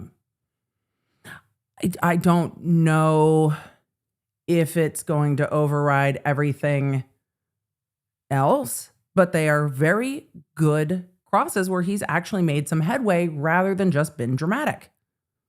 Much better cross. We talked about how what you do is digital forensics. Yes. And that's considered a forensic science. Okay. Do you disagree with that? Yes, I do. The witness is like, It yeah, is, sure, yes. whatever. And how are we part defining of that, and part of that field, forensic right, science is what we, I guess, grew up knowing as the scientific method, right? Yes. And so, for example, here we identify a phone, an electronic device, okay? And then we go from identifying that to preserving it. Yes. Right? Yes. And we either put it in a Faraday bag or we plug it in and we make sure that the hash values and the hex code and everything matches. You're muddling Correct. steps. And we do that so that when you get the information, Not a mint julep. you know that it's the cleanest version possible, correct? Correct. Okay. And then once we preserve it, we then collect the information, which would be the extraction. Yes. Right? And then we examine it. Okay. And then we get into the analysis. Yes. Okay. So we examined it, and I'm going to go off of the activity sensors. Okay. Activity monitors. But are we, So Chad, a lot of we you are identified like, it, excuse me, just because there's a methodology doesn't mean it's a scientific method because we're not doing an experiment. Very fair, chat. This is data analysis, not experiments. Ramos wanted to do a full, I'm texting my son. My son. Oh. Okay. collected it, we examined it. Now let's talk about the Process. analysis of it. Okay. Tell us what you did to validate the information about the activity sensor data. And we'll start specifically with the distance traveled. And this could be for either Mr. Richins or Miss Richins' phone, okay? In general? Yeah, what did you do in this case for either Mr. Richins or Miss Richins, okay, to validate It's what the the phone information says? that was presented to you in Celebrite regarding traveled distance or distance traveled? So the distance traveled is just reported by the device based on the sensors that are contained within the device. Correct. Yeah. So then what did you do to validate that that information was correct? I'm not sure I understand the question.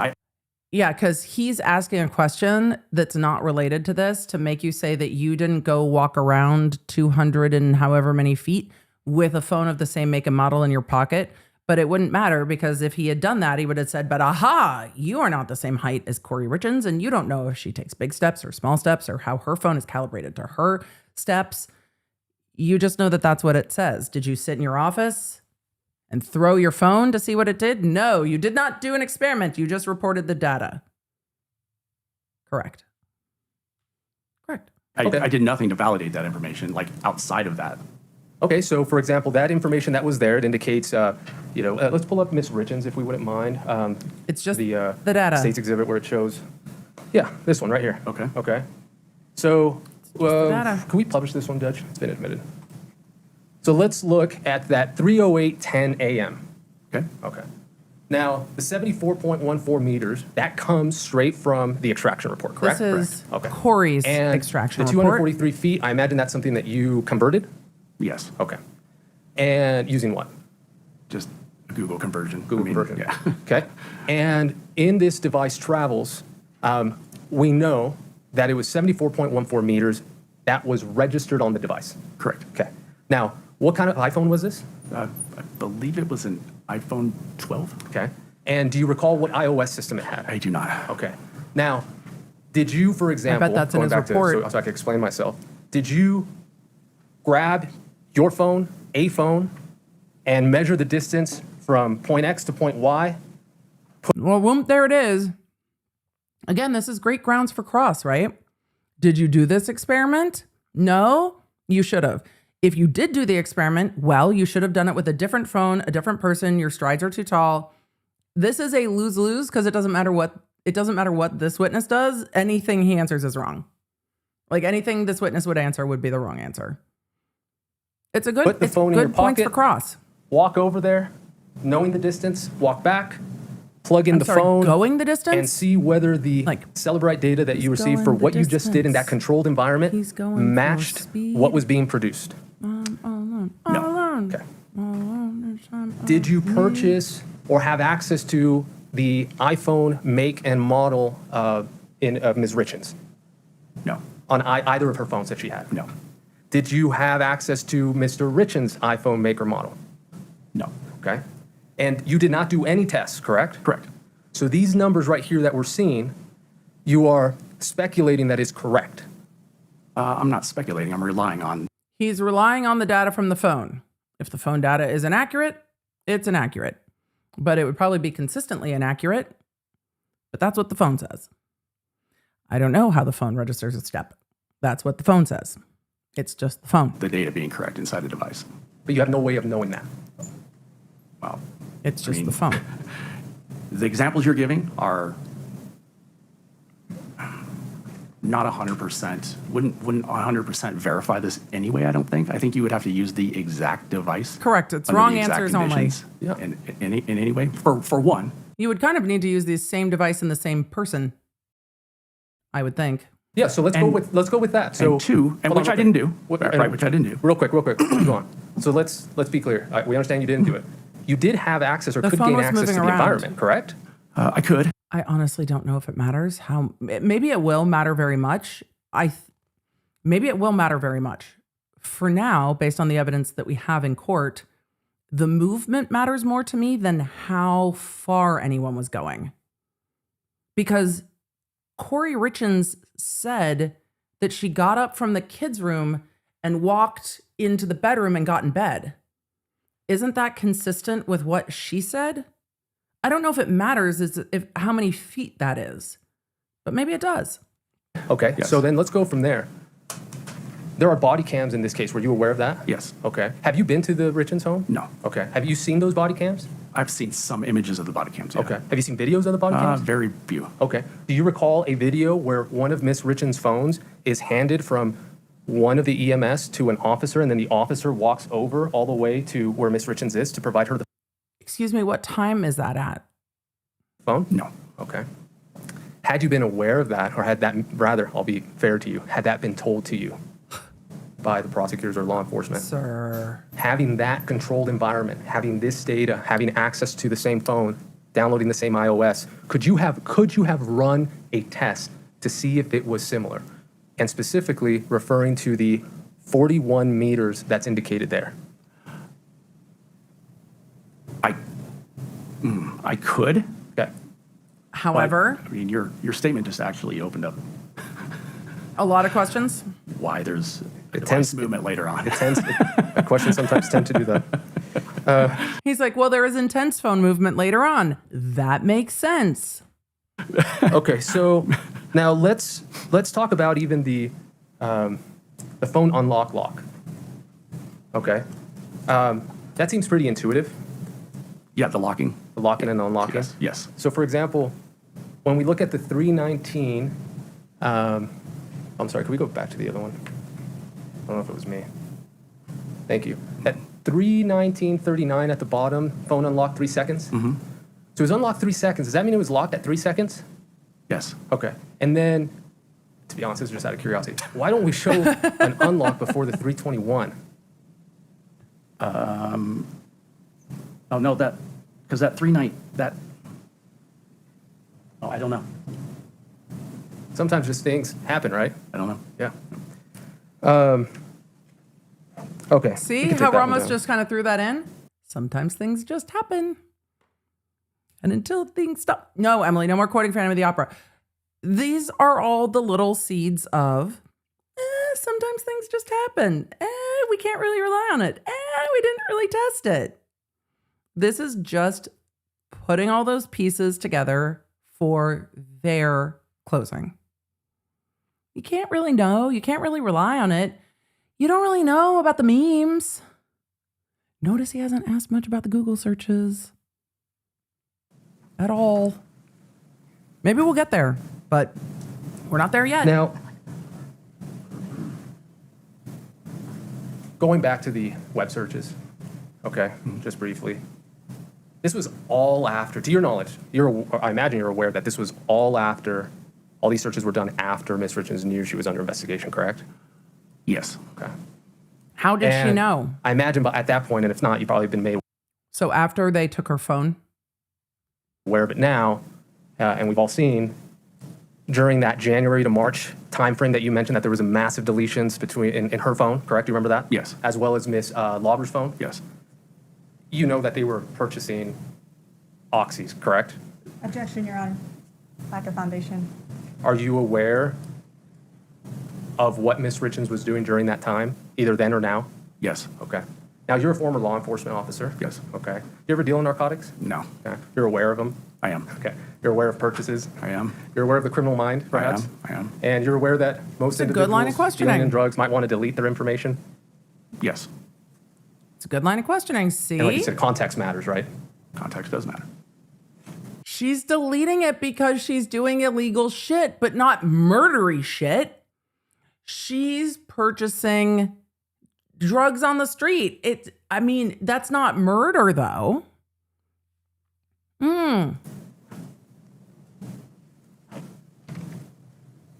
Okay. Bear with me. Must we? I'm teasing. It's a much better cross today. I'm happy to bear with this type of a Ramos cross than whatever the fuck we saw last week. It is a much better cross examination. And he has brought out points Are you that I familiar think with they will be Bayesian able to inferences? argue. No. Okay. Or probability statements? No.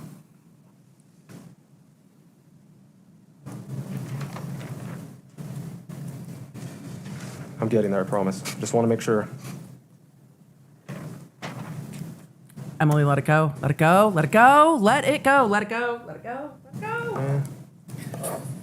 Let it Can we pull up go. the call record for Let it Miss go. Richins? I think it was the 110 minute one, please. Trying to move the closed captioning back.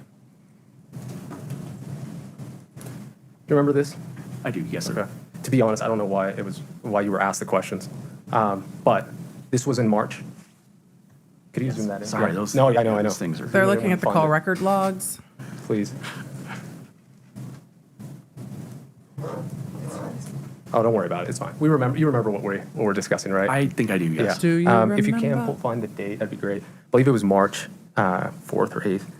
Your Honor, this exhibit on the screen is not March. Your Honor, it's been It says February 11th. It's 900 3-6, years. Whatever. This Okay. is a very long court day, but they started late today, and I'm not surprised the court's like, we're going. So let's be clear, for the record, the jury can't see what you and the witness. No, we understand. I want to make sure that Katie finds it first, Okay, and then we'll let me know when you're ready. Is that it? Okay. Yeah. Yeah, that's it. Yes, if we could publish it, and Okay. we could see the 101 minutes. Now, the date is March 2nd, correct? Correct. And you indicated that you reached out and you found out that that was the IRS.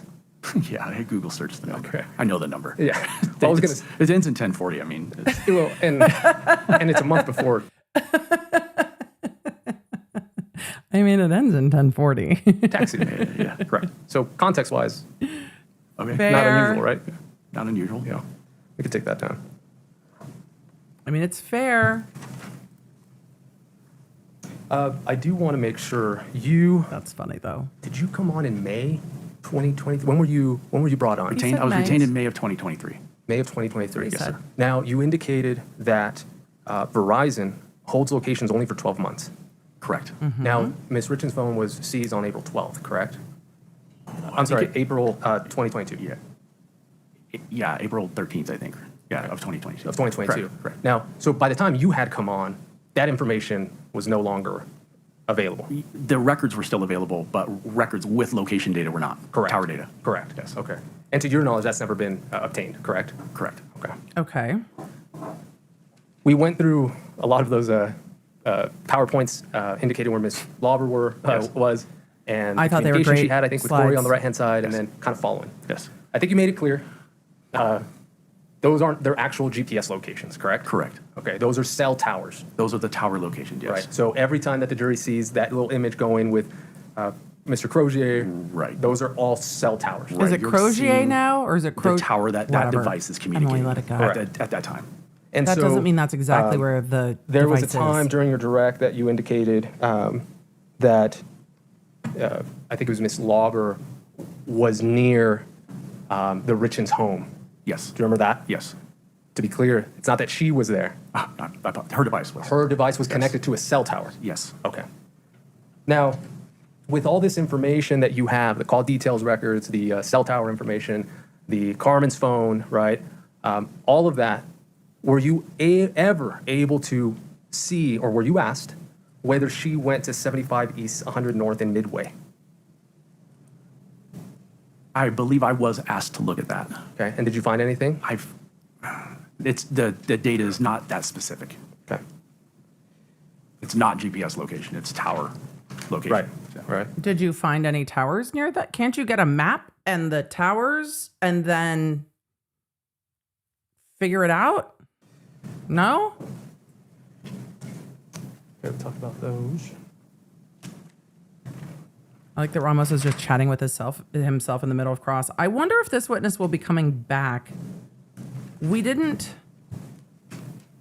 get a lot of information about the dates on those noodly Googles, other than they were after April 13th, Biometric data. after Kouri's phone was taken. We don't have much more about that, but there's more information I would like to see. I don't know if this witness will be back, so I'm curious what happens if we get through this witness today.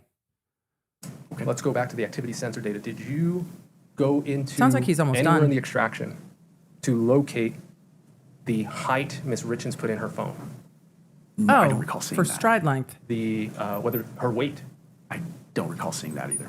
the stride. I don't recall seeing that. Did either you as do well. that or recall seeing that in Mr. Richins? No. Okay.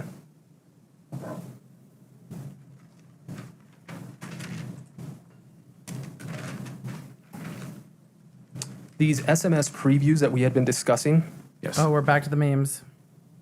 are you aware of the different settings that one can do on their phone to either show a preview or not show a preview?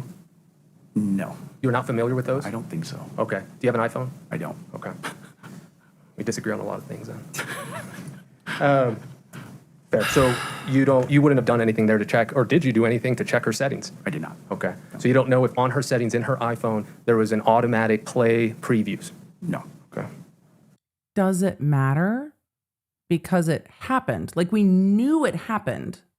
And so if we knew it happened, does it matter what the settings are?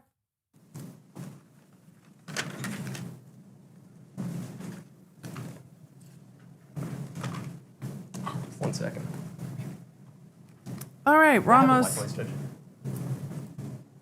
Ramos said, "May I have the white noise, Judge?"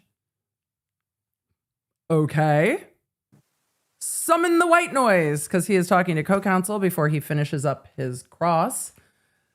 Yes, chat, all of you clocked that the phone did change direction. For clarification. So there is that. Okay. For clarification purposes. Okay. Because as I was talking about the web searches, I did not specify, and I want to make sure we get it clear. Those came from the blue phone. Correct. So those were after the April 13th, April 12th, when the white phone was seized, correct? Correct. After Ms. Richins obviously had been under investigation. Correct. Correct. After her, I'm not sure if you're aware, after her home was searched. I don't know anything about Don't that. know about that. Okay, but I mean, the jury already knows her home was searched. We know the phone was seized. She knew law enforcement came and took her phone. it was Okay. on the blue phone. Yes. None of these web searches were on the other phones, correct? Correct. That's all I have. Thanks so much. Appreciate you. Yeah, thanks. Mr. Urbanek, within the scope of cross. Chat would like to know if you appreciate them too, Mr. Ramos. That was a much better cross for the defense. A much better cross. I think Ramos made some good points. I'm curious if this witness will be back. I don't know if... I don't know what he said to make everybody laugh. I don't know if some of that will undo his client's own words, but Ramos was working with what he had, and I think he made some really good headway. It was a good cross.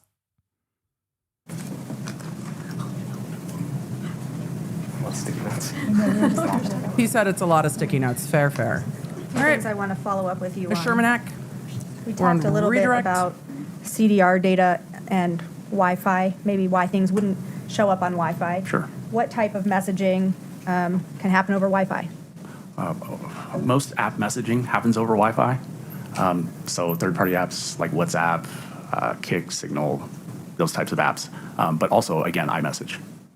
And so when talking about those 3 image files. I was very much hoping she would follow up on this. I was very much hoping she would follow up on iMessage versus SMS message. Located on Ms. Richins' phone from March 4th, 2022 at 8:29 a.m. We don't know all of the information about those because it was deleted. Correct.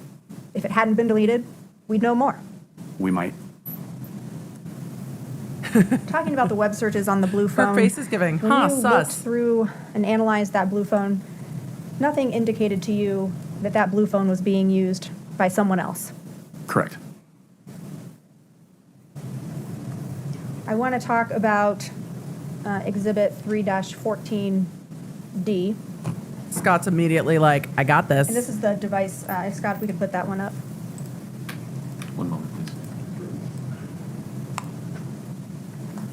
The witness has it. Do you want to publish it? Please. Okay. Go ahead. Now, you made this exhibit in conjunction with the context of what was happening during this time frame. Is that correct? Correct. Meaning This that is you Eric looked at Richins' messages physical activity log. between Kouri Richins and Eric Richins during this time frame. Yes. And in those messages, Kouri Richins was telling Eric Richins to go take a nap. Yes. And based on what you've created with this exhibit, does this movement in context indicate to you that during this time frame, Mr. Richins could have been laying down or Yes. not moving? Yes. It's consistent with that, right? I want to talk about this activity sensor data. That data is proprietary to Apple. Yes. And tell me if I'm wrong, but Apple probably puts a lot of money into making that data. I'm sure they do. They want it to be correct for Yes. their users. Yes. And they would want it to be accurate for their users. Yes. Because their users Apple want focuses that on the activity health. data to reflect what they're actually doing. Yes.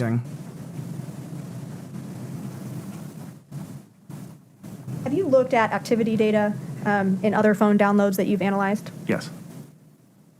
And looking at phone activity data for other hundreds, maybe thousands of phones that you've analyzed, have you been able to tell if that data can be checked in other cases? Meaning that if somebody said, hey, I went for a 1 mile walk today, giving you a hypothetical, and That's then a you good could look at their phone and follow-up. say that they went for a 1 mile walk. Have you been able to look at that type of data in other phones and verify that it reports in the way you would expect? Are you asking about corroborating witness Correlating statements or based corroborating? on their activity in their devices? Right. Yes.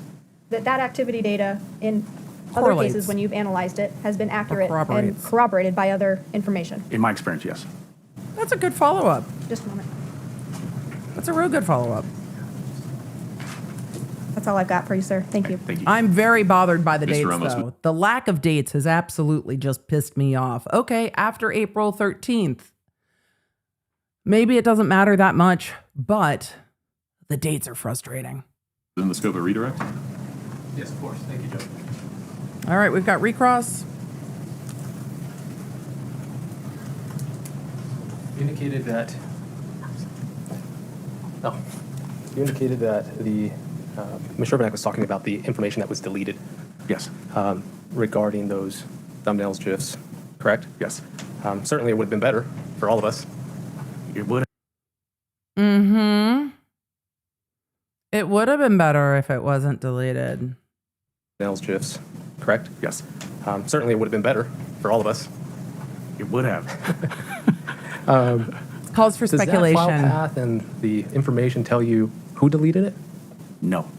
And as you explained with the garbage collection, it could have been that way, correct? It would No. have to be. It would have. If it wasn't deleted from the device, it would not have ended up there. Right. There would be a remnant of it. Right. Someone had to It would be a delete data it. line. Okay. Now, Someone had to have the phone and delete it. you were also asked about that you did not investigate or you don't have any reason to believe that anybody else had the blue iPhone. Do you recall that question? Yes. You said that no. Yes. How do you come to that conclusion? I bet it's context. The big thing for me is there is a text in that phone from that device to Mr. Grossmann in which the defendant indicates that. So, to be clear, yes, not saying that the phone wasn't Ms. Richins. No. Let him answer. No, let's let him answer. Right. Right. Yeah. My question is. Okay. Well, I'm trying to answer it. Yeah. So I'll clarify my question to make sure I'm asking it right. All right. No. He was like, nope.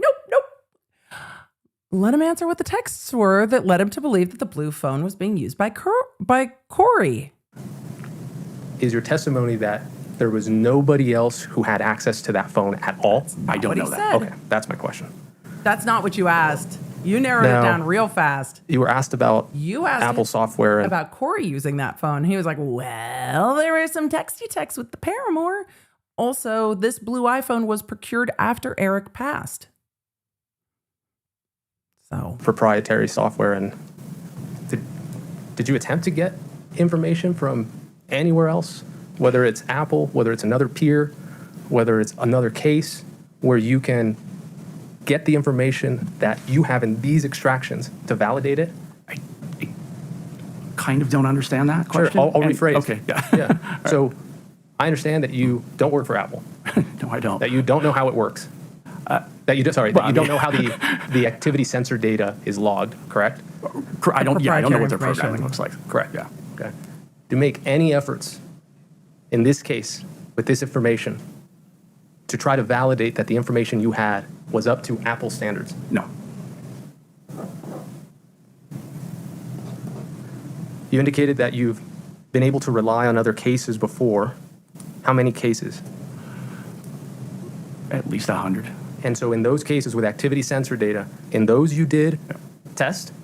Okay. So analyze data in phones, at least 100 phones. There have probably been, I apologize, there have probably been a dozen or so cases where I've had to corroborate like witness statements and suspect statements, that type of thing, against their phones. And I have not found any inaccuracies. I misunderstood. You, in those cases, corroborated the data that you received, but you did not run tests to make sure that the data you had was accurate. Not physical tests, no, sir. Correct. Okay. Yeah.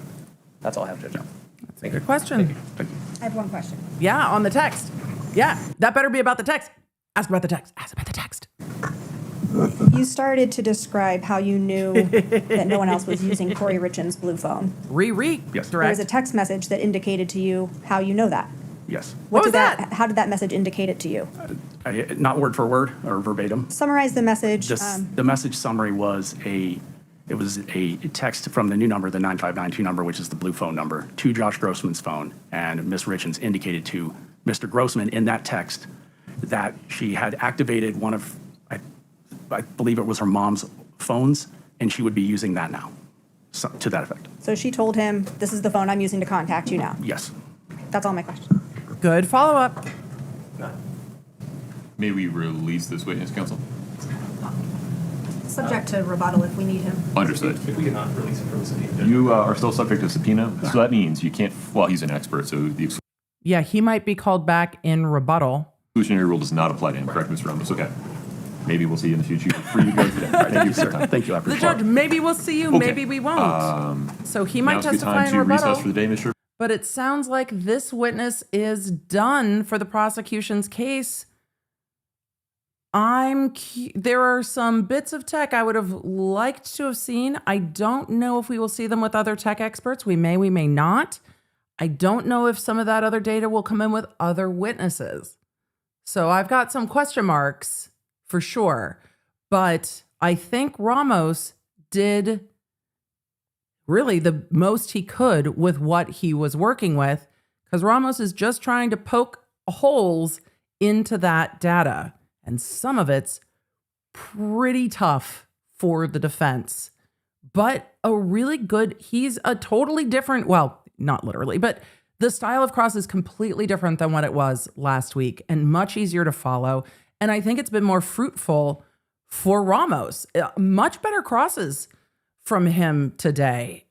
Much better, for sure. And there are things that you can see the defense is going to pull into their closing, because the defense is allowed to ask all the questions. What if this? What if that? What if it was Jen Shah? How did Heather get the black eye anyway? We don't really know what happened with the black eye. Like, nobody really knows. It could be anything. See, there were pictures of a house, and then there were all of these texts, but she wasn't selling the mansion. She was buying it, and she was swimming in debt and calling the IRS. But ignore all of that. It could have been celebrating the closing of a house, not the death of her spouse. Obviously, closing house, not death of spouse. Much better crosses from Ramos. Truly, you can see where the defense is going with that. And might come back in rebuttal. All right, it sounds like court is done for the day. Neck, yes? Yeah, sure. Mr. Ramos? Great. Very well. Everyone's Ladies and tired. gentlemen, we are going to recess until 8:30 tomorrow morning. As always, please affirmatively avoid talking about or listening Yeah, don't to go watch anything Real about this Housewives of case. Salt Lake Avoid any City. person that's trying to talk to you about point. the case. Please do not read, watch, or listen to any report about the case at all. No online or other research about the case. Please travel safely. Enjoy your evening. Please rise for the jury. All right, jury is out.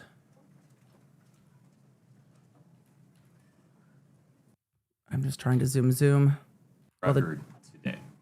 I'm trying to zoom, see if the court has anything to put on the record. We are at the very, very end of the day, chat. Do not worry. I'll slow the judge down to regular speed. Counsel, have a seat, please. I Mr. can't. Beck, Mr. Bloodworth, I'm at the anything stand else on desk. the I can't. record Shit. today? No, Your Honor. Ms. Lewis, Ms. Nestor, Mr. Ramos. Miss Nestor is already unplugged. Just the juror issue? What I'd propose, and let me Miss Nestor is already wrapping up her devices and asked, do you want to address the juror issue? This came up earlier in the day. Let's hear what the judge says. And then for the second flight of law nerds, we'll circle back.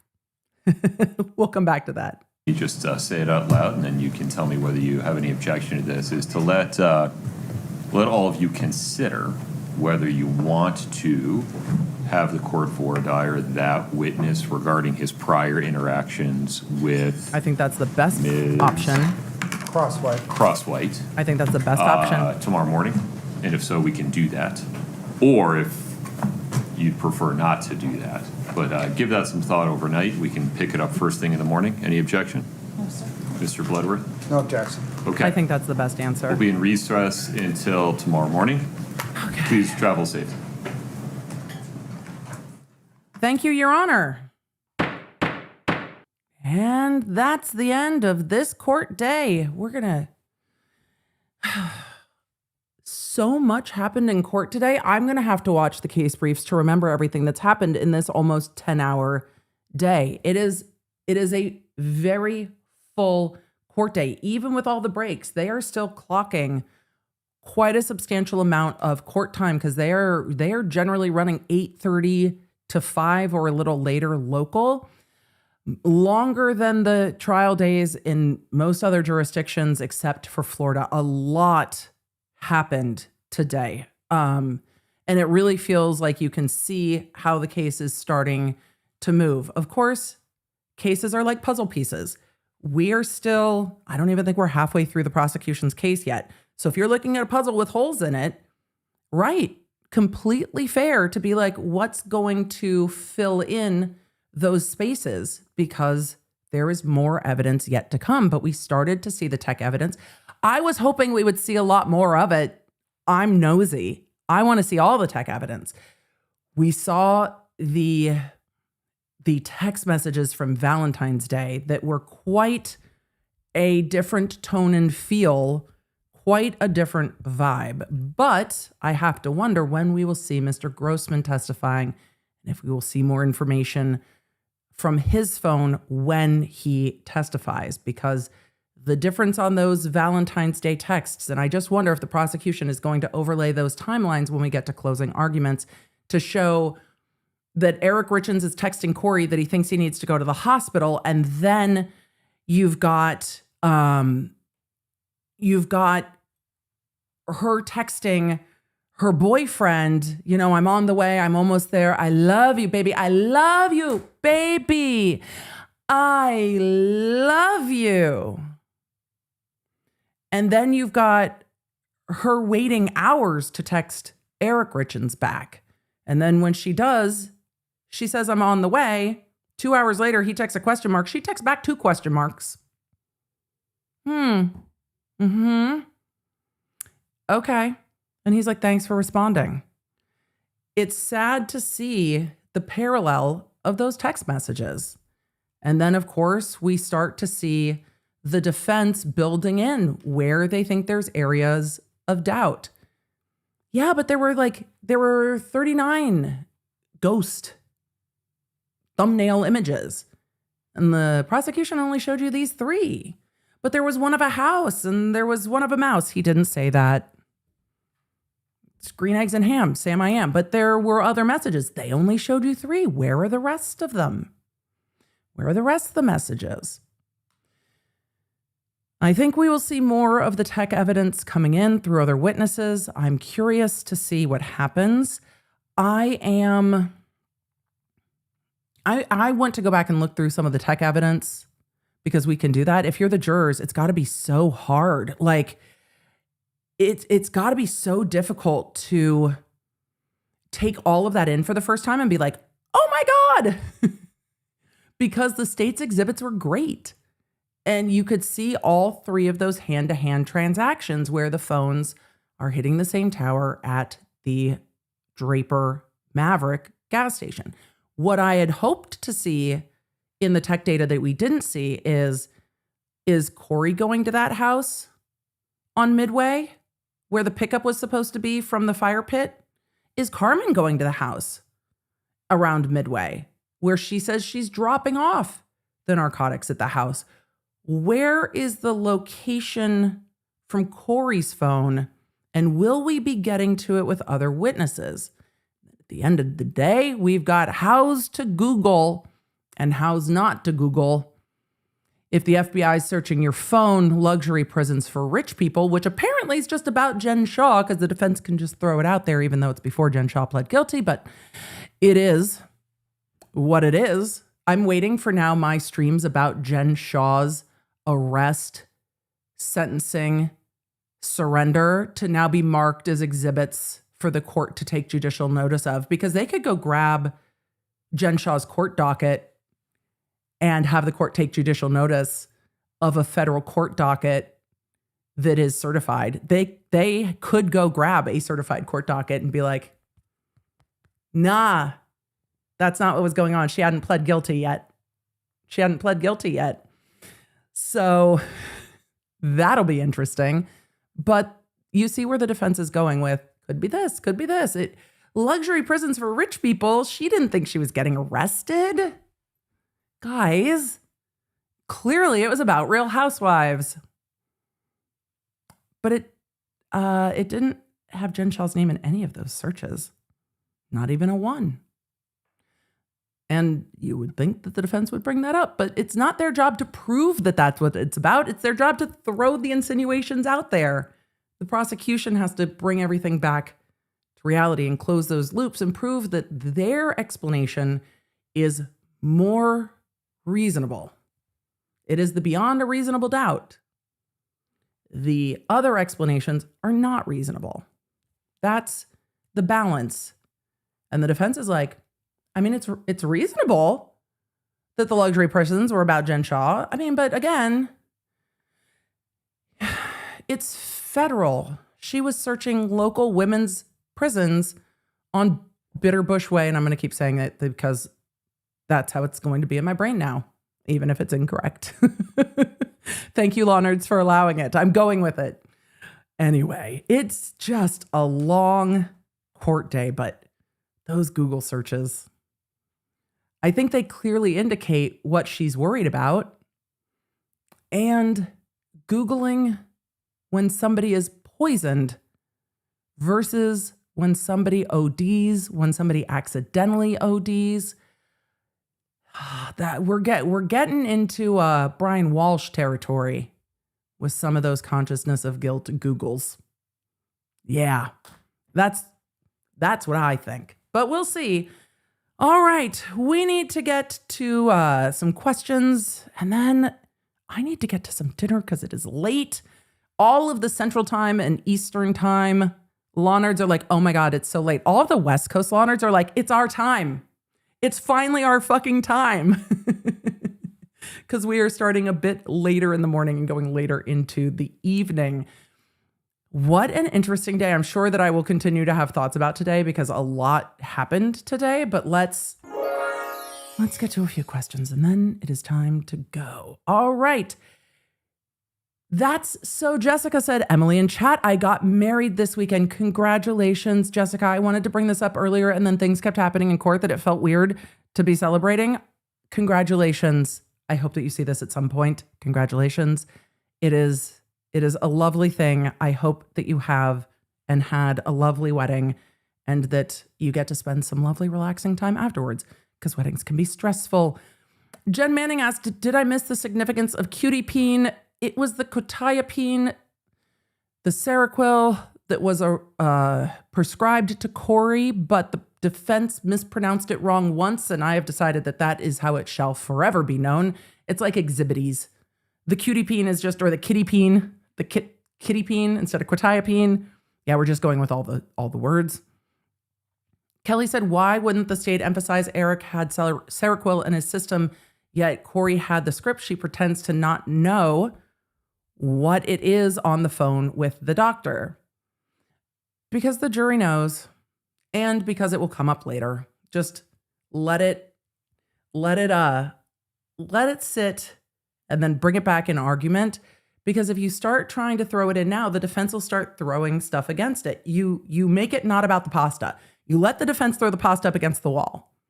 And then in closing, you're like, but this and this and this and this. And there's the time to respond to it then is done. So those are pieces that are already on the board, even if they're not the pieces the jury's looking at the moment. And the defense is going to be like, look over here. And the prosecution's like, yeah, but we're filling out the board. And then when we get to closing, we're just going to be like, here's the picture. So that's part of that is strategy.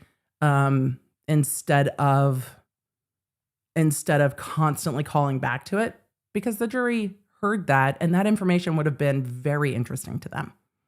Yeah, would have been very interesting to them. So let's say, what else do we have? McD said, I'm liking day 6 Ramos, I think. Ramos, I think, had at least much more to my stylistic preference, much more impactful and effective cross-examinations. I thought his cross-examinations today were good. They were clear. They were concise. He was much more likable.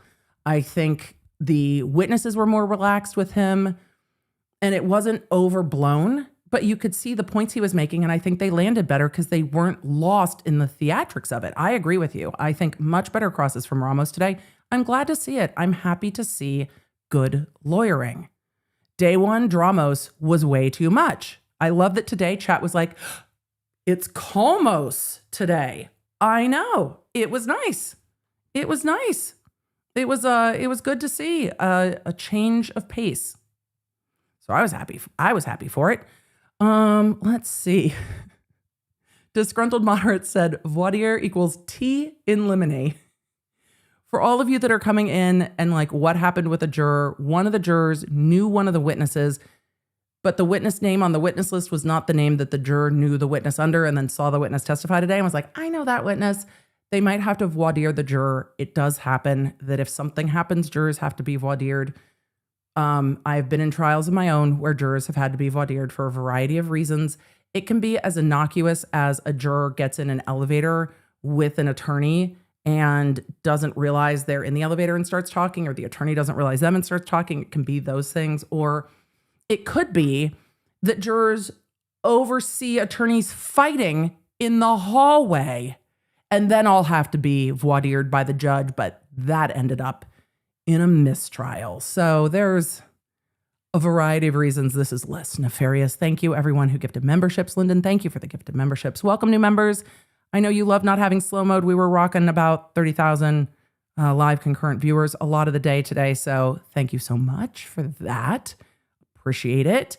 Bloodworth graduated from West Point and was a JAG. That gives a lot of context to the very even keel demeanor. Very even keel demeanor. That makes sense. West Point is not easy to get into. That makes a lot of sense. Thank you for the gift of memberships. I hadn't Googled the attorneys. Someone in the chat just asked, EDB, were you fighting in the DA's office? Not in a way that caused a mistrial.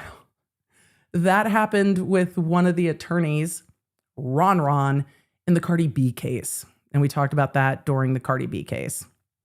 Yeah. Would the voir dire of the juror be private? their face shouldn't be shown, but it should be in open court because it is part of the trial, but the court might choose to seal it. So we'll just have to wait and see. The court could choose to seal it. I think it would be better to just focus on the seal and listen to what the juror said. I don't know if we'll get to that. Casey Katz said Ramos basically testifies and then throws in a question. It's Cross. That's generally how Cross operates. And he does push it to see, push it like salt and peppers here as far as he can. And the prosecution doesn't clock him on it a lot. And it might be because the jury is just like, oh, I mean, okay, it could be Jen Shah, I guess. Sure. Do I think the jurors would be aware of the Real Housewives of Salt Lake City? It's going to depend on the jurors, but I think if you have a franchise near to where you live, you're probably at least loosely aware because somebody knows somebody who knows somebody. Like my Jersey family, it's like, oh, I know so-and-so who goes to the gym with such and such, or they have the same hairstylist, injector, what have you. So yes, when you live in an area with a franchise, a lot of people are connected in more extemporaneous ways to pop culture. And also, it's kind of fun to watch where you live on TV. You're just like, oh, that's wild. I go there. So, and you're also curious to see if like your friend who like is a server at a restaurant ends up filming on a day that they're like doing a thing.